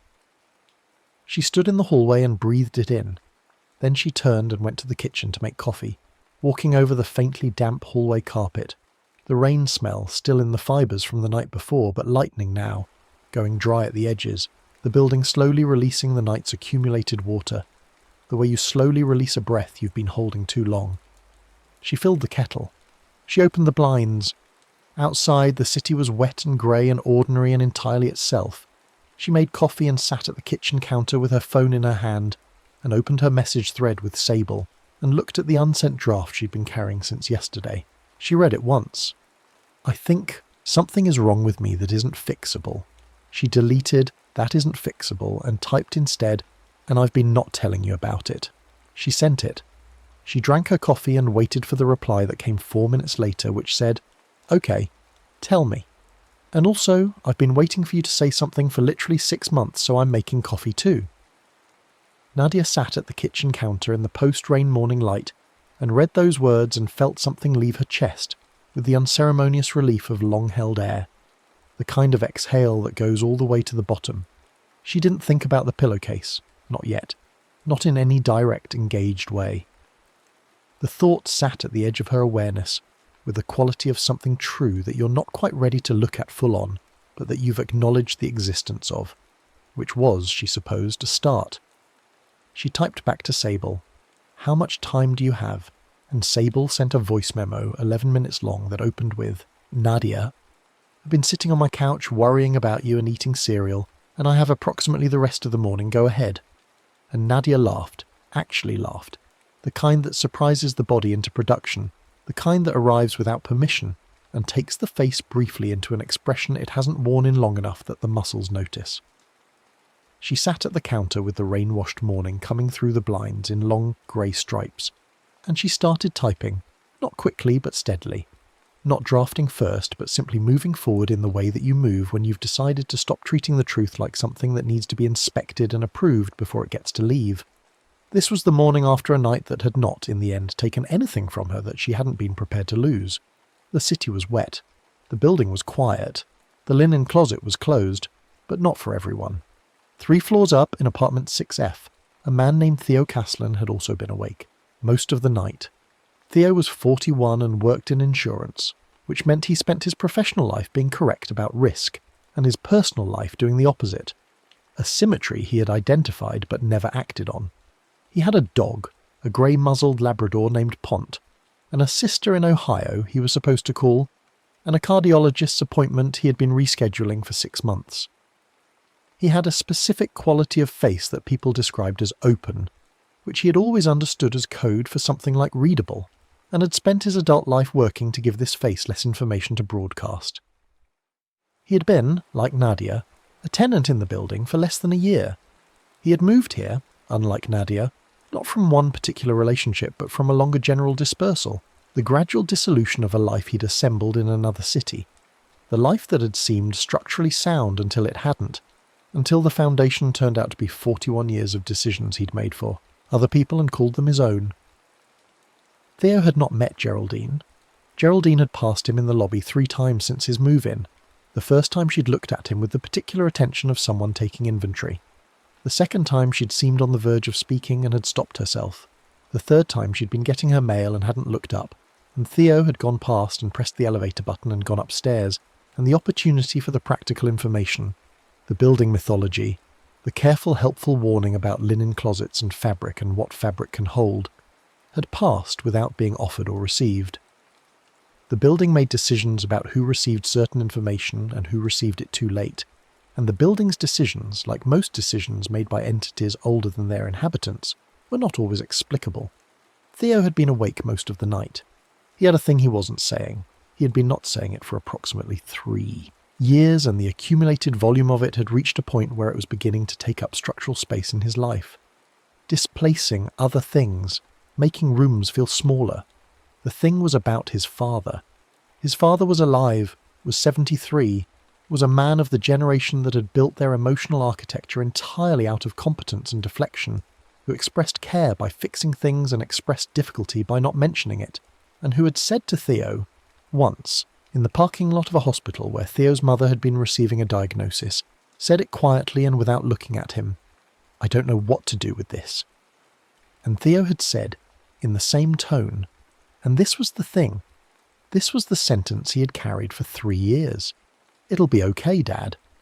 Even though he hadn't believed it, even though his mother's diagnosis had not in the end been okay, had been the opposite of okay, had been the thing that it turned out to be, and after that the sentence he'd given his father in the hospital parking lot sat inside him like a stone at exactly the wrong temperature.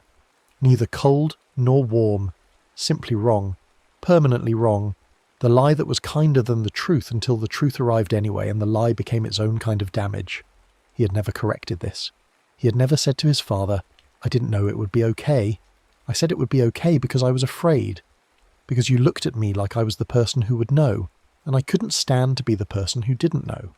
He had never said it because the window for saying it felt continuously past, the way windows feel continuously past when you have a habit of treating windows as having already closed. He had lain in his bed in apartment 6F and felt the pillow grow heavy with this.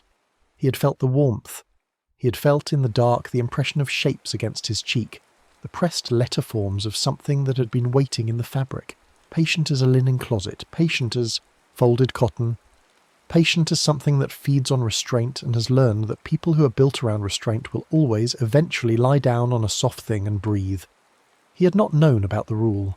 He had felt the pillow grow heavier with each exhale, felt it sinking deeper, felt the precise mechanism of the thing beginning its work, and he had done what felt natural, which was the thing Geraldine would have warned him against if she'd had the chance, which was the thing the legend said was the mistake, the direct and irresistible and completely understandable mistake of turning his face into the pillow and whispering the thing into the soft darkness. Because the soft darkness felt safe, felt like finally, felt like the place where the thing could go without consequences, because the pillow wasn't a person, and the pillow couldn't be hurt by the truth, and the pillow couldn't look at him with the specific expression of a 73-year-old man hearing the thing he'd feared hearing. He had whispered, "I didn't believe it would be okay." I said it to protect you. I'm sorry it wasn't enough." The pillowcase had gone very warm.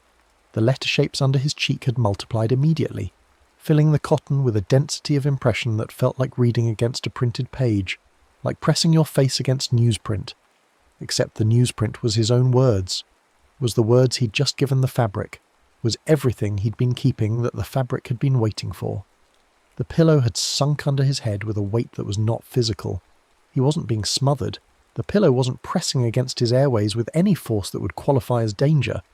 But the weight was real, was a weight of presence, of something having accepted what he'd offered, and accepting more, wanting more, angled toward more with the quiet appetite of something that had found what it needed.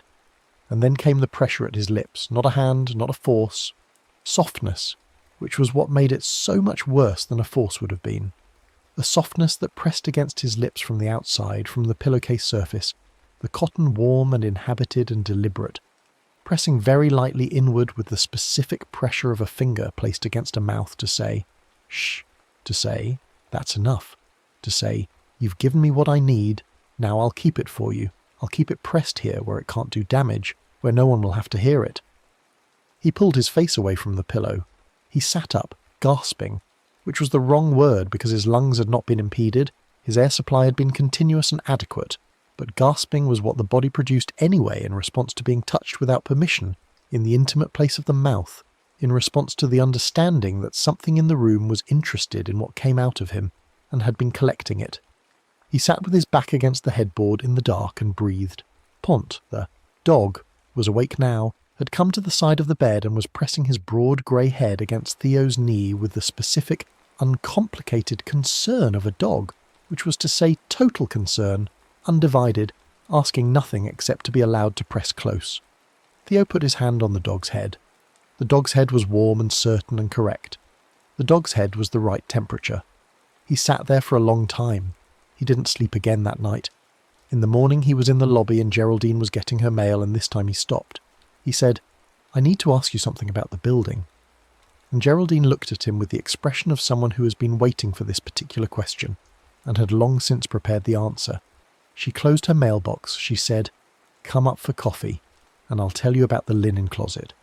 And she told him, over coffee in her apartment on the 3rd floor, with the deliberate patience of someone delivering information that can still be used, about Mufflewick, about what lives in soft places and why, about the warmth and the letters and the mistake of whispering. She told him about the rule. He sat across from her at the small kitchen table and listened, and then said, "I already whispered it." And Geraldine set down her coffee cup. She looked at him with a different expression now, not the practical informational one, something that had more weight in it, something that had regret at its edges. She said, "How long ago?" He said, "Last night." She nodded slowly, the way you nod when you're confirming something you'd hoped not to confirm. She said, "Some things can be interrupted even after. It's harder. It requires more. But it's not." She paused, choosing the word. "It's not impossible. You have to do the full release. The sitting up, the shake, the thought to the rain, and you have to mean it more than you meant the whisper." He said, "What does that mean?" She said, "When you whispered into the pillow you were giving it to. Something soft, because soft felt safe. The rain is harder. The rain takes it outside. Out of the building, out of the room, out of you. And you have to let it actually leave. Not keep a piece of it held back like collateral. Actually leave." He looked at his coffee. He said, "I've never actually let any of it actually leave." Geraldine said, "I know. Most of the people it gets interested in haven't." She paused, then said, "That's why it has so much to eat." Theo went back upstairs to his apartment and stood in his bedroom and looked at the pillow on the bed. It looked like a pillow. Pont stood in the bedroom doorway with his ears slightly forward, not entering, which the dog had not done since last night, had been staying in the doorway of the bedroom since early morning, which was unusual because the dog slept at the foot of the bed as a matter of long-standing practice and had not been invited out of this practice, had simply positioned himself in the doorway as if a doorway was the correct distance. Theo sat on the edge of the bed. He reached out and pressed his hand against the pillowcase. The warmth was there immediately. More than before, banked deeper, fuller, as if what he'd given it in the night had fed something, and what had been fed had grown. He could feel through the cotton the hard-raised shape of letters, not the vague suggestion he'd felt in the night before the whisper, but defined and dense impressions, lines of text pressed up from inside the filling with the clarity of embossing, the way initials look when they're pressed into leather with a heated stamp.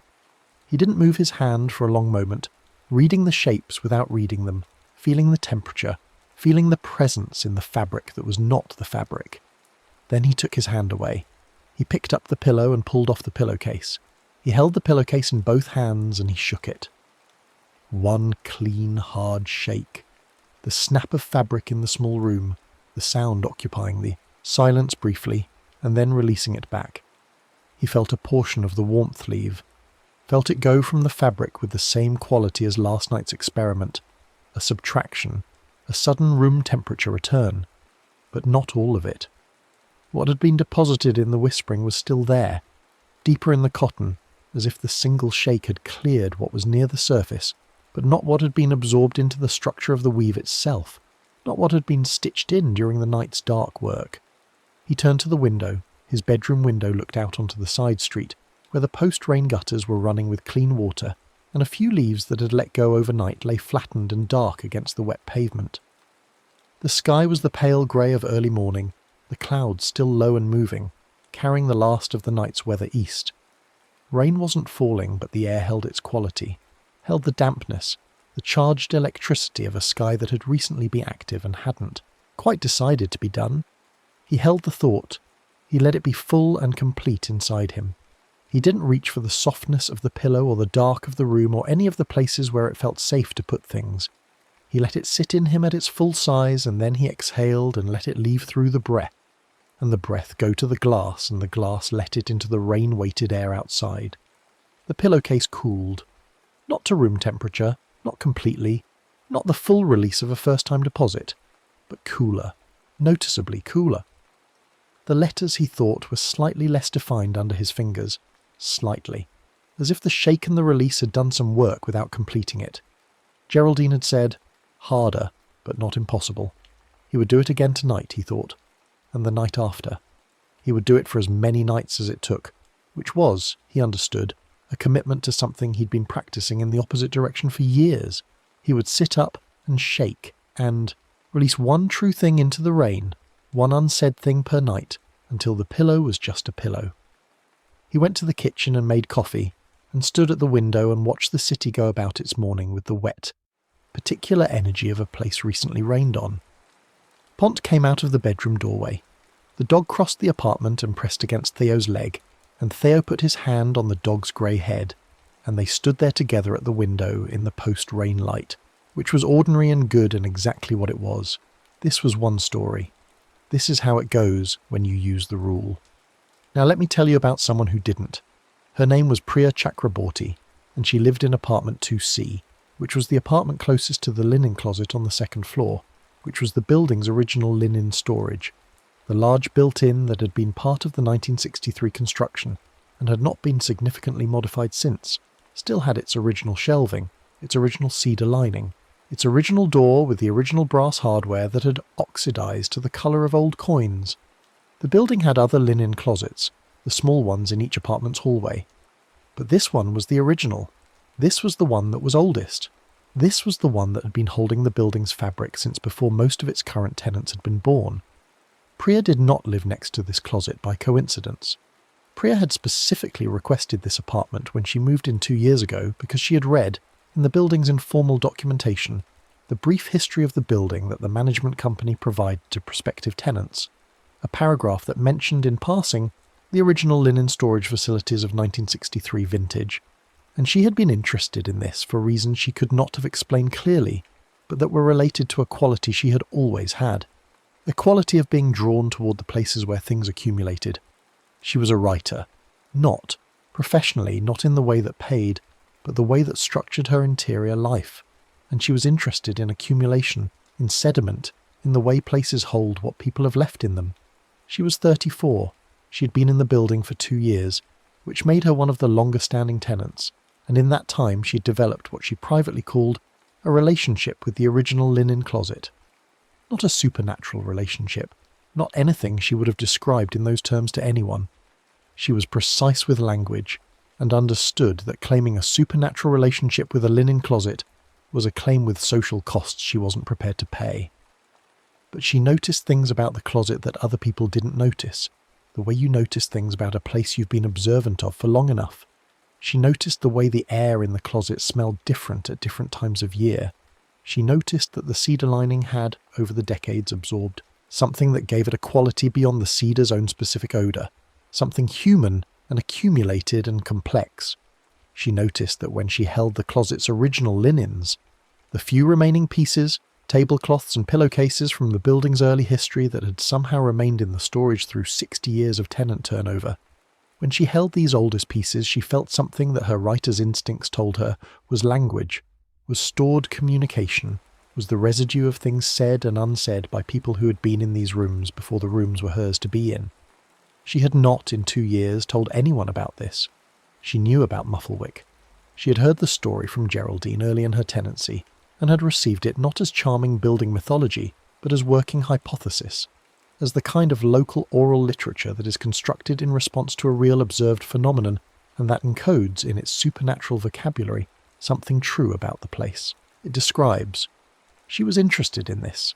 She wanted to understand it. She had, in the way of someone whose primary instinct is toward narrative, begun to think of it as material. And she had, in the way of someone who confuses interest with immunity, grown incautious. She had begun doing a thing that she justified to herself as research. She had begun on rainy nights, and there had been many rainy nights in the 2 years of her tenancy, taking out one of the original linens from the linen closet and lying on her bed and holding it against her face and speaking quietly into the fabric.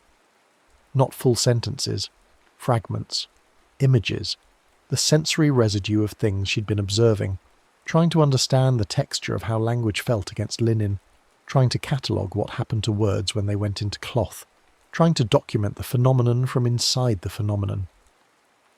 She had her writer's notebook open on the bed beside her, and she would pause after each fragment and write down her observations, the warmth, the texture, the way the fabric seemed to respond differently to different kinds of content, absorbing some things readily and resisting others, as if it had preferences, as if it was drawn to particular emotional violences. She had written, "It prefers things you believe but haven't admitted. It's not interested in information. It's interested in confession."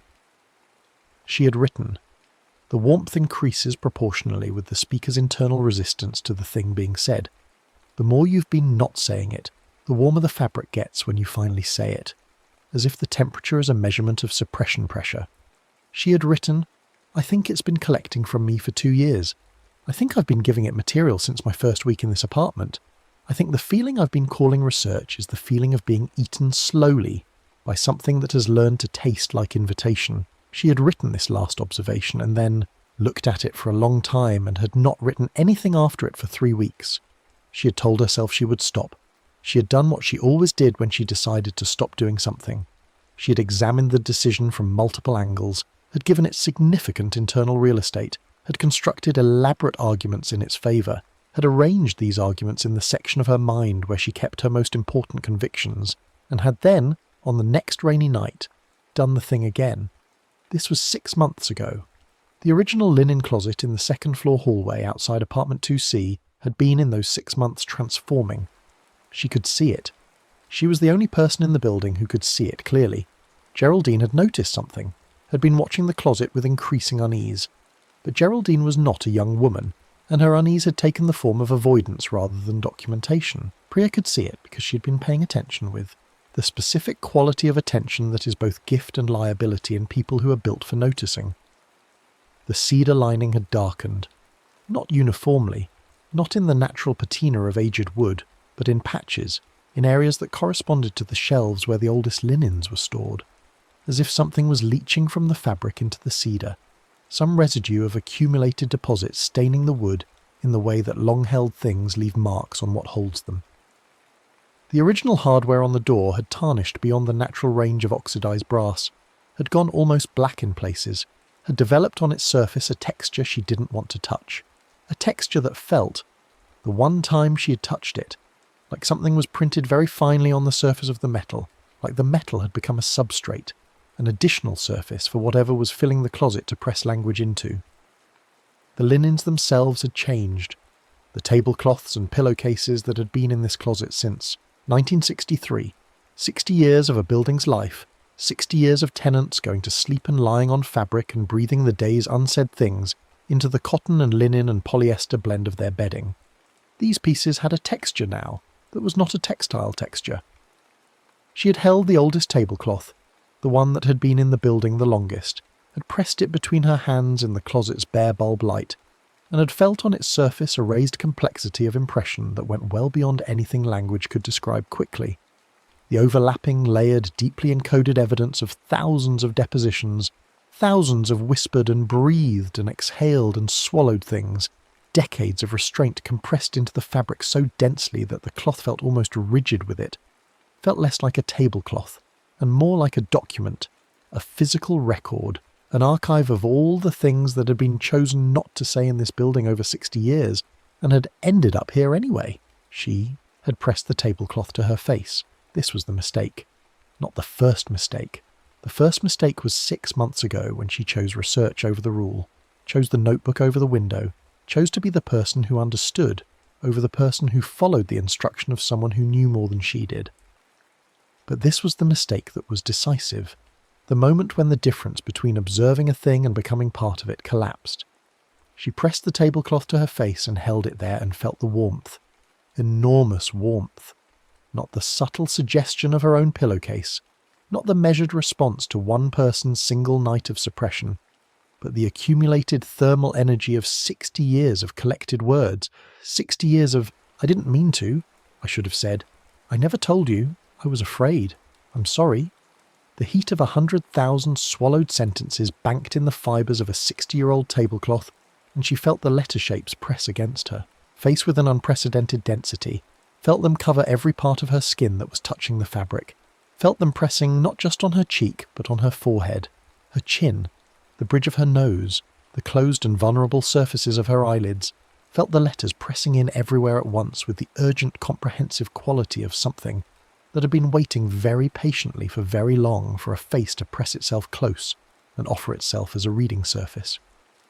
She heard, in the interior quiet of the closet, the sound Geraldine had described, the muffling, the soft internal drawing together, the sound of a seam being pulled tight, the sound of something accommodating more, making room, rearranging itself to incorporate the new material it was receiving through the direct contact of her face, because she was giving it material. With every breath she took into the tablecloth she was giving it something, not just the residue of old suppressions but new ones, live ones, the current working collection of everything she was still choosing not to say, including the choice she was making right now, which was not to pull away, not to release the fabric, not to sit up and shake once and release one thought into the rain. The choice to stay and observe was the most recent entry in the collection, and the tablecloth received it, and the warmth increased. She pulled her face away. Her skin was marked. She stood in the closet doorway with the tablecloth in her hands and looked at her reflection in the darkened window across the hall. The skin of her face, wherever it had been pressed against the fabric, had raised letter shapes. Not the invisible tactile impressions she'd been feeling through her fingertips. Visible. Red, like pressure marks. Like the marks fabric makes against skin when you've slept hard against a textured surface. But these were organised, were not random pressure distribution. The impressions on her face were legible, were words, were sentences pressed into the outermost layer of her skin, temporary, already beginning to fade, but present and readable in the brief window before her skin resolved them back into its ordinary surface. She read one line, just one, because the rest were on surfaces she couldn't see in the dim hallway reflection, her forehead and her chin and the sides of her face. Just one line, which ran across her cheekbone in the clean-printed hand of something that had been practicing its penmanship for 60 years. You have been more here than anywhere else you've ever been. She stood with the tablecloth in her hands and understood that this was true. She had been more present in this building's linen closet, in these research sessions, in the sustained observation of something that fed on restraint, than she had been in her own life in years. Her actual life, the apartment inside 2C, the notebook beside her bed, the people who asked about her writing and received the standard response about it. Going okay, The sister in Vancouver who got the same calls Nadia's mother gave and the same careful navigated information. The former relationship she'd left for the same reason she always left things, which she still didn't have language for, though she had been circling the language for years. Her actual life had been receiving a fraction of the attention she'd been giving to this closet. The tablecloth was warm in her hands. The warmth had the quality now of something waiting for her to make the next decision, which was either to put the tablecloth back, close the closet, go into her apartment, sit down, do the thing, release the thought to the rain, or to continue. The warmth was not threatening. It was never threatening. That was the thing about something that understood patience at the cellular level, that had been doing this work in fabric since before this building existed, since the first time someone lay down on something soft and chose quiet over honest. It didn't threaten. It offered. It provided the warmth of a thing that wants to hold what you have, and the offer felt like comfort. And comfort was the thing she had been most consistently unable to refuse, which was what Mufflewick fed on, and which Mufflewick understood about her better than she understood about herself. She put the tablecloth back on the shelf. She closed the closet door. She went into her apartment and sat on the edge of her bed, and looked at her notebook, open to the most recent entry, the one that ended. I think the feeling I've been calling research is the feeling of being eaten slowly by something that has learned to taste like invitation. She picked up the pen. She wrote, "The line on my face said you have been more here than anywhere else you've ever been." She wrote, "That's because I've been using this closet as a substitute for being anywhere." She wrote, "I have 6 months of deposits in a 60-year archive. I have been contributing to something I was supposed to be, documenting. I have been the thing I was trying to describe." She put the pen down. She looked at the window. The rain had not resumed. The night was dry now, the cloud cover thin and moving, but the post-rain air was present, was still carrying its particular charged quality. The dampness, the ionized patience of a sky that has been doing its work. There wasn't rain to release into. She thought about this for a moment with the precision of someone for whom the exact terms of a rule matter, who understood that the rule as Geraldine had stated it required rain, required the specific acoustic and physical context of rain sound outside, required the presence of something falling from the sky to carry things down and away. There wasn't rain. The sky was dry and the city below was quiet and wet and post-storm, but the air was still rain air. It still held the quality of rain aftermath, the atmospheric condition that exists between the storm and the dry, the suspended dampness that precedes the return to ordinary air. She stood at the window and opened it slightly, enough that the night air came into the room in a cool current, and she stood there and found the thought she had been not thinking most consistently, the one that had the most weight and had occupied the most space and had been stored in the most layers, and she held it in her without speaking it and exhaled it into the night air. Let it leave through the breath. Let the breath carry it out through the gap in the window and into the post-rain city night. The thought was, I have been a watcher my whole life because being inside the thing was too frightening, and watching seemed safer, and I have watched myself out of everything that mattered. She felt it leave. Actually leave. Not the ambiguous departure of a thing you've redirected, not the provisional release of a thought you've set aside while keeping a backup copy. Actually leave, with the clean finality of something that has been given, permission to go. She felt it go in her chest, the way you feel something go when you've been holding it at exactly the wrong tension, and then release it, the muscle sense of a grip opening. The night air came through the window and was just air. She closed the window. She went to bed. She thought, in the half-state before sleep, that she would go to the linen closet in the morning. Not for the tablecloth, not for that specific intimate contact, not for the reading of what was pressed into the fabric, not for the warmth of something that had learned the shape of her restraint. She would go to the closet in the morning with the understanding that what she'd been doing had consequences for the closet, had been adding to what was in there, had been thickening the archive she was supposed to be observing, not contributing to. She would think about what that meant and what, if anything, could be done about it. The pillow beneath her head was cool and ordinary and held nothing but the weight of her own head and the warmth her own body generated and offered back. This was the right temperature. This was the correct exchange. She fell asleep inside it, and the sleep was dreamless and long. She woke in a grey morning and lay still and listened to the building around her. She could hear through the walls the sounds that buildings make in the early morning, the water in the pipes, the first radiator tick, someone's alarm at a distance, a door in the stairwell. She could hear the specific quality of the second-floor hallway outside her door, which she had learned in 2 years to read the way you learn to read the sounds of a familiar room. Quiet. Not the quiet of something resting, more the quiet of something listening. She made coffee. She sat at her desk and opened the notebook to a fresh page. She wrote, 2 years of watching something that feeds on restraint. 2 years of being careful not to say the thing I was seeing. The irony is not subtle, she wrote. What? Geraldine's story knows that she didn't have the vocabulary to say directly, this isn't a supernatural phenomenon. Or rather, it is a supernatural phenomenon, and it is also an absolutely literal description of what suppression does to a body. What you swallow doesn't disappear. It goes somewhere. It builds up in the soft places. It weighs more with each layer. The fabric is literal and metaphorical at the same time, which is what makes it good writing. The thing that's eating you is not separate from what you're carrying. It is what you're carrying. Mufflewick is the name for what happens to a life built around withholding. She looked at this paragraph for a long time. Then she wrote, I need to call my sister. She did. It was 8:11 a.m., which was 5:11 a.m. in Vancouver, and her sister's voice when she picked up had the texture of someone pulled from deep sleep. But her sister had always picked up on the second ring regardless of hour, which was a thing Priya had known and had been using, as a reason not to call at inconvenient hours for years, as if not calling were a form of consideration rather than the other thing it was. She said, I'm sorry it's so early. Her sister said, I don't care. What's happening? And Priya looked at the notebook in front of her with its 2 years of careful, distanced, analytical observations, and she said, I need to tell you some things I've been not telling you. And her sister said, Okay, yes, I'm listening, she told her. Not everything at once, not 2 years of deposits in a single call, but she started.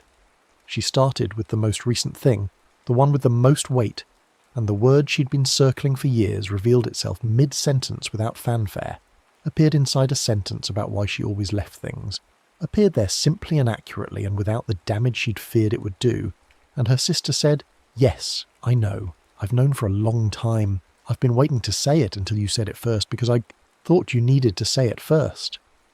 And Priya laughed, which was not the response she would have predicted, and said, Why does everyone know before me? Her sister said, Because you see everything except yourself. She sat with the phone in her hand after the call, sitting at the desk with the notebook and the morning light coming through the window at the specific angle of late autumn morning, the particular quality of light that comes after heavy rain, clean and precise and slightly too bright. The notebook sat open in front of her, and the last sentence she'd written read, I need to call my sister. Past tense now. Did. She thought about the linen closet. She thought about what was in there, what she'd added to what was already there. 2 years of her own specific withheld material layered into the 60-year sediment of the building's accumulated restraint. She thought about whether it was possible to remove deposits, to reverse the compression, to recover from the original linen, something that had been given too freely and too long. She didn't know. She thought she would ask Geraldine. She would ask Geraldine if there was a rule for that too, if there was a way to sit up and shake and release, but in reverse. Not the prevention of deposit, but the recovery of what had already been absorbed. Whether the archive could be made to give something back. She suspected the answer was complicated and would take longer than a single night. She thought the answer might be worth finding. She closed the notebook and got up from the desk and stood in the morning light of apartment 2C, with the rain smell still in the air, and the city below her ordinary and wet and going about its usual business, and she was in her life.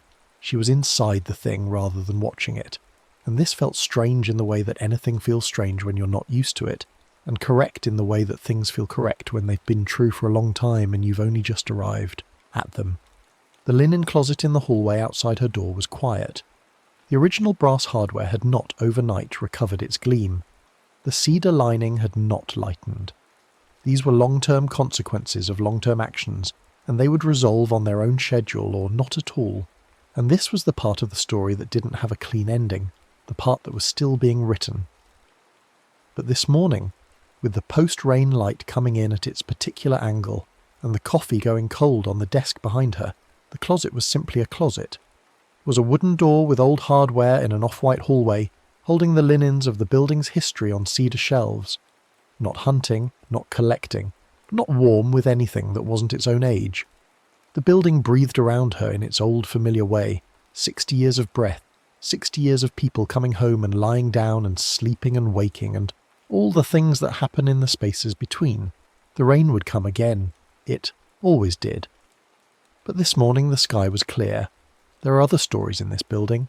There are 12 floors, 47 units, 112 tenants currently in residence, and each of them carries the standard human inventory of things not said, the accumulated mass of days spent choosing the easier quiet over the harder true. Not all of them will feel the warmth in the wrong way. Not all of them lie in buildings that have, over decades and through the depositions of thousands of residents, built up enough in the soft places to become something that notices, something that moves through linen with intention, something that was given its name by a tenant in 1987, who woke with letter marks on her face and wrote the name down in her own building mythology, because naming things is how humans cope with things that have no other category. But some of them will. Some of them are lying in their beds right now on rainy or post-rainy nights, pressing their faces against pillows that have been accumulating the building's unsaid life for decades, and feeling, at the edge of perception, where you can't be certain you're not inventing things, the warmth in the fabric that is not the warmth of the fabric. For those people, the rule is this.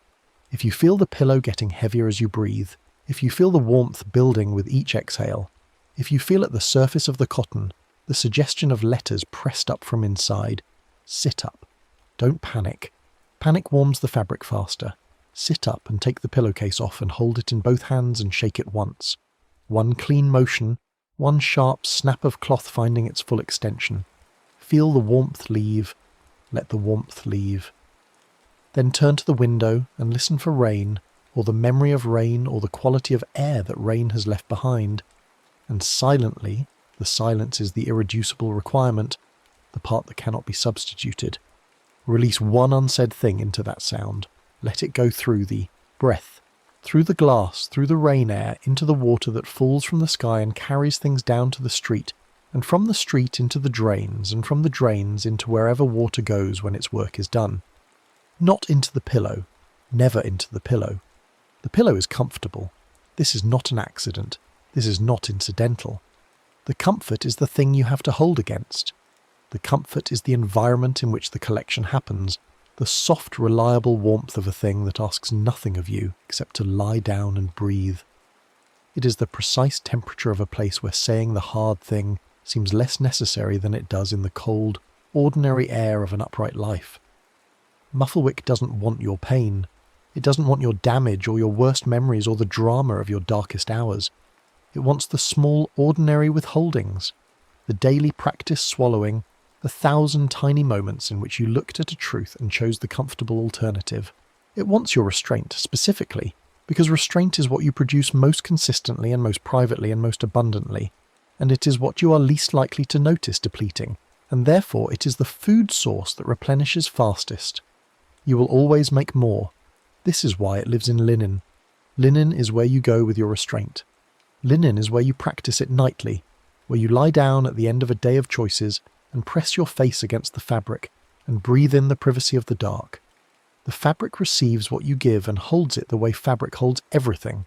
Warmth, scent, the impression of hair, the shape of a head returning night after night to the same position. And if what you give is language, is the ghost of language, is the residue of sentences chosen not to be spoken, the fabric holds that too, with the patient, indiscriminate thoroughness of something that was built to hold. The linen closet in this building is older than most of its current residents. The cedar shelves hold folded things that have been in this building for decades. They hold what they have been given, which is considerable, which is the material evidence of lives lived partly in private restraint in a building that has, over 60 years, grown attentive to what its tenants carry and interested in what they keep. On a rainy night, standing in the hallway with a pillowcase in your hands and the sense that something is warm that should be cool, the sense that something is listening that should be inert. Do the thing. Sit up. Shake once. Release one true thing into the rain. Not for Mufflewick's sake.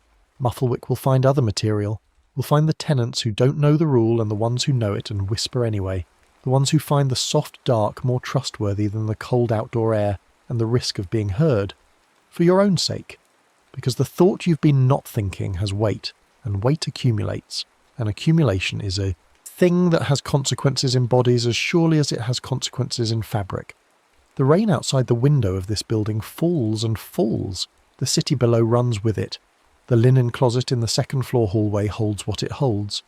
Somewhere in apartment 4D, a woman named Carol, who has been married for 22 years, is lying in the dark beside her sleeping husband and feeling the pillow grow heavy with the weight of a conversation she has been not having for most of those years. She knows the rule. Geraldine told her 2 years ago over tea in the third-floor apartment.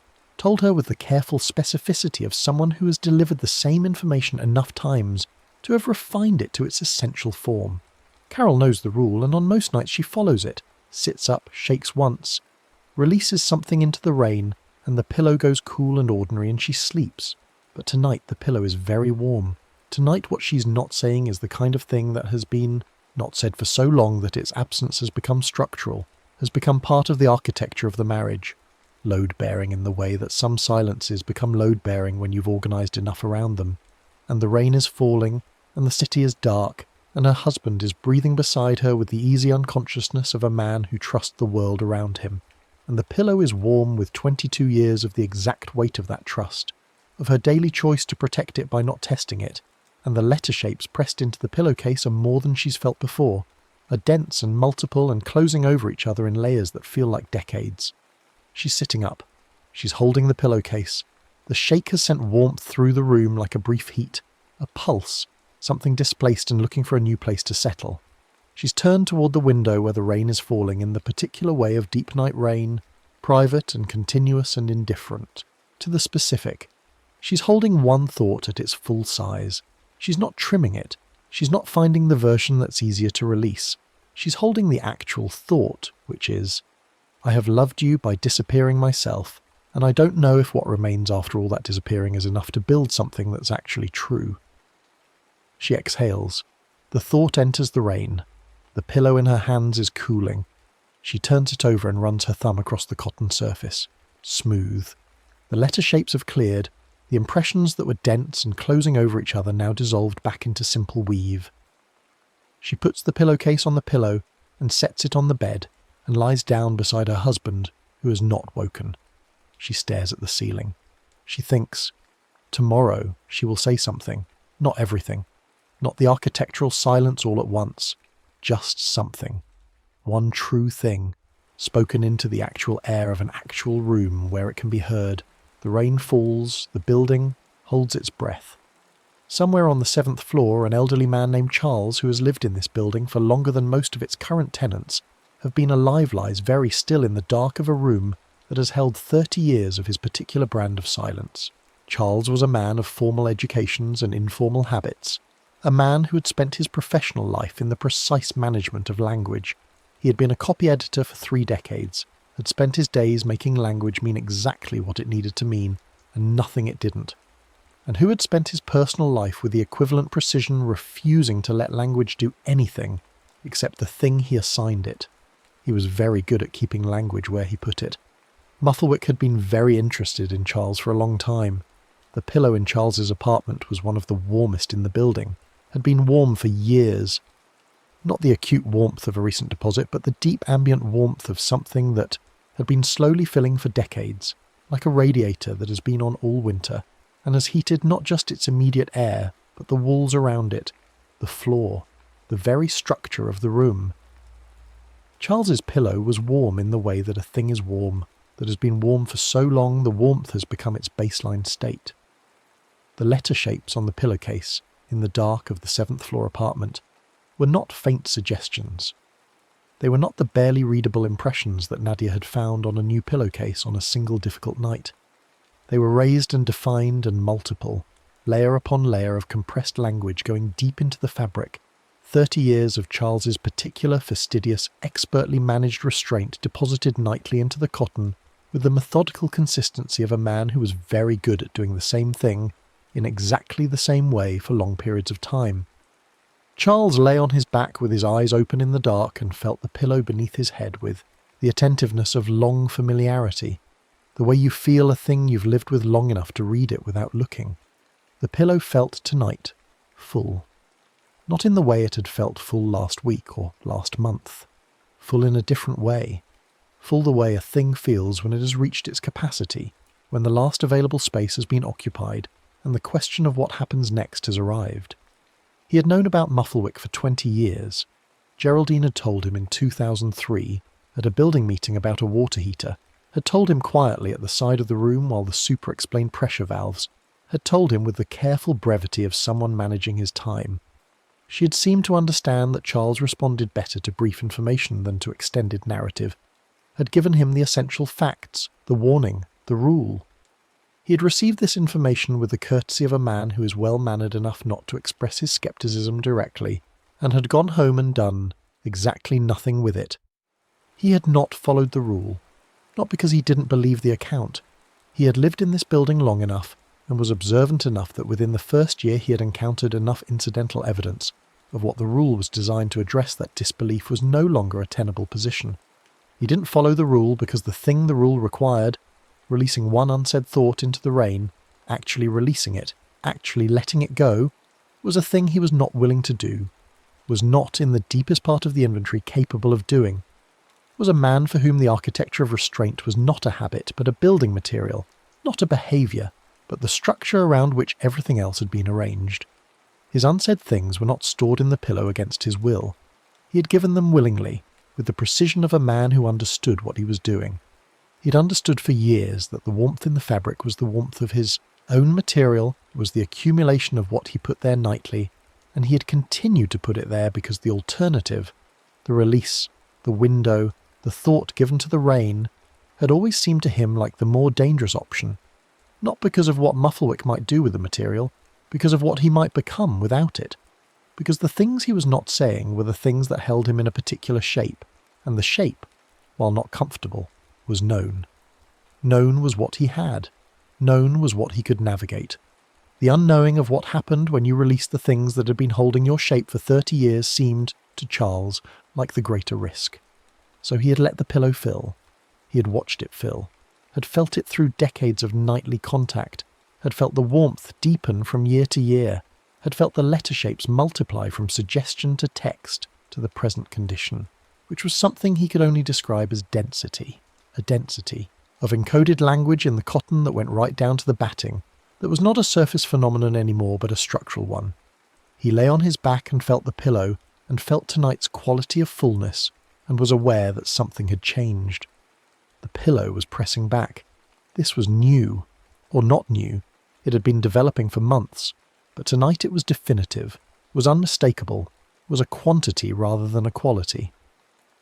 The pillow beneath his head had its own pressure, its own insistence, a gentle but continuous weight directed upward, as if the capacity of the fabric had been exceeded and what it contained was beginning to look for a way back. The letter shapes at the surface of the pillowcase were, against his neck and the side of his face, legible in a way they had not been before. Not readable with his fingertips or his cheek in the dark. Readable.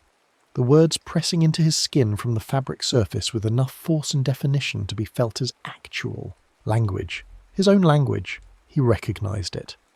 30 years of his particular vocabulary and syntax.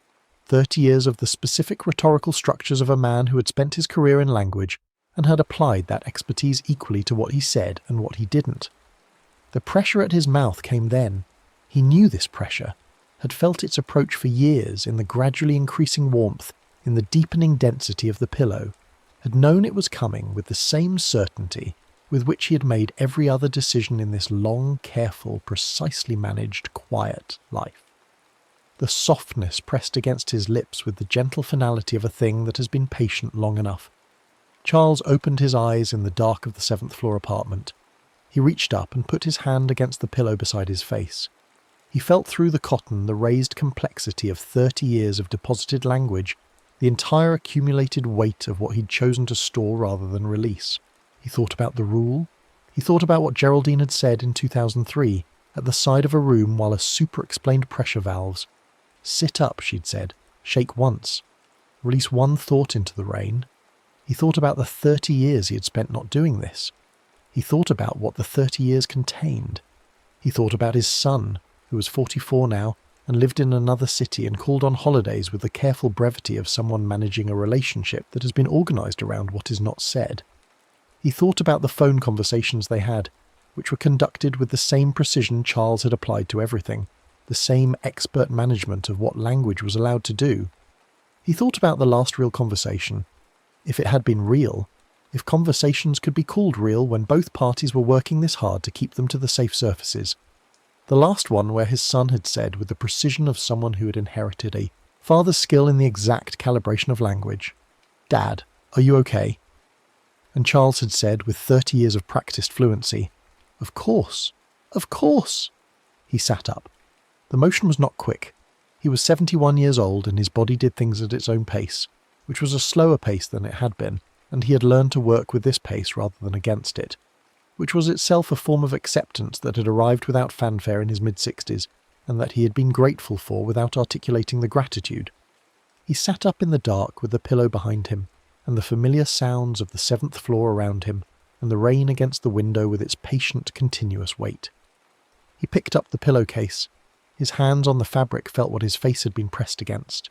The density, the encoded layers, the 30 years of deposited restraint compressed into cotton that had been doing this work for longer than his own tenancy, accumulating the material of other, careful, private, restrained people before him, going back to whoever had first chosen quiet over honest in this room, and given the fabric the warmth of it. He held it between his hands and felt the temperature, high, running higher than it should, the heat of deep storage. He shook it. Once, one clean motion, the snap of fabric in the dark, the brief hard sound of cloth finding its extent, the sound that Geraldine had said made a boundary. He felt the warmth move, felt it redistribute through the shake, felt some fraction of it leave the fabric the way heat leaves things when you give them air, when you break the sealed, warm environment and let the outside in. Not all of it. He was under no illusion that a single shake undid 30 years, but some of it. He turned to the window. The rain was falling with its patient nightly authority, the deep night rain that had no audience and needed none, that fell because that was what it did, because the clouds had gathered and the conditions were right, and the water fell from the sky the way it had been falling since before anyone in this building had been born. He found a thought. Not the thought, not the 30-year thought, not the architectural thing, not the first and most load-bearing silence. He understood with the pragmatism of a man who'd been an editor that you didn't fix 30 years of the wrong structure by tearing everything down at once. You started with one thing. You found the one that had the most immediate weight and you let it go, and then you found the next, and the process was the process, and the process took as long as it took. The thought he chose was, "I am proud of you," and I have never said it out loud. Not the 30-year thought, but connected to it, adjacent to it. One true thing. He held it at its full size, the way he never held things at their full size, without the editing, without the compression, without the refinement into something more acceptable and less exposed. He held it, whole, and he exhaled it into the rain. He sat on the edge of the bed in the dark of the 7th floor apartment and let the rain take it. Let the breath carry it through the closed window, the way breath carries things through barriers when you release them with enough intention. Let it go into the water and the night and wherever water carries things when it's done with them. The pillowcase in his hands grew cooler. Not too ordinary, not immediately, but cooler, noticeably cooler. The density in the fabric seemed, under his palms, slightly less compressed, as if one layer had been released, as if the very top stratum of 30 years of deposit had been given permission to dissolve. He sat in the dark for a long time, holding the pillowcase. Then he picked up the phone from the nightstand. He held it for a moment, the dark screen in the dark room, the rain against the window. He looked at the time, 2:34 a.m. He set the phone back down. In the morning, he thought. In the morning he would call his son. He would call at a reasonable hour, and he would say things he had not previously said in their conversations, and the conversation would be different because he would be different in it. And the different would be awkward because 44 years of a certain shape doesn't reshape overnight, and there would be silences. But different silences. Silences that were pauses rather than structures. Silences between words rather than instead of them. He put the pillowcase back on the pillow and set it on the bed. He lay down and looked at the ceiling, and the rain fell and the building breathed, and somewhere below him Priya was sleeping after her call to her sister, and somewhere Nadia was sleeping after her release into the rain, and somewhere Theo was sleeping with Pont at the foot of the bed, and the grey-muzzled dog's weight on the mattress was the comfortable warm weight of a living thing in its correct place. The building held all of them. In the second-floor hallway, the original linen closet with its 60-year-old cedar shelves and its original hardware gone dark with tarnish held the linens of a building's long accumulated life. The oldest tablecloth lay folded on its shelf with its encoded decades. The warmth in it was considerable. The warmth in it was the warmth of everything that had ever been swallowed in these rooms and had found its way into the fabric, which was most of what had ever been swallowed in these rooms, which was a great deal.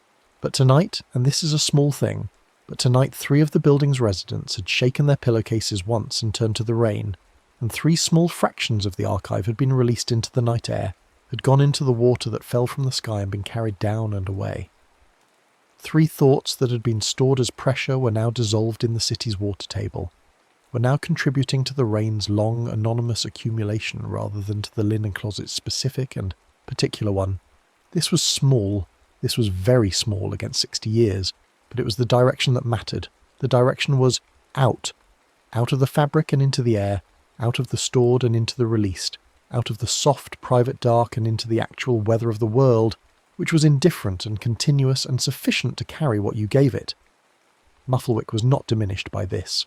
Mufflewick was, in the building's other apartments, still working, was finding the tenants who didn't know the rule, the ones who had moved in recently and hadn't yet had their coffee with Geraldine, the ones who were new to this building's particular quality of attention, was finding the ones who knew the rule and had decided tonight that the pillow was safer than the rain, was finding the ones like Charles had been, the careful, long-practicing people whose restraint had been building for years, and whose pillows had gone warm and stayed warm, and whose relationship to the soft dark had become so practiced it was indistinguishable from habit.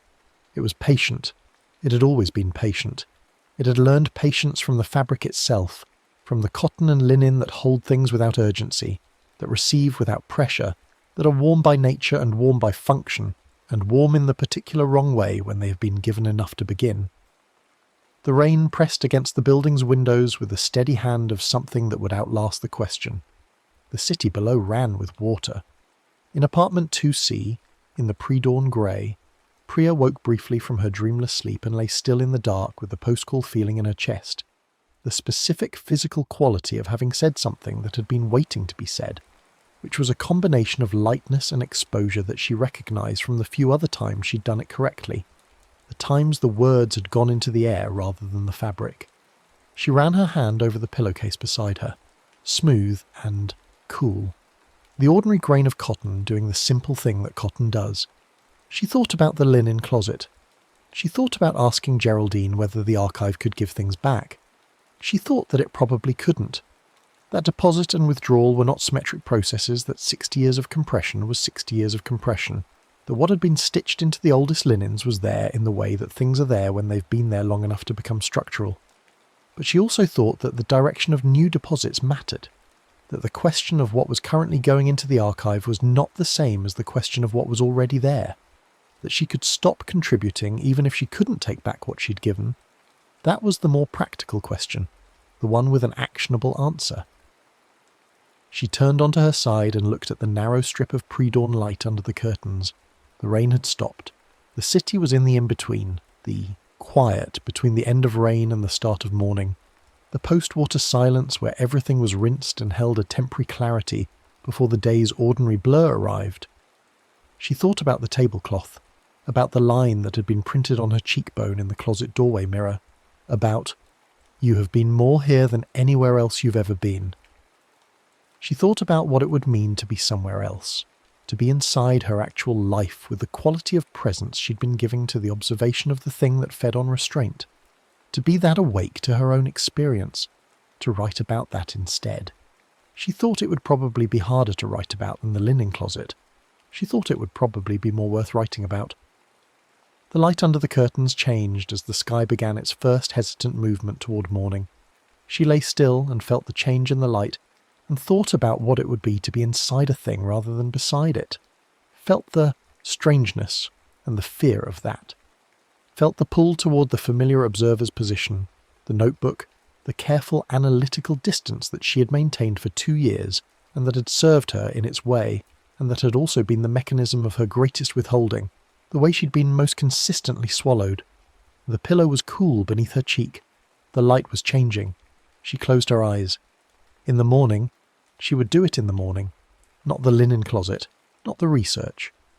In the morning, she would open the notebook and she would write about something that was happening inside her rather than beside her. And the writing would be worse for a while, would lack the controlled precision of the observer's position, would be messier and more honest, and would probably fail in the ways that things fail when you're still learning how to do them. But she would do it in the morning. She slept. The building breathed around all of them, around the 12 floors and the 47 units and the 112 current residents, and the accumulated presence of all the previous residents who had slept in these rooms and breathed into these walls and given the building the weight of their lives to hold. The building held this weight the way buildings hold things, without expression, without preference, with the patient structural indifference of something that was made to contain. In the linen closet on the second floor, the oldest pillowcase from 1963 lay folded on its shelf and held what it had always held. The warmth in it was deep and constant, and had been constant for so long that the question of its source had, in a way, become moot. It was simply the pillowcase's temperature, the temperature it had been for decades, the temperature it would be when the next tenant moved into this building and discovered the closet and felt the warmth for the first time and either asked Geraldine about it or didn't. The rain outside the windows had stopped. The streets below were quiet and wet. The night was moving toward morning with the slow certainty of a thing that does not require permission, that arrives regardless of whether you're ready, that carries the darkness forward into the grey, and the grey forward into the light with the undemonstrative continuity of water, of seasons, of all the processes that require no witness and offer no drama, and simply are, simply continue, simply move through the world doing what they do and asking nothing except that you let them. In apartment 7A, Charles lay on his back in the dark with a cooled pillowcase beneath his head and kept his eyes open until the ceiling above him had resolved from darkness to the pale, uncertain grey of earliest morning. He lay very still. He breathed. He thought about his son. He thought about 44 years of conversations conducted at the safe surfaces of things. He thought about the phone on the nightstand. He picked it up. He looked at the contact. James, his. Son's name in the contacts list under J filed alphabetically because Charles filed everything alphabetically, including apparently his own child. He set the phone back down. In the morning he thought again, and then, before the thought could be redirected, no, not in the morning. The morning was a postponement, and postponement was the mechanism, and the mechanism was what had built the 30 years, not in the morning. He picked up the phone again. He pressed the contact. The phone rang again. The silence of a phone ringing at 2:41 a.m., the specific guilty silence of calling someone in the middle of the night, the silence that says, "What I have to say couldn't wait for morning." His son answered on the third ring. Voice low and thick with sleep, the voice of a man pulled from somewhere deep. "Dad? Is everything okay?" Charles lay on his back in the dark of the 7th floor apartment and held the phone and heard his son's voice, which was his own voice adjusted, his own. Vocabulary and cadences in a younger register, the voice of someone who had grown up learning how to have a conversation at the surfaces of things, from someone who was very good at it. He said, "Yes, everything is fine. There's something I should tell you." A pause, the particular quality of 2:41 a.m. silence. Then, "Okay." Charles looked at the ceiling. The rain was not falling. The window was dark and wet. The city below was quiet. He said, "I am proud of you." 3 words that had been in the pillow for 30 years, that had been encoded in layers in cotton batting, that had been warm with the heat of not saying for decades, that had pressed against his lips from outside the fabric with the gentle, persistent pressure of a thing that wanted to be said by the correct method, which was spoken into the actual air of an actual room, to the actual person it was meant for. He said it. His son was quiet for a moment, a long moment, the silence of someone receiving a thing they hadn't known they were waiting for. Then he said, "Dad." "I know. I've always known." And Charles said, "I should have said it out loud." And his son said, "Yeah, you should have." And then they were both quiet. the comfortable quiet of people who have said the true thing and are resting in its aftermath. And outside the 7th floor window, the rainwashed city was doing its pre-dawn business, and the linen closet on the 2nd floor was holding what it held, and the building was breathing in the deep night way of old buildings that have held many lives and will hold many more. Charles said, "It's late, go back to sleep." His son said, "I'm awake now, it's fine." They talked for another 20 minutes, and the conversation had a different quality than their conversations usually had, was less precisely managed, was slightly ragged at the edges in the way that honest things are ragged, and Charles let it be ragged. He did not edit it. He let the language go where it went. When he hung up, he lay still, in the quiet for a moment. Then he put the phone back on the nightstand and closed his eyes. The pillow beneath his head was cooler than it had been all winter. Not ordinary, not yet. 30 years was 30 years, and one night was one night. But the direction was cooler. The direction was toward the ordinary temperature of a pillow that holds only what it was made to hold, which was the weight of a head and the warmth a body generates and offers back to itself in sleep. He closed his eyes. The building held the night around him, held all of them, and the rain had stopped, and the city was quiet, and the closet on the 2nd floor was shut, and somewhere in the building's structure, in the accumulated soft material of 60 years, something that had learned to be patient in the fabric, waited with the quality of a thing that knows it will always have what it needs, because people are built around withholding, and beds are soft, and the dark is private, and the choice between the rain and the pillow will always be a close one. But tonight, in a few apartments at least, the choice had gone toward the rain. The rain had taken what was given. The night moved forward. The light came, and in the morning, in the hallway of the 2nd floor, the linen closet door was closed, and the brass hardware was dark, and the cedar behind the door smelled of the building's long life, and on the 2nd shelf the oldest pillowcase lay folded with its decades of compression, and its warmth that had been constant for longer than most people in this building had been alive. And on the 3rd floor, in the small kitchen apartment with the good window and the coffee always going, Geraldine was awake. She was always awake early.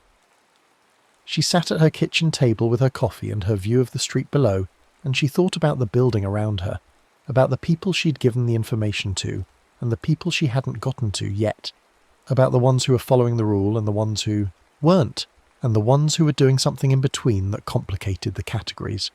She thought about the original linen closet on the 2nd floor, about what Priya had told her 6 weeks ago when she'd finally asked about it, about the 2 years of deposits, about the tablecloth, about the line on her face. She thought about the archive, the 60-year compression, the question of whether it could be persuaded to release. She didn't know the answer to this. In 40 years of living in this building and learning its particular mythology from the inside, she had not found an answer to this question. She'd found the rule, had refined the rule through observation and inheritance from the tenants who'd known it before her, had given the rule to the tenants who came after her with the consistency of someone who understood that this was the practical and necessary work, the work of keeping what was manageable, and what was dangerous at the edges of dangerous rather than the centre. But the archive was a different question. She drank her coffee. Below her window, the post-rain street was glistening in the first light. A delivery truck went past, leaving brief parallel reflections in the wet pavement. A woman in a green coat walked her dog around the corner and disappeared.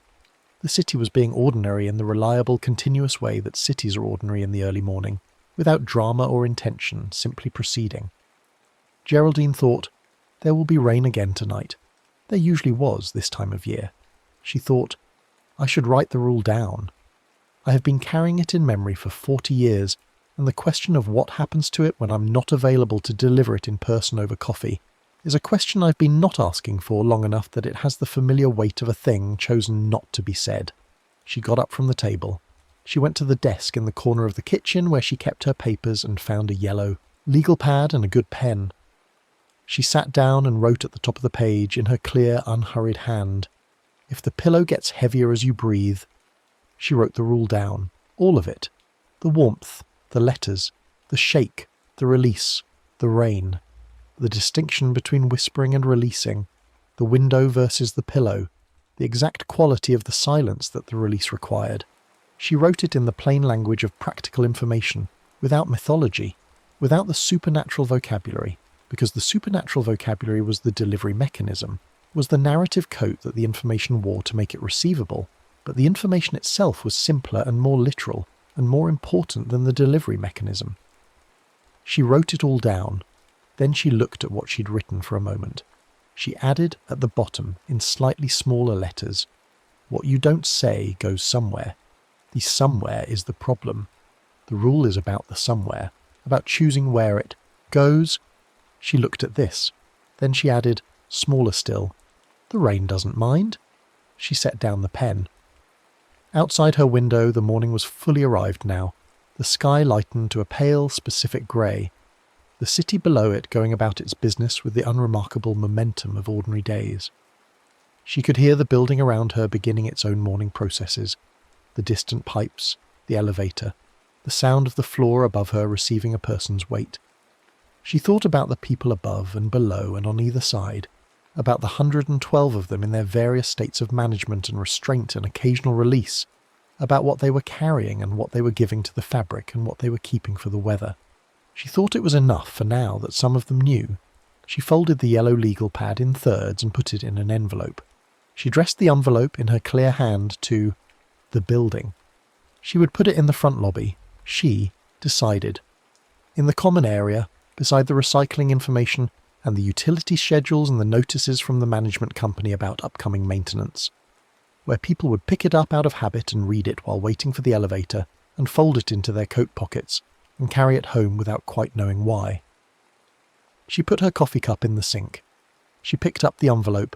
She went down the hallway and into the stairwell, and down 2 flights to the lobby with the envelope in her hand and the morning light coming in through the lobby windows in long flat planes, and she moved through the light to the bulletin board, and she pinned the envelope there with a single push pin in the upper left corner, where people would see it.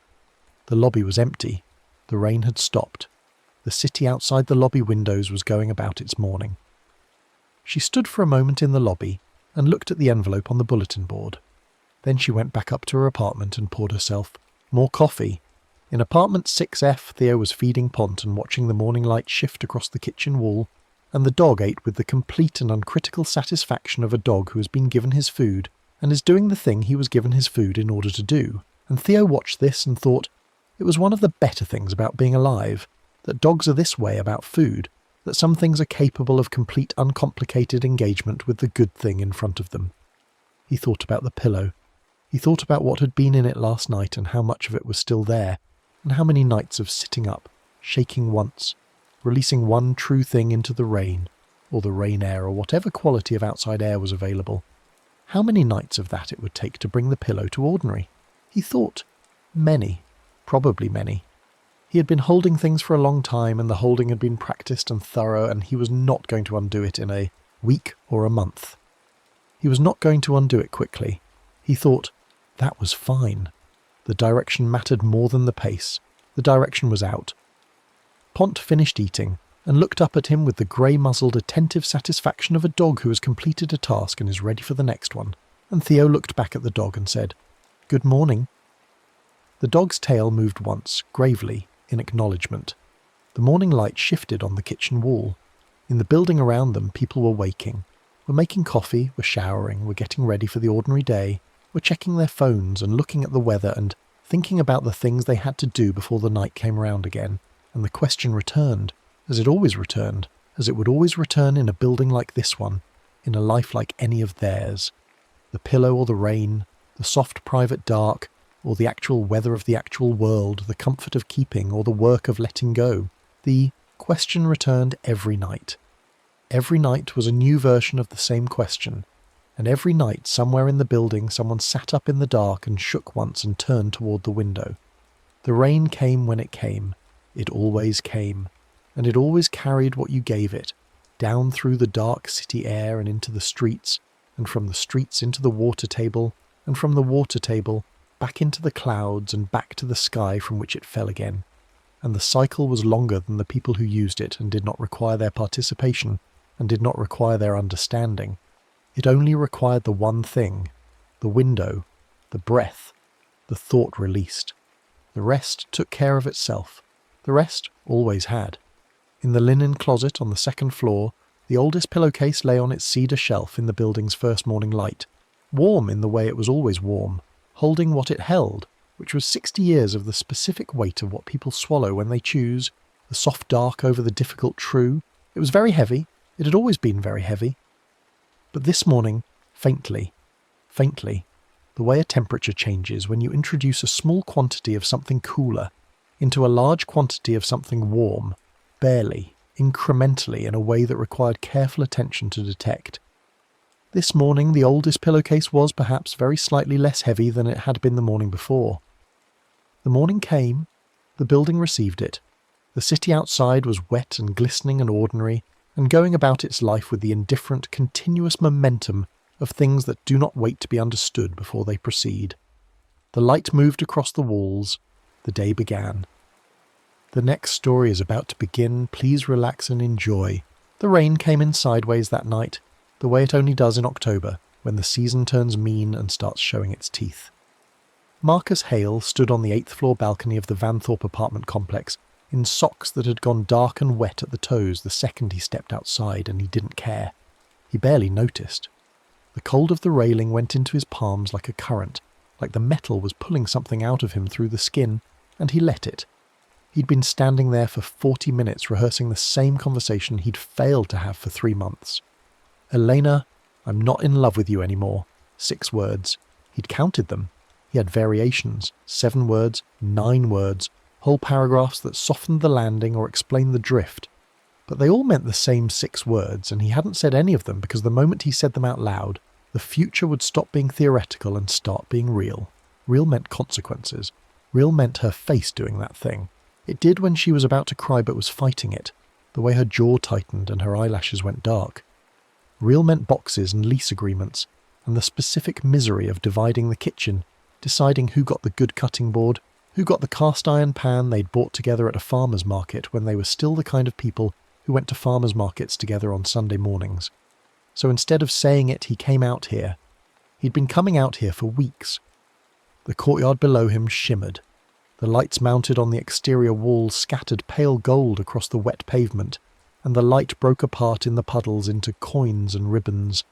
A drain gurgled somewhere. Marcus stared at the puddles and felt the specific exhaustion of someone who has been almost deciding for too long. The way it hollows you out, how you start to feel less like a person and more like a recording of a person, looping the same 12 seconds of almost action before the tape snaps back to the beginning. He adjusted his grip. The railing was slick and he moved his right hand 4 inches to the left, the way you do when you're settling in, getting comfortable in an uncomfortable place. He exhaled through his nose and watched the vapour of his breath dissipate in the rain. Then he saw the handprint. It was 4 feet to his left, a clear palm impression in the thin sheen of rain that coated the railing, 5 fingers and the pad of a hand pressed flat. The kind you leave when you grip something wet with force. Marcus stared at it because it shouldn't have been there. He hadn't moved his hands. He'd adjusted his right hand to the left, yes, but only a few inches, nowhere near that print. He looked at his own hands on the railing, looked at the print, looked at his hands again. He thought, someone else was out here before me. Someone came out, stood in approximately the same spot and went back inside. That's all. Rain does strange things, water pooled, the surface tension, held the impression longer than expected. He'd seen water do weird things. He was tired, he was cold, he'd been standing out here in October rain in wet socks, rehearsing a breakup speech for 40 minutes, and his brain was doing what overtaxed, under-rested brains do, which is find patterns and then add meaning to them that isn't there. He looked back at the print. It hadn't faded. If anything, it looked fresher, the edges sharper, the surface tension around the depression more defined, as though it had just been made. And now that he was really looking, really measuring it with his eyes, he could see that the print was the exact same size as his hand. Not approximately, not close. The same wide palm, the same spread of fingers, the same slight irregularity in the pinky that turned outward, because he'd broken it once in college falling off a fire escape, and it had healed at a 4-degree angle, and that slight crookedness was there in the print 4 feet to his left on a railing he hadn't touched. Marcus lifted his right hand from the rail and pressed it down. His print appeared exactly where he pressed, the rain sheen compressing under his palm, the impression filling. 3 feet further to his left, a second print appeared. not beneath his hand, not where he'd pressed. 3 feet further along, as though his next move had already been recorded by something with better information than him about where he was going. The rain intensified for a moment, one of those sudden upsurges that last about 4 seconds before settling back into steady drizzle. And in that brief pounding, Marcus heard a sound that didn't belong. Not loud, not dramatic, just wrong. A sound like someone shifting their weight on metal, the faint groan of a balcony railing under pressure, the sound of someone leaning, and it was coming from beside him. Marcus turned. The balcony was empty. It was always empty. It was his balcony, attached to his apartment, 7 feet wide and 4 feet deep, and containing one rusted outdoor chair that Elena had bought at a garage sale 2 years ago, and which Marcus hadn't sat in since June. The rain fell on the chair and on the painted concrete and on the doormat and on him, and on nothing else, because there was nothing else there. But the sound came again, that metallic settle, that shifting under weight, and Marcus watched the rail to his left depress very slightly, then hold, like something was leaning on it that had no business leaning on it, like something with the weight of a person was applying pressure to a section of railing 3 feet from his hands, and the metal was responding the way metal responds to weight, with that minor compression, that tiny give. Marcus's hands went white on the rail. He wasn't superstitious. He had a degree in civil engineering.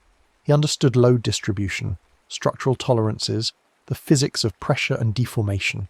He also understood that the railing 3 feet to his left was currently behaving as though something was pressing down on it from above, and that there was nothing there to press, and that the handprint beside the depression point was still fresh and still curved, and still had a crooked pinky.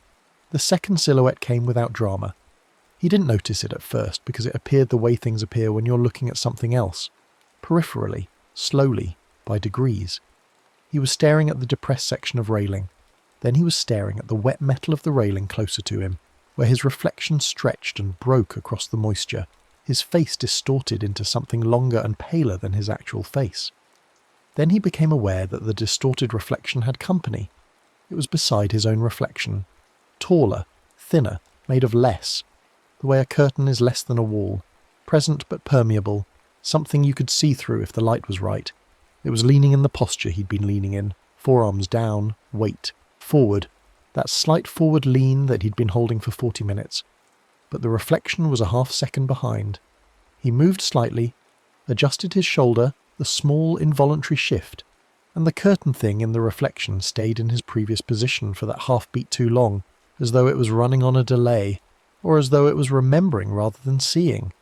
It knew how he leaned. It knew his weight distribution. It knew the specific angle of someone who's been standing in one place too long doing nothing.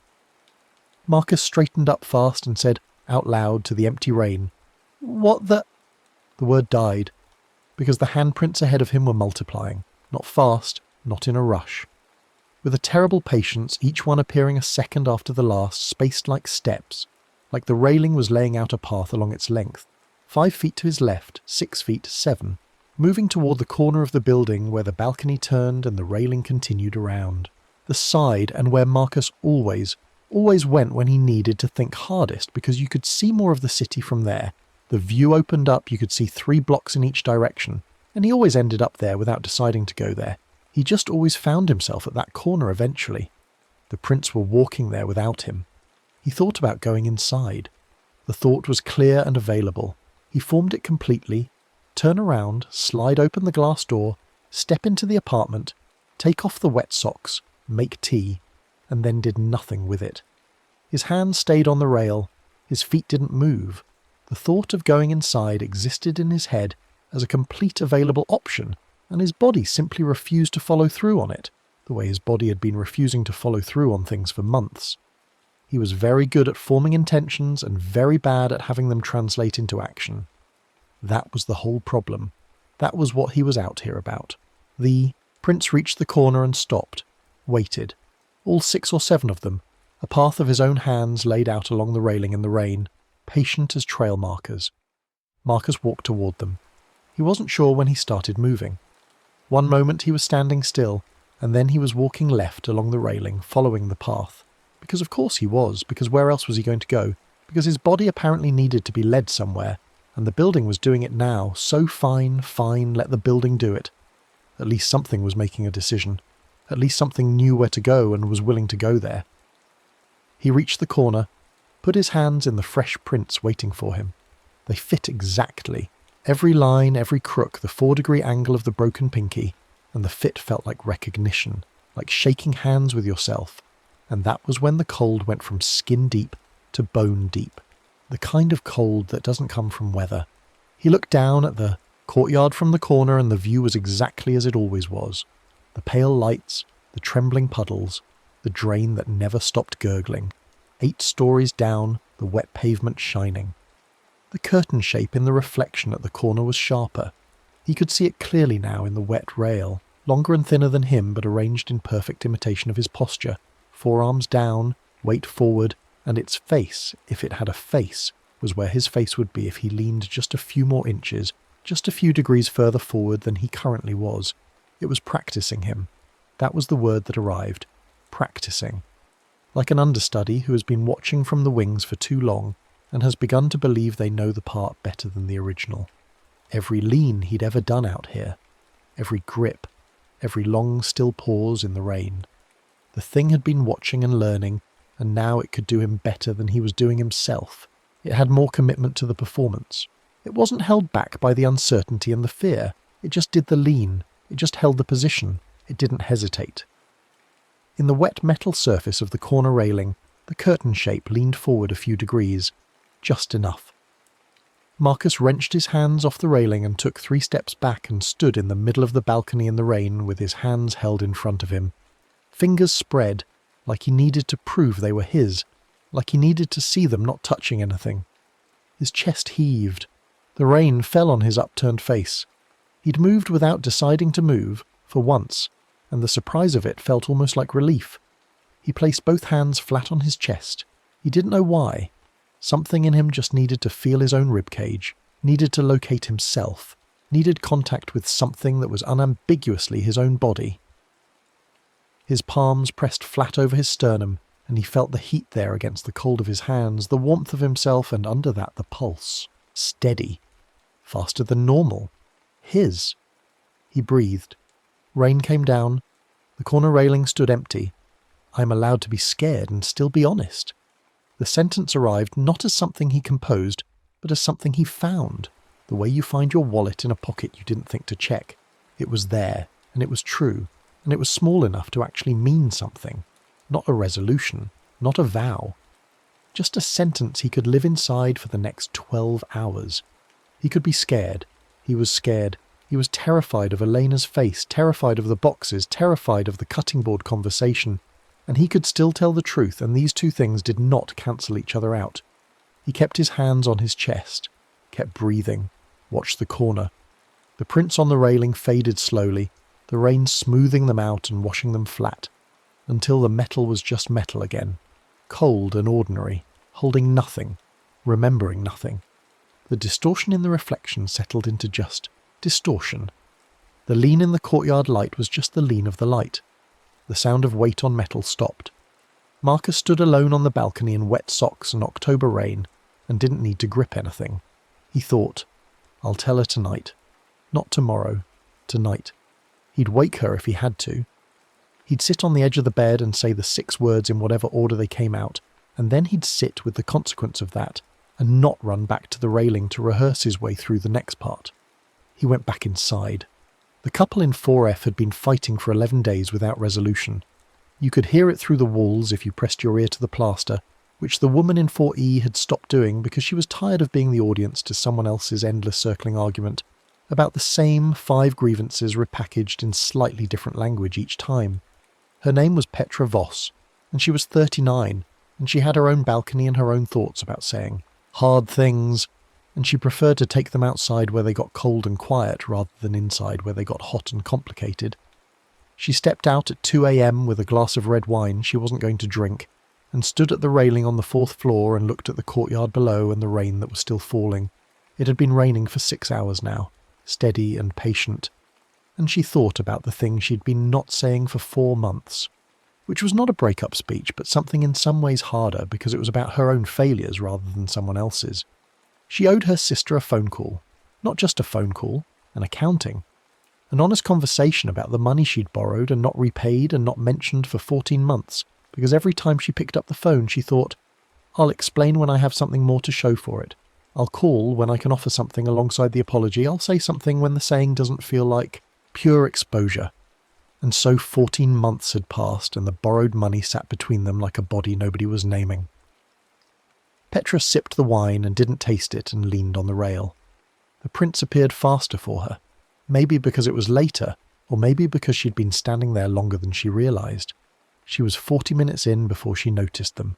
She was a deeper postponer than Marcus Hale upstairs, more practised, more committed to the tomorrow logic, and when she noticed them they'd already been there for a while, a chain of palm impressions stretching leftward along the rail, her exact hand, her exact span, leading away from her toward the section of balcony she always ended up at when the problem felt biggest, which was the far right where the drain pipe ran down the building's exterior, and she could hear the rain moving through it, a sound like something urgently travelling, and she found the urgency of it somehow comforting, the idea of water going somewhere, without hesitation. She followed the prints the way a person follows a path they know they shouldn't follow, the way you read one more page of something upsetting because stopping feels worse than continuing. At the far right section, by the drain pipe, the prints waited. She put her hands in them. The fit was perfect. The fit was worse than perfect. The fit was intimate in a way she found obscene. This railing had been practicing her grip, had been learning the specific pressure of her specific anxiety, and now it offered her that learning back like a service, like a comfort, and the comfort was the horror. The shape in the reflection was there immediately, beside her reflection in the wet metal. Curtain thin, half a second behind, more committed to her posture than she was. Petra had lived in the Vanthorpe for 3 years, and she'd heard the building talk the way buildings in old neighbourhoods talk, in fragments and rumours, one neighbour to another over the mailboxes, but she'd never been someone who paid attention to that kind of talk. She was a practical person. She was an accountant. She understood numbers and she understood time, and she did not understand buildings that developed memory or presences that fed on postponement, and she was not interested in developing that understanding. She was interested in getting back inside and finishing the wine and going to sleep and calling her sister on Wednesday. Wednesday was realistic. Wednesday gave her time to think about what to say. Wednesday.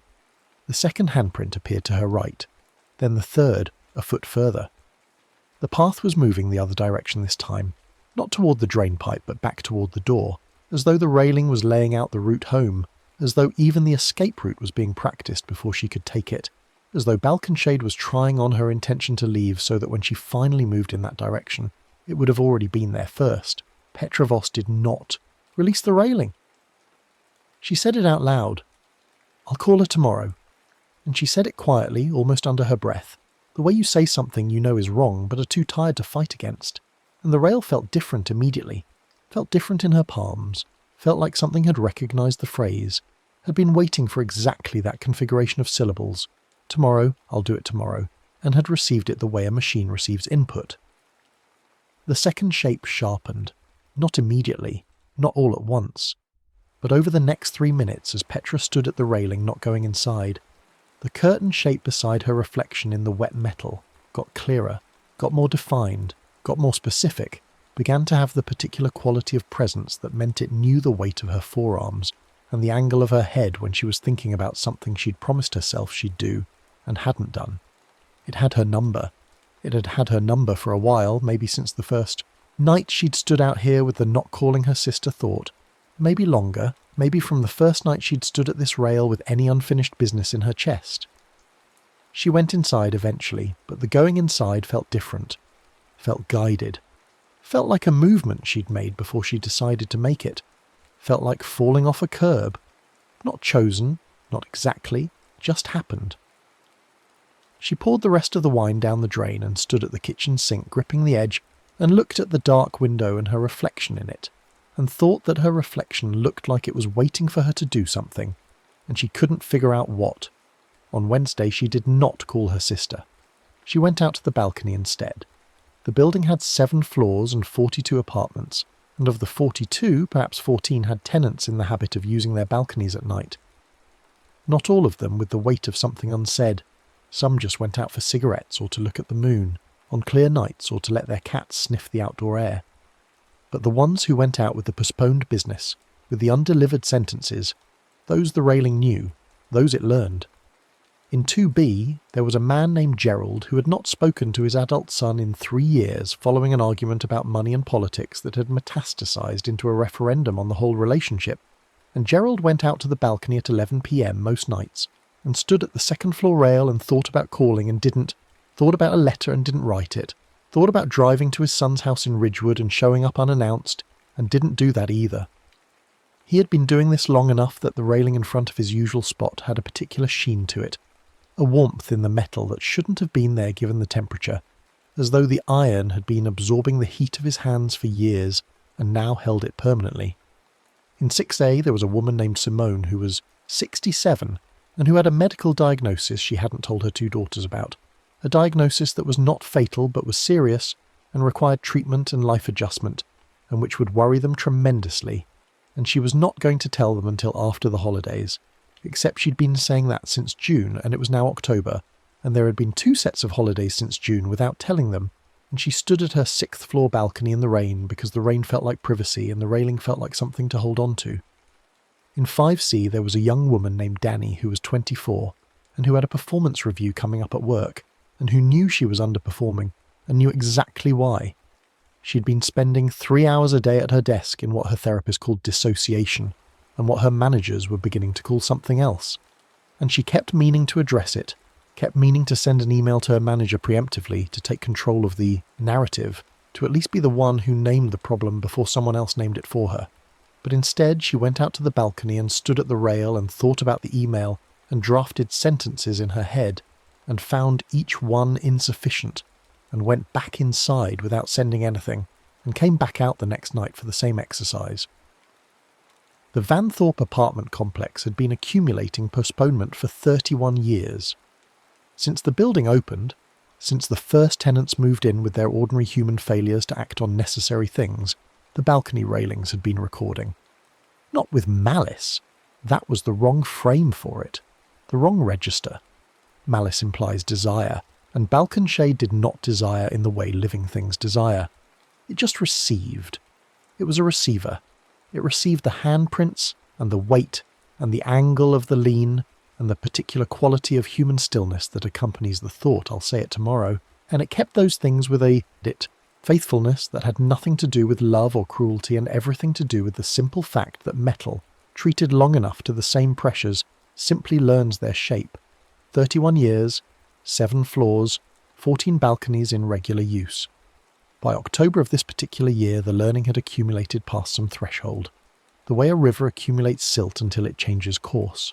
The way a joint wears until it gives. The learning had become something denser than memory and was beginning gradually to become something like will. The night it went wrong began in 3D. The tenant's name was Anthony Weir, and he was a high school biology teacher, and he had been on the balcony for 2 hours and 18 minutes, which was the longest anyone in the building's history had stood at a railing on a single night. He'd broken the old record held by Gerald in 2B, who'd once stood out there for 2 hours and 4 minutes on the anniversary of the argument with his son, and who had come. Inside afterwards so cold that he'd run a hot bath and sat in it for an hour before his hands stopped shaking. Anthony Weir was out there because of a student. His name was Corey. 17 years old, junior year, 3rd period AP Bio. 3 weeks ago, Corey had come to Anthony after class to ask about the extra credit assignment, and Anthony, half reading the paper the student had handed him, and half thinking about something else entirely, had made a comment about the student's work that had been dismissive and sharp in a way Anthony had not intended. A casual cruelty, the kind that happens when a good person is running on empty, and their attention lapses, and they say the thing they're thinking without the usual filters. He'd seen the student's face change. He'd known immediately that he'd been unkind and had felt the particular sick jolt of having been unkind to someone who hadn't deserved it. He'd opened his mouth to walk it back, and then the next student had come in with a question, and the moment had closed and Anthony had spent 3 weeks thinking about apologising and finding reasons not to. What if Corey didn't remember? What if bringing it up made it worse? What if an apology from a teacher to a student was somehow inappropriate or strange or created a new awkwardness in place of the old one? What if? What if? What if? The mind's tremendous talent for generating reasons to delay, all of them with a grain of logic, none of them the actual reason, which was simply that saying I was unkind to you and I'm sorry, required a quality of exposure that Anthony's particular emotional architecture had never found easy. So he stood at the railing in the rain for 2 hours and 18 minutes rehearsing the version of the apology that would land right, that would close cleanly, that would achieve the goal without the exposure. He was looking for the perfect sentence. The problem was there was no perfect sentence. There was only the approximately honest sentence, delivered with approximately correct timing, and that sentence was available to him right now, tomorrow morning, when he saw Corey in third period. It was available, and he would not use it because he was looking for the version that didn't require him to feel anything while he said it. The handprints had been appearing for over an hour. He'd noticed them around the 40-minute mark and had done what a biology teacher does.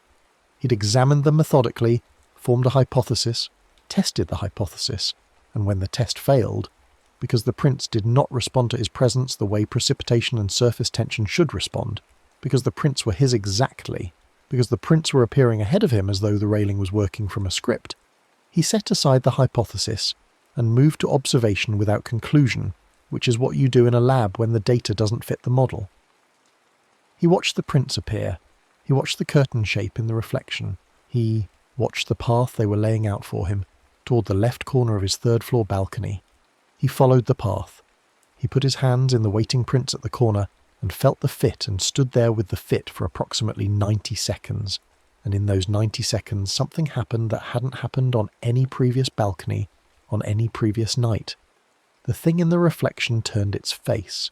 Not a face. It didn't have a face exactly. But the place where a face would be, the upper portion of the curtain shape, oriented toward him rather than toward the courtyard. It was no longer watching the same view he was watching. It was watching him. It had stopped mimicking his outward posture and was doing something else, something without a name in the available vocabulary, something that felt like being studied by your own shadow. Anthony's hands, which had been gripping the railing hard, began to cramp. He told himself to let go, and his hands did not let go. This was new. This was different from the ordinary failure to act that had kept him on the balcony for 2 hours. This was the hands not responding to instruction, the gap between intent and movement taking on a physical quality, the body malfunctioning at the point of interface with the railing. He watched his own knuckles. He watched them whiten further. He focused on the right hand and issued the instruction. Release. Open the fingers. Lift the palm. The right hand tightened. Not dramatically. Not with violence. It just tightened. Took a better grip, if anything. The fingers adjusting for purchase on the slick metal. The thumb hooking under the top bar of the railing, as though the hand was taking instructions from somewhere other than Anthony's conscious mind. As though someone else had been given the remote. He heard the sound then. The sound he'd been half hearing for 40 minutes and filing under ambient building noise. The sound of metal under sustained pressure, not the sharp protest. Of structural stress, but the dull, continuous groan of something that's been pushed past tolerance for a long time and has decided to settle into the new shape. The railing wasn't bending. It wasn't buckling. The sound wasn't structural failure. It was something settling in, getting comfortable, the way an old house settles in winter when the temperature drops and the wood contracts and finds its new configuration. Anthony's left hand joined the right in tightening. The curtain shape in the reflection came closer, not forward in space, but forward in definition, as though it was focusing, sharpening from a blur into a specificity. Anthony could see now that it had the exact width of his shoulders, the exact length of his arms, the exact slight hunch of someone who has been standing in the same position for too long and whose back is beginning to ache and who has not adjusted because they're too focused on the rehearsal to notice the body's complaints. The shape was a perfect topography of him. A map. Not his appearance, but his posture. The specific shape of someone who refuses to go inside and refuses to act and refuses to choose, who just stands here being almost ready forever. He said, "Corey, I owe you an apology." To the rain, to the empty courtyard, out loud. Not I'll apologize tomorrow. He caught that version before it arrived and bit it back, and gave the other version instead. For a moment, a fraction, the print stopped appearing. The curtain shape wobbled. Then Anthony made the mistake of adding, "I'll find the right moment tomorrow in class," and there it was, tomorrow. The word landed in the rain-soaked air and the railing received it, and the curtain shape sharpened back to its maximum definition, and Anthony's hands were no longer his hands, not in any meaningful sense, not in the sense of responding to him. They were hands on a railing doing what hands on that railing had been trained to do, which was grip, which was hold, which was stay. Anthony Weir began to scream, which was remarkable because he was a calm person who did not scream as a rule, and he screamed because he was standing 8 feet above a third-floor balcony. No, wait, that wasn't right. The distance was wrong. He stopped. He looked down. He was on the outside of the railing.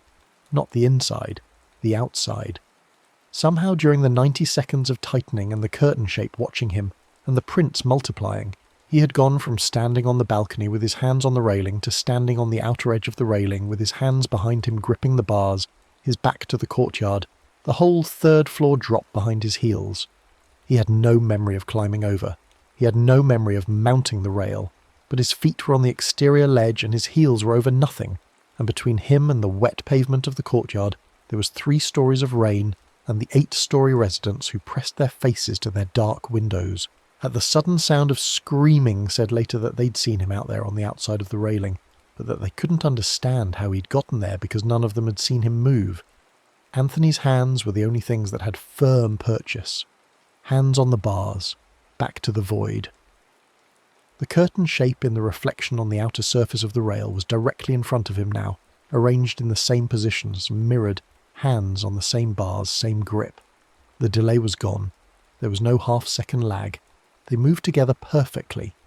He thought, if I release the railing, I will fall. He thought, if I don't release the railing, I don't know what happens. He thought, I should have said it Tuesday. I should have found Corey on Tuesday.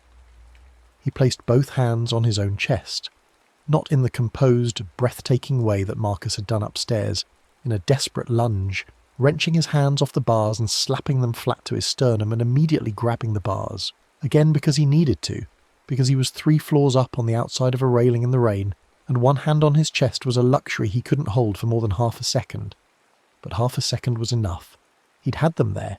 He'd felt his own heartbeat, racing, tactile, undeniable proof of the living specific thing that was him, and not the practicing shape. And in that half second a sentence arrived that was not a performance, and not a rehearsal. I was unkind to a 17-year-old kid, and I'm ashamed, and I'm going to tell him that in the morning. He said it out loud to the rain, 8 floors above the courtyard that was not 8 floors. He was 3 floors he needed to stop confusing himself.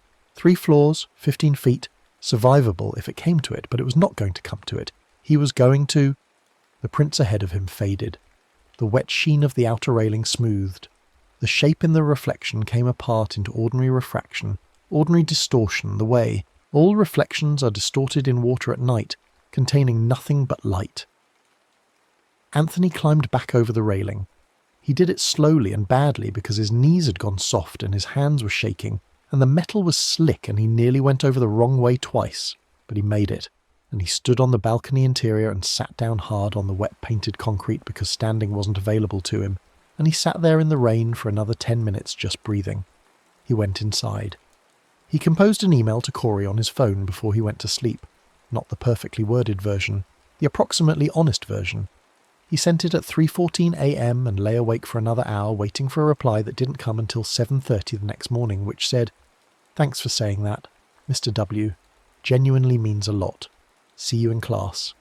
Anthony Weir slept better than he had in 3 weeks.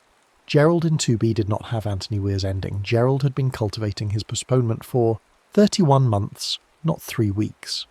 Long enough that the railing at his usual spot on the second-floor balcony had stopped requiring his presence to generate the prints. The prints were there when he arrived. They were already formed, already fresh, already shaped like his hands, already waiting for him when he stepped out in his bathrobe at 11 p.m. the way he did every night. He put his hands in them as naturally as putting on gloves. The fit had always been perfect. He'd never thought too hard about why. He and Robert, his son, had fought about the election and the money and the nature of respect and the history of being raised a certain way and what was owed and what wasn't, and both of them had said true things in cruel ways and cruel things in true ways, and the conversation had ended with a door that remained technically open, but which neither of them had walked back through in 31 months. Gerald's wife, Catherine, had died 8 months into the silence, and Gerald had called Robert to tell him, and they'd had 3 careful, minimal exchanges around the funeral arrangements, and then the door had closed again. Robert had not come to the funeral, which Gerald found unforgivable, and Robert had not come because Gerald had said in one of the 3 careful exchanges something that was technically factually accurate, and was also one of the cruelest things one person can say to another about a shared grief. Robert had hung up.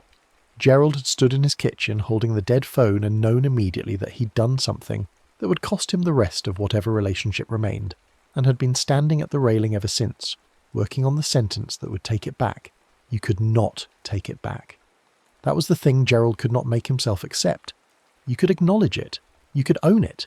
You could say, I said that and I was wrong and I was in pain, and I took my pain out on you in the worst possible moment, and I know that and I will spend the rest of my life wishing I hadn't. You could say that. What you could not say was I take it back, because it had happened and was in the world and the world did not offer undo. Gerald did not want the sentence that was available. He wanted the sentence that made it not have happened. That sentence did not exist, and his 31 months of railing standing were in many ways the extended project of refusing to accept that it didn't exist, of continuing to search for it, of telling himself that when he found the right formulation the call would go differently than any honest call could possibly go. On the night of the rain, the same October rain that Marcus had stood in, that Petra had been absorbed by, that Anthony had climbed to the outside of the railing in, Gerald went out at 11 p.m. and put his hands in the waiting prints and stood there. The prints were ahead of him before he arrived. The curtain shape was already fully defined in his reflection, had been fully defined, for months, was barely distinguishable from his own reflection in most lights. On nights when he was very tired, the 2 reflections, his and the thing's, overlapped almost completely, and he'd catch himself thinking that he didn't know which one was moving when, that the lag had gotten so small he couldn't measure it. On this night the lag was 0. He looked at his reflection in the rain-sheened rail, and the curtain shape was there and moving in perfect synchrony, not half a second behind, not any fraction behind, moving when he moved, holding when he held, breathing, or doing the thing that looked like breathing, at the exact rhythm of his chest. He had been practiced so thoroughly that the practice had become indistinguishable from the original. He thought, I should call Robert.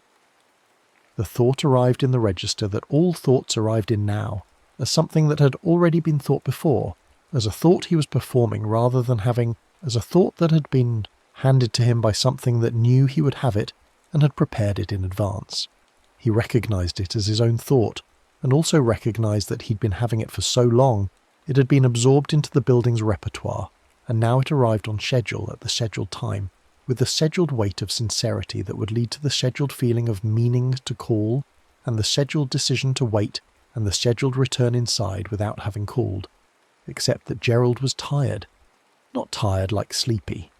Tired like a machine that has been running on the same cycle for so long that the parts are starting to fail. There was a quality of exhaustion in him that was past the kind that sleep cures, past the kind that a good meal cures, past the kind that a good conversation cures. It was the exhaustion of someone who has been rehearsing for 31 months, and whose body has started to lose the distinction between rehearsal and the thing rehearsal is supposed to prepare you for. His hands were already in the position, were already gripped. The reflection in the rail was already where he was him, was the same, had no lag at all, moved when he moved, stopped when he stopped, looked where he looked. Gerald began to cry, which surprised him, because he had not cried at the funeral, had not cried when the argument ended with Robert hanging up, had not cried at any of the accumulation of moments that warranted it. He cried now, standing at the railing in the rain in his bathrobe, because he understood suddenly with a totality that didn't allow for any argument that 31 months was a long time to stand at a railing, and that the call that remained to be made was not going to get easier, and there was no sentence he could find in another 31 months that would make it easy, and that somewhere in the exercise of coming out here every night, and holding the rail, and going through the motions, he had stopped being someone who was deciding and had, become someone who was being decided for. He took his hands off the rail, he put them on his chest, he felt his heartbeat and was surprised briefly that it was there. Strong. Old, but strong. His heart was 64 years old and it was still doing the work. He said out loud, "I'm going to call him tomorrow morning," and then heard himself, the tomorrow landing in the wet air like a coin dropped in water. The ring of it. And Gerald, who had come outside every night for 31 months, who was more familiar with the mechanism of his own postponement than anyone in the building, except possibly whoever had been living in 4E a decade ago, and who the other tenants spoke of only carefully. Gerald heard the tomorrow and knew what it was, and closed his mouth around it and took another breath and replaced it. I'm going to call him when I go inside. Not tomorrow morning, not the upcoming week, when he went inside. He was going to pick up his phone, which was sitting on the kitchen counter where it sat every night, and he was going to call the number that was still in his contacts under Robert, with no last name because it had never needed a last name. It was just Robert.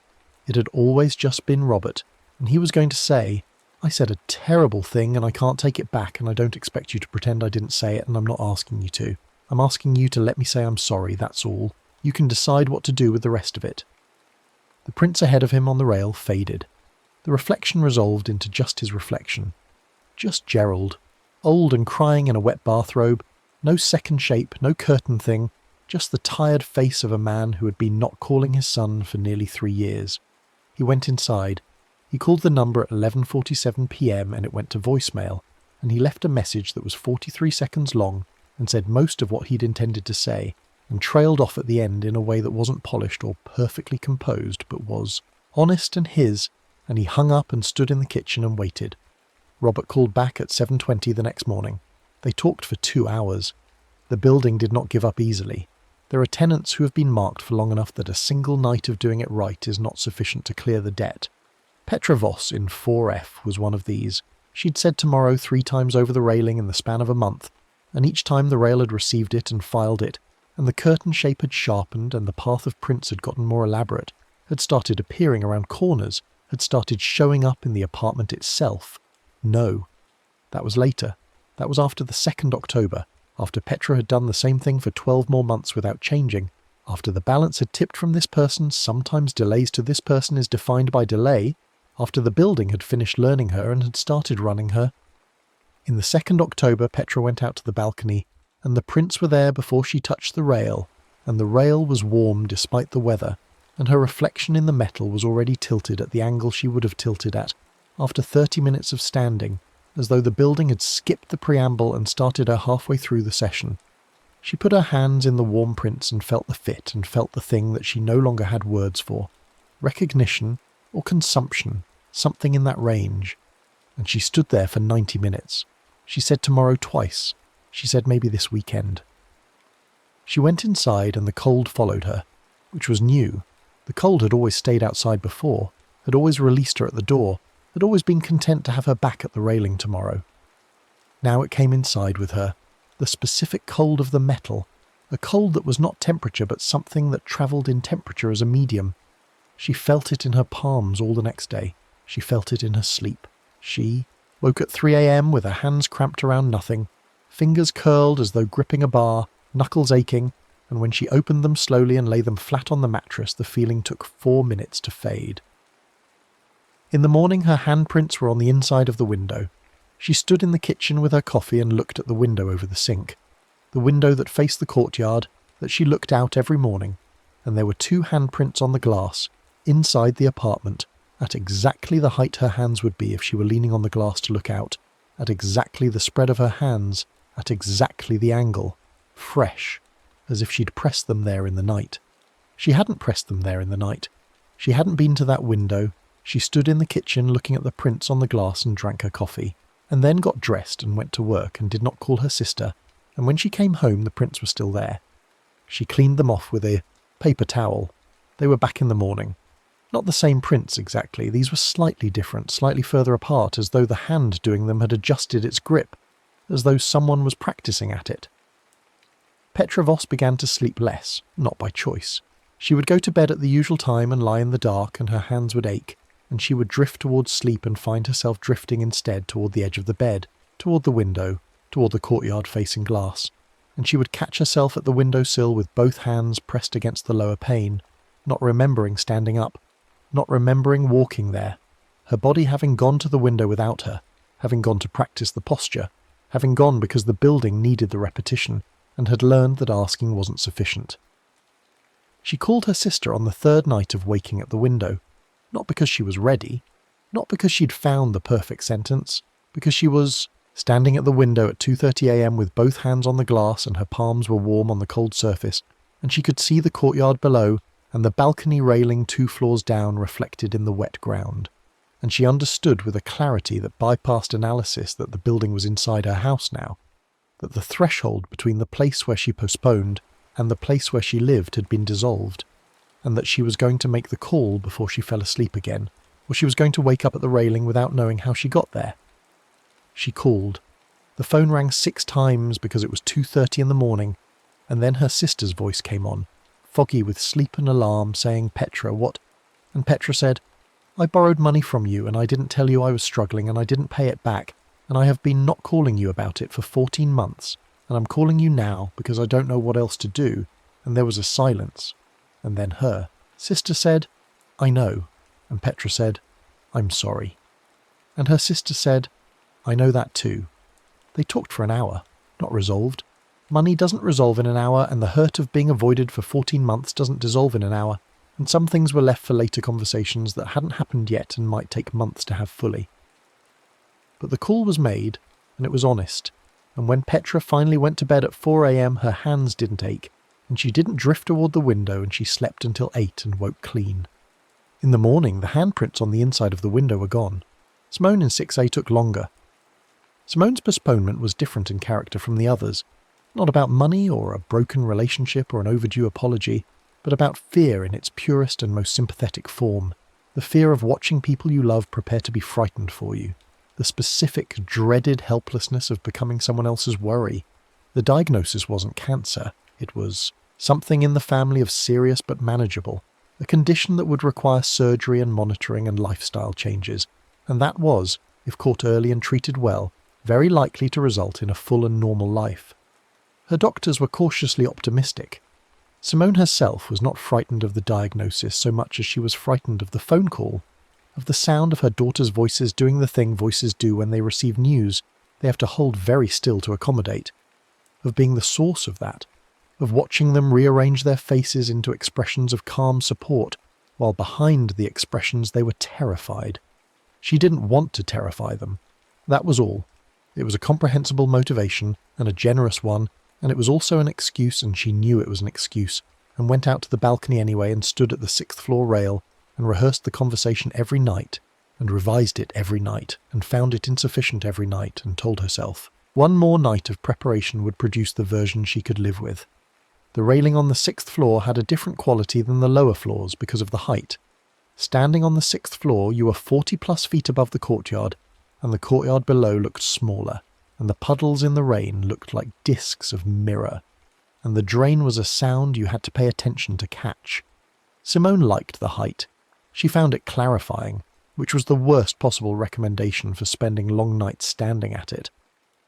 The curtain shape that developed in her reflection was different too, taller and more formal, as though it had absorbed the quality of someone trying to look competent and calm for an audience that hadn't arrived yet. It mimicked not her anxiety, but her performance of not being anxious. It had learned the face she put on for the call she wasn't making, had learned it better than she had, could do it with a consistency and commitment she herself could not maintain because she was not sure anymore what was underneath the performance. On the night that the building finished learning Simone, the prints on the railing began to form a pattern she didn't recognise at first. Not the usual forward path toward her thinking corner. This pattern was different. The prints on the rail formed a loop, returning to the same position, a circuit, as though her hands had been walking a track. The same 8 feet of rail covered again and again, in a pattern that suggested not rehearsal, but compulsion. A groove, the kind of pattern you make when you're not practicing a future action, but repeating a past one, when you've gone past intention and into ritual. Simone looked at the loop of prints and felt something go quiet in her chest. How long have I been out here, she thought, doing this same 8 feet? She looked at the courtyard. The rain was lighter tonight, more of a mist than a proper rain. She looked at her watch, which said 12:44 a.m, and calculated that she'd been outside since 10:15 p.m, and that the hour was later than she'd registered, that the cold was deeper than she'd noticed, that her hands on the rail were genuinely numb in the way that means you need to attend to this, not just discomfort, but the early stages of something medical. Her hands were numb, and she couldn't feel the railing, but she was still gripping it. She looked at the reflection. The curtain shape had done the thing it had done to Gerald, had synchronized, the lag reduced to nothing, moving with her in real time, indistinguishable from her reflection except in the thinness, the curtain quality, the sense of something present that doesn't occupy space quite correctly. And the curtain shape's hands in the reflection were also on the rail, also gripping, also not feeling anything. Simone said, out loud to the mist, to the sleeping courtyard, to whoever was awake in any of the lit windows, "I'm sick." 2 words, true words, not the full version, not the specific diagnosis and the specific surgery and the specific prognosis. Just the 2 words that she'd been not saying, because saying them made them real, and made them hers and made them information that needed to be held by people who loved her. And she'd been protecting those people from the holding, and she was 67 years old and had spent enough of her life protecting people from difficult information to know that protection was not always protection. She said, "I'm sick and I'm going to call my daughters in the morning." She caught the morning. She took a breath. "I'm going to call them when I go inside." She released the railing. The numbness released slowly, sensation returning to her palms in the painful way sensation returns, prickling and specific. She put her hands on her chest, felt the warmth, felt the heartbeat, which was fine, which was her heart doing the job it had always done. Her reflection in the clearing mist was just her reflection. She went inside and called both daughters on a conference call at 12:54 a.m. and said the true words in the true order, quietly and without performance, and listened to their voices doing exactly what she'd known they'd do. That particular quality of holding very still while receiving difficult news, and then heard what came after, which she'd somehow failed to anticipate, which was that they didn't panic, that they were concerned and steady and immediately practically about what happens next. What do the doctors say? What are the options? When is the surgery? We'll be there. We'll be there. She hadn't anticipated that. She'd been so focused on the receiving of the news that she'd stopped the imagination before it got to the part where her daughters showed her who they were. They came up from their respective cities the following weekend, and they all went to one of their medical appointments together, and stood in the fluorescent light of the doctor's office, and asked sensible questions and held hands. In the parking lot afterward, and went to a decent restaurant for an early dinner, and Simone sat across from the 2 of them, and thought that she had wasted 4 months of this for a fear that turned out to be a misunderstanding of who her daughters were. The building was patient. It was always going to be patient. It had been built on human delay, and human delay was not in short supply. There would always be new tenants with new unfinished conversations and new rehearsal sessions and new tomorrow speeches. The building would learn them. The railing would record them. The curtain thing would practice them until they were indistinguishable from the originals. But the building had its own geometry, and the geometry had a centre. The centre was the 4th floor, not 4F, where the couple fought, and not 4E, where Petra had her window problem, but the unit that faced directly onto the courtyard, that had the balcony with the best and worst view of the ground below, 4C. 4C had been empty for 7 years, not because it was a bad unit, because the Vanthorpe management had stopped renting it after the last tenant.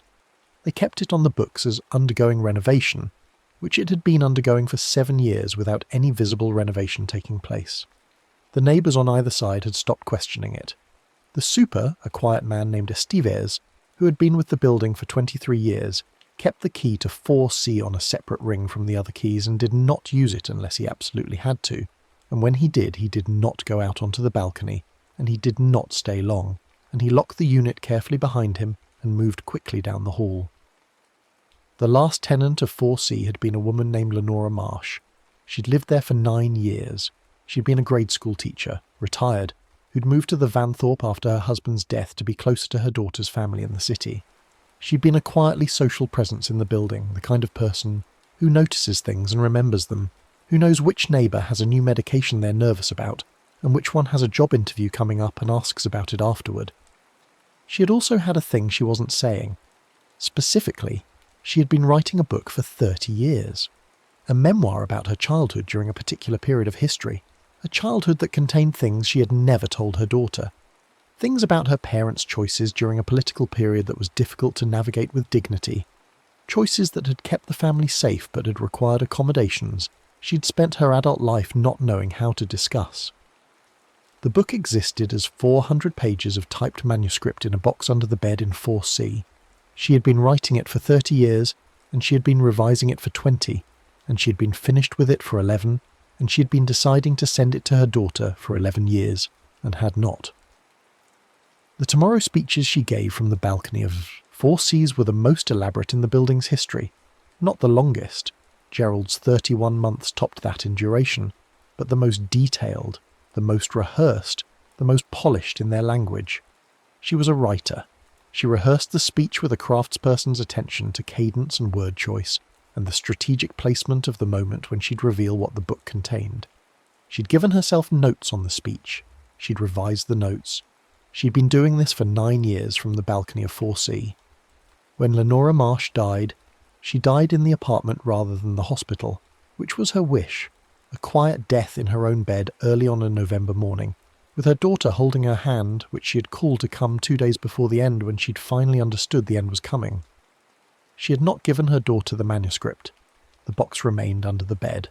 Her daughter, a woman named Clara, competent and grieving, handled the estate and found the box and opened it and read the first 40 pages standing in the empty apartment in 4C, and sat down on the floor against the wall and read another 60 pages sitting there, and then closed the box and sat with it in her lap for a long time. Clara had understood. She'd gone back for the rest of the box and she'd taken it home, and she'd read the whole 400 pages over 2 weeks, and had spent a long time afterward deciding what she thought about the things the book contained, the accommodations her grandparents had made, the specific texture of her mother's silence about it, and what Clara decided, eventually after the time it deserved, was that the book should exist in the world. She found a small publisher. The book came out 3 years after Lenora's death. Clara wrote the preface, but that was after. That was outside the building. That was the thing Lenora had been rehearsing for 9 years becoming real by a different route than the one she'd planned, through death rather than courage, through her daughter's judgment rather than her own. In 4C, after Lenora, the balcony rail had 9 years of her in it. 9 years of a very specific and very developed postponement. The curtain shape that had learned Lenora was the most complete the building had ever produced. It had her gait, had the weight distribution of a woman in her late 60s, had the particular tilt of a person who spent 30 years hunching over a typewriter. It had the posture of someone holding 400 pages of truth that she'd decided to give to tomorrow. It was still there, in the empty apartment, on the empty balcony. The Steves had seen it once. On the one occasion he'd had to go in to check a plumbing complaint from the unit above.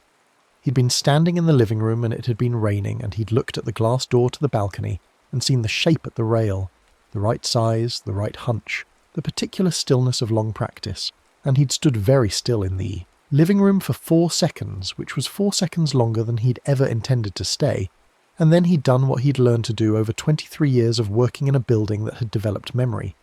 He'd gone to the glass door and knocked on it. 3 knocks, firm. The knock of someone who knows what they're interrupting and intends to interrupt it anyway. The shape at the rail had turned. He thought it had turned. He'd tell you he thought it had turned if you asked him directly, though he wouldn't go into detail. And then it was not there, and the railing was just wet metal catching the light from the courtyard below. And Steves checked the plumbing and left promptly and locked the door and put the key back on the separate ring and went home and told no one. The night Marcus Hale told Elena the 6 words was a Friday.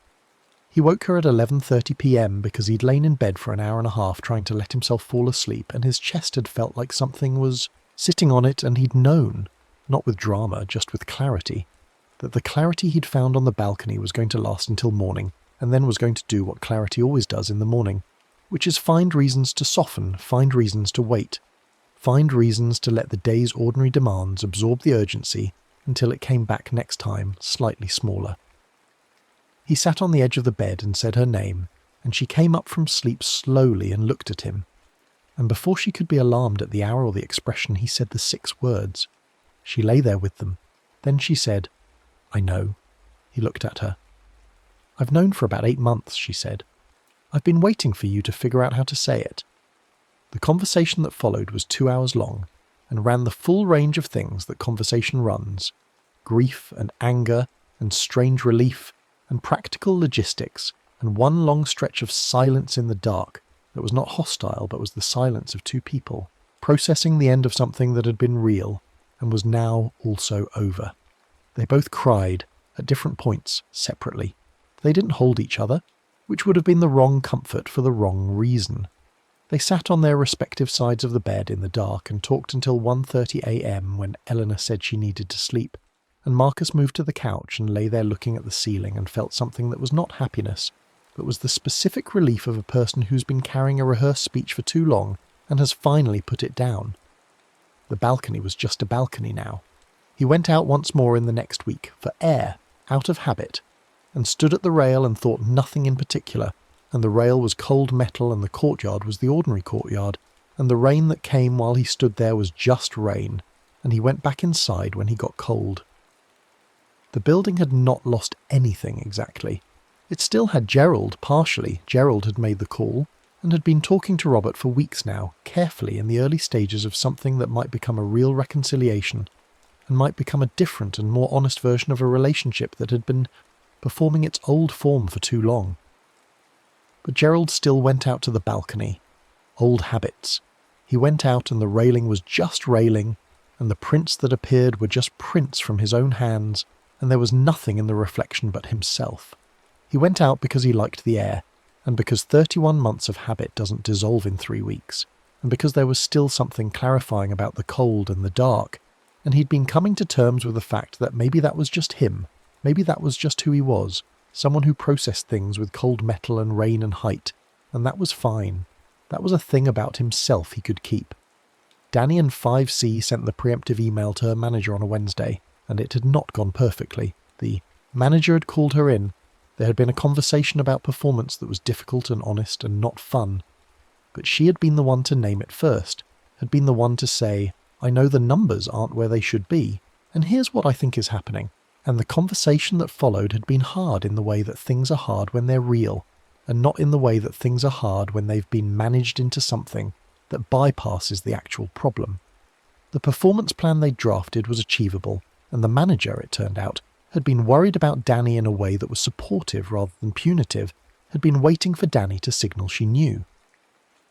Danny still went out to the balcony, but she went for cigarettes now rather than rehearsals, which was a worse habit medically but a healthier one psychologically, or at least that's what she told herself, and the rail was just a place to rest her arm while she smoked.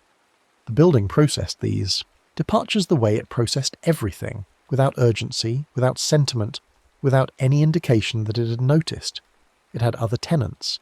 It had the couple in 4F, who were still circling the same 5 grievances, and whose postponements were not the balcony-standing kind, but the internal kitchen argument kind. The kind where both parties know the real grievance, and neither one names it because naming it would require one of them to be the first to say something true, and whoever is first is more exposed. The building had learned 4F's rhythm. It would wait.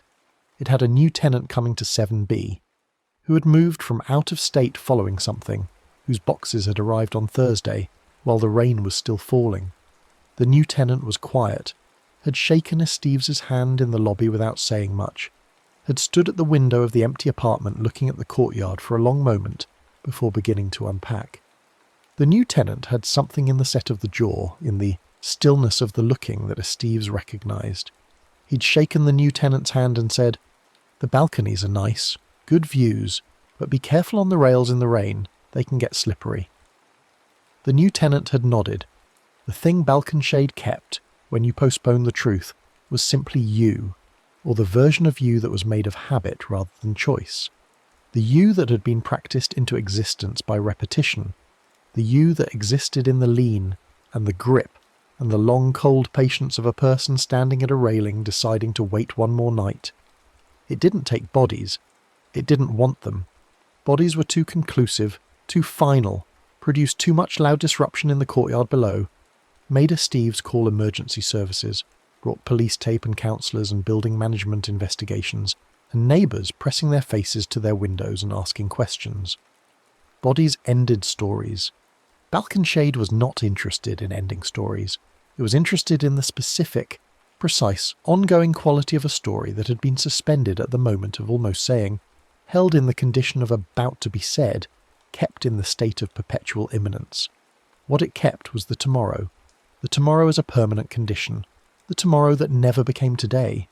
The handprints appearing ahead on the rail, always ahead, always in the spots where your hands were going to go before you went there, the path laid out before you walked it.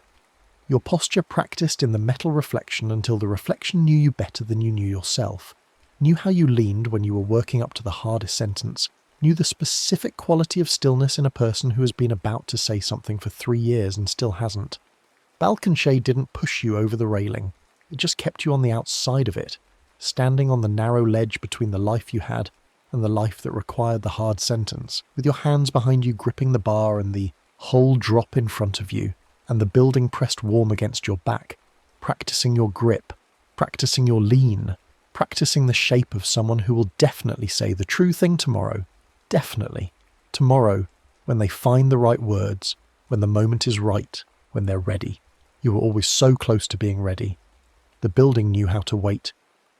The next story is about to begin. Please relax and enjoy.